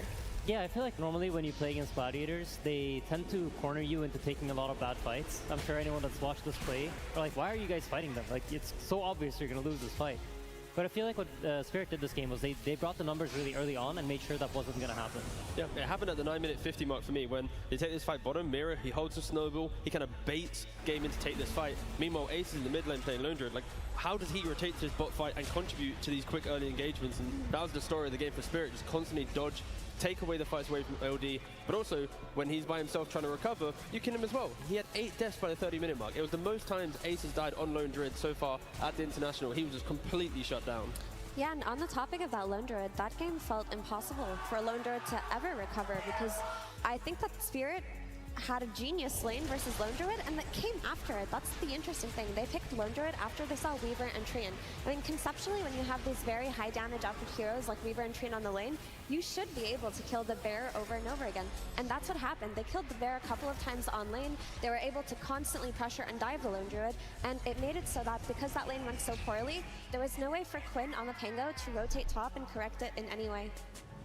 Yeah, it was a strong performance, and it definitely looked like Team Spirit was very well prepared for what Gaming Gladiators was gonna bring to the table in the first game of the best of 5. Insania, you've been against these two teams in the grand finals several times this year. Yeah, unsuccessfully so. What makes these two teams be the grand finals raid boss, if you will?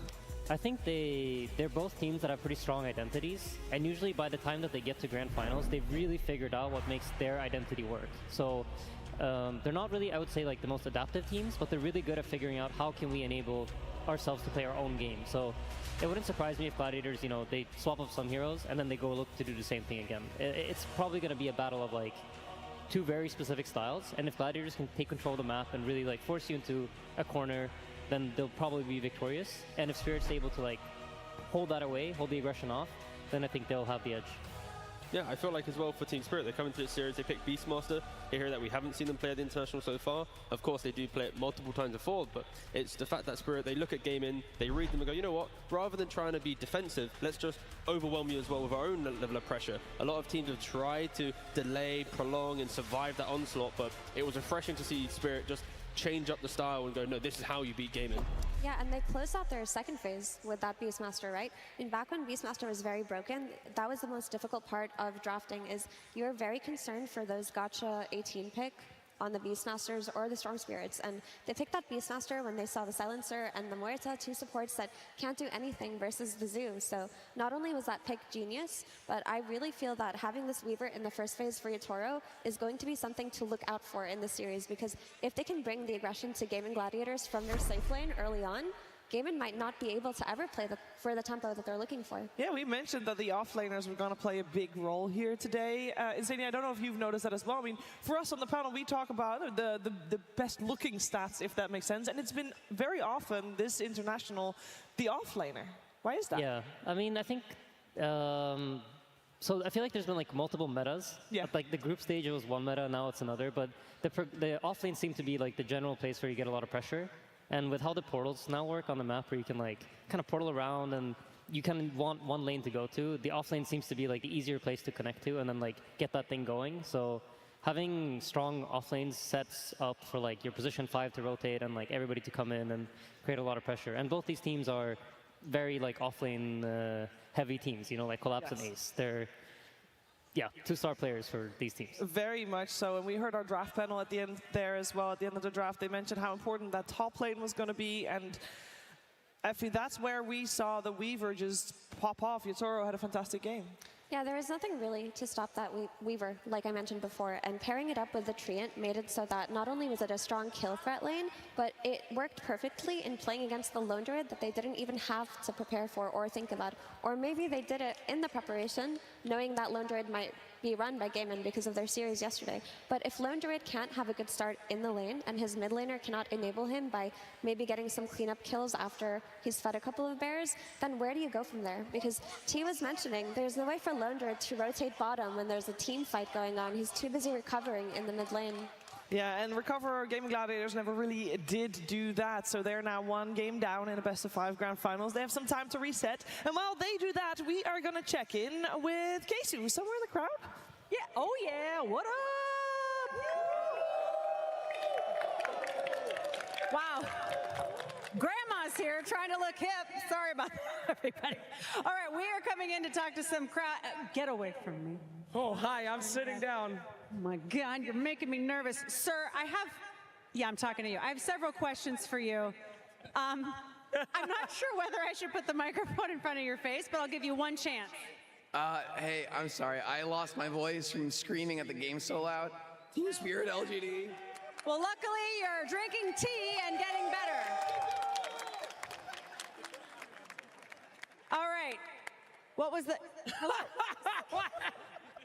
Do you really think I can't see you? Why do you always pick the drunkest people? Why do you do that? What was the best part of that first game? Yatoro just deleting everybody. Oh!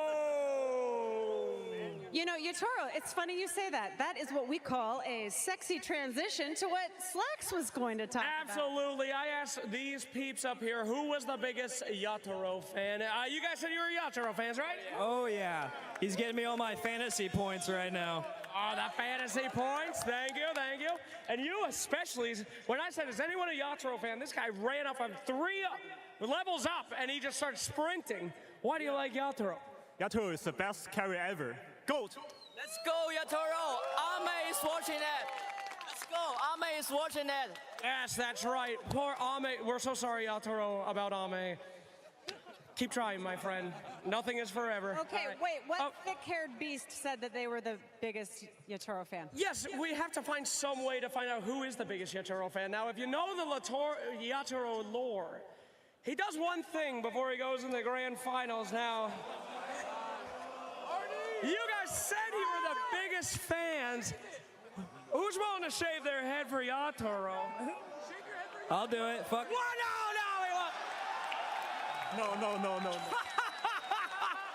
Just a little bit, okay? Just a little bit? Wherever you want. No. However you want it. However you want it. Just a little bit. Just a little bit. We got it? We got it? All right. Right here. Oh. Just a little bit.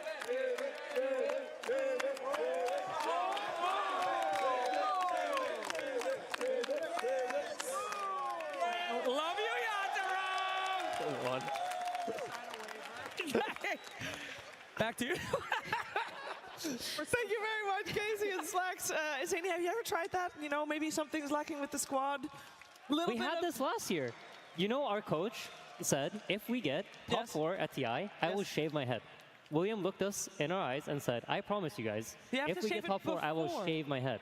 Yeah, so we got top 4, and then we're like, all right, William, you know, we got 4 days. Where is it? Let's shave it. Yeah. And he's like, no, I said top 3. But we had vlog footage, so we went back and watched the vlog, and it's very clearly top 4. But you guys also got top 3. And then we got top 3, and we're like, William, shave your head. And he's like, you know, like, keep Williams out of it. And then, yeah, no, shaving your head, I think probably is the reason we didn't do better at this TI. Yeah, I mean, next year.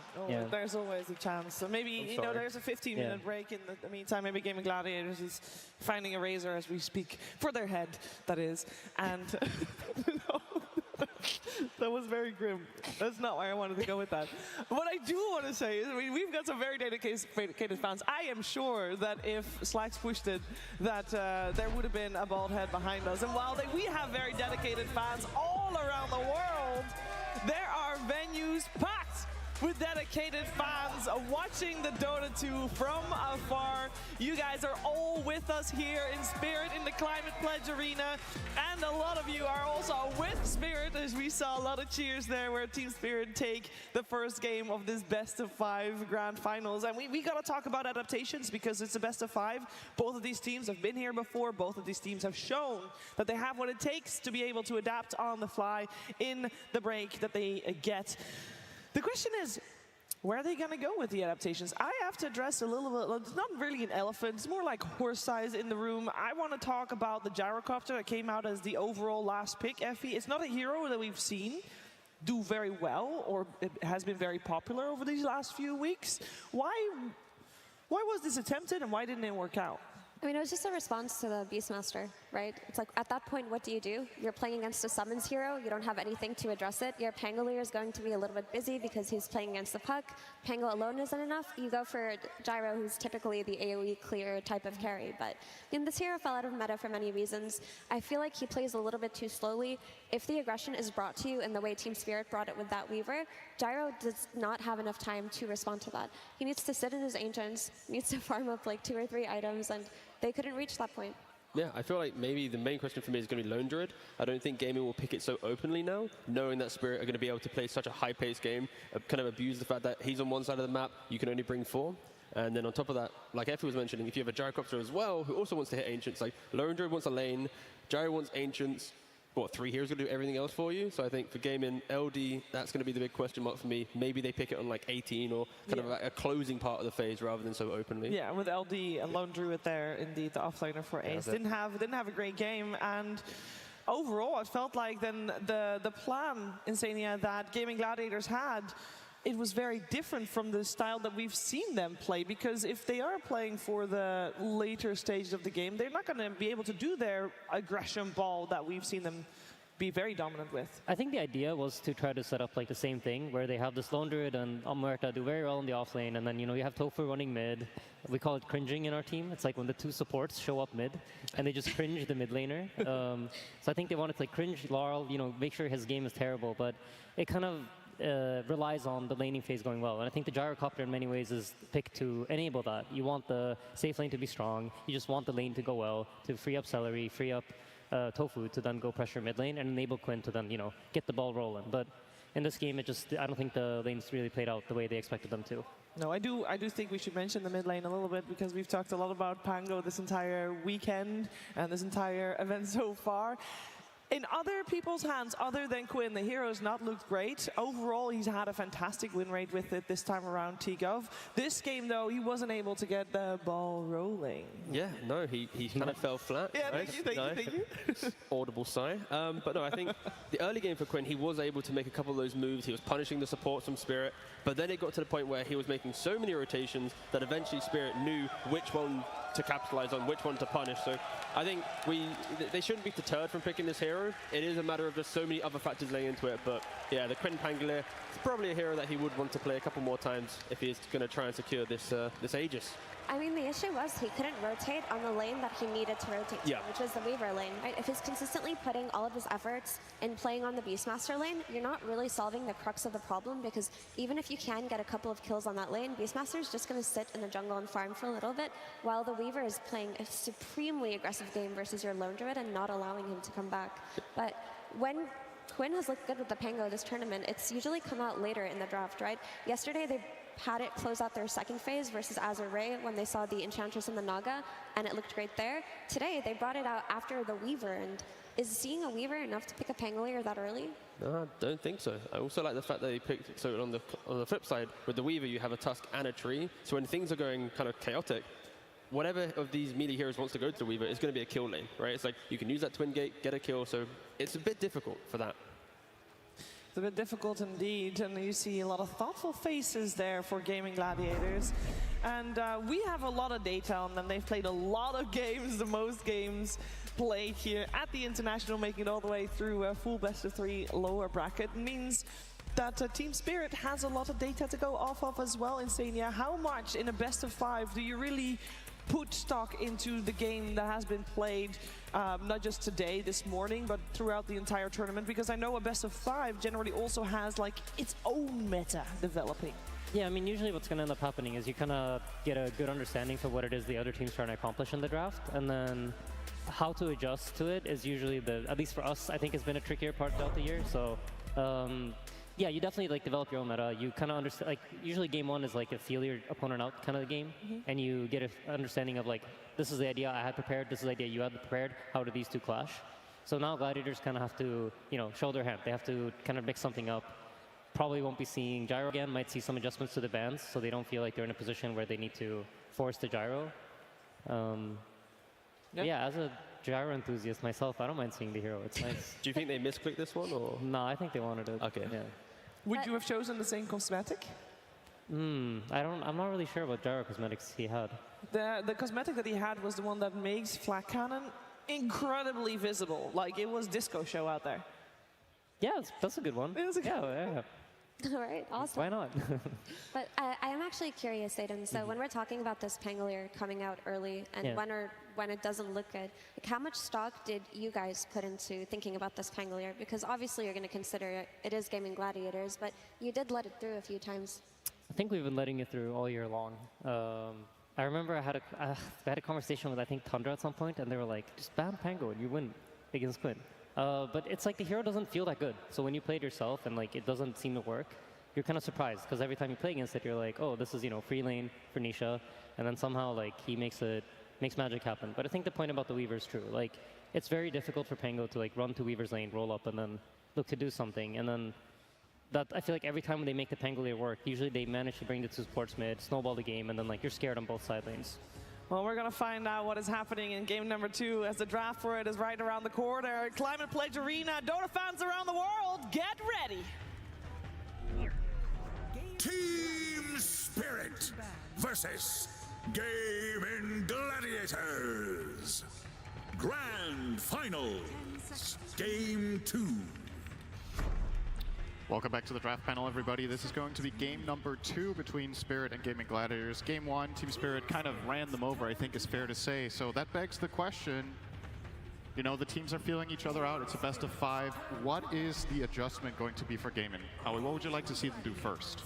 Honestly, I would really like them to not target collapse as much in the bans. I think that they should play more to their strengths than what I felt was like a little bit of fear of the opponent. I feel like the Magnus ban was maybe a bit overboard. I'm not too sure. Maybe it has some scrim experience versus or something. But I think Gaming strength has always been playing through Quinn in the mid lane. And the way that you have to do that is that you need stronger side lane supports. They target their bans towards maybe a bit of Laurel, maybe a bit of the Spirit safe lane. I think they would rotate on mid a lot easier. To me, it looked actually pretty decent at the beginning for Gaming Gladiators. Like, their lanes were not that bad. And as soon as Spirits start rotating super hard, like, and being super active, especially on Carry Weaver, like this 10-minute rotation, like, kind of break the game apart for Gaming Gladiators at that point. Maybe they should have not react to that at some point or ignore something and find a better, like, fight a bit later on, like, so they don't lose the phase of the game. Yeah.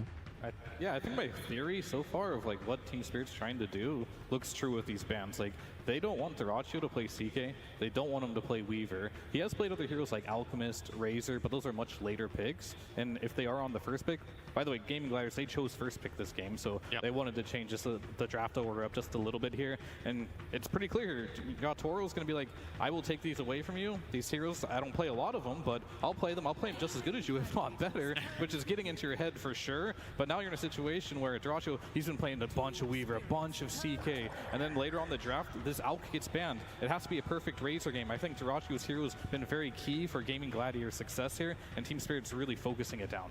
This opening pick from Gaming Gladiators, we've seen quite a lot. It's been respect banned against them a ton of games in this tournament, but obviously at some point it will make its way through. This is not the first time they get to play it on the main stage, and you know, that's usually what happens when teams get all the way to the grand finals, is they just have so many good strategies that you pick your poison, right? And you see here Ace with a 3-1 scoreline on the Primal Beast, and you know, Spirit probably feeling pretty good about breaking his 0-loss streak on the Lone Druid. It was 4-0 before the last game. They took that one out. Now it's time to take out arguably maybe his second best hero of the tournament. Yeah, I think that just speaks to the confidence of Team Spirit. I think last game they left the Pangolier in, they left the Lone Druid in. they will have something prepared for each of the heroes. Something to know is like, they've sort of been chilling for a bit, you know, to get to watch Gladiators play a lot of games. They're going to have the time to develop a counter strat for each one of these picks. I think what Fear said was right on the mark, like making sure that Diracho doesn't play these aggressive carries and keeping off the Weaver and CK, it looks really good for him. So I think they'll continue to want to do the same line of thought, like just make sure that your Diracho's game's a bit sort of slowed down. Ooh. And this was definitely a change that they made in the draft. They decided to collapse Magnus. We'll let it through. They played it only one single time at this TI, and that was in their last series. And Collapse was an absolute madman in that series, doing what he was doing at TI-10, just getting all the skewers in the world here. He didn't have the strongest early game, and I think if you do put this in the off lane, correct me if I'm wrong, probably not the strongest offlaner right now with the way he builds, but they played with a Shadow Demon last time. They just got a lot of stacks up, so maybe we can look for them to ban out the Shadow Demon so Mag doesn't have that recovery option. Yeah, Shadow Demon is one of the best heroes to counter Primal builds. Primal builds also, it's like it's countering him on all stages of the game. Like it doesn't let him get stacks, it's cancelling his ulti, you can hide him, when he get BKB you hide your teammate. It's actually an amazing hero against this. I think it's probably one of the best support counters to Primal. Is there anything else you think Gaming are debating here that could be an even more important ban? Like, you know, the classic, if you haven't watched Dota for a bit, you're like, oh, Magnus, now there's going to be an Empower carry. Is there anything that is a really strong Empower carry that's also good against Primal? No, it's going to be the Shadow Demon, so right on point there. What are you thinking for Spirit here? Are you saving your Tauros hero until the very end, or is there something valuable you could grab now against the Primal? And on top of that, do you expect this to go offlane even? Quinn has played Primal as well. I would probably think they want to wait just because there is that potential of the flex. I think when you play with Magnus, you actually don't need to think about the Empower too much. For example, if you play some PA with Magnus, usually you actually still buy the Battle Fury, just because Dota's, there's just a lot of camps. You don't want to make one of your other cores run to another core in order just to empower you. I think right now they should think that they've given them the Primal Beast. Right now they need something that does enough damage to kill it. I think probably, do you know if AA was banned last game, or is it just unpicked unbanned? I think that's sort of rare for this tournament, honestly. I think it was picked and banned pretty much first phase in like most of the other games I've seen. I think they could look at something like AA. You see Phoenix is already out, and the Shadow Demon's out, so I think they want to make sure that they get a support who can deal with this Primal. AA looks pretty interesting, like, but it's also need a good partner on lane because it's not the strongest laner, I guess, on easy lane. But Miposhka plays it very, very good, like on next level. Enchantress. That's a 5 that is strong in lane, I've heard. We're gonna do a cringy mid. We're gonna cringe the mid this one with Enchantress for sure. This is one of Makosha's like signature heroes. He's really good at this, and I think when you do play a hero like Magnus, who will take a little more time, might be a little bit slower, having that early game pressure can help a lot. And we'll have to see. Like, I believe Borrow probably still can play the Magnus if they want to go that route, but normally when you do see it on Spirit, you will have to automatically think Collapse. But will Gaming also automatically think Collapse as well, or are they gonna respect it and think that it could be a potential mid laner? Yeah, I think Enchantress is also one of the supports that eventually you're actually the one who can kill the tanky heroes. Miposhka, he pretty much always plays for the Hurricane Pike plus Moonshard and BKB. Like, I saw sometimes Seller, he's playing for like the Solar Crest Pipe, but I usually don't see Miposhka go for that type of build. Something interesting to that point is I was reading over a breakdown of team farm distribution, and for Team Spirit, I think Miposhka has a higher average gold per game than Mira does, right? So it's clearly by design that they're giving Miposhka a lot of space in the game as a position 5, and obviously this, as you guys pointed out, can turn into a carry. Do you think there's like a specific type of 4 that is perfect for that mindset? That, okay, if Ench needs to take some space at some point in the game and get strong, this is the type of 4 you want to pair it with, or is it kind of not really that relevant and you're just counterpicking specific heroes rather than making a duo?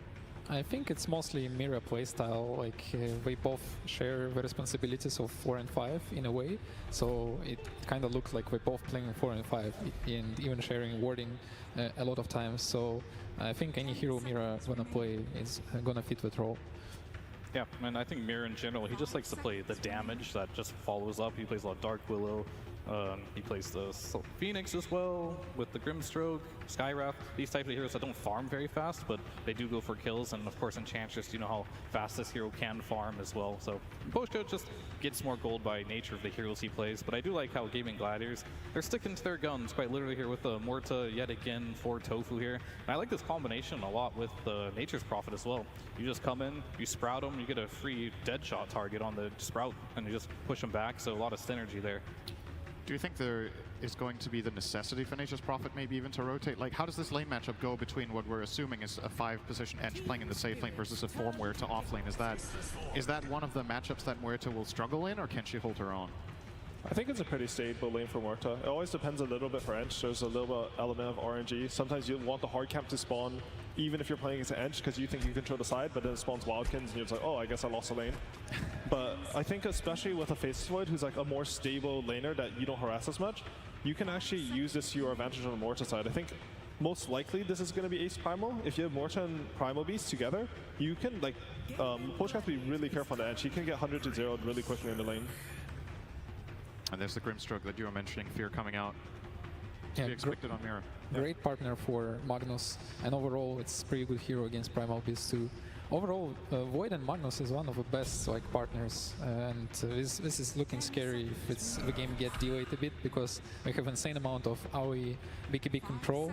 AoE. And I think if you're Gaming Gladiators here, if you're fitting the bill of like needing a Duracho as hero, the hero that kind of stands out the most that they're successful with this would be an Alchemist around this point. And a lot of the other heroes that he might want to go for, like the Razor, you're not going to pick that versus a Faceless Void. Potentially, if they want to, it could be an okay Wraith King game to carry. It would be a bit faster, so... I really like the Wraith King actually. I think it'd be really stable in lane. Right now, I think they should want something that they can leave alone in the safe lane. If you have the Wraith King in the safe lane, even if your lane starts to go slightly bad, you can just go to the back camps, and this allows Fearon to make the plays. I think right now, their #1 priority is making sure that their supports are freed up to rotate onto mid. Will this fit the bill, though, for how Duracho has been playing in your face, hitting these really fast timings and running at you? Definitely the same style as like an Alchemist, but probably comes on a little bit slower because you don't get that blink as early. But if he has good laning stage, it could do what they need him to do. Are we getting a little bit ahead of ourselves here? Is this guaranteed to be carry Wraith King? We've seen Gaming Gladiators no, it's the not. off lane, and they could put the Primal mid. I feel like the flex is still there. What would you guys rather like to see if you were in their shoes right now? Do you think the Wraith King 1 or the 3 fits the bill better here? I'd be really happy with the Primal Beast on 3 and Wraith King on 1, but they definitely could do it. They could switch it up if they, even like at the end of the draft, they could pick another hero that's flexible to another role and just keep Spirit guessing. It wouldn't be a bad idea, I think. Personally though, like the only other hero I can see sort of slotting into the safe lane would be the Alchemist that Fear mentioned. And I'm not too sure like if he does that job better than Wraith King. I think he's a bit more susceptible. They did ban pressure. So they are keeping. So they are thinking that it can be an offlane Wraith King in mid primal. Yeah, we can still pick a carry hero too, but we are not really flexing that much because last pick is still on Team Spirit. I'm just looking at what carry heroes are left that if they get banned here, that's going to be good versus Void. Is Wraith King going to be the most punishing hero for a Faceless Void in the laning stage as well? These are all the decisions that they need to come up with, because Wraith King is already really greedy if it's an offlaner, which would give you more space technically as a carry to make things happen, but a lot of the good ones that can be faster are probably just going to get removed. This is quite a rare sight in the last phase, right? To see a team ban 1 carry and 1 offlaner. I think most of the time you kind of commit to the one idea, okay, this is the biggest threat, is that they put the heroes in this way. But the way Spirit seems to be approaching this is these are the 2 specific heroes that cause the most problem for our Faceless Void, it seems like. Do you guys think this Lone Druid ban would have been, or this Lone Druid would have been a really big problem for their safe lane to deal with? I feel like that should have been a Spectre maybe, to be honest with you. Yeah, I also watching a Spectre and I thought to point it out, like it might give the tempo what we needed, because this hero now like is really aggressive and it cannot add up to the Furion global pressure. Can't really get chronoed either, right? Like Magnus initiations kind of get ruined by this hero. It's a little bit different. You don't have the global until you get the Aghanims, but it's still, whenever you think about playing versus a Faceless Void, you want to play a hero that just doesn't show up to the fights with illusions or has 2 lives, or can just have infinite jump from like anywhere on the map. So that could be a good choice if they do want to put this Primal into the mid lane. These actually are 2 pretty decent mid bans for Primal as well. Both Necrovolts and Evoker I think have pretty good matchups for Sim. So I think they might be looking to get a new carry here. Just the Invoker ban protecting against the EMP for the Wraith King regardless of role. I think it's there, of course. Okay, Morphling. Well, this hero is like pretty decent in lane versus the Magnus because you can match his humongous base damage. There's really no kill threat as well with the Magnus against the Morphling, so that does help a lot. And of course, the attribute shift will help if you get Chronosphered. But this hero is slow, and this is not how Gaimin has been winning most of their games, by Dyrachyo just sitting back and hitting timings. They've been in your face, so it looks like Gaimin's adapting to the series. They might sort of have a read, because they have a Furin versus Grimstroke, which I think is a very favorable support. Coming full circle here. But I think if Morphling wins his lane, then he can actually be a hero that's sort of impossible to kill on the map, and he's actually pressuring a safe lane, but you have to win your lane in order for that to happen. I believe this matchup, the Morphling against Magnus, was the exact one that Spirit played against LGD in the upper bracket. Is that correct? I think that was how they tried to solve yes, the they did. Nothing to Say Magnus. Yeah. Do you think the conditions here are equally good? Obviously, Spirit did come out ahead in that game with Yotoro on the Morph. Or is there something to be worried about for Dyrachyo? It's a different type of game, I would say, because in the last game, like, Collapse was playing CK, just crushing the lanes, which allowed Yotoro to get the farm, and Spirit has proven that in late game, they're that type of team to take it. All right, that's going to conclude the draft for us here. We are going to go over to a coach interview with CY from Gaimin Gladiators. Thank you very much. Yes, I am joined by CY of Gaimin Gladiators. A tough game one, but whenever these post-game discussions happen, you're obviously being able to say everything that we see, the entire game. Your players only have half the information. So whenever you're debriefing, do you spend much time telling them this is why things went wrong based off of all the information I have? Or do you mainly focus on, forget about it, here's what we're going to do for game two? It depends a bit. Sometimes you need to readjust like how you value certain heroes, for example in the draft. But it also depends a bit on lanes. Let's say the lanes go bad. Okay, it's reset, go next game, right? You don't want to be too affected by it. It also depends, like this tournament I can hear the communication. So I can hear it's like chill still, like we're like not stressed or anything like that. So I don't really need to do any work in that regard. So I kind of consider what I have to say and what I don't have to say, and then take it from there. How about the lanes for this game? We got good expectations on how the first 7 minutes are going to go for you? I have good expectations, so I hope my boys can live up to it. I hope you guys are up for it also, because we're getting ready for game number 2. This game needs to start off very well for Gaimin Gladiators, because while this may be a best of 5, this game 2 feels particularly important, Avery. I mean, last game, Spirit, they took your best trait, your speed, took it away from you and turned it right back around. They ended that game so fast. And this time, they're going to take the late game and the scale, right? Void Magnus. This is a lineup that is very happy to go into that late game. And particularly when you have Yotoro in the reins of the space as Void, it is a fearsome beast. This is a strat that goes all the way back to, I remember, TI6, TI5 era, where people were developing the Magnus. Wings Gaming were a team that took this strat all the way to the grand finals. We're happy to play this Magnus with the Void, particularly on Shadow. So this is a throwback for me being back in Seattle, seeing this once more on the main stage here. We're going to see what Team Spirit can do to get to that late game once again against Gaming, who have continually punished teams for the greed, for the slowness, for the willingness to go to 60 to 70 minutes. They just don't want to let you get there.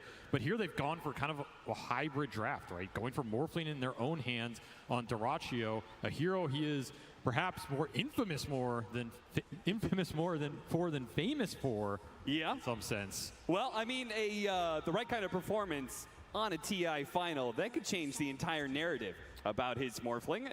He's going to try and do just that by taking away and taking down Yotoro's Faceless Void. But there's also some other notable heroes. I feel like we focused a lot on Yotoro in that last game for a good reason. He had a monster performance, but there's also some other big ones here for Team Spirit. I'm looking at that Maposhka Enchantress, man. I feel like this is Enchantress and Chens, they are really scary in this current meta, even if we don't see them all the time.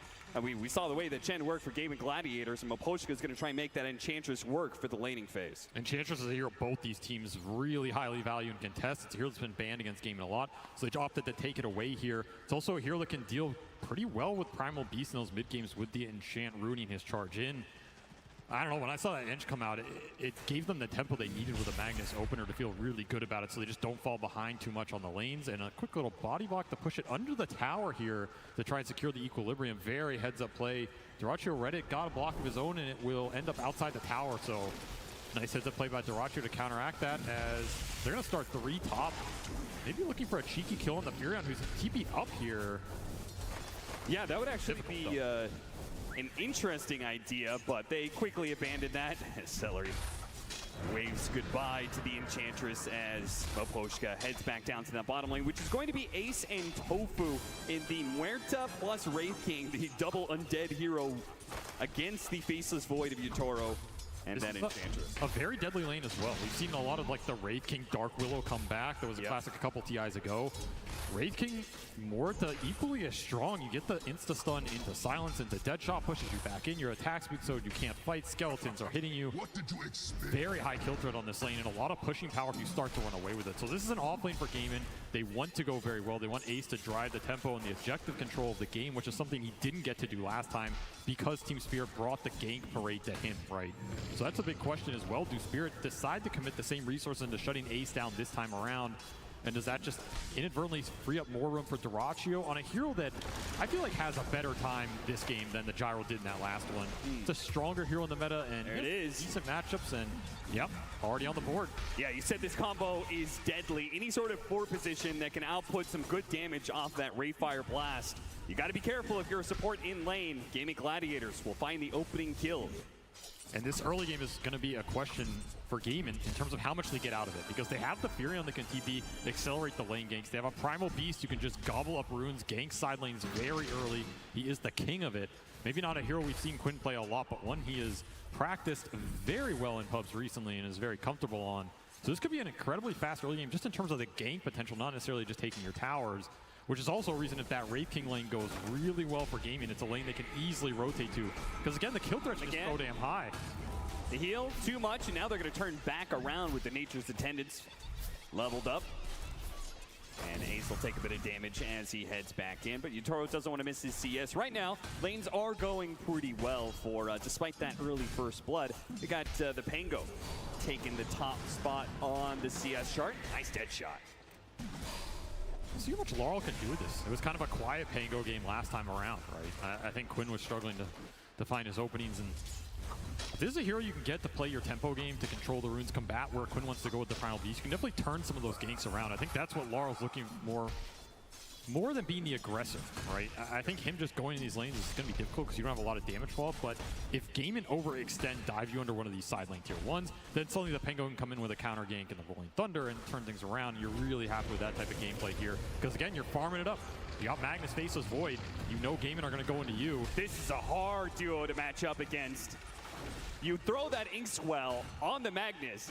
He pulls you closer with the Shockwave. You get hit by the stun, and then that stun leads into a free skewer back. So even underneath your tower, you are not safe. And the Grimshark could be really nice this game as well. Just throwing it on these cores that want to jump in and get the extra, you know, debuff them out, reset the fight or the primal. These types of interactions could help them take the team fights in the mid game when they're likely going to be behind a little bit in terms of the speed, right? Because Gaimin are pulling a decent position out in terms of the laning phase here. Doing pretty well on their cores in terms of CS. They gave him the Harpy. That's going to make a big difference in this bottom lane. Going to die now, but does some decent economic damage. And he's got a small little Hellbear to work with, too. I mean, it's also just time. Yutoro gets to sit down here versus a lane that eventually will kick him out. Quinn amping up the pressure here. Has a little bit of an XP advantage, pushing this triple ranged wave in. I mean, this is pretty rare. You get 3 range creeps being pushed into the tower. Laurel will clean it all up. No roam coming in early here. Just way too high on the HP to make it look enticing. And of course, these side lanes, vital to your game plan. Still, he's just going to go for it. Here comes the rotation, though. Mira gives him the Inkswell underneath the tower, but he stops him midway through the charge, and Quinn, caught underneath the tower, will die. Sometimes greed is good, and sometimes you get punished for it. Mira happy to counter that. Push Laurel ahead in the XP. Now you're going to have a Rolling Thunder. Oh, what a Sprout! Collapse, cut down a tree, but he was still stuck on the corner there. Did have some stick charges to work with, though, and so he will survive for now.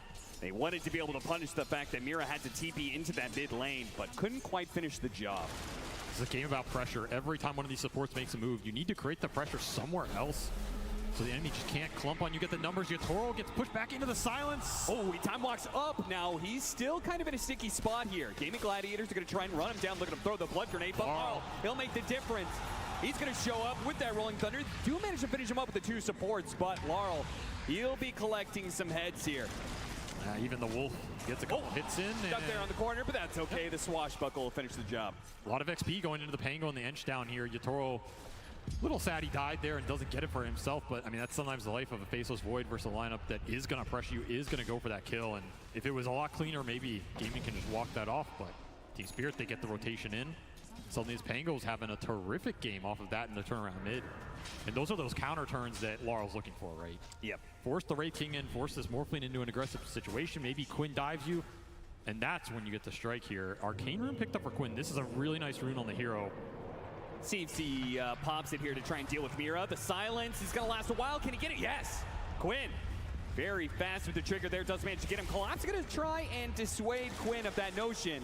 And he does manage to do so successfully, keeping him off his support. And the quelling, saving Mira at the end from this Sprout. So value pickup already for him. Arcane Rune's still in the bottle, so Quinn can still look for a rotation off this, and he probably wants to. I mean, his early game is getting a little slow here, and you have threat on the side lanes, right? And this is where the Primal Beast strikes really hard, really fast, gets momentum going for the team. That's your theoretical ideal. You just shove in mid, make the move. Wisdom Rune. There is a Furion. There is. There's always the opportunity of the Celery to try and make a move, but I feel like the teams have been really good at protecting their Wisdom Runes against invasions, particularly against the Nature's Prophet. More times than not, it seems like Nature's Prophet tries to make that kind of move. He just walks into a trap. Just a hard gamble. If you use your teleport for that, you're dead on the map for 60 seconds, and your chances to get it should be minimal in a TI Grand Final, I want to say. Yeah. Good D-ward there. Now that'll help because Quinn wants to be able to make moves, particularly with this Arcane Rune, which he's going to put to use now. Caught a mid-shield crash. So that ability no longer there with the 2 support rotations. It's easy to kill Laurel. Exactly what they're looking for. Combine the Calling Dead Shot with this Primal Beast. Anybody goes down to it at this point, and this is where you want to ramp up the speed. Start getting the map in a position where you can just guarantee the power runes for Quinn and get the connections going, and hopefully lead to like jungle invasion, right? Because the one thing you have to think about with the Magnus is the stacks. And if their carry just gets to sit in triangle and double ancients and clear through them at that point in time, the earlier you take down these tier 1s, the earlier you get aggressive obs out, the happier you're going to be when that period comes. Another power rune should be secure from Quinn here. Oh, these runes are getting a little crazy. Oh, that skewer plays against Collapse as he does a ton of damage onto himself thanks to the trample from Quinn. Blocked out by his own Sprout, though. He's going to try and get to the other side of this cliff. Laurel does hop down to chase after him, though. Laurel showing the power of a non-real hero in his hands as he will take that rune away from Quinn. No haste. I mean, that's one of those situations you almost rather take the haste rune. It's so damn good on your hero. Collapse will suicide himself to take Quinn out in the process. Yeah, have to be careful with those skewers against the Primal Beast. That kind of movement could be deadly. Look at this. Just a quick rotation from the supports. Power of Enchantress, early creep takes down 2/3 of this tier 1 mid. Yeah. Didn't even feel like that was a real move, but they still got a lot of this tier 1 tower damage out from it. Once again, it's Gaiman responding to some early objective pressure. The whole time this is happening, it's also space on the side lanes, which means Toro got to catch up a bit. He's not the one getting ganked. They're killed by the Calling here. Very happy with that. Ace not able to force him off lane yet. However, Gaiman doing a bit of stacking of their own, and maybe that's something they took out of that game 1, right? Like, you go in game 1, you try and run Spirit over. Instead, they run you over. Okay. This is not a team we're going to beat in 20 minutes, not a team we're going to beat in 25. Maybe we go back to some of our other tricks, other things up our sleeve, like the efficiency on the map. Yeah. This is a team that is stacked their whole way through the season. Going back to it now when it matters. And a particular strength of Western Europe in general, so I love those DPC matches throughout the year. Stacking was a big factor for all of those teams. Ace, he does have the reincarnation here, but it looks like Team Spirit want to try and burn it away from him. The Skeletons will push back, though, while Broska is chased away. Brother against brother here. Whose skeletons are better? Well, right now, it's going to be Quinn trying to jump in, but immediately stopped by Laurel. Once again, with the counter initiation, Quinn's trying to get out of here, but he's going to be caught. The Inkswell plus the Silence is going to try and trample his way over the left-hand side, and he is slowed down, pulled back in by Collapse, though. Oh, and a Chronosphere actually locking away these two other cores right in front of this tower. Celery's trying to stop him now as they turn back around onto Ace, trying to finish him up. There goes that reincarnation. Dyrachyo doesn't have much mana to work with, and on the fresh life, Ace is going to be pulled back underneath that tower again, just like Quinn. They are in trouble. Now Dyrachyo's under this one as well, surrounded by 5 heroes. He's going to start desperately morphing into strength and try and wait for him over the left-hand side, but with all of this damage, he just cannot get far enough away. Gaming Gladiators will lose all 3 of their cores, and that attempt at a fight at bottom lane. That is the danger of making an aggressive move into this Pangolier. Grimstroke, the turnaround potential is just so damn high, and time dilation absolutely ruined Dyrachyo as he goes in that engagement, gets time dilated, can't do anything for the rest of the fight. And of course, Quinn, he ate the big ults, still trying to make something happen in this early game with a very aggressive mid that can do it, but he's just struggling. His heroes have been too tanky for him to bring down alone, and the combinations, they haven't been exactly on point for gaming. This will give a really nice bump to Laurel, who is just feasting on these early game fights. It's going to be a very fast Pangolier defusal in this game. And these are some heroes that are susceptible to mana burn, right? You're looking at 2 strength cores and a Morphling that also doesn't like his mana getting burned with an early defusal. Back to clearing some stacks, and net worth still looking pretty good for gaming, but the fights are just not going their way. Particularly when you know the Wraith King wants to rush this Radiance as quick as possible, which means an Ag Shard, he really doesn't want to have to buy that until at least after the Radiance. There's definitely a timing here where this Pango could punish Ace heavily. Especially since it's just done. This is 11:30 Arcane Booth Defusal. This is crazy fast. In a game where they maybe expected Laurel to not have the freest time, right? Up against the Primal Beast with a Furion who can rotate. They're supposed to shut him out early, win that lane, and then later on to the game, as a Primal Beast, you could just BKB and grab the Rolling Thunder ball and stop it immediately, right? Look what's waiting for him. Some good old stacks for the Mag lineup. This is another downside of Gaming not securing those early team fight wins. You can't invade enemy side of the map this early, and Laurel's just going to clear through it all. Defusal going to help him. This is so big right now. He's got a shield rune to boot. So they're going to be looking to take a fight. It's also going to be the blink timing for Collapse. He's going to finish this off the stack. Just rush it out here. Look for a big blink RP skewer on a core. Continue to slow the pace down here. Spirit are going to be happy to use their ults for big core kills. So the question on game inside is, what do you do when those ults are on cooldown, right? How much can you get off the map? How much can you push the lanes and look for kills? Quinn once more looking for something to get his game going here. Just can't find anything. Good read by Maposhka, dipping away into the trees there, out of sight from Quinn.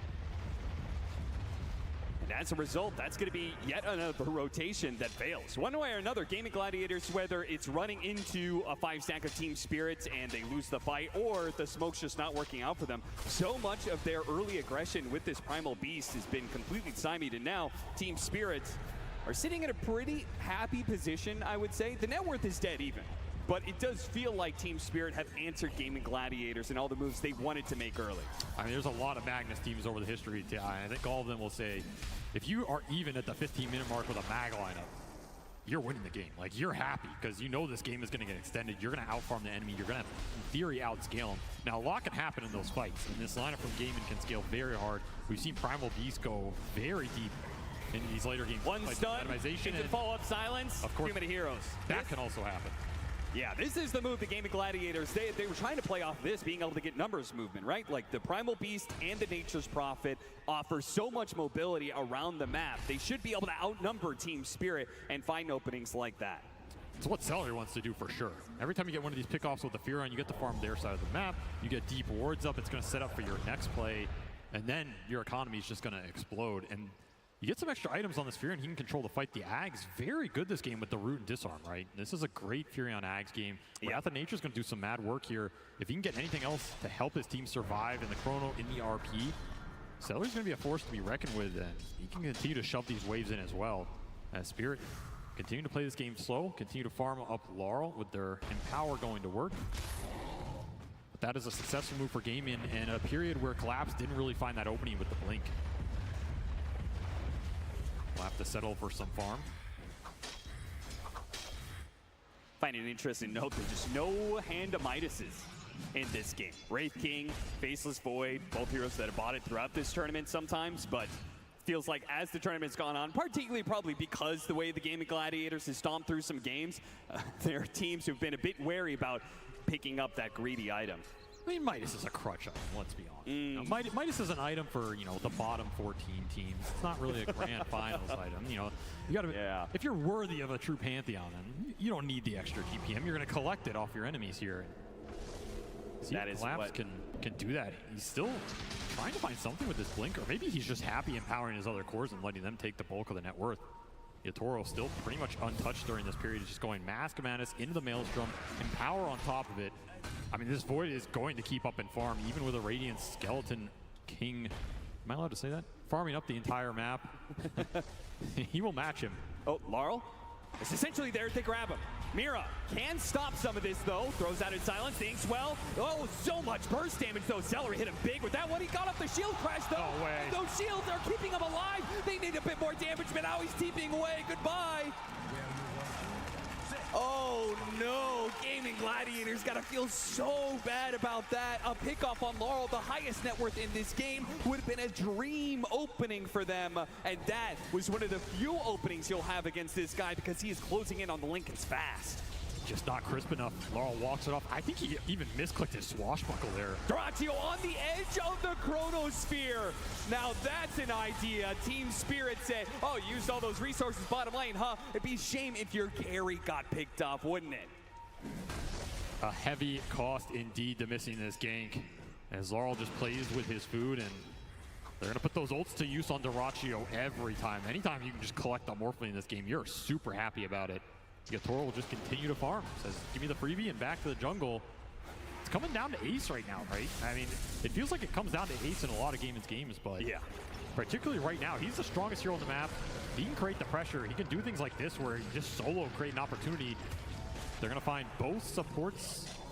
Ace will walk it off.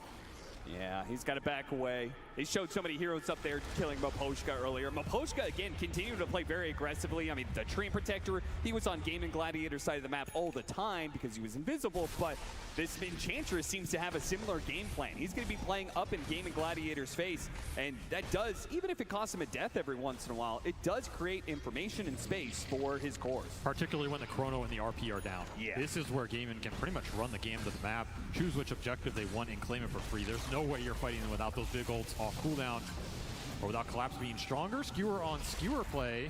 You're coming with me, Skewer stun. up into the TP point from Quinn. Collapse, as long as he keeps the damage on him, he's not going to be able to blink away, and Quinn will finish the job. Great move from Doratio. Those are the kind of plays you need to see here. If you want to be able to take down the best team at this tournament, you need to be able to pull off some solo moves like that. And create the pressure that's going to create openings elsewhere. And suddenly Doratio, this stolen Empower is pretty damn nice. He can throw it on the Wraith King, he can throw it on the Primal, especially bonus damage on Primal. Quinn is going to be very happy with that. And that's something we can see in a lot of these fights. Probably going to be the best steal for Doratio outside of maybe time dilation thrown back against Team Spirit, or just creating his own Grimstroke combination. These are good Morphling combos you can use for the fights and the team. Quinn starting to pick up the pace and instantly silenced, and a beautiful soul bite, and now an ink-swelled up pinball coming through straight to the heart of Gaming Gladiators. Doratio's already burned out of most of his mana, pops his wand, but Doratio, he needs to be able to get away from both Laurel and Yatoro, and he's been burned out. No chance there. Gaming Gladiators still have a chance, though, to be able to fight back around Ace and his Radiance, but without their carry, it's not looking great, as Ace is going to be burned out of his first life. Can they fight around this second one? Quinn's sticking around. They certainly don't want to be giving up Ace like this. Here's shot back. Coming up in 2 seconds here. Yeah, Yatoro says, my cooldown's back. Can push this. Just not enough reach. Not necessary, really, for Team Spirit, right? No reason to give them an opportunity like that. You could stretch out, claim all of this map space you've just fought for, and farm away. No, I do think this late game is not 100% right. Like, we're talking about Mag Void. It is very powerful. You're going to get some pickoffs like this for sure, and Empower is going to clean up the map. But there's like some weird things that can happen with Wraith King Ags. There's some weird things that happen if Doratio gets a free angle in the fight and can like clean up the backline with Morphling first, Empower himself, you know, Grimstroke Swell himself. Yep. It's going to be tier 1 down in the bottom lane as Laurel marches forward confidently with his Lincolns, because what's really going to catch him? It feels like he's most of the time going to have a chance to be able to escape if Gaming Gladiators ever try and jump him here. It's a really fast Lincolns as well. This is Mag Pango in its prime. I think a hero that is not afraid to fight off cooldown. They're really going to farming the Tormentor right in front of Gaming Gladiator's base. That is crazy, but they just did it. 4 heroes, that's all they needed. Meanwhile, Celery being gone on by Utoro. He just gets a bit of a poke, gets a reaction out of Gaming Gladiators. Ace will try and punish him, but just no follow-up. Yeah, he needs a lot more. Celery's going to try and chase up. The TPs are coming in here, tries to block him out with the Sprout, but Utoro is running free. Dyrachyo chases after him, hits him with the time dilation, really though. forced. But it is a very forced move from Dyrachyo, but he gets it. He gets that kill, no, turns back around, onto Collapse. Oh, RP'd right in front of that tier 2, but silenced up just in the nick of time before his skewer can come through. He wants more. Yeah, he does. He sees his opportunity. What a beautiful entrance from Dyrachyo into this game. That is the power of stolen time dilation plus the time walk, right? Infinite chase potential.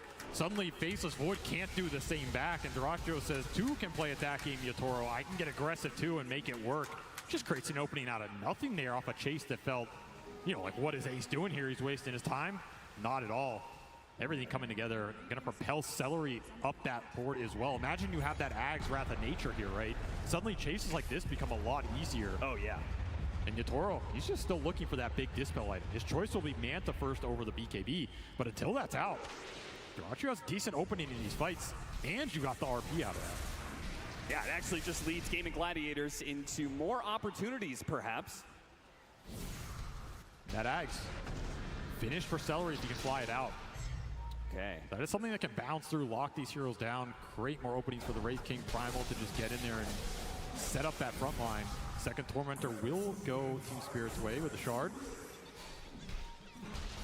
So now they've got a Shard on both of their supports. That's pretty funny. I think that the Mira 1 Grimstroke, that's so much better for them. Hard Dispel to be able to help save this Pango or this Faceless Void when they need it most. But maybe there's just too much firepower some of these times. As you can see from Gaming Gladiators, win their core, start linking up, and they're picking up the pace now. Dyrachyo, he's just swarming forward, seeing if there's anybody else to be able to catch deep on Team Spirit's side of the map. And this is the part where Team Spirit needs to be able to slow down the game. The momentum is beginning to play against them. This is where the map becomes difficult. You have Skeleton shoving in one wave, you have Wrath of Nature pushing all the lanes. The Morphling's not afraid to show right now. He has Manta Illusions on top of it. And the Primal, if he's in the fog, it creates a scary situation with the pickoff potential. They're just getting more information than Team Spirit right now. There are still very deep Observer wards that a potion got out, but you can't really get there and use them. And they're not scouting anything right now as everybody's on top of him. That Shard is pretty helpful when it comes to the Sprouts, but it may not save him from this since he's going to be surrounded. He'll create a little bit more time, a little bit more space. In fact, he's going to go for the TP away, and there it is. Okay.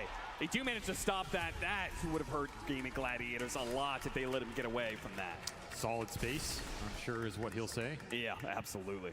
Time to try and get to the Dispel item on Yotoro, as Collapse will finish Harpoon.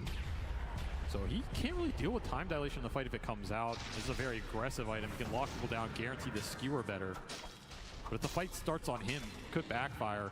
And Quinn's still working towards that heart. So Gaiman looking for the next big damage items that are going to let them ramp this game up. And of course, Ace still sitting top and pretty here. He's the big objective driver, so if he decides that they need to force tier 2 or go for Roshan, where they want to fight and how, it's up to Ace right now as he is the front line. Yotoro calling for a smoke, looking for some kind of pickoff here. Just they get the right kind of opening, they could translate this into a quick roast take. Exactly. They're looking at the corner of the map, so anybody that dies down here, Yotoro's instantly going to go in the pit. He might just do it anyway. Yeah. Gaming Gladiators, they look inside, see if it's actually Gaiman who's taking that Roshan. That's going to be pretty tough to deal with, Yotoro.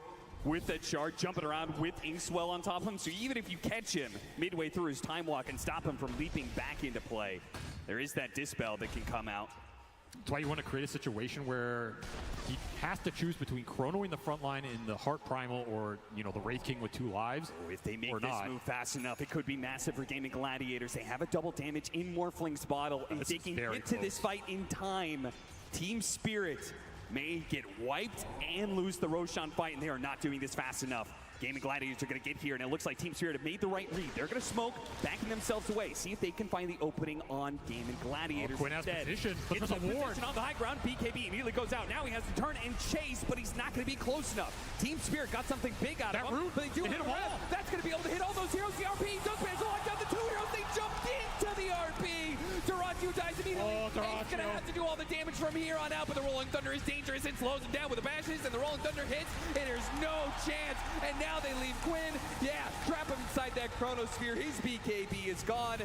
Get the rest. Oh, it's Gaming Gladiators who had an opportunity there to be able to upset, but now just what they feared the most, which was losing a fight and giving the Roshan to Team Spirit. That may have just occurred. It's going to switch the sides, so they're going to have to run up top. They might not have enough time before Gaming respond. I mean, you got to remember, they can TP to this dire outpost up here as well if they still have them off cooldown. But damn, what a heads-up RP from Collapse. That is a team fight salvaging RP as the Wrath of Nature just got them all on the backside, and Dilation was thrown out early here. So right there, it goes on Quinn, but that opens the fight for Dyrachyo by a decent margin. Just didn't, I don't know, I mean, he just RP'd him. There's no way around it. Yeah, they only had one stun to work with. Dyrachyo just makes a complete misread of the situation there. Maybe thought the stun was going to latch and be longer, but there's a lot of bailout here, and the second that goes wrong on the Morphling, this fight's just completely over. Yatoro's going to clean house. You cannot give too many of these openings. The upside, though, like we said, is this Roshan switch sides, and the respawn timers were not too long here, so Dire side going to work for Gaming. As they come back into this map and stall out the Roche a second time. I think you just man up for it here because you know RP and Chrono are on cooldown. Yeah, 100%. And Team Spirit, I mean, it would be a pretty bold move to try and take this fight without their ultimates. No, they're just looking for the pick off. They're not going to find it, clear the wave, but this contest, it's all on Laurel with the Rolling Thunder. Maybe they can take the fight afterwards. Yeah, he's thinking about going in with this Inkswell. He tries to jump in, see if they can get the skewer pick off. No such luck. Gaming Gladiators retreat very defensively after claiming that Aegis. They know Team Spirit are bold enough to make a move like that. They respect it. They'll back away. Dyrachyo, he'll try and get his farm into the Silver Edge, which is a great way to be able to find some of those backline heroes. I mean, I think that Grimstroke is a big problem for them.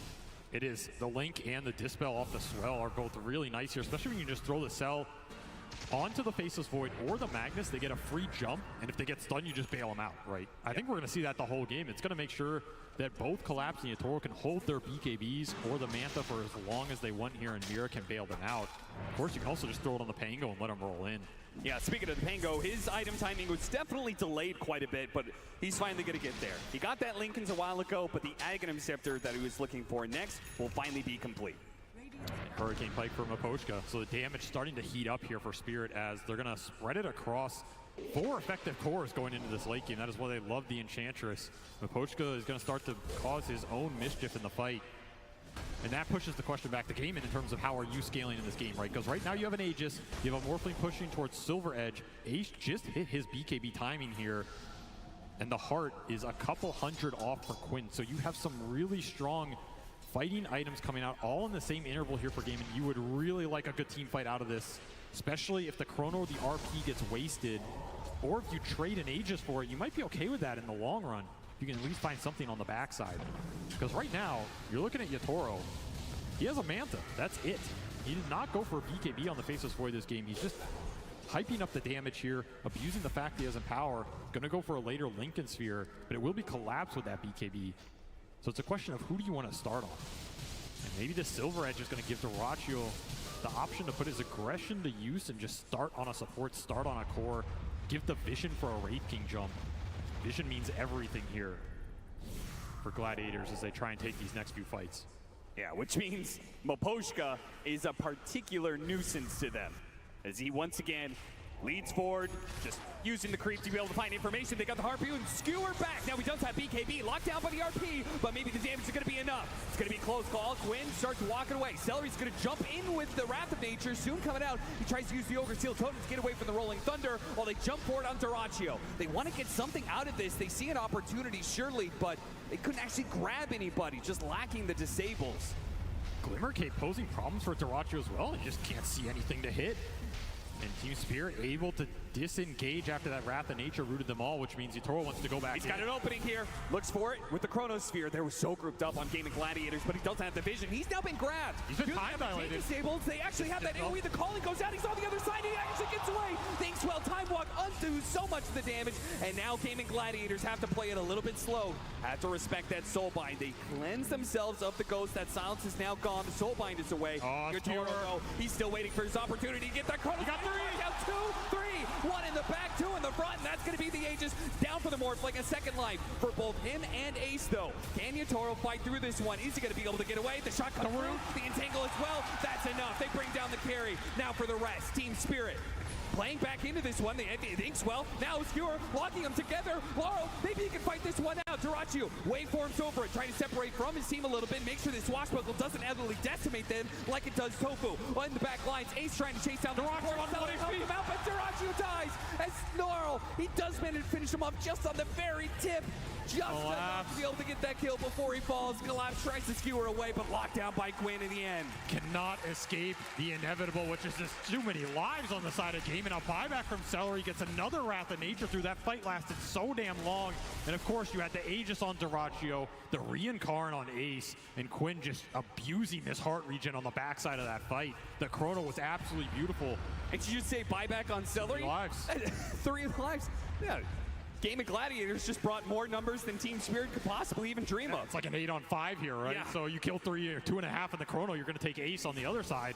Then they're all coming back. I mean, that's exactly what you want to use this Aegis and Reincarnation for. Create a situation where you set the fight up towards the end, the ults are on cooldown, and you just get an even man fight. And that is when Duraccio can start to clean house. This Morphling, he does some serious DPS, but damn were those Inkswells a problem. They were catching so many heroes. Collapse gets to survive the entire fight, just right-clicking people the entire time. And I thought Laurel was maybe going to carry the end of this. Pango is doing so much DPS. Yeah. But him and Collapse, I think, saved so much of this fight because if Duraccio managed to live through it, then who knows how much damage they do while Team Spirit is dead. But the fact that Morphling is gone, there goes a decent amount of their pushing power and threat for the high ground. Instead, it's the Furion and the Skeletons that push out. It'll be Ace who collects it, and this Wraith King is just turning into a straight carry right now. This is not even a bad carry matchup versus the Faceless Void. Yeah. If you have help to do it. It's just going to be an AC for Ace here. Shard to boot, so you cannot mana burn him out, and he's going to be a problem. He's going to deal enough damage, create enough threat that you're going to have to think about him first, or at least maybe skewer him in deep, take him out for free, and think about when you commit the Chrono or the RP, because it's not so straightforward anymore. You can play off some Pangolier pokes, but the damage in the front line is coming through for Gaimin right now, and a lot of it does come down to Duraccio. How does he find the angle into the fight? Who does he start on? And does he get caught in those ultimates? Because this Morphling is still incredibly susceptible to time dilation post-Manta. He's susceptible to just getting ulted without that morph going out. If that happens, so much of your DPS goes out the window. Suddenly that long fight is no longer favorable for you. It's so wild to me how much Yatoro trusts his team in this situation. I feel like so many other carries, especially carries in this tournament, would have gone for a BKB to help protect themselves, but he seems to just fully trust that Mira is going to be able to back him up, right? I mean, you think Yatoro God is going to buy a BKB. Haven't been watching this man. He's going to go for Scotty up next, which is going to make him very tanky. Gaming Gladiators may not let him get to this point. Smoked for very, very far forward here. Yeah, Radiance turned off for Ace. They're not showing too much on these waves. They wanted something so badly out of that. They used double scans to try and find some sort of pickoff, but they're left with nothing. Team Spirit holding around their tier 2. They saw something on that ward, and they'll counter smoke it instead. They're missing the Scotty from Yatoro. Big item versus Morphling, but he's happy to fight without it. Treants, we'll see nothing. How closely were you looking at the body blocks here? And Aegis could depend on it as they will bypass the vision mechanisms. Level 20 for Yatoro. He has Chrono attack speed here, plus this full Mjolnir. You get caught in this Chrono, it's a very different story than the last fight. How much room are you willing to give up right now? That charge, they spot Celery. Chronosphere on the 2 of them. So he's going to bring down the support first. Nice use of the dead shot there. That'll make sure Ace doesn't get punished too much. But Chronosphere for a 5 position. I don't think Gaming Gladiators mind that too much, as long as they don't lose control of the Roshan pit during this window. I mean, the upside is that buyback's still on cooldown for Celery. So they know they're getting the 4v5 out of that if they take down the Furion first. There's no way you're committing for the Wraith King there. Dead shot will prevent it anyway. Another quick pickoff for Yatoro. More gold into his pocket. Will finish up the Scotty. Now, what about this next part of this matchup? The Wraith King versus the Faceless Void, especially this Wraith King off lane, always going to be going the Aghanim Scepter at some point in time. That Aghanim Scepter is pretty interesting against the burst that Yatoro wants to be able to employ, right? He wants to Chronosphere and make sure that there's one hero or maybe 2 that gets no impact in the fight, just like it looks like Quinn. Ooh, he barely gets off that, but he is going to be slowed down as soon as the BKB is worn away. The time dilation kicks into play, and yeah, Team Spirit have caught him. Just good vision on the map. Let's set up for this kill. And just as he was pushing towards that Aghanim Scepter, you're talking about the Wraith King as the Primal Axe will also play a big part in these fights, just breaking these heroes down, removing some of the passives, letting them get easy kills on things like the Enchantress, removing some of the time lock from the Faceless Void. Any extra bit you can gain an advantage for Daracho in these man fights is going to be nice, but I mean, the Wraith King Axe is great versus the ults. It's just a question of can you do anything with like the 5 seconds you have afterwards, right? Daracho going to man up. They're going to jump onto this Faceless Void, see if they can burst him down. Once again, there's that Inkswell Heart Dispel. Oh, Time walk and attempts, collapse, turns around, gets that RP on the two of them, locking down Daracho and finishing him off. And now Ace is going to come back into this with not much support. With no Quinn, they knew they had the numbers advantage, and they take the fight into Gaming Gladiators no matter the cost. He gets a jump away. Force Stab helps him out, but it's not far enough. There is nowhere you can go. The collapse in Yutoro cannot follow. That is a very bold move. When your Primal is dead, he's so much of your damage, so much of your burst damage. I mean, again, they're very close to bursting Yutoro, but the man knows his limits. Elvin Tunic will help in. Oh, Tofu! Yeah! A shot from downtown claims the life of Yutoro. Just as I caster curse the hell out of him, he gets shot down. Well, the man knows his limits, but I guess not every limit in Dota. The Tormentors are new, we'll cut him some slack, but what a find from Tofu. Just claims it all there, and now the Tormentor did go to Radiant, so they get the kill on Yutoro. Collapse gets the shard. That's a 1,500 gold kill. Yeah, that's the final shard, by the way. Team Spirit, 36 minutes in, have all the shards for their team because they've claimed every single Tormentor. This is crazy. Of course, the Chrono was off cooldown, so you're going to have some downtime for Yutoro where he would have liked to have been up on the map and used it. Surprised it burst him. Bullseye. He must have like time lock hit the Tormentor. I mean, at least he can laugh it off here because there's nothing else you can do. Back into the game though, they still don't have Ace. They're still looking forward with this smoke. There's a hesitancy out here. Yutoro? Yeah, this is, I'm surprised Gaming Gladiators, they're surprised that they're even out here. What Quinn starts the hell is this move? move? Up into the high ground. Oh, Quinn. He doesn't have a TP. Where are you? Quinn. He's going to be able to get a force stab down to the low ground, but that was an opportunity to get the pick off, and instead it's Collapse who finds the pick off. Another Ogre Seal Totem for Accelerate, trying to keep him alive. Bump back in. Oh, the swashbuckle just really outside of the range there, and they do. And Yutoro's back. Yutoro's back into it. Darachi will be the first one down. Quinn, he has BKB. Can he get it off? No, too many stuns. This damage is ramped up so damn fast. Oh, Collapse got him on the Inkswell. Yutoro says, you had your fun, you had your cliff walk, but I'm here to clean it up. And Ace trying to get away desperately. Blink is up. He will get out. Yes. Oh, they got a scan on him. Yeah, turn that Radiance off, son. You need to get the hell out of there. You gotta hide. You gotta hide. You can't be farming right now. There's that shard. Collapse. Pulls him back in a little bit. No harpoon just yet, though. So he couldn't get him any further. Yutoro knows what he wants right now, and that is an Aegis. That is a Roshan fight the game could have just committed to. It's also a fight that 30 seconds of it had no Yutoro.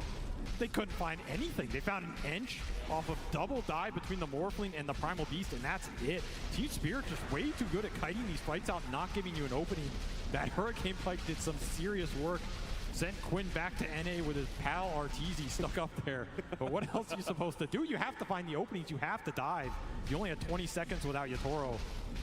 Just none of it went your way, and now it's going to be an Aegis into his pocket, a cheese on the back, and I guess everybody can buy BKB at some point. It'll be his next item here at last to seal the deal. He really wanted to save that double damage rune for Laurel or for Yutoro, but little Treant will deny them that opportunity. Still, though, Team Spirit got to feel very good about this next 4 minutes. They've been winning a lot of team fights lately, and with that extra life on Yutoro, he's already been very aggressive, leading a lot of the charges for Team Spirit, giving information to Collapse to follow it up. And the second life, I feel like there is nothing to stop this man. No, if you get caught in the Chrono, you're gone. Yeah, I mean, that's it. Even if you're morphing, I mean, who cares, right? The second you come out of it, you're basically dead. This Ags from Celery can only do so much, and suddenly the lanes are not getting pushed in as deep as they once were because this Empower is just going to work on these cores. They're just mopping it up. At this point, the Skeletons and the Treants are just extra gold into their pocket. We're looking at 440 CS for Yutoro right now. Just cleaning up these lanes. 500 for Laurel, by the way, who's been swashbuckling what feels like the entire map. Still having a tremendous game here on the Pangolier. He is. And look at the difference in the last hits, man. I mean, that is what Empower does. That's what an early Mask of Madness into the Maelstrom does, but it's also all these summons going down the lanes. So it's inflated a bit, but that's extra gold. And now Miro with an Ags. This is a great Dark Portrait game, right? And these soul lines have been landing. There's not a lot to block them. You get the Wraith King, you get that aura going back. It's a great illusion. You get the Morphling. You're going to clear house on the back line. So suddenly the scale from Team Spirit is starting to pick up the pace on their supports, and these are scary ones. RP straight up in the top lane. He got caught trying to hit that tier 2. You can get nothing for free against Team Spirit. Collapse denies Dyrachyo that opportunity. Dyrachyo compliments on the initiation, but the damage is done. Gaming Gladiators, without their carry for 70 seconds, there's going to be some serious damage coming their way. That just feels like a move it's based on pressure, right? They feel like this game is slipping away from them. They feel like the scale is going to be insurmountable. Dyrachyo trying to make something happen on the map and find a tier 2. Instead, he will pay the price only for an RP in exchange, which is going to be up pretty much when he's back up. How much do you want to push with this Aegis right now? Level 25 on the Faceless Void already. He already has the backtrack talent. Just going to make that burst even harder. And Yatoro says, this is enough farming. I want to end this game. I want to end it now. How much do you have to take the fight on your high ground? Look at them. They're just trying to catch whatever they can in the side lanes because, well, you don't have a carry, so there's not much point in acting like you're going to defend this mid lane. Just have to use Ace's strength. You have to find a way to use this Wraith King Ags and the Radiance Burn. Get something going in the fight over the long duration. That is where the Pangolier shines. And I mean, Laurel hasn't even had to jump in aggressively yet. He's just playing behind his other cores. Yeah. Be a free lane of racks here. They're going to go for number 2. Dyrachyo, 3 seconds on the spawn. Butterfly completed for Yatoro now. No MKB in sight. You're going to have to do this the hard way. Just charge in and hope it goes your direction. Checking it out, seeing who's TPing in. Toro with the Lincolns.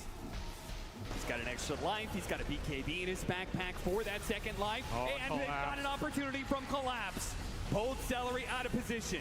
All right. Dyrachyo going to try and use that Faceless Void form to be able to help out, but the Chronosphere goes into work. The Old Scepter not actually grabbing the real one. He's still up, and he finishes off the Morphling so easily. Now the RP gets the other 2 cores. Team Spirit so clean. The extra ghosts come out from the Wraith King, but doesn't really do anything. Ace just pops his BKB on the second life. They do manage to get another pick here on his Celeries. He tries to jump forward. They've got nothing left in the tank on Gaming Gladiators. They are all going to fall. They're going to throw their damage around. The Chief's actually getting popped as Collapse got a little bit low, but into the fountain Laurel goes. He's going to get Toro a rampage, maybe a double. No, Tofu's going to deny him that. They're going to call the GG unless pulled back in.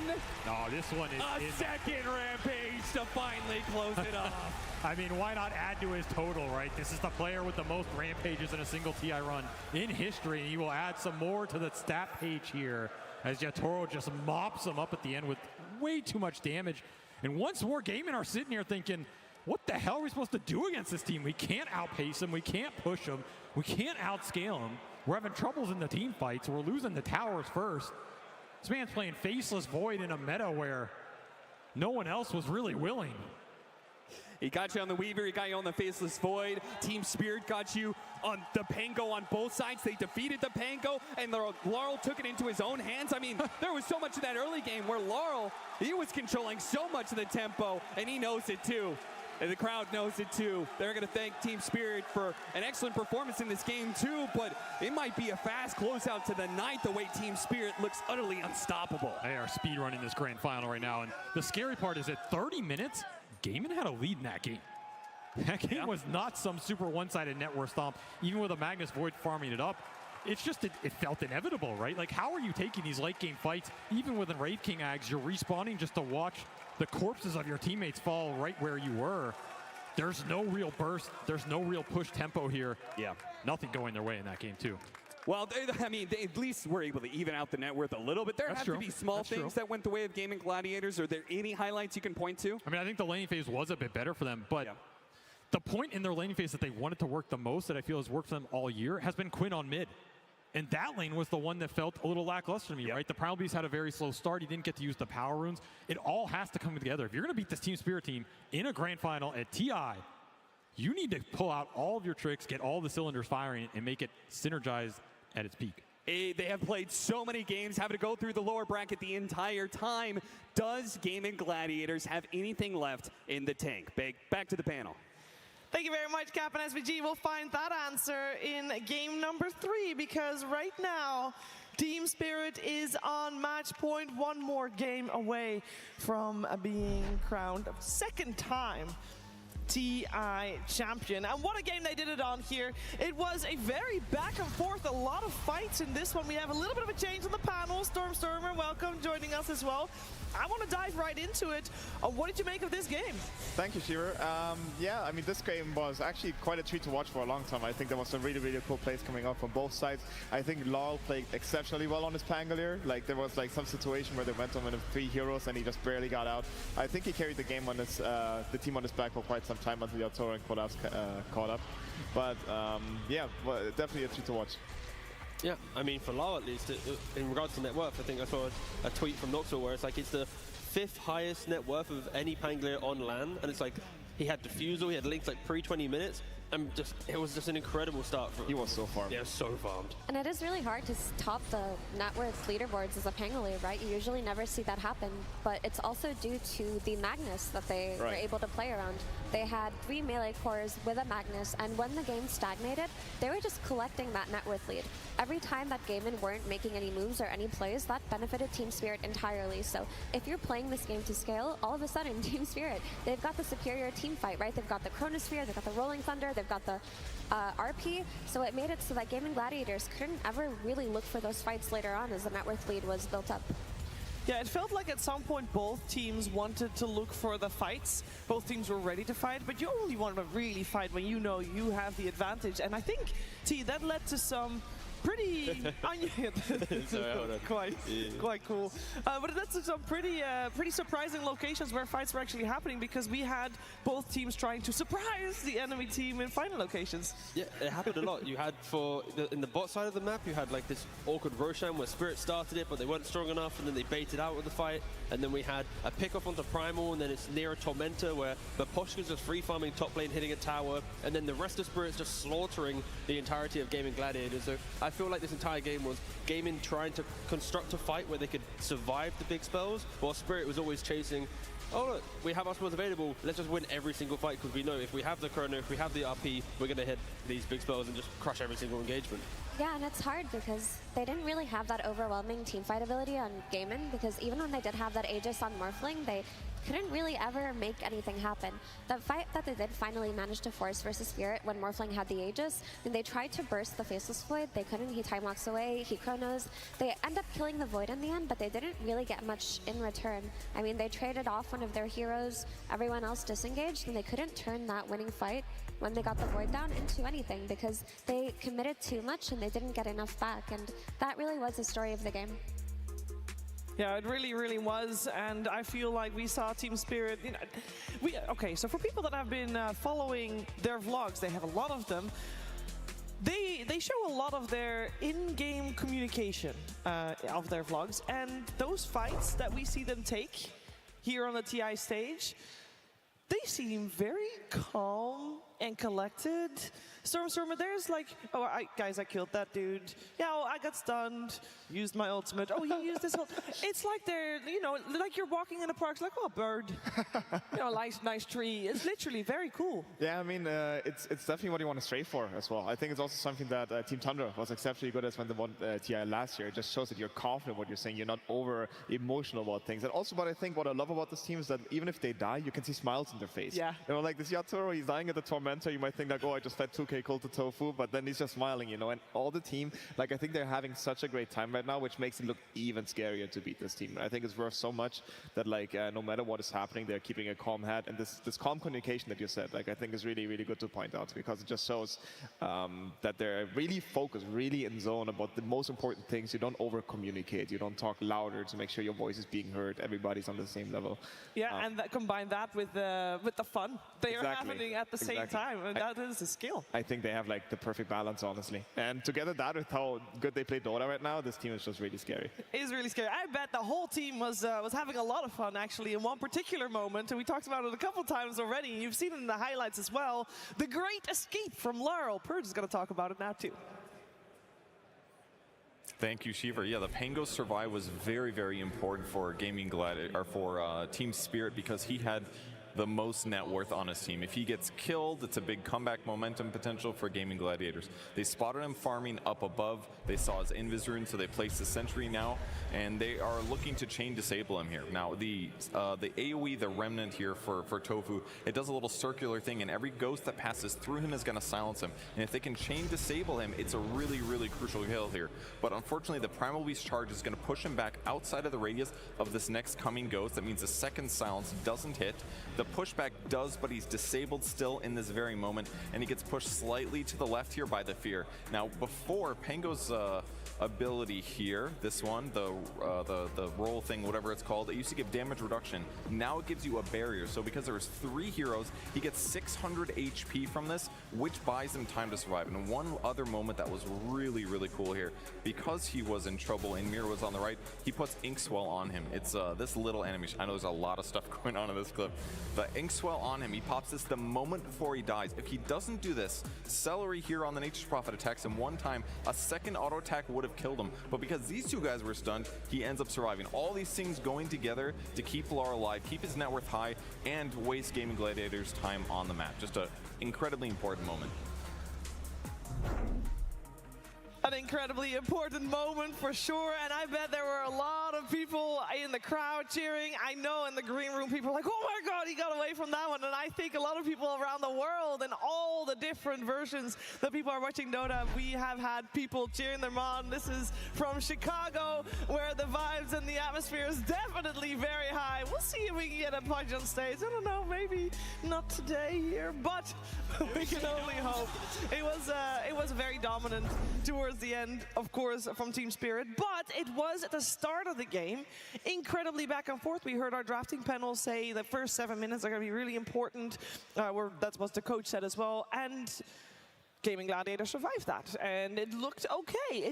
They couldn't get that final push to get the advantage, and that is something that they're surely going to work on for the next game, which is coming your way very soon. This particular point, though, T, it's all or nothing right now. They're 2 games down. Gaming Gladiators has been in this situation before, but that was an online tournament. This is very different. It is, and I'm going to just say that I don't want to see Morphling. You know, this hero is Arteezy, got eliminated with it. Nightfall, got eliminated with it. Now the Ratio wants to play it, and he lost game 2. Like, this hero, it's the bane of these lower bracket teams' life, and unfortunately, I don't think it's the one that you want to bring out when your life's on the line. You know, I can only imagine they're going to have something different planned that they have to have. And while they're planning that, we are going to see where Casey is hiding. I think she's in the crowd somewhere. Where are you, Casey? I'm way up here. I'm sorry, I'm turning away from the camera. I'm way up here. How's everybody doing? Okay, so usually, as I move my cord out, I'm such a professional. Usually when we ask people, is this your first TI? We get a lot of, yeah, it's my first TI. I got a very different answer when I came up here. How many have you been to? You know, I'm not sure. 14, 15, 16. Went to Canada was the last one, and now I'm back, so I'm super excited. And the 3 of you have been to most of those together? A couple? I would say like half of them, all the Seattle ones.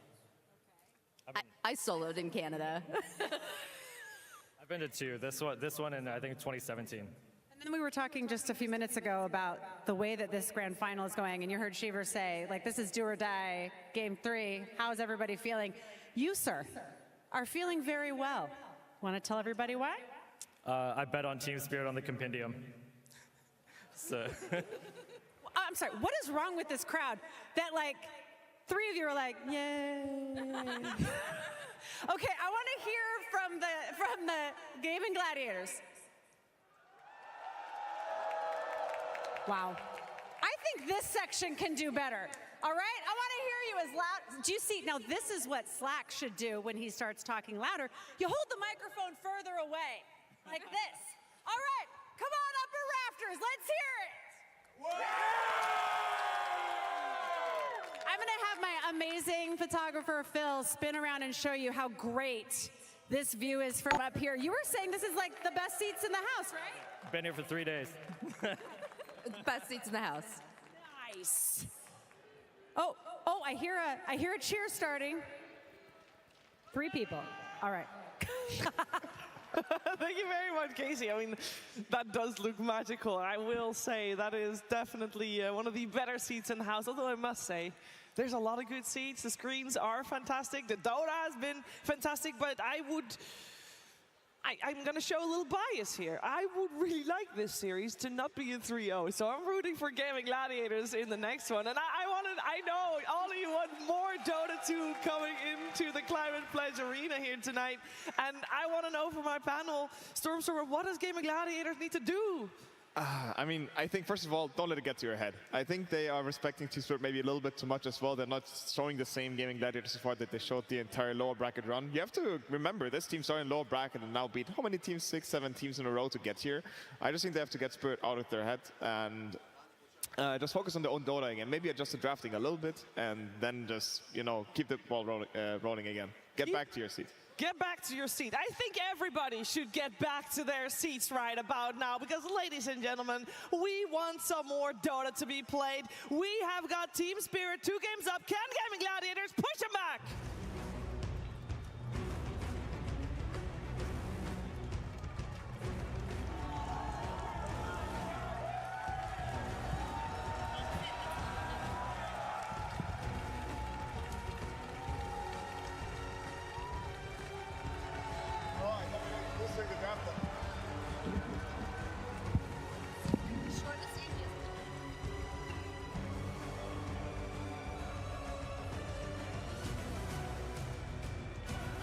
Ladies and gentlemen, Team Spirit, Gaming Gladiators, game number 3 of this best of 5 grand finals here. But Team Spirit, 2 games up.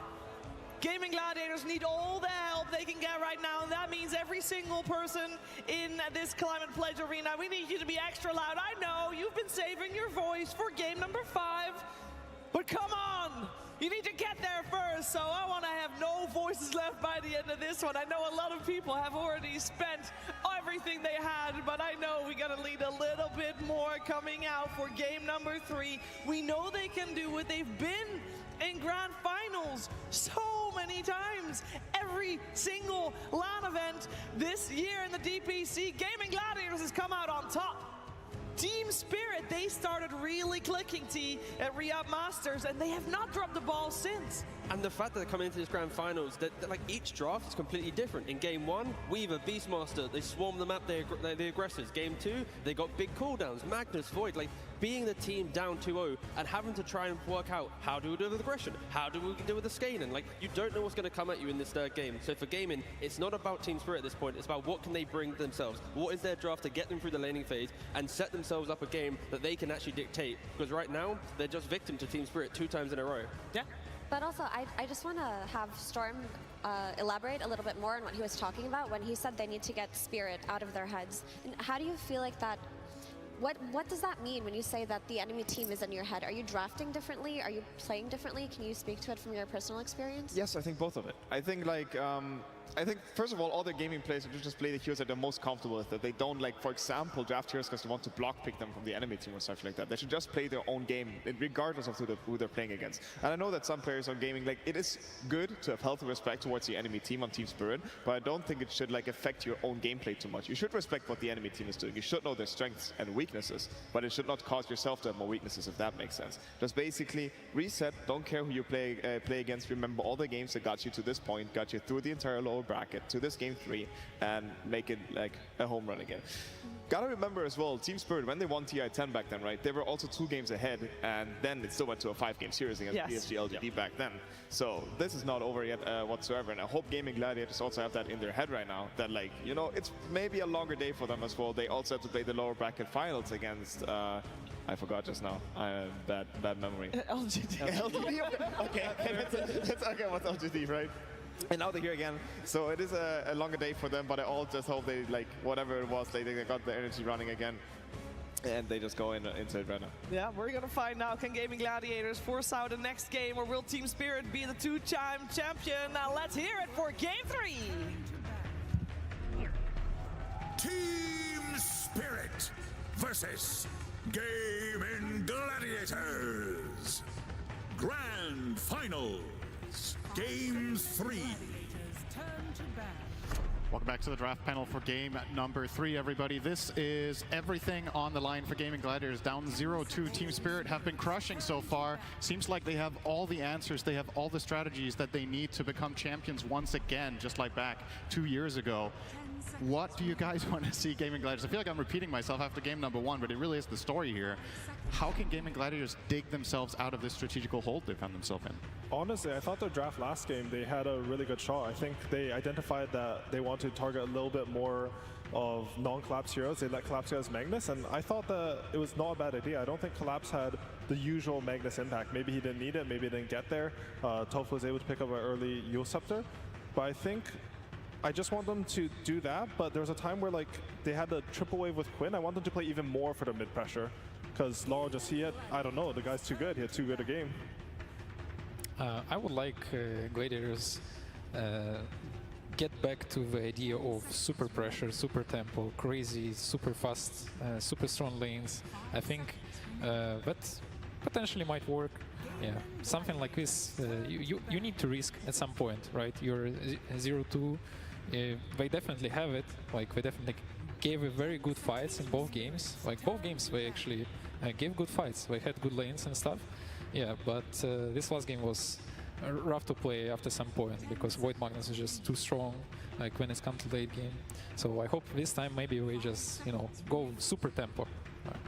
I definitely agree with Dendy on that one. The way Gaming Gladiators got here was with that tempo, pushing the high ground. It felt like in that last game they kind of fell back. Like, we don't really want to do that. Instead, we're going to try and match you in the late game, pick up a Duraccio Morphling. And he played pretty amazing for the most part, had a couple bad deaths, but overall, like, you're playing into how Team Spirit wants to play at that point. You're not really playing the game that got you into this grand finals in particular. So we'll see if they go ahead and do that, but the problem is, I think, when you play against Team Spirit right now, there's like a triple threat here. It's like you have to deal with Collapse, which they've been trying to do through bans, and then I think what really leveled up Spirit is Laurel. He's just playing so good every game, and you see Quinn, he's normally taking control of the map. He's like making moves. He hasn't been able to in these last 2 games because Laurel's having a great laning stage, and of course there's always Yatoro, who's you're going to pick the CK, but you don't even know if it's his. He's strategically taking away a lot of Duracio's heroes, making them feel a bit uncomfortable. So there's a lot of things they're doing at a strategic level and in game that it's just really hard for gaming to address. So what do you think, Gaming, if we want to see this early aggression from them, what is the first pick of the game? Do you just go for the celery Ench here and you're like, okay, full focus on early laning stage and putting that pressure? Your Chen was obviously banned that you've had a great success with in that macro strategy. Is the Ench into CK even appealing to start off? I think it's normally like a decent matchup for CK because he's actually one of the heroes that can kill Ench pretty easily when you bring her out of position. But honestly, I sort of like that line of thought. I think at this tournament, they usually pick Ench with Weaver, just because it gives the Ench a really strong lane. Once you give Ench a strong lane, you can snowball to other lanes, you can leave it alone. But I don't mind that if they pick another strong carry with it. Okay, there's the AA we were looking for in both of the previous games, and this time Gaming are going to bring it out. Does this fit the bill for you guys? Not a strong laner. Not a strong laner, not a fast tempo hero, but it can buff really well like other heroes that you can have in a draft. Vortex is extremely strong, also shut down a lot of like fat heroes with Bayern, Heart of Tarask and stuff, so might see something. If you build up a strong like carry that fits AA on lane, it can still be pretty strong lane.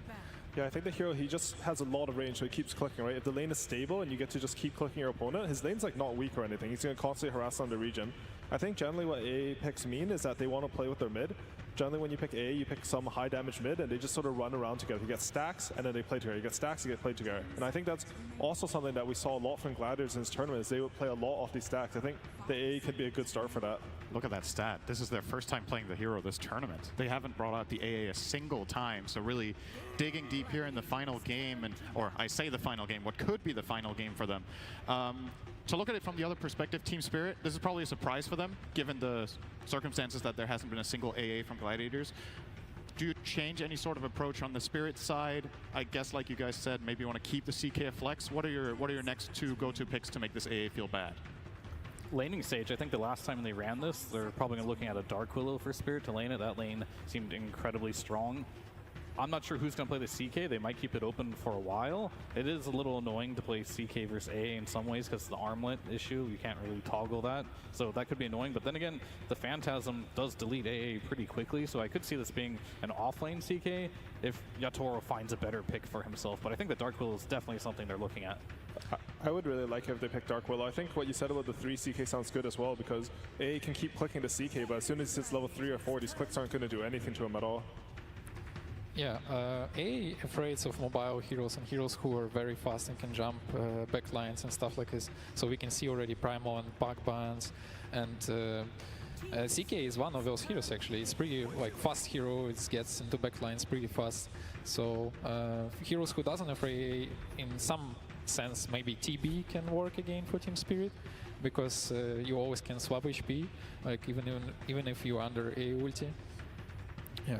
I think they're going to pick 18 Spectre. Like, they should start to look at it. I don't know if they will for sure, but I liked what you said about like getting these backline jumpers. I think Yatoro, he played a lot of Spectre.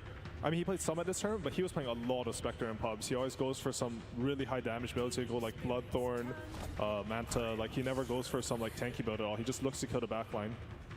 I guess Grimstroke does something similar that you were saying as well, right? Just giving you a really high kill threat lane. You want to make sure that the CK is at least open as a flex or the 18 pick. Yeah, I think they go for that because it's a lot better versus the Pango than the Willow would be, right? You can get the leash on him and then he can get stuck. So same thing in the laning stage though. It's really strong, get on top of him, lots of damage. Just Grim is better for this particular game. Trant is in again. This was a Hero Spirit ran against Pango last time, but they are going to go for the Tusk. Tuski. Oh, are we committed here to a 5 Tusk for this reason? Has Mira been playing Grim? He has, right? They've both played both of these heroes. So this for Team Spirit, I believe, is a complete flex among their support players. Mira has not played Tusk yet, so it's most likely 100% in Poshka so far. Did he not play Tusk in game 1? Am I? Oh, he played it in the last game, but outside of that, I suppose. Right, outside of this series. Okay, yeah, got it. Yeah. My notes are outdated from the last. I'm sure they can flex it perfectly well. I think. Actually, Morta's not banned in this series, which is sort of surprising because, I mean, they broke Gamer's confidence in the hero a bit because I think Tofu played literally every game on this hero before that. You just go back for it, yeah, because it does what you need him to do, right?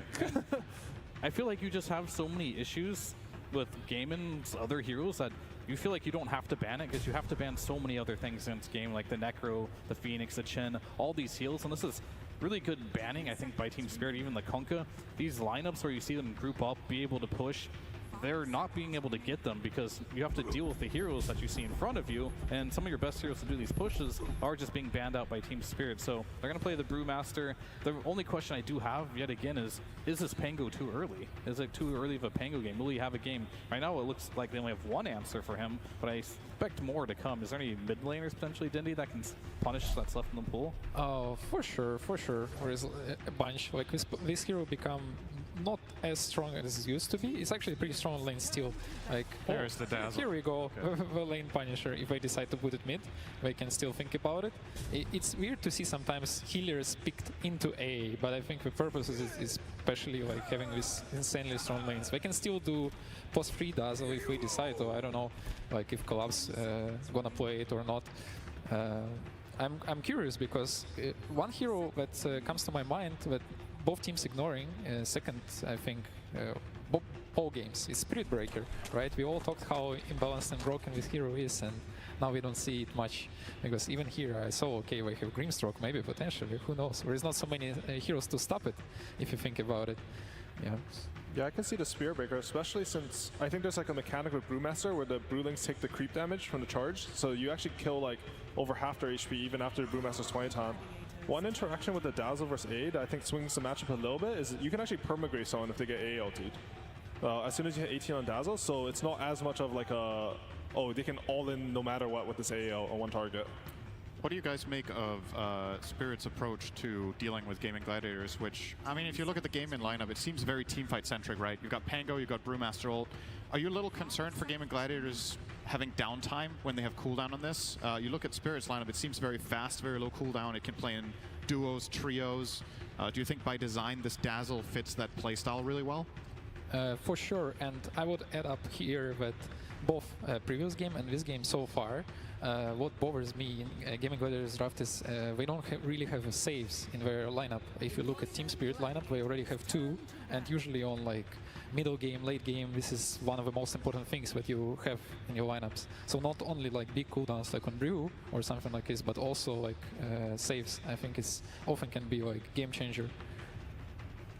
Speaking of saves, I think Gaimin probably needs to ban Centaur in this game. This could be a really good hero. Like you see the roll come out, you see the split come out. Some Centaur Stampede could disengage that really well. I think they need another hero that... I'm just kind of looking at Yatoro's hero pool. I'm not seeing anything much better versus the Brewmaster than the CK right now. Potentially it was like a Morphling, but then you're playing versus AA, Weaver's Band. It's like a Night Stalker. Carry? Yeah, I think Nightfall pulled that out a couple hits. I could actually see Yatoro playing in a game like this. It's actually a really good Night Stalker carry game. Agree on that. That looks amazing if we go for it. It's very hard to play with this lineup so far against Night Stalker carry. You don't have so many reliable stuns, I would say, on Gladiators yet. Like you have a lot of some skill shots that you need to aim, so it can create a problem. Yeah, also, by the way, Grim is also safe if you think about it, right? His shard is used so efficiently at TI so far. Yeah, we saw it in the last game as well. Like, I guess the only question is, like, they probably are wanting a ranged hero because you have Tusk potentially 5, and I don't know if CK Tusk lane is gonna cut it. I guess they could do it. I think just because they see the AA, they might feel like they can greed it out. Like they have a 5 that doesn't really prevent the carry from getting all in, and that can't protect themselves. So you can like play for the kills in lane with something like a CK Tusk. I could see them just go for the range route with the Tusker 5 though. I think they'd have really strong lanes that way as well. It seems like Gaming Gladiators have the same mindset with this Dawnbreaker ban, right? This is a hero combination that we saw other teams run earlier in the tournament. The Tusk Dawn as a dual lane just absolutely obliterating weak 5s. So it does seem like Gaming are still in that mindset of this CK is going to be the carry. But as you guys pointed out, I don't even think CK Tusk is going to struggle here unless that the carry last pick from Gaming really solves that lane. AA does not like this matchup. Honestly, I just like this last hero from Team Spirit to sort of solidify their team fights. I feel like right now they actually have a chance that they'll get run over in team fights. I think Pango, Brewmaster, and Mortar are all really strong versus heroes. Oh, okay. What a call. Well, it was time. Bendy wanted it, he got it. Oh, it's a beautiful lineup here. Spirit Breaker Grim looks very scary, very scary. Also, it's BKB Pierce once again, which is very strong in a lot of situations. Yeah, I think the carry pool, I think the Troll being banned and the Void kind of signified that you want this CK to be your carry. So they're going for that offline route, not going for the Centaur, going for the Spirit Breaker, which Brewmaster, I guess you have a Dispel, which helps a little bit against that if you can get it off on time, but we've seen time and time again in the late game, it doesn't really matter. You have like a BKB, Octarine Core, and like a Refresher Orb, so you can't really deal with that. So this has been a Collapse special throughout like the entirety of this TI, and he's really good at it, and it looks pretty scary here. I will say the Gaimin's lineup, it looks pretty good though so far. I think whenever you play against Dazzle, having that AA is really good if you can ever commit on him. Then we have a Spectre. Gonna round it out with a Spectre, so giving maybe some skirmishing potential to Gaming Gladiators. You have a carry that can join globally. Was this just a matter of, okay, there's nothing left? Is the lane going to be okay? Yeah, honestly, I'm really worried for Gladiators. I feel like every time I've seen Spirit Breaker have a good lane, this hero's like the most unreal imbo of the patch. Yeah, Spectre A is one of the best combinations in the game for ages, and I don't think anything changing in that, because both heroes complement each other very well. But at the same time, the lineup on Team Spirit looks crazy in late game if it's the game D-Ways. All right, seems like we're grasping. Are we grasping at straws for Gaming Gladiators? Is this actually going to be that difficult of a safe lane? Or is maybe some sort of hope with rotation from maybe a gating where it could offset this balance in the top lane? Can you leave Brewmaster alone for a minute to try to help? Or do you need to get really creative? I think a lot can happen in this game, and I think a lot's going to come from the mid lane. And can Quinn get rotations? And can they abuse Laurel this game? Because I think Laurel is very exploitable in this game with AA ult, Spectre ult, and if he feeds a lot of net worth back, that could be a way back into the game. Yeah, I can completely see that. If one lane starts getting pressured, like you have the Spectre to add on, the Pangolier probably is going to be the strongest hero in the game when he gets his role. So they do have a lot of angles on Gladiators to snowball off that. So I guess, I mean, not to sound like a broken record, but we're very focused on the laning stage, as per usual in this series. If you're in Quinn's shoes in this game, obviously you've had a couple of games that did not go according to plan, right? Let's talk a little bit about the mentality of him going up against what we assume will be a very unfavorable matchup against Laurel and the Dazzle. What do you think Quinn is telling his team right now? Is it, all right, I'm going to be struggling, but I'll come back, or I need help for sure in this game? It's actually not that bad for Pango. It's one of the better heroes to sustain against Dazzle, because you have 2 jumps to jump away from its poison attacks. So I think Quinn is extremely experienced and he will be fine. All right, guys, Gaming Gladiators, they are on the ropes. I'm sure Team Spirit are feeling themselves right now, and let's see if it is the same for their coach, Silent.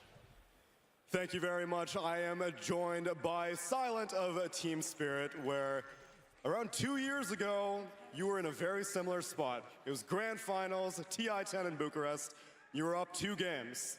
Now, a lot has changed since then, but it hasn't changed for your team. The energy from 2 years ago to now, does anything feel different? No, I think we feel the same. You need to be focused and play till the end. It doesn't matter lead you or losing. Same. You don't like to, okay, we're leading it to the arrow, we can make some YOLO plays.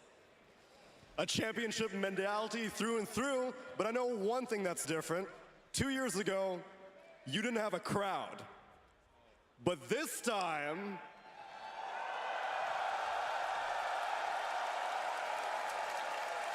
I think they're ready for a game number 3.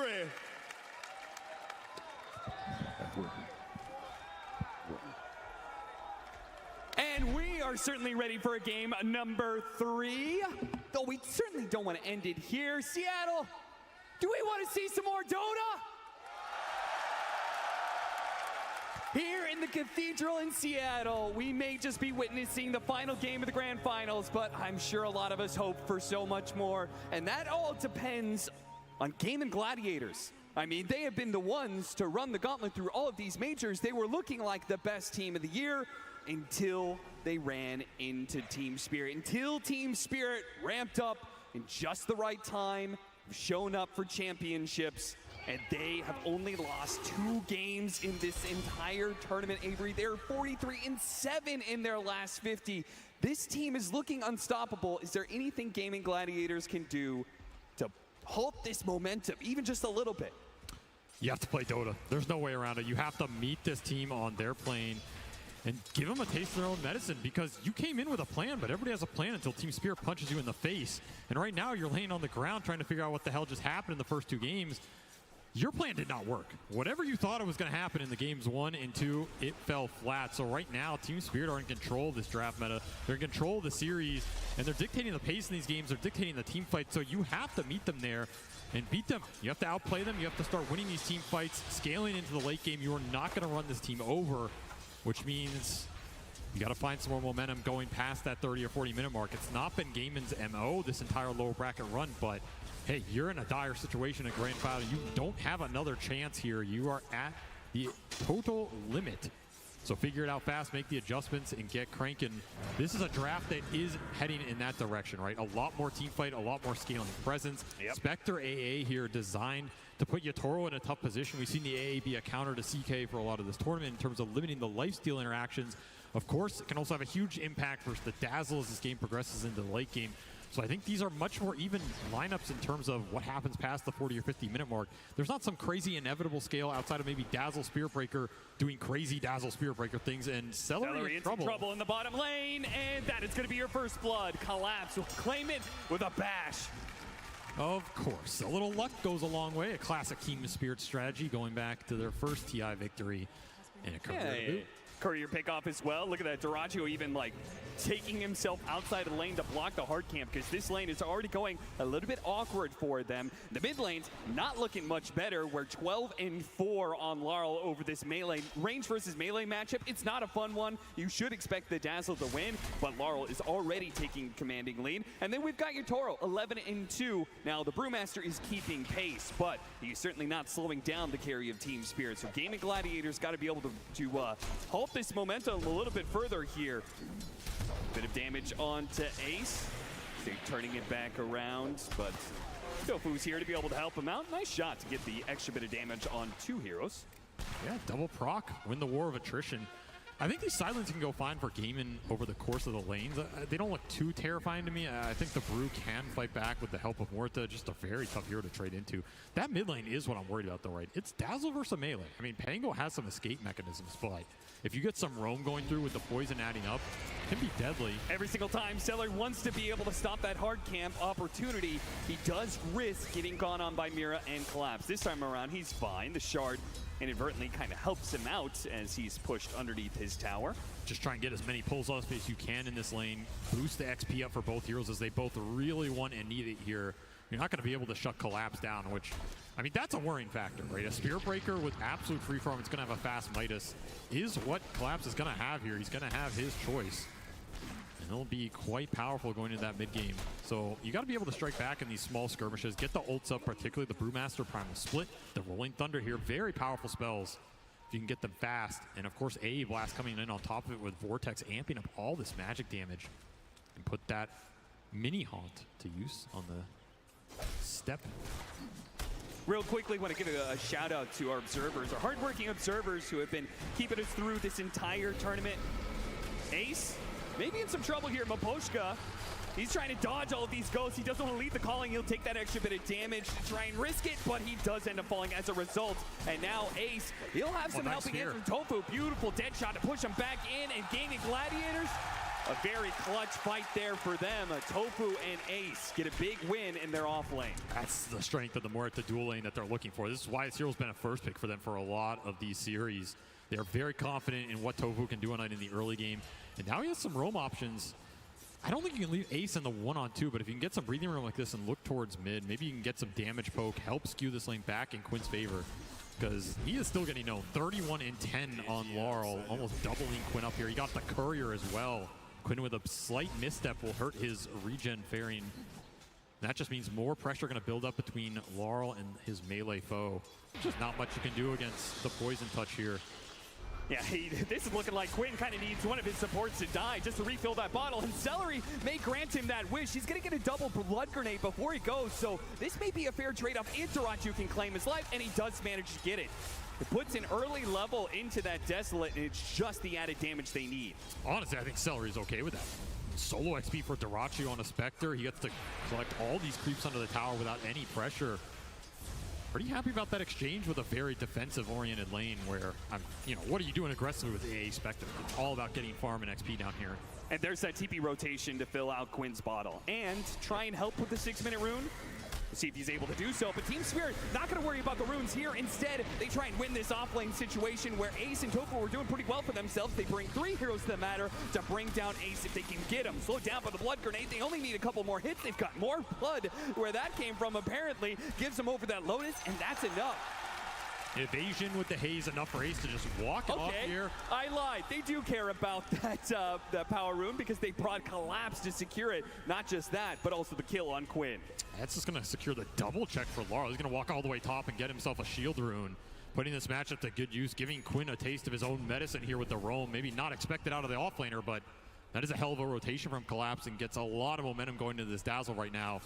And this is a pressure point you're going to have to respond to.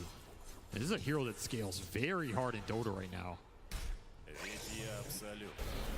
Pretty strong early game for Team Spirit. They're going to look to try and fight back, but Quinn with a nice rotation, just eyeing Yatoro up here all alone. Will get the hit back. If you're just going to keep dying in your lane, you might as well rotate out of it, even if it means you're doing it pre-level 6. So as you can see, anybody who shows up in the mid lane is going to be run over by the Dazzle, especially if you get the extra vision of like a Tusk Snowball or the Spirit Breaker charge. You just can't get away from this Poison Touch hit. So no, especially with these wards behind the tower already. Deep observer for Team Spirit behind game in tier 1. Collapse having a chuckle about that. Yeah, that was all because Quinn tipped him before the charge even completed. Quinn knew what was coming. He could do nothing to stop it. Well, could have picked the real hero. It's always an option. Just saying. 4-4, 7.5 minutes in. Did we trade off Wisdom Runes? Yeah. Yes, that was the one upside of them going on mid. You guarantee the Wisdom Rune trade, which Celery's definitely happy about. Yeah. I mean, you're saying he's like happy to soak up XP here, but it is a weird position for an AA who'd rather just be pulling if nothing else is happening. So leaving Darachi alone in the bottom lane, but a really good use of the dagger will get him over that little cliff area, and Tofu can get some damage back in return. No threat of anybody dying, but a decent punish and will allow Dyrachyo to clean up some CS, but he is being pushed out of lane. Mira's not giving up on it just yet. And Maposhka even rotating down here, potentially throwing that Inkswell into the Breaker. I mean, this is a combination we also saw when Breaker was hot that last patch. The Team Spirit were very comfortable playing. The Inkswell Breaker across the map, giving you the guaranteed setup. This is what the CK is designed to help facilitate. Push the lanes in with CK illusions, be a ghost on the map, and all of a sudden you get one pick off and your map just collapses, right? Well, on the flip side, Gaming trying to do something similar. If you can set anything up with a Primal Split or the Rolling Thunder, then suddenly Dyrachyo can come in and clean house. And this is a smoke designed to find Yatoro, but nobody's home. Yatoro. They juke him out with a Phantasm. He sent it back instead. Quinn and Ace will bite down on that, but it doesn't matter too much, that bait. They still get some pretty good damage onto the tower. One thing to note about that Inkswell combination with the Spirit Breaker. Oh, thought they were going to go on to Mira, but Mira is going through the portal. They don't have a stun to stop him. He gets the other side. Dyrachyo pursues. Dagger does hit him. Yeah, he's pretty damn slow, and he's going to hit him with another dagger. Mira, he needs the help from the Spirit Breaker. He has a snowball to buy a moment. Collapse, pops his ultimate, immediately goes for the kill on Tofu. See if they can trade things out here for the shard and the calling. That actually protects him there. Collapse doesn't want to trade 2 for 1, so he's going to go ahead and give up on that. They cannot afford to give any more kills to this Dyrachyo Spectre. Gonna rotate Laurel bottom. They really want to punish Dyrachyo. There it is. Results coming back. The Inkswell charge in, chaining the stuns and adding up on the damage. Spirit Breaker got that 5% buff. The movement speed as damage got buffed up by 5%. That was enough to bring him back into the meta, but then that's even more if you add in this Inkswell movement speed buff. It's a deadly combination for a reason. I like that rotation from Laurel, though. That's such a heads-up read there. You can just walk down the lane. There's no vision here. They probably had a read because Celery's been mid the whole time, right?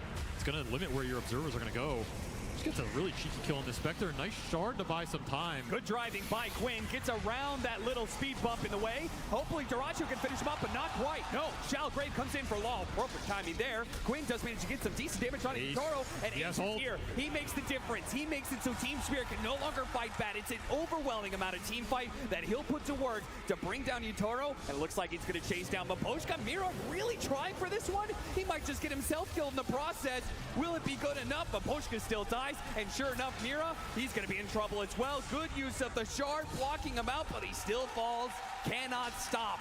Gaming Gladiators as they bring all 5, learning from Team Spirit perhaps. The only way to beat these guys in a team fight is you got to bring everybody to the table. And that's why I think this draft feels a lot better for them to play. They can connect the heroes a lot faster. The Spectre facilitates that at a tremendous rate. And then Ace is just on a hero where even if his lane phase wasn't spectacular, which it has been this game, that Primal Split into a fast Radiance is going to give them all the team fight they need. This CK does not have free engagements, where I felt like in the first 2 games, Yatoro's connections were uncountered, right? Yeah. He goes in with a Weaver, goes in with a Faceless Void, gets what he wants and gets out. This game, Yatoro finds himself in a pickle mid where he just can't escape, pays the price. An 0-3 start for Yatoro got up here. Perhaps one of the rougher early games we've seen from him the entire tournament. That is a very good position for Gaimin to be in. It's going to shut down a lot of the pace. Laurel's going to have to pick up that little bit of slack, right? Yes. He's going to have to step in with this Dazzle, but the Dazzle, I feel like, isn't a hero you really want to utilize just yet. Feels like that Aghanim Scepter is such a key timing. You can't afford to delay that by getting into some risky engagements. And this hero is like Tinker in some ways. I guess first item, kind of easy to get to. You're a powerhouse when you get it, but then you fall into a valley, and it's like the next 2 or 3 you have to get to before you really come online in the ultra late, and those team fights start to become impossible for the enemy. That is a period where Gaimin can strike with this Radiance, which is going to be coming out fast on Ace this game. And just take the team fight to Team Spirit, which is where, again, you have to meet this team. You have to be willing to take the 5-on-5s and win them and translate it into objectives. You can't just go for the other first. Smoke across the map. They failed to get the initiation on Collapse. We're going to try and join Quinn for the power rune. Quinn's going to need that help too. He's silenced up. The poison touch. The Inkswell's on top of him, but he does manage to get away with the swashbuckle just in time. The charge is going to complete. Collapse. He's got his ultimate. He may not even need it though. The poison touch slowed him down so much. And Maposhka's getting a TP out the shot. Oh, it was so close, but it runs out. It doesn't get there in time. And now a snowball to the other side to meet Dyrachyo, as it is now him who is surrounded by Team Spirit heroes. Too many to count. And that is a Midas Chaos Knight coming in and cleaning up the enemy carry there. Yatoro gets some XP, a much better turnaround for him as opposed to the last river fight where they're still missing that tier 1. So maybe a smoke and connection that Quinn and the gang just didn't expect, considering, you know, they're missing that objective that went down in the previous fight. Yep. But it seems like Team Spirit take advantage of that bit of an overlook from Quinn. And now Collapse, highest net worth in the game. But Gaming Gladiators don't want to slow down just yet. They still have that Rolling Thunder. Didn't use it in the last fight. So Tofu and Celery think to themselves that if they can get the right kind of initiation here with the Rolling Thunder, they can follow it up with the Ice Blast. But Yutaro, he's in the staircase. It's going to be very awkward. The Soulbind does actually latch onto the two of them as Spectre jumps into the mix as well. Please tell me they're going to hit him. Oh, they barely got it. In the fountain, he will go down. It wasn't even the blast. It was like an urn tick or something that got him in the end. Post that grave. That was a nasty Soulbind, something they're going to have to think about with Duracho haunting in. They will find the big pick. Ace is so close to his Radiance, he could not afford to get picked off here. So at the first sign of danger, he uses his Primal Split. Though you could see the Spirit Breakers pretty good answer to those Brewlings. No threat of dying here, but something to think about later into the game. I mean, normally the Dispel and Tornado is a problem for this hero, but doesn't look like it so far. And like you said, Radiance 300 off for Ace. He just wants to get his big item and get the farm rate going. Still having a very good game on this Brewmaster. Yeah, considering the Lone Druid game where he was so close to the Radiance for so long, I don't think he wants to risk that happening again. And Radiance is an incredibly powerful item in this meta. It's better the faster you get it. In a lot of those games, Ace just didn't get it at a time where he could take the map or the fight's over with it. This is going to be a game where he has a very good chance to do that. As Yatoro still behind, right? Yep. This is a double Midas lineup for Team Spirit. They have one on the CK, one on the Spirit Breaker, which, you know, has become the de facto build for the XP getting to the late game talents. It is going to slow the team fight presence down. I really feel like if Gaming can get a fight going in the next 2 to 3 minutes here, they're pretty favored, especially with Diffusal and Radiance coming out at the same time. This is a huge damage power spike. You want to get something going with it, and you want to get going now. They go for it. The Radiance is complete, though, on Ace, but they know the Primal Split is on cooldown. Yeah, this is a beefy target to just go into, especially when you don't have the global ability to connect. I mean, how much does Collapse think he can chunk through here? Tofu just left him alone. Tofu was needed to be able to disrupt this combination, but now Ace is left alone, speeds himself away. Somehow the Inkswell didn't go off in time, but Maposhka didn't pop that one. And Durachi was like, okay, now it's my opportunity. Hello, Maposhka. Oh, almost got him with a fear shot there on the left-hand side, but Maposhka still dies. Collapse still in trouble, has a charge. Instead, opts for the TP out, but that doesn't make it. Calculations not on point here. Yeah, he could have just charged the other side of the map. Maybe he didn't have a good target, but there was a mid-wave. And he will collect a 3x streak off him. Such an important kill, too. Gaming Gladiators with the Ice Blast on top of Laurel. Now, Collapse and Laurel, who were very much needed to be able to buy Yatoro time. Now they've both fallen. And now you're invading enemy triangle. This is where Gaming want to strike. They want to strike hard on the map right now. Gain a lot of the momentum in this game. They have the supports to follow up on the core initiations. They have a crap ton of damage in the tank as long as they can see heroes. And with Duracho able to join any of these goes, suddenly this map has collapsed pretty fast for Team Spirit. And Ags on the Dazzle try and stem some of this bleeding, but right now this crowd, they want to see a game 4. They want to see Gaming strike back in this game 3, and they are delivering. Yeah, I'm not even convinced those are all Gaming Gladiators fans. They might just be Dota fans who want to be able to see more from a grand finals between these two teams, but it's still a long road ahead for Gaming Gladiators because they're only 2K net worth up. They've hit some timings, yes, but they still have to worry about the double hand of Midas. They have to play this clean. They need to be able to get good executions, but they can't afford to use any pickoffs. Good roll in from Quinn. From behind, though, trapping Team Spirit. Shot goes out, looking for more. The Dazzle was shown there. Quinn getting in front of him, blocks him out with a swashbuckle, slows him down with the inhibit from the Diffusal plate, allows Duracho to do the damage. He pops the Shallow Grave. Laurel, he really wants to finish off Quinn. Will he get that kill? The poison touch. He's got a regen. A Lotus given over to him as well. Good plays from Gaming Gladiators. Give him the extra bit of regen he needs, and now he can pop the regeneration in his bottle for a full heal. Max efficiency right now. All Team Spirit can do is cut some waves with their double Midas heroes and go late. Because right now it is all Gaming on the momentum chart. And a full Vessel was completed very fast here from Tofu. That even gives you more damage. Vessel plus A Blast is nasty in these team fights when you're throwing the vortexes down, particularly versus Dazu, who wants to just heal through with the inverse waves and get that going. Yeah, you've got Dazzle, you've got the Inkswell heal that, you know, would have been a factor if it wasn't for all the anti-heal they have. And then also the Chaos Strike, that lifesteal that the Chaos Knight is so dependent on. And there is no downtime for this lineup. Look at him, burned out of mana. They try and give him over a little bit, see if he can charge his way out of there, but he's silenced up by calling trapped on the corner. And then they use that Storm Panda to be able to catch more. Laurel's gonna die as well. The Dazzle getting no footing in this game. Ace making his presence felt, and this was with a second item, Boots of Travel, so this isn't even some like early Aura item. Poshka looks like he didn't have a way back to the base, so he tried to skirt on through Gaming Gladiator side of the map, but he was spotted, and he will be brought down. This Brew Spectre combination working wonders right now as Ace is 5-0 and 10. Completely unstoppable. And you can't bring the CK in to really help you here. The Brew is just great versus the hero with the Radiance Burn, the AoE mist. He has the evasion that Yatoro can't pierce. And not to mention his ult, you can go in, start messing up these CK illusions. Yeah, with Radiance and the Dispel, this Chaos Knight's gonna be... So, what are your options? I mean, you have to just wait until Yatoro's ready to fight, I think. You have to split the map with the Breaker, and this is where Gaimin can continue to try and pick you off, put the Vessel to use, put the Radiance to use. And of course, Dyrachyo, he's on a hero that doesn't have to, you know, farm up some crazy stacks, doesn't have to go in the fight first. He can just farm the defensive parts of the map. If nothing happens, he's still happy. I mean, you still got a Spectre. Drum for Tofu just to buff up the team fight even more here. Sporta is doing work, also having a perfect game so far.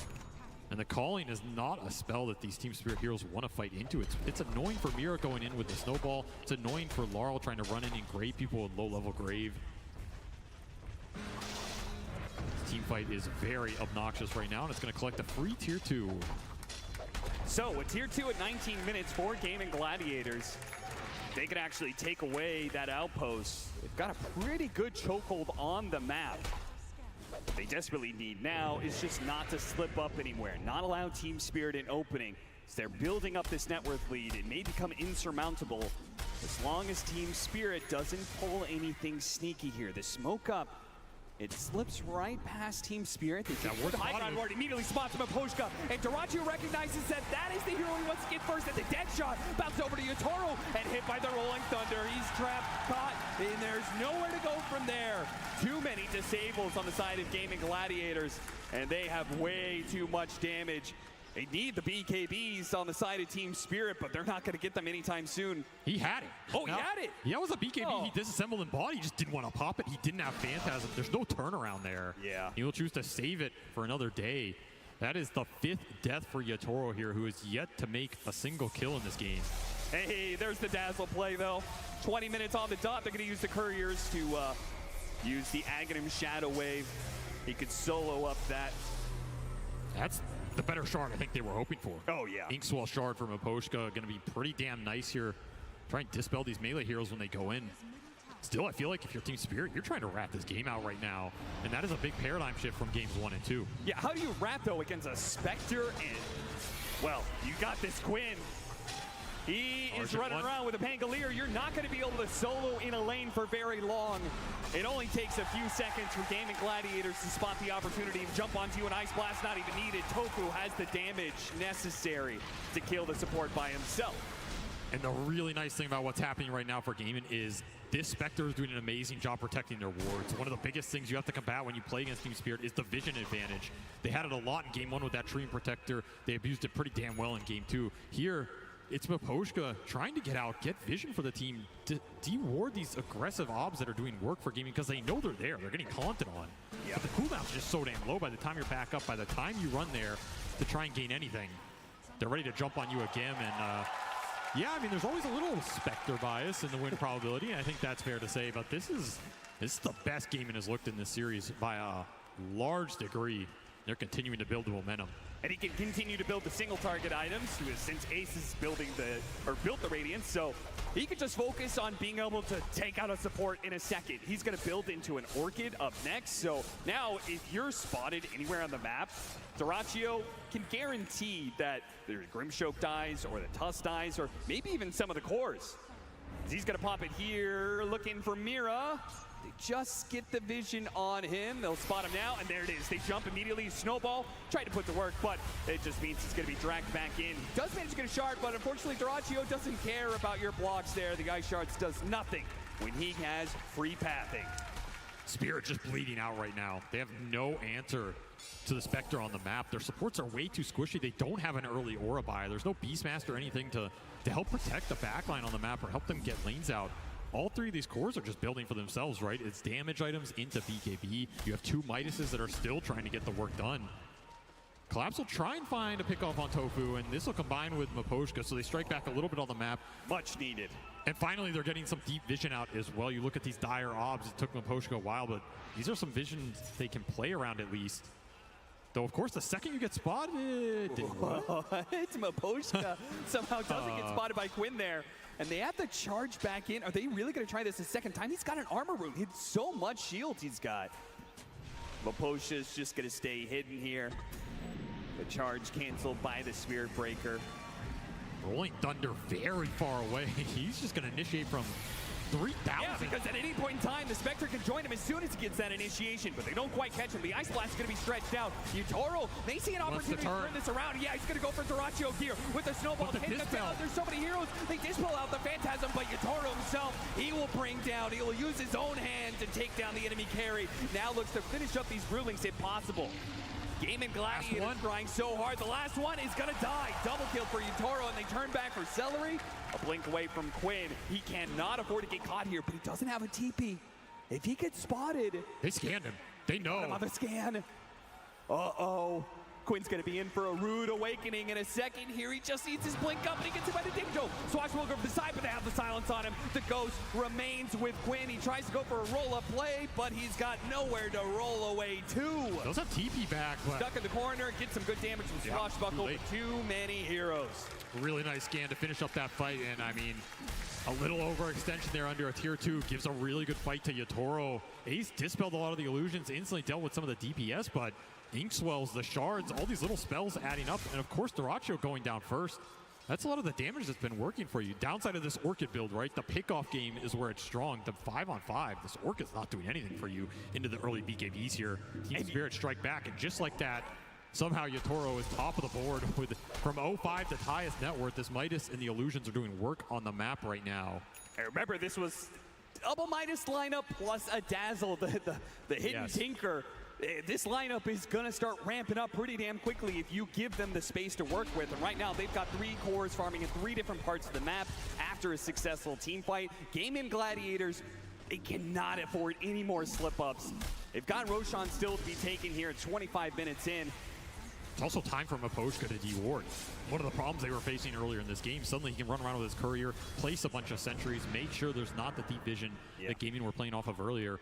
So now it shifts the onus back on to Gaming in terms of you got to make an aggressive smoke, get vision back on the map, and keep setting up these pickoff plays for Dyrachyo, who's the one maybe getting picked off here. Zator just walks in blind. Get a 3-second stun, pull him back in, but the silence is doing a lot of work. Quinn tries to roll up, but collapsing. The Ice Blast does manage to grab 2 of those cores, roll up Snowball onto Dyrachyo. Utoro in trouble. Utoro's in big time trouble. They give him the Shallow Grave. Laurel what a shard. BKB, but a beautiful shard blocking out some of these heroes. It's not enough. Utoro still falls, and now with the toss up in the air, Laurel will come down to a hard reality. Crash down, he does have the BKB, and look at that heal. That Aghanim Scepter with so many units around him, it's so much heal. He is not going to die so easily. Gaming Gladiators thought they had an easy target, but he will fight to the bitter end. He'll bring down Dyrachyo before he finally falls. Collapse stuck, though, in the silence. The buyback required from Gaming Gladiators because Laurel was too tough of a nut to crack.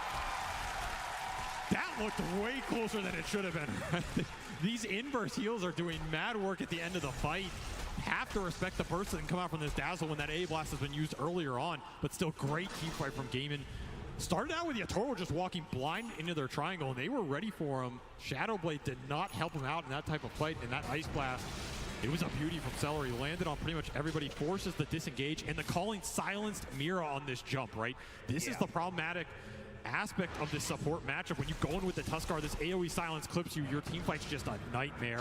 Beautiful shards on the flip to block off the pandas from Laurel. Another really heads-up play, but damn, the damage is already done at this point, and now it's just a matter of cleaning up, which sounds easier than it actually looked like, right? All of those illusions and Broodlings play against Gaming Gladiators in the worst way. And in the end, Laurel Living does get Dyrachyo killed, so. Have to think about clumping up on top of this Dazzle in the later portions of these fights, but I mean, luckily, that's all the Primal Split, right? The second Ace comes out, he's still full. He's still got Manta Radiance. He's ready to party. He's going to slap some extra kills down for the full team wipe here. Just when this game was slipping up a little bit of momentum, Gaming strike back, get themselves a full 5-man wipe into the Roshan. We'll put an Aegis out on Quinn here, who's slowly getting towards that Ags. That team fight definitely helps. Still 500 off here, but that's going to be a large damage ramp as the Shadow Step comes out. Look, Garacio's trying to do this solo. It's a bit dangerous. Collapse, they're going to try and turn back around. They do have the Ice Blast that'll finish off here pretty easily. And Collapse, he's got to be careful of his damage by Yatoro. He comes in, swipes down Garaccio. But the rest of the team is now here from Gaming Gladiators looking for the catch, but Collapse has already rolled away. Catch him. Ball taking out. Oh, the hook shot. It's not quite enough. They have no stuns. Collapse breaks free. Straight through the man's heart. He did not care. He just walks it off. Can't really get much closer than that. And once more, Yatoro, he finds an angle in the fight, cleans up the Racho, and gets the hell out. That is a full Silver Edge reveal done. And now the Aegis is going to be taken away from Quinn. The pickoff game is shifting, right? Yes, it is. They're not respecting these Shadow Blades, not respecting the aggression, but a Eul Scepter stalls him up. Collapse, Yatoro actually has BKB. They do catch the Ancient Apparition. He's going to die pretty damn quickly there. Roll up. The Brewling's going to work, though. They need to stalling out Yatoro. Now that his BKB is on cooldown, now their magic damage can really go to work, and they can slice and dice through that carry pretty damn quickly. Maposhka, obviously, he doesn't have much hope of living through this. So the fight does turn against them. Not the worst, though, for Team Spirit, I would say, just purely the fact that they're continuing to keep things a little even. And their other two cores are farming the map. Yes. And they've got to be happy with, like, you know, the next 10 minutes here. This is when the Dazzle and the Break are going to come online. They've recovered some of the lost net worth differential here. These heroes get very spooky around the 3rd to 4th item, and they're going to get them damn fast as Collapse is just farming up the map. But Yatoro's aggression used against him here. They'll get the return carry kill. That was a cocky move going up that hill and just taking the fight with his BKB. He can BKB TP there. Just opted. Blood for blood. Why not? We're in the arena. I love that Garaccio still not slowing down. He may die every once in a while, but he says, you know, ultimately the end game is okay with me. We're still getting some good trade-offs in fights. I'm still going to try and limit your split push by going on you whatever you can. Doesn't want to let him get away with a tier 2 for free. BKB, they stick on top of him with the silence and the stuns. It's enough. Quinn is stunned up for so long. And now Tofu's going to be in some trouble as well. He pops his ultimate. That just kind of delays things a little bit, but there's no one coming to save him.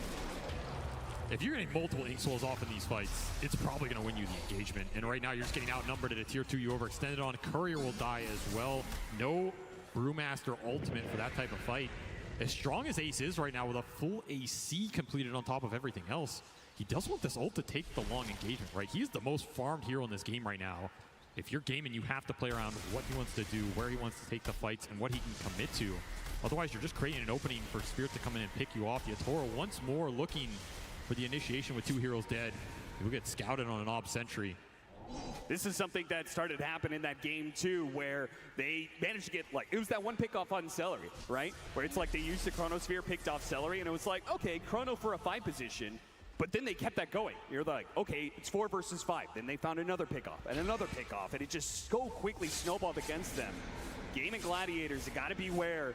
Team Spirit will keep this aggression on point if they think they have the advantage. And another Tormentor swiftly dealt with from Laurel and the Courier brothers over here. That'll just mean his Chaos Bolt is all the more deadly for some of these supports. And we can see how Yatoro wants to take these fights, right? Create confusion with his ult going through on lanes, show up with a Silver Edge, get a pick off, maybe reset. He doesn't have to commit into the full 5-on-5 into the Brew and Pango, which could control him in that type of situation. Oh, he got stunned! Oh no! Landed on a pebble there, and as a result, Maposhka gets a pretty free TP on out of there. The smoke that's ruined, a Rolling Thunder that's used for nothing.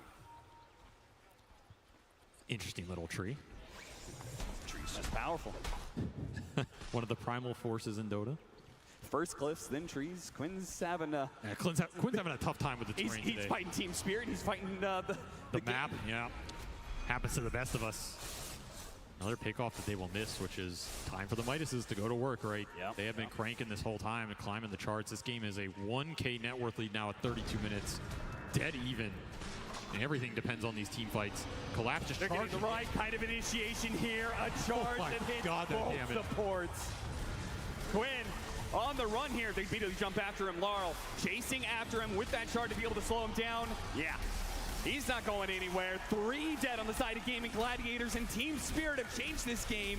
The narrative was supposed to be Gaming Gladiators controlling and seeing if they could end it, but Team Spirit have turned this all back around in the space of just this 5 to 7 minutes. And this is the Spirit Breaker problem. What happens when you enter the mid game and this hero starts to take over the lanes, get mega farmed, and suddenly one charge, you're down half your HP. Inkswell just makes this combo even more oppressive. The only real answer is you just start the fight on your terms with the Primal Split going in with a Haunt and delete the supports. Create a situation where you have numbers advantage, and even when the charge comes through, you don't care because you have the longevity and ace to deal with it. If you're just getting caught in the open like that, it's a death sentence. And right now, Collapse is just running the map, literally. He is getting 6-slotted very fast. And the question is, do you have good late game answers to the Spirit Breaker here if you're gaming? Outside of tossing him in the air, dispelling him before BKB, not really, right? None of those traditional answers like a Shadow Demon or the Soulbind, which is on Team Spirit's side. Yep. And that'll be a problem, especially if Collapse is able to use that charge to kill those Brewlings. That charge, that damage is pretty heavy. 31-22, 4,000 net worth lead for Team Spirit. As they've managed to turn this game around and continue to dodge attempts by Gaming Gladiators. You could see the window's been taken out of the Gaming Gladiator sale. Duracio's not playing with that same kind of fearless that he once was, where anytime a hero showed up, he would just instantly jump and see if he could get the kill. Yeah, the map has just gone dark. Right? You have one defensive off of your gaming, but those days of where you were picking people off on Spirit's side of the map have come and gone. You're now entering their portion of the game. You kind of have to get around this. You can go late here. Spectre plus the Brewmaster, especially with how much farm Ace is found in this game, are going to continue to scale pretty damn hard. And of course, you always have this option of like tossing the Dazzle in the fight with the Wind Panda and taking the fight that way. Yep. It's a pretty damn good option, a pretty good way to deal with Dazzle and a lot of the historic matchups between these two heroes. But you got to keep scaling on everybody. The Muerta and the AA scale is really important here for Gaming. If you can get a 4th core out of this Muerta, which, you know, Tofu has a full link, and he's very farmed. None of it is like direct Muerta damage, you know. I mean, he doesn't have like an Ags or a Mjolnir or Silver Edge of his own, but you can only expect so much. Still, it will deal a decent amount of damage. If you can lock heroes into calling post BKB, that's the dream. Little pump fake action. Next fight coming up, all about Roshan. 10 seconds till that potential spawn time, and then we'll see when he's actually going to show up. Also, Celery went back for this Ancient Apparition Blink, something we've seen develop in this meta. He is looking for that AA blast on the big cores. The Dazzle and the CK especially, that is who he wants to hit. Cannot get snowball dodged. You can't really just AA ult some random supports. It's not going to be good enough to win the fight. Need to connect this ult on a big target and Collapse. He's just going to lead the charge with Bulldoze here. Not afraid of too much while both carries on the other side of the map. Look at him just running in there. This is a fight without Yatoro. Oh, that ward somehow slips past detection. Oh, no, he's got it. Brace Lincolns gets him with the Dispel on the Gold Scepter, but it is going to cost Celery his life. He does have a buyback. He's going to play for it. Quinn off the mark there with his Blink in, trying to hit some heroes, but they've already popped their BKBs and are resetting a little bit. Celery, he's going to try and walk back into this fight. He's got to be careful, though. He may get caught by Collapse. He spots him. Found the A again. The tower. Yeah, that Ancient Apparition's gone. No more Ice Blast for you to be able to use. Ace has to use his ultimate. He knew the Yatoro was gunning for him there, and he could have been chain stunned up. Now they back away. Primal Split being used. If they can get everybody out, it's a dream for Team Spirit. Collapse is making that momentum, though. Pushed back by the Void Panda. Now hit by the Orchid. If they can kill Collapse, that'd be great, but he has so many dispels and so many heals. Spirit jumping in, goes for the back line. The Pango's been caught, and Yatoro, he destroys him so instantly. Now turns his damage onto Duraccio. Back by Collapse. A charge on through. Tofu, he just managed to get the force staff down to the low ground. Does get a dead shot onto Collapse, but he's still pretty damn healthy, and they can't turn this one around. It is all Team Spirit, and they will feast on the Brewmaster last. Team fight decision making just off the charts here. I mean, the kiting dealing with the ult, they just make it look way too easy right now, and so many charges going through from Collapse. He is looking for the high five, and he will get it here. That was a fight for Roshan, but it is now a fight to hit high ground. I mean, that's a fight for an Aegis. Uh-oh. What are you going to do if you don't have the buybacks or you're not willing to commit them right here? You don't even have the Primal Split if Ace is back. He doesn't even have the buyback. You are short. Massive swing.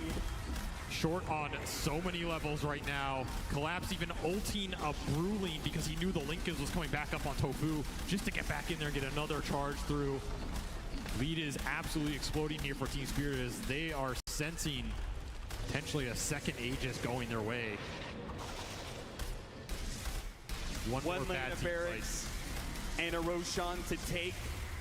Team Spirit, they still have time on the clock. 30 seconds left on the Brewmaster's revive. That is more than enough to get this Aghanim Scepter and a Crystallis. They were winning that fight. Now they've got like 10,000 more gold of items to be able to use with an Aegis and Cheese and all these other items flowing in. Now you've got a Green Stroke with an Aghanim Scepter, a Silver Edge fully complete. They are creating too many problems. You can't deal with any of them. Level 25 also coming out on Collapse, so even more bashes on top of the Ags. If you thought this Spirit Breaker was causing you problems before, he's going to be causing them double now. Just no control for him, and he's way too tanky to try and burst. Dyrachyo is just not doing enough single target DPS at this point. You're going to need one hell of a long, drawn-out fight. Team Spirit, crazy. They're up 2-0 in this series. They're down in this game 3. They have a 5% chance to make it back in. Sure, they could just give it up, say, well, guys, it's a best of 5. We can give them one. But they claw their way back into this game, are now in a commanding position to potentially 3-0 the challengers in Gaming Gladiators. That is what makes this team absolutely terrifying at this point in tournaments. And we saw everybody from all these teams talk about it, right? If you get ahead of this team, what does it mean? It just means when they might beat you, it feels even worse. Right now, this game has turned itself on the head, as you said. Over 20k lead. Aegis up for 4 minutes. So it'll be up to Yatoro in terms of whether he wants to push the high ground during this interval and try and end this game. He feels like he needs even more. There's still a lot of room to grow here. They did finish up an Ags on Maposhka as well, so now you can start to get some Dark Portraits in the mix. Just add even more chaos and confusion to the fight. More damage sources. Yatoro. Quinn, blink it away. No fear. Can't get caught. Otherwise, that is welcoming Team Spirit into your base. Charge complete, half his health. Eul Scepter is going to be used. Nicely breaking with that Linken's, but he didn't use that Bulldoze towards the end there. And these are just free. They have the ways to get Collapse out every time. There's a Linken's, there's a Swell, there's Four Staffs, Grave. Yatoro's going to take his chance to burst down. Oh, man. Before you can even complete the sentence, he's already gone. They do have an Ice Blast, though. That's pretty well positioned. Dyrachyo's already cleaned up the Grimstroke. It's not too bad, but Dyrachyo, he needs to get out of there. Oh, my God, that's so much. Buyback from the Spectre. It's too much damage. Spectre has to win this now, but he has to be careful of that Dazzle. They have to be able to take away this Aegis at the bare minimum. Surely they have to go for more. They have to risk it. Collapse is going to charge on through to make sure you can't set up on Yatoro. Now Yatoro will turn back around on you. He's ready for that fight. He pulls back in Dyrachyo. This could be it for Gaming Gladiators unless they find a way out of it. Quinn's dead next. Now Dyrachyo, a dive back for him. He falls. Tofu's pulled back in. He is pulled to his death, down into his grave. Quinn, last man standing for Gaming Gladiators. It will be a one-man stand against what is looking like the best team in the world right now. Absolutely, as they take a commanding team fight victory inside Gaimin's base. No buyback on the Brewmaster there. They just delete the highest net worth hero for Gaimin straight off the bat. No turnaround potential, and you are running out of lives. You are running out of games to play here as Team Spirit. They don't want to just be the best team in the world. They want to prove that they are one of the best teams ever to grace this stage right now. And they are showing why. They're going to go for the Megas, play it safe. And Ags finished on Mira. He's about to kick this team straight out of the tournament if he has his way. And they're going to go right for the throne. Quick reactions from Quinn. Has to blink away. Just one little opening is all it takes with Mira lurking from behind. Ace back up. We'll see what he can do to stall this out. Gonna need one hell of a primal split here. Yatoro starts pushing forward. Mira doesn't quite get it there, and they actually stop the Spirit Breaker right in front of their base, but they're locked in by the shards. Quinn's able to hop around it, but now the snow, it holds him in place. He can't do anything against that, but at least the Brewmaster can. Gets and off they the kick split, him in. but the throne is exploded, and now he's been pulled Welcome back to hell. Oh no, it is too much for Gaming Gladiators to be able to handle. They are not going to be able to get through this. They have to pray to get out, but the Cathedral is merciless. It is Team Spirit who are unstoppable. They will take it.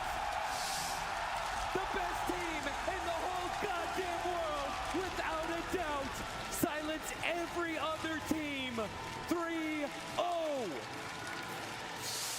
absolutely an incredible performance in the Grand Finals against the best team in the season, an undefeated Grand Final team in Gaming Gladiators, a team that has defeated an entire lower bracket to get here. They take 3-0 in record time, kick them out of this event, claim a second Aegis for the crew, the first one for Laurel, who has fit in immaculately with this roster.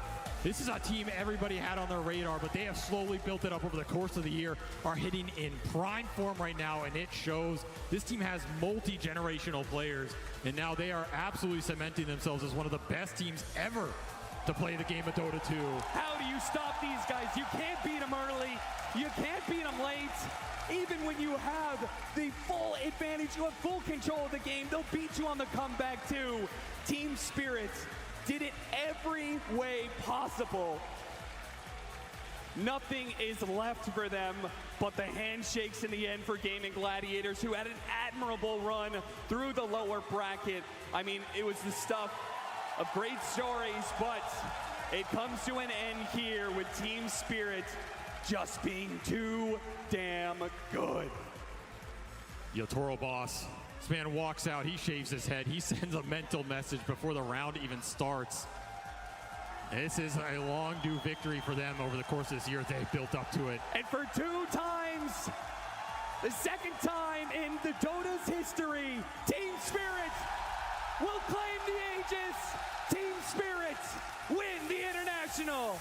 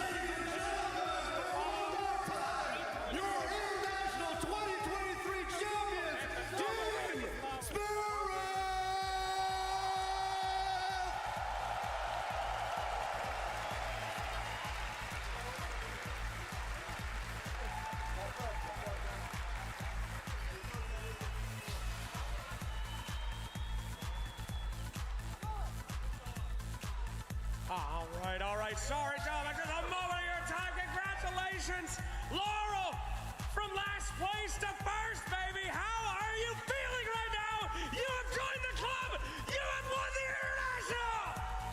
I feel great. Thanks, everyone. Thank you for an unbelievable game. Miposhka, hello. I must interview you right now.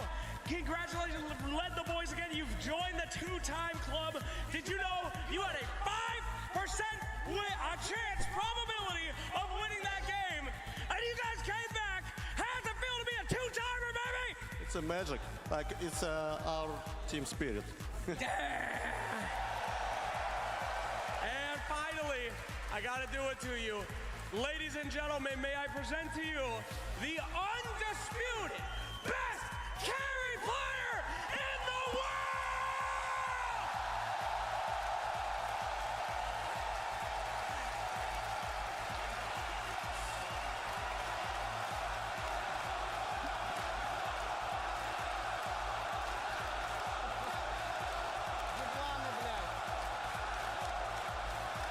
Thanks.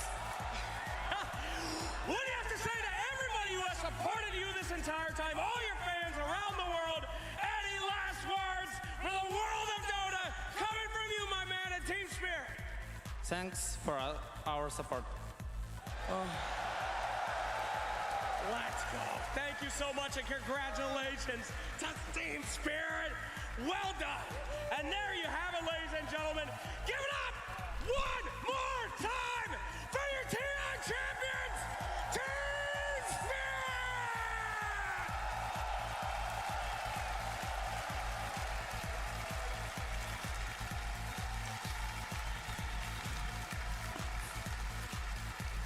They have done it!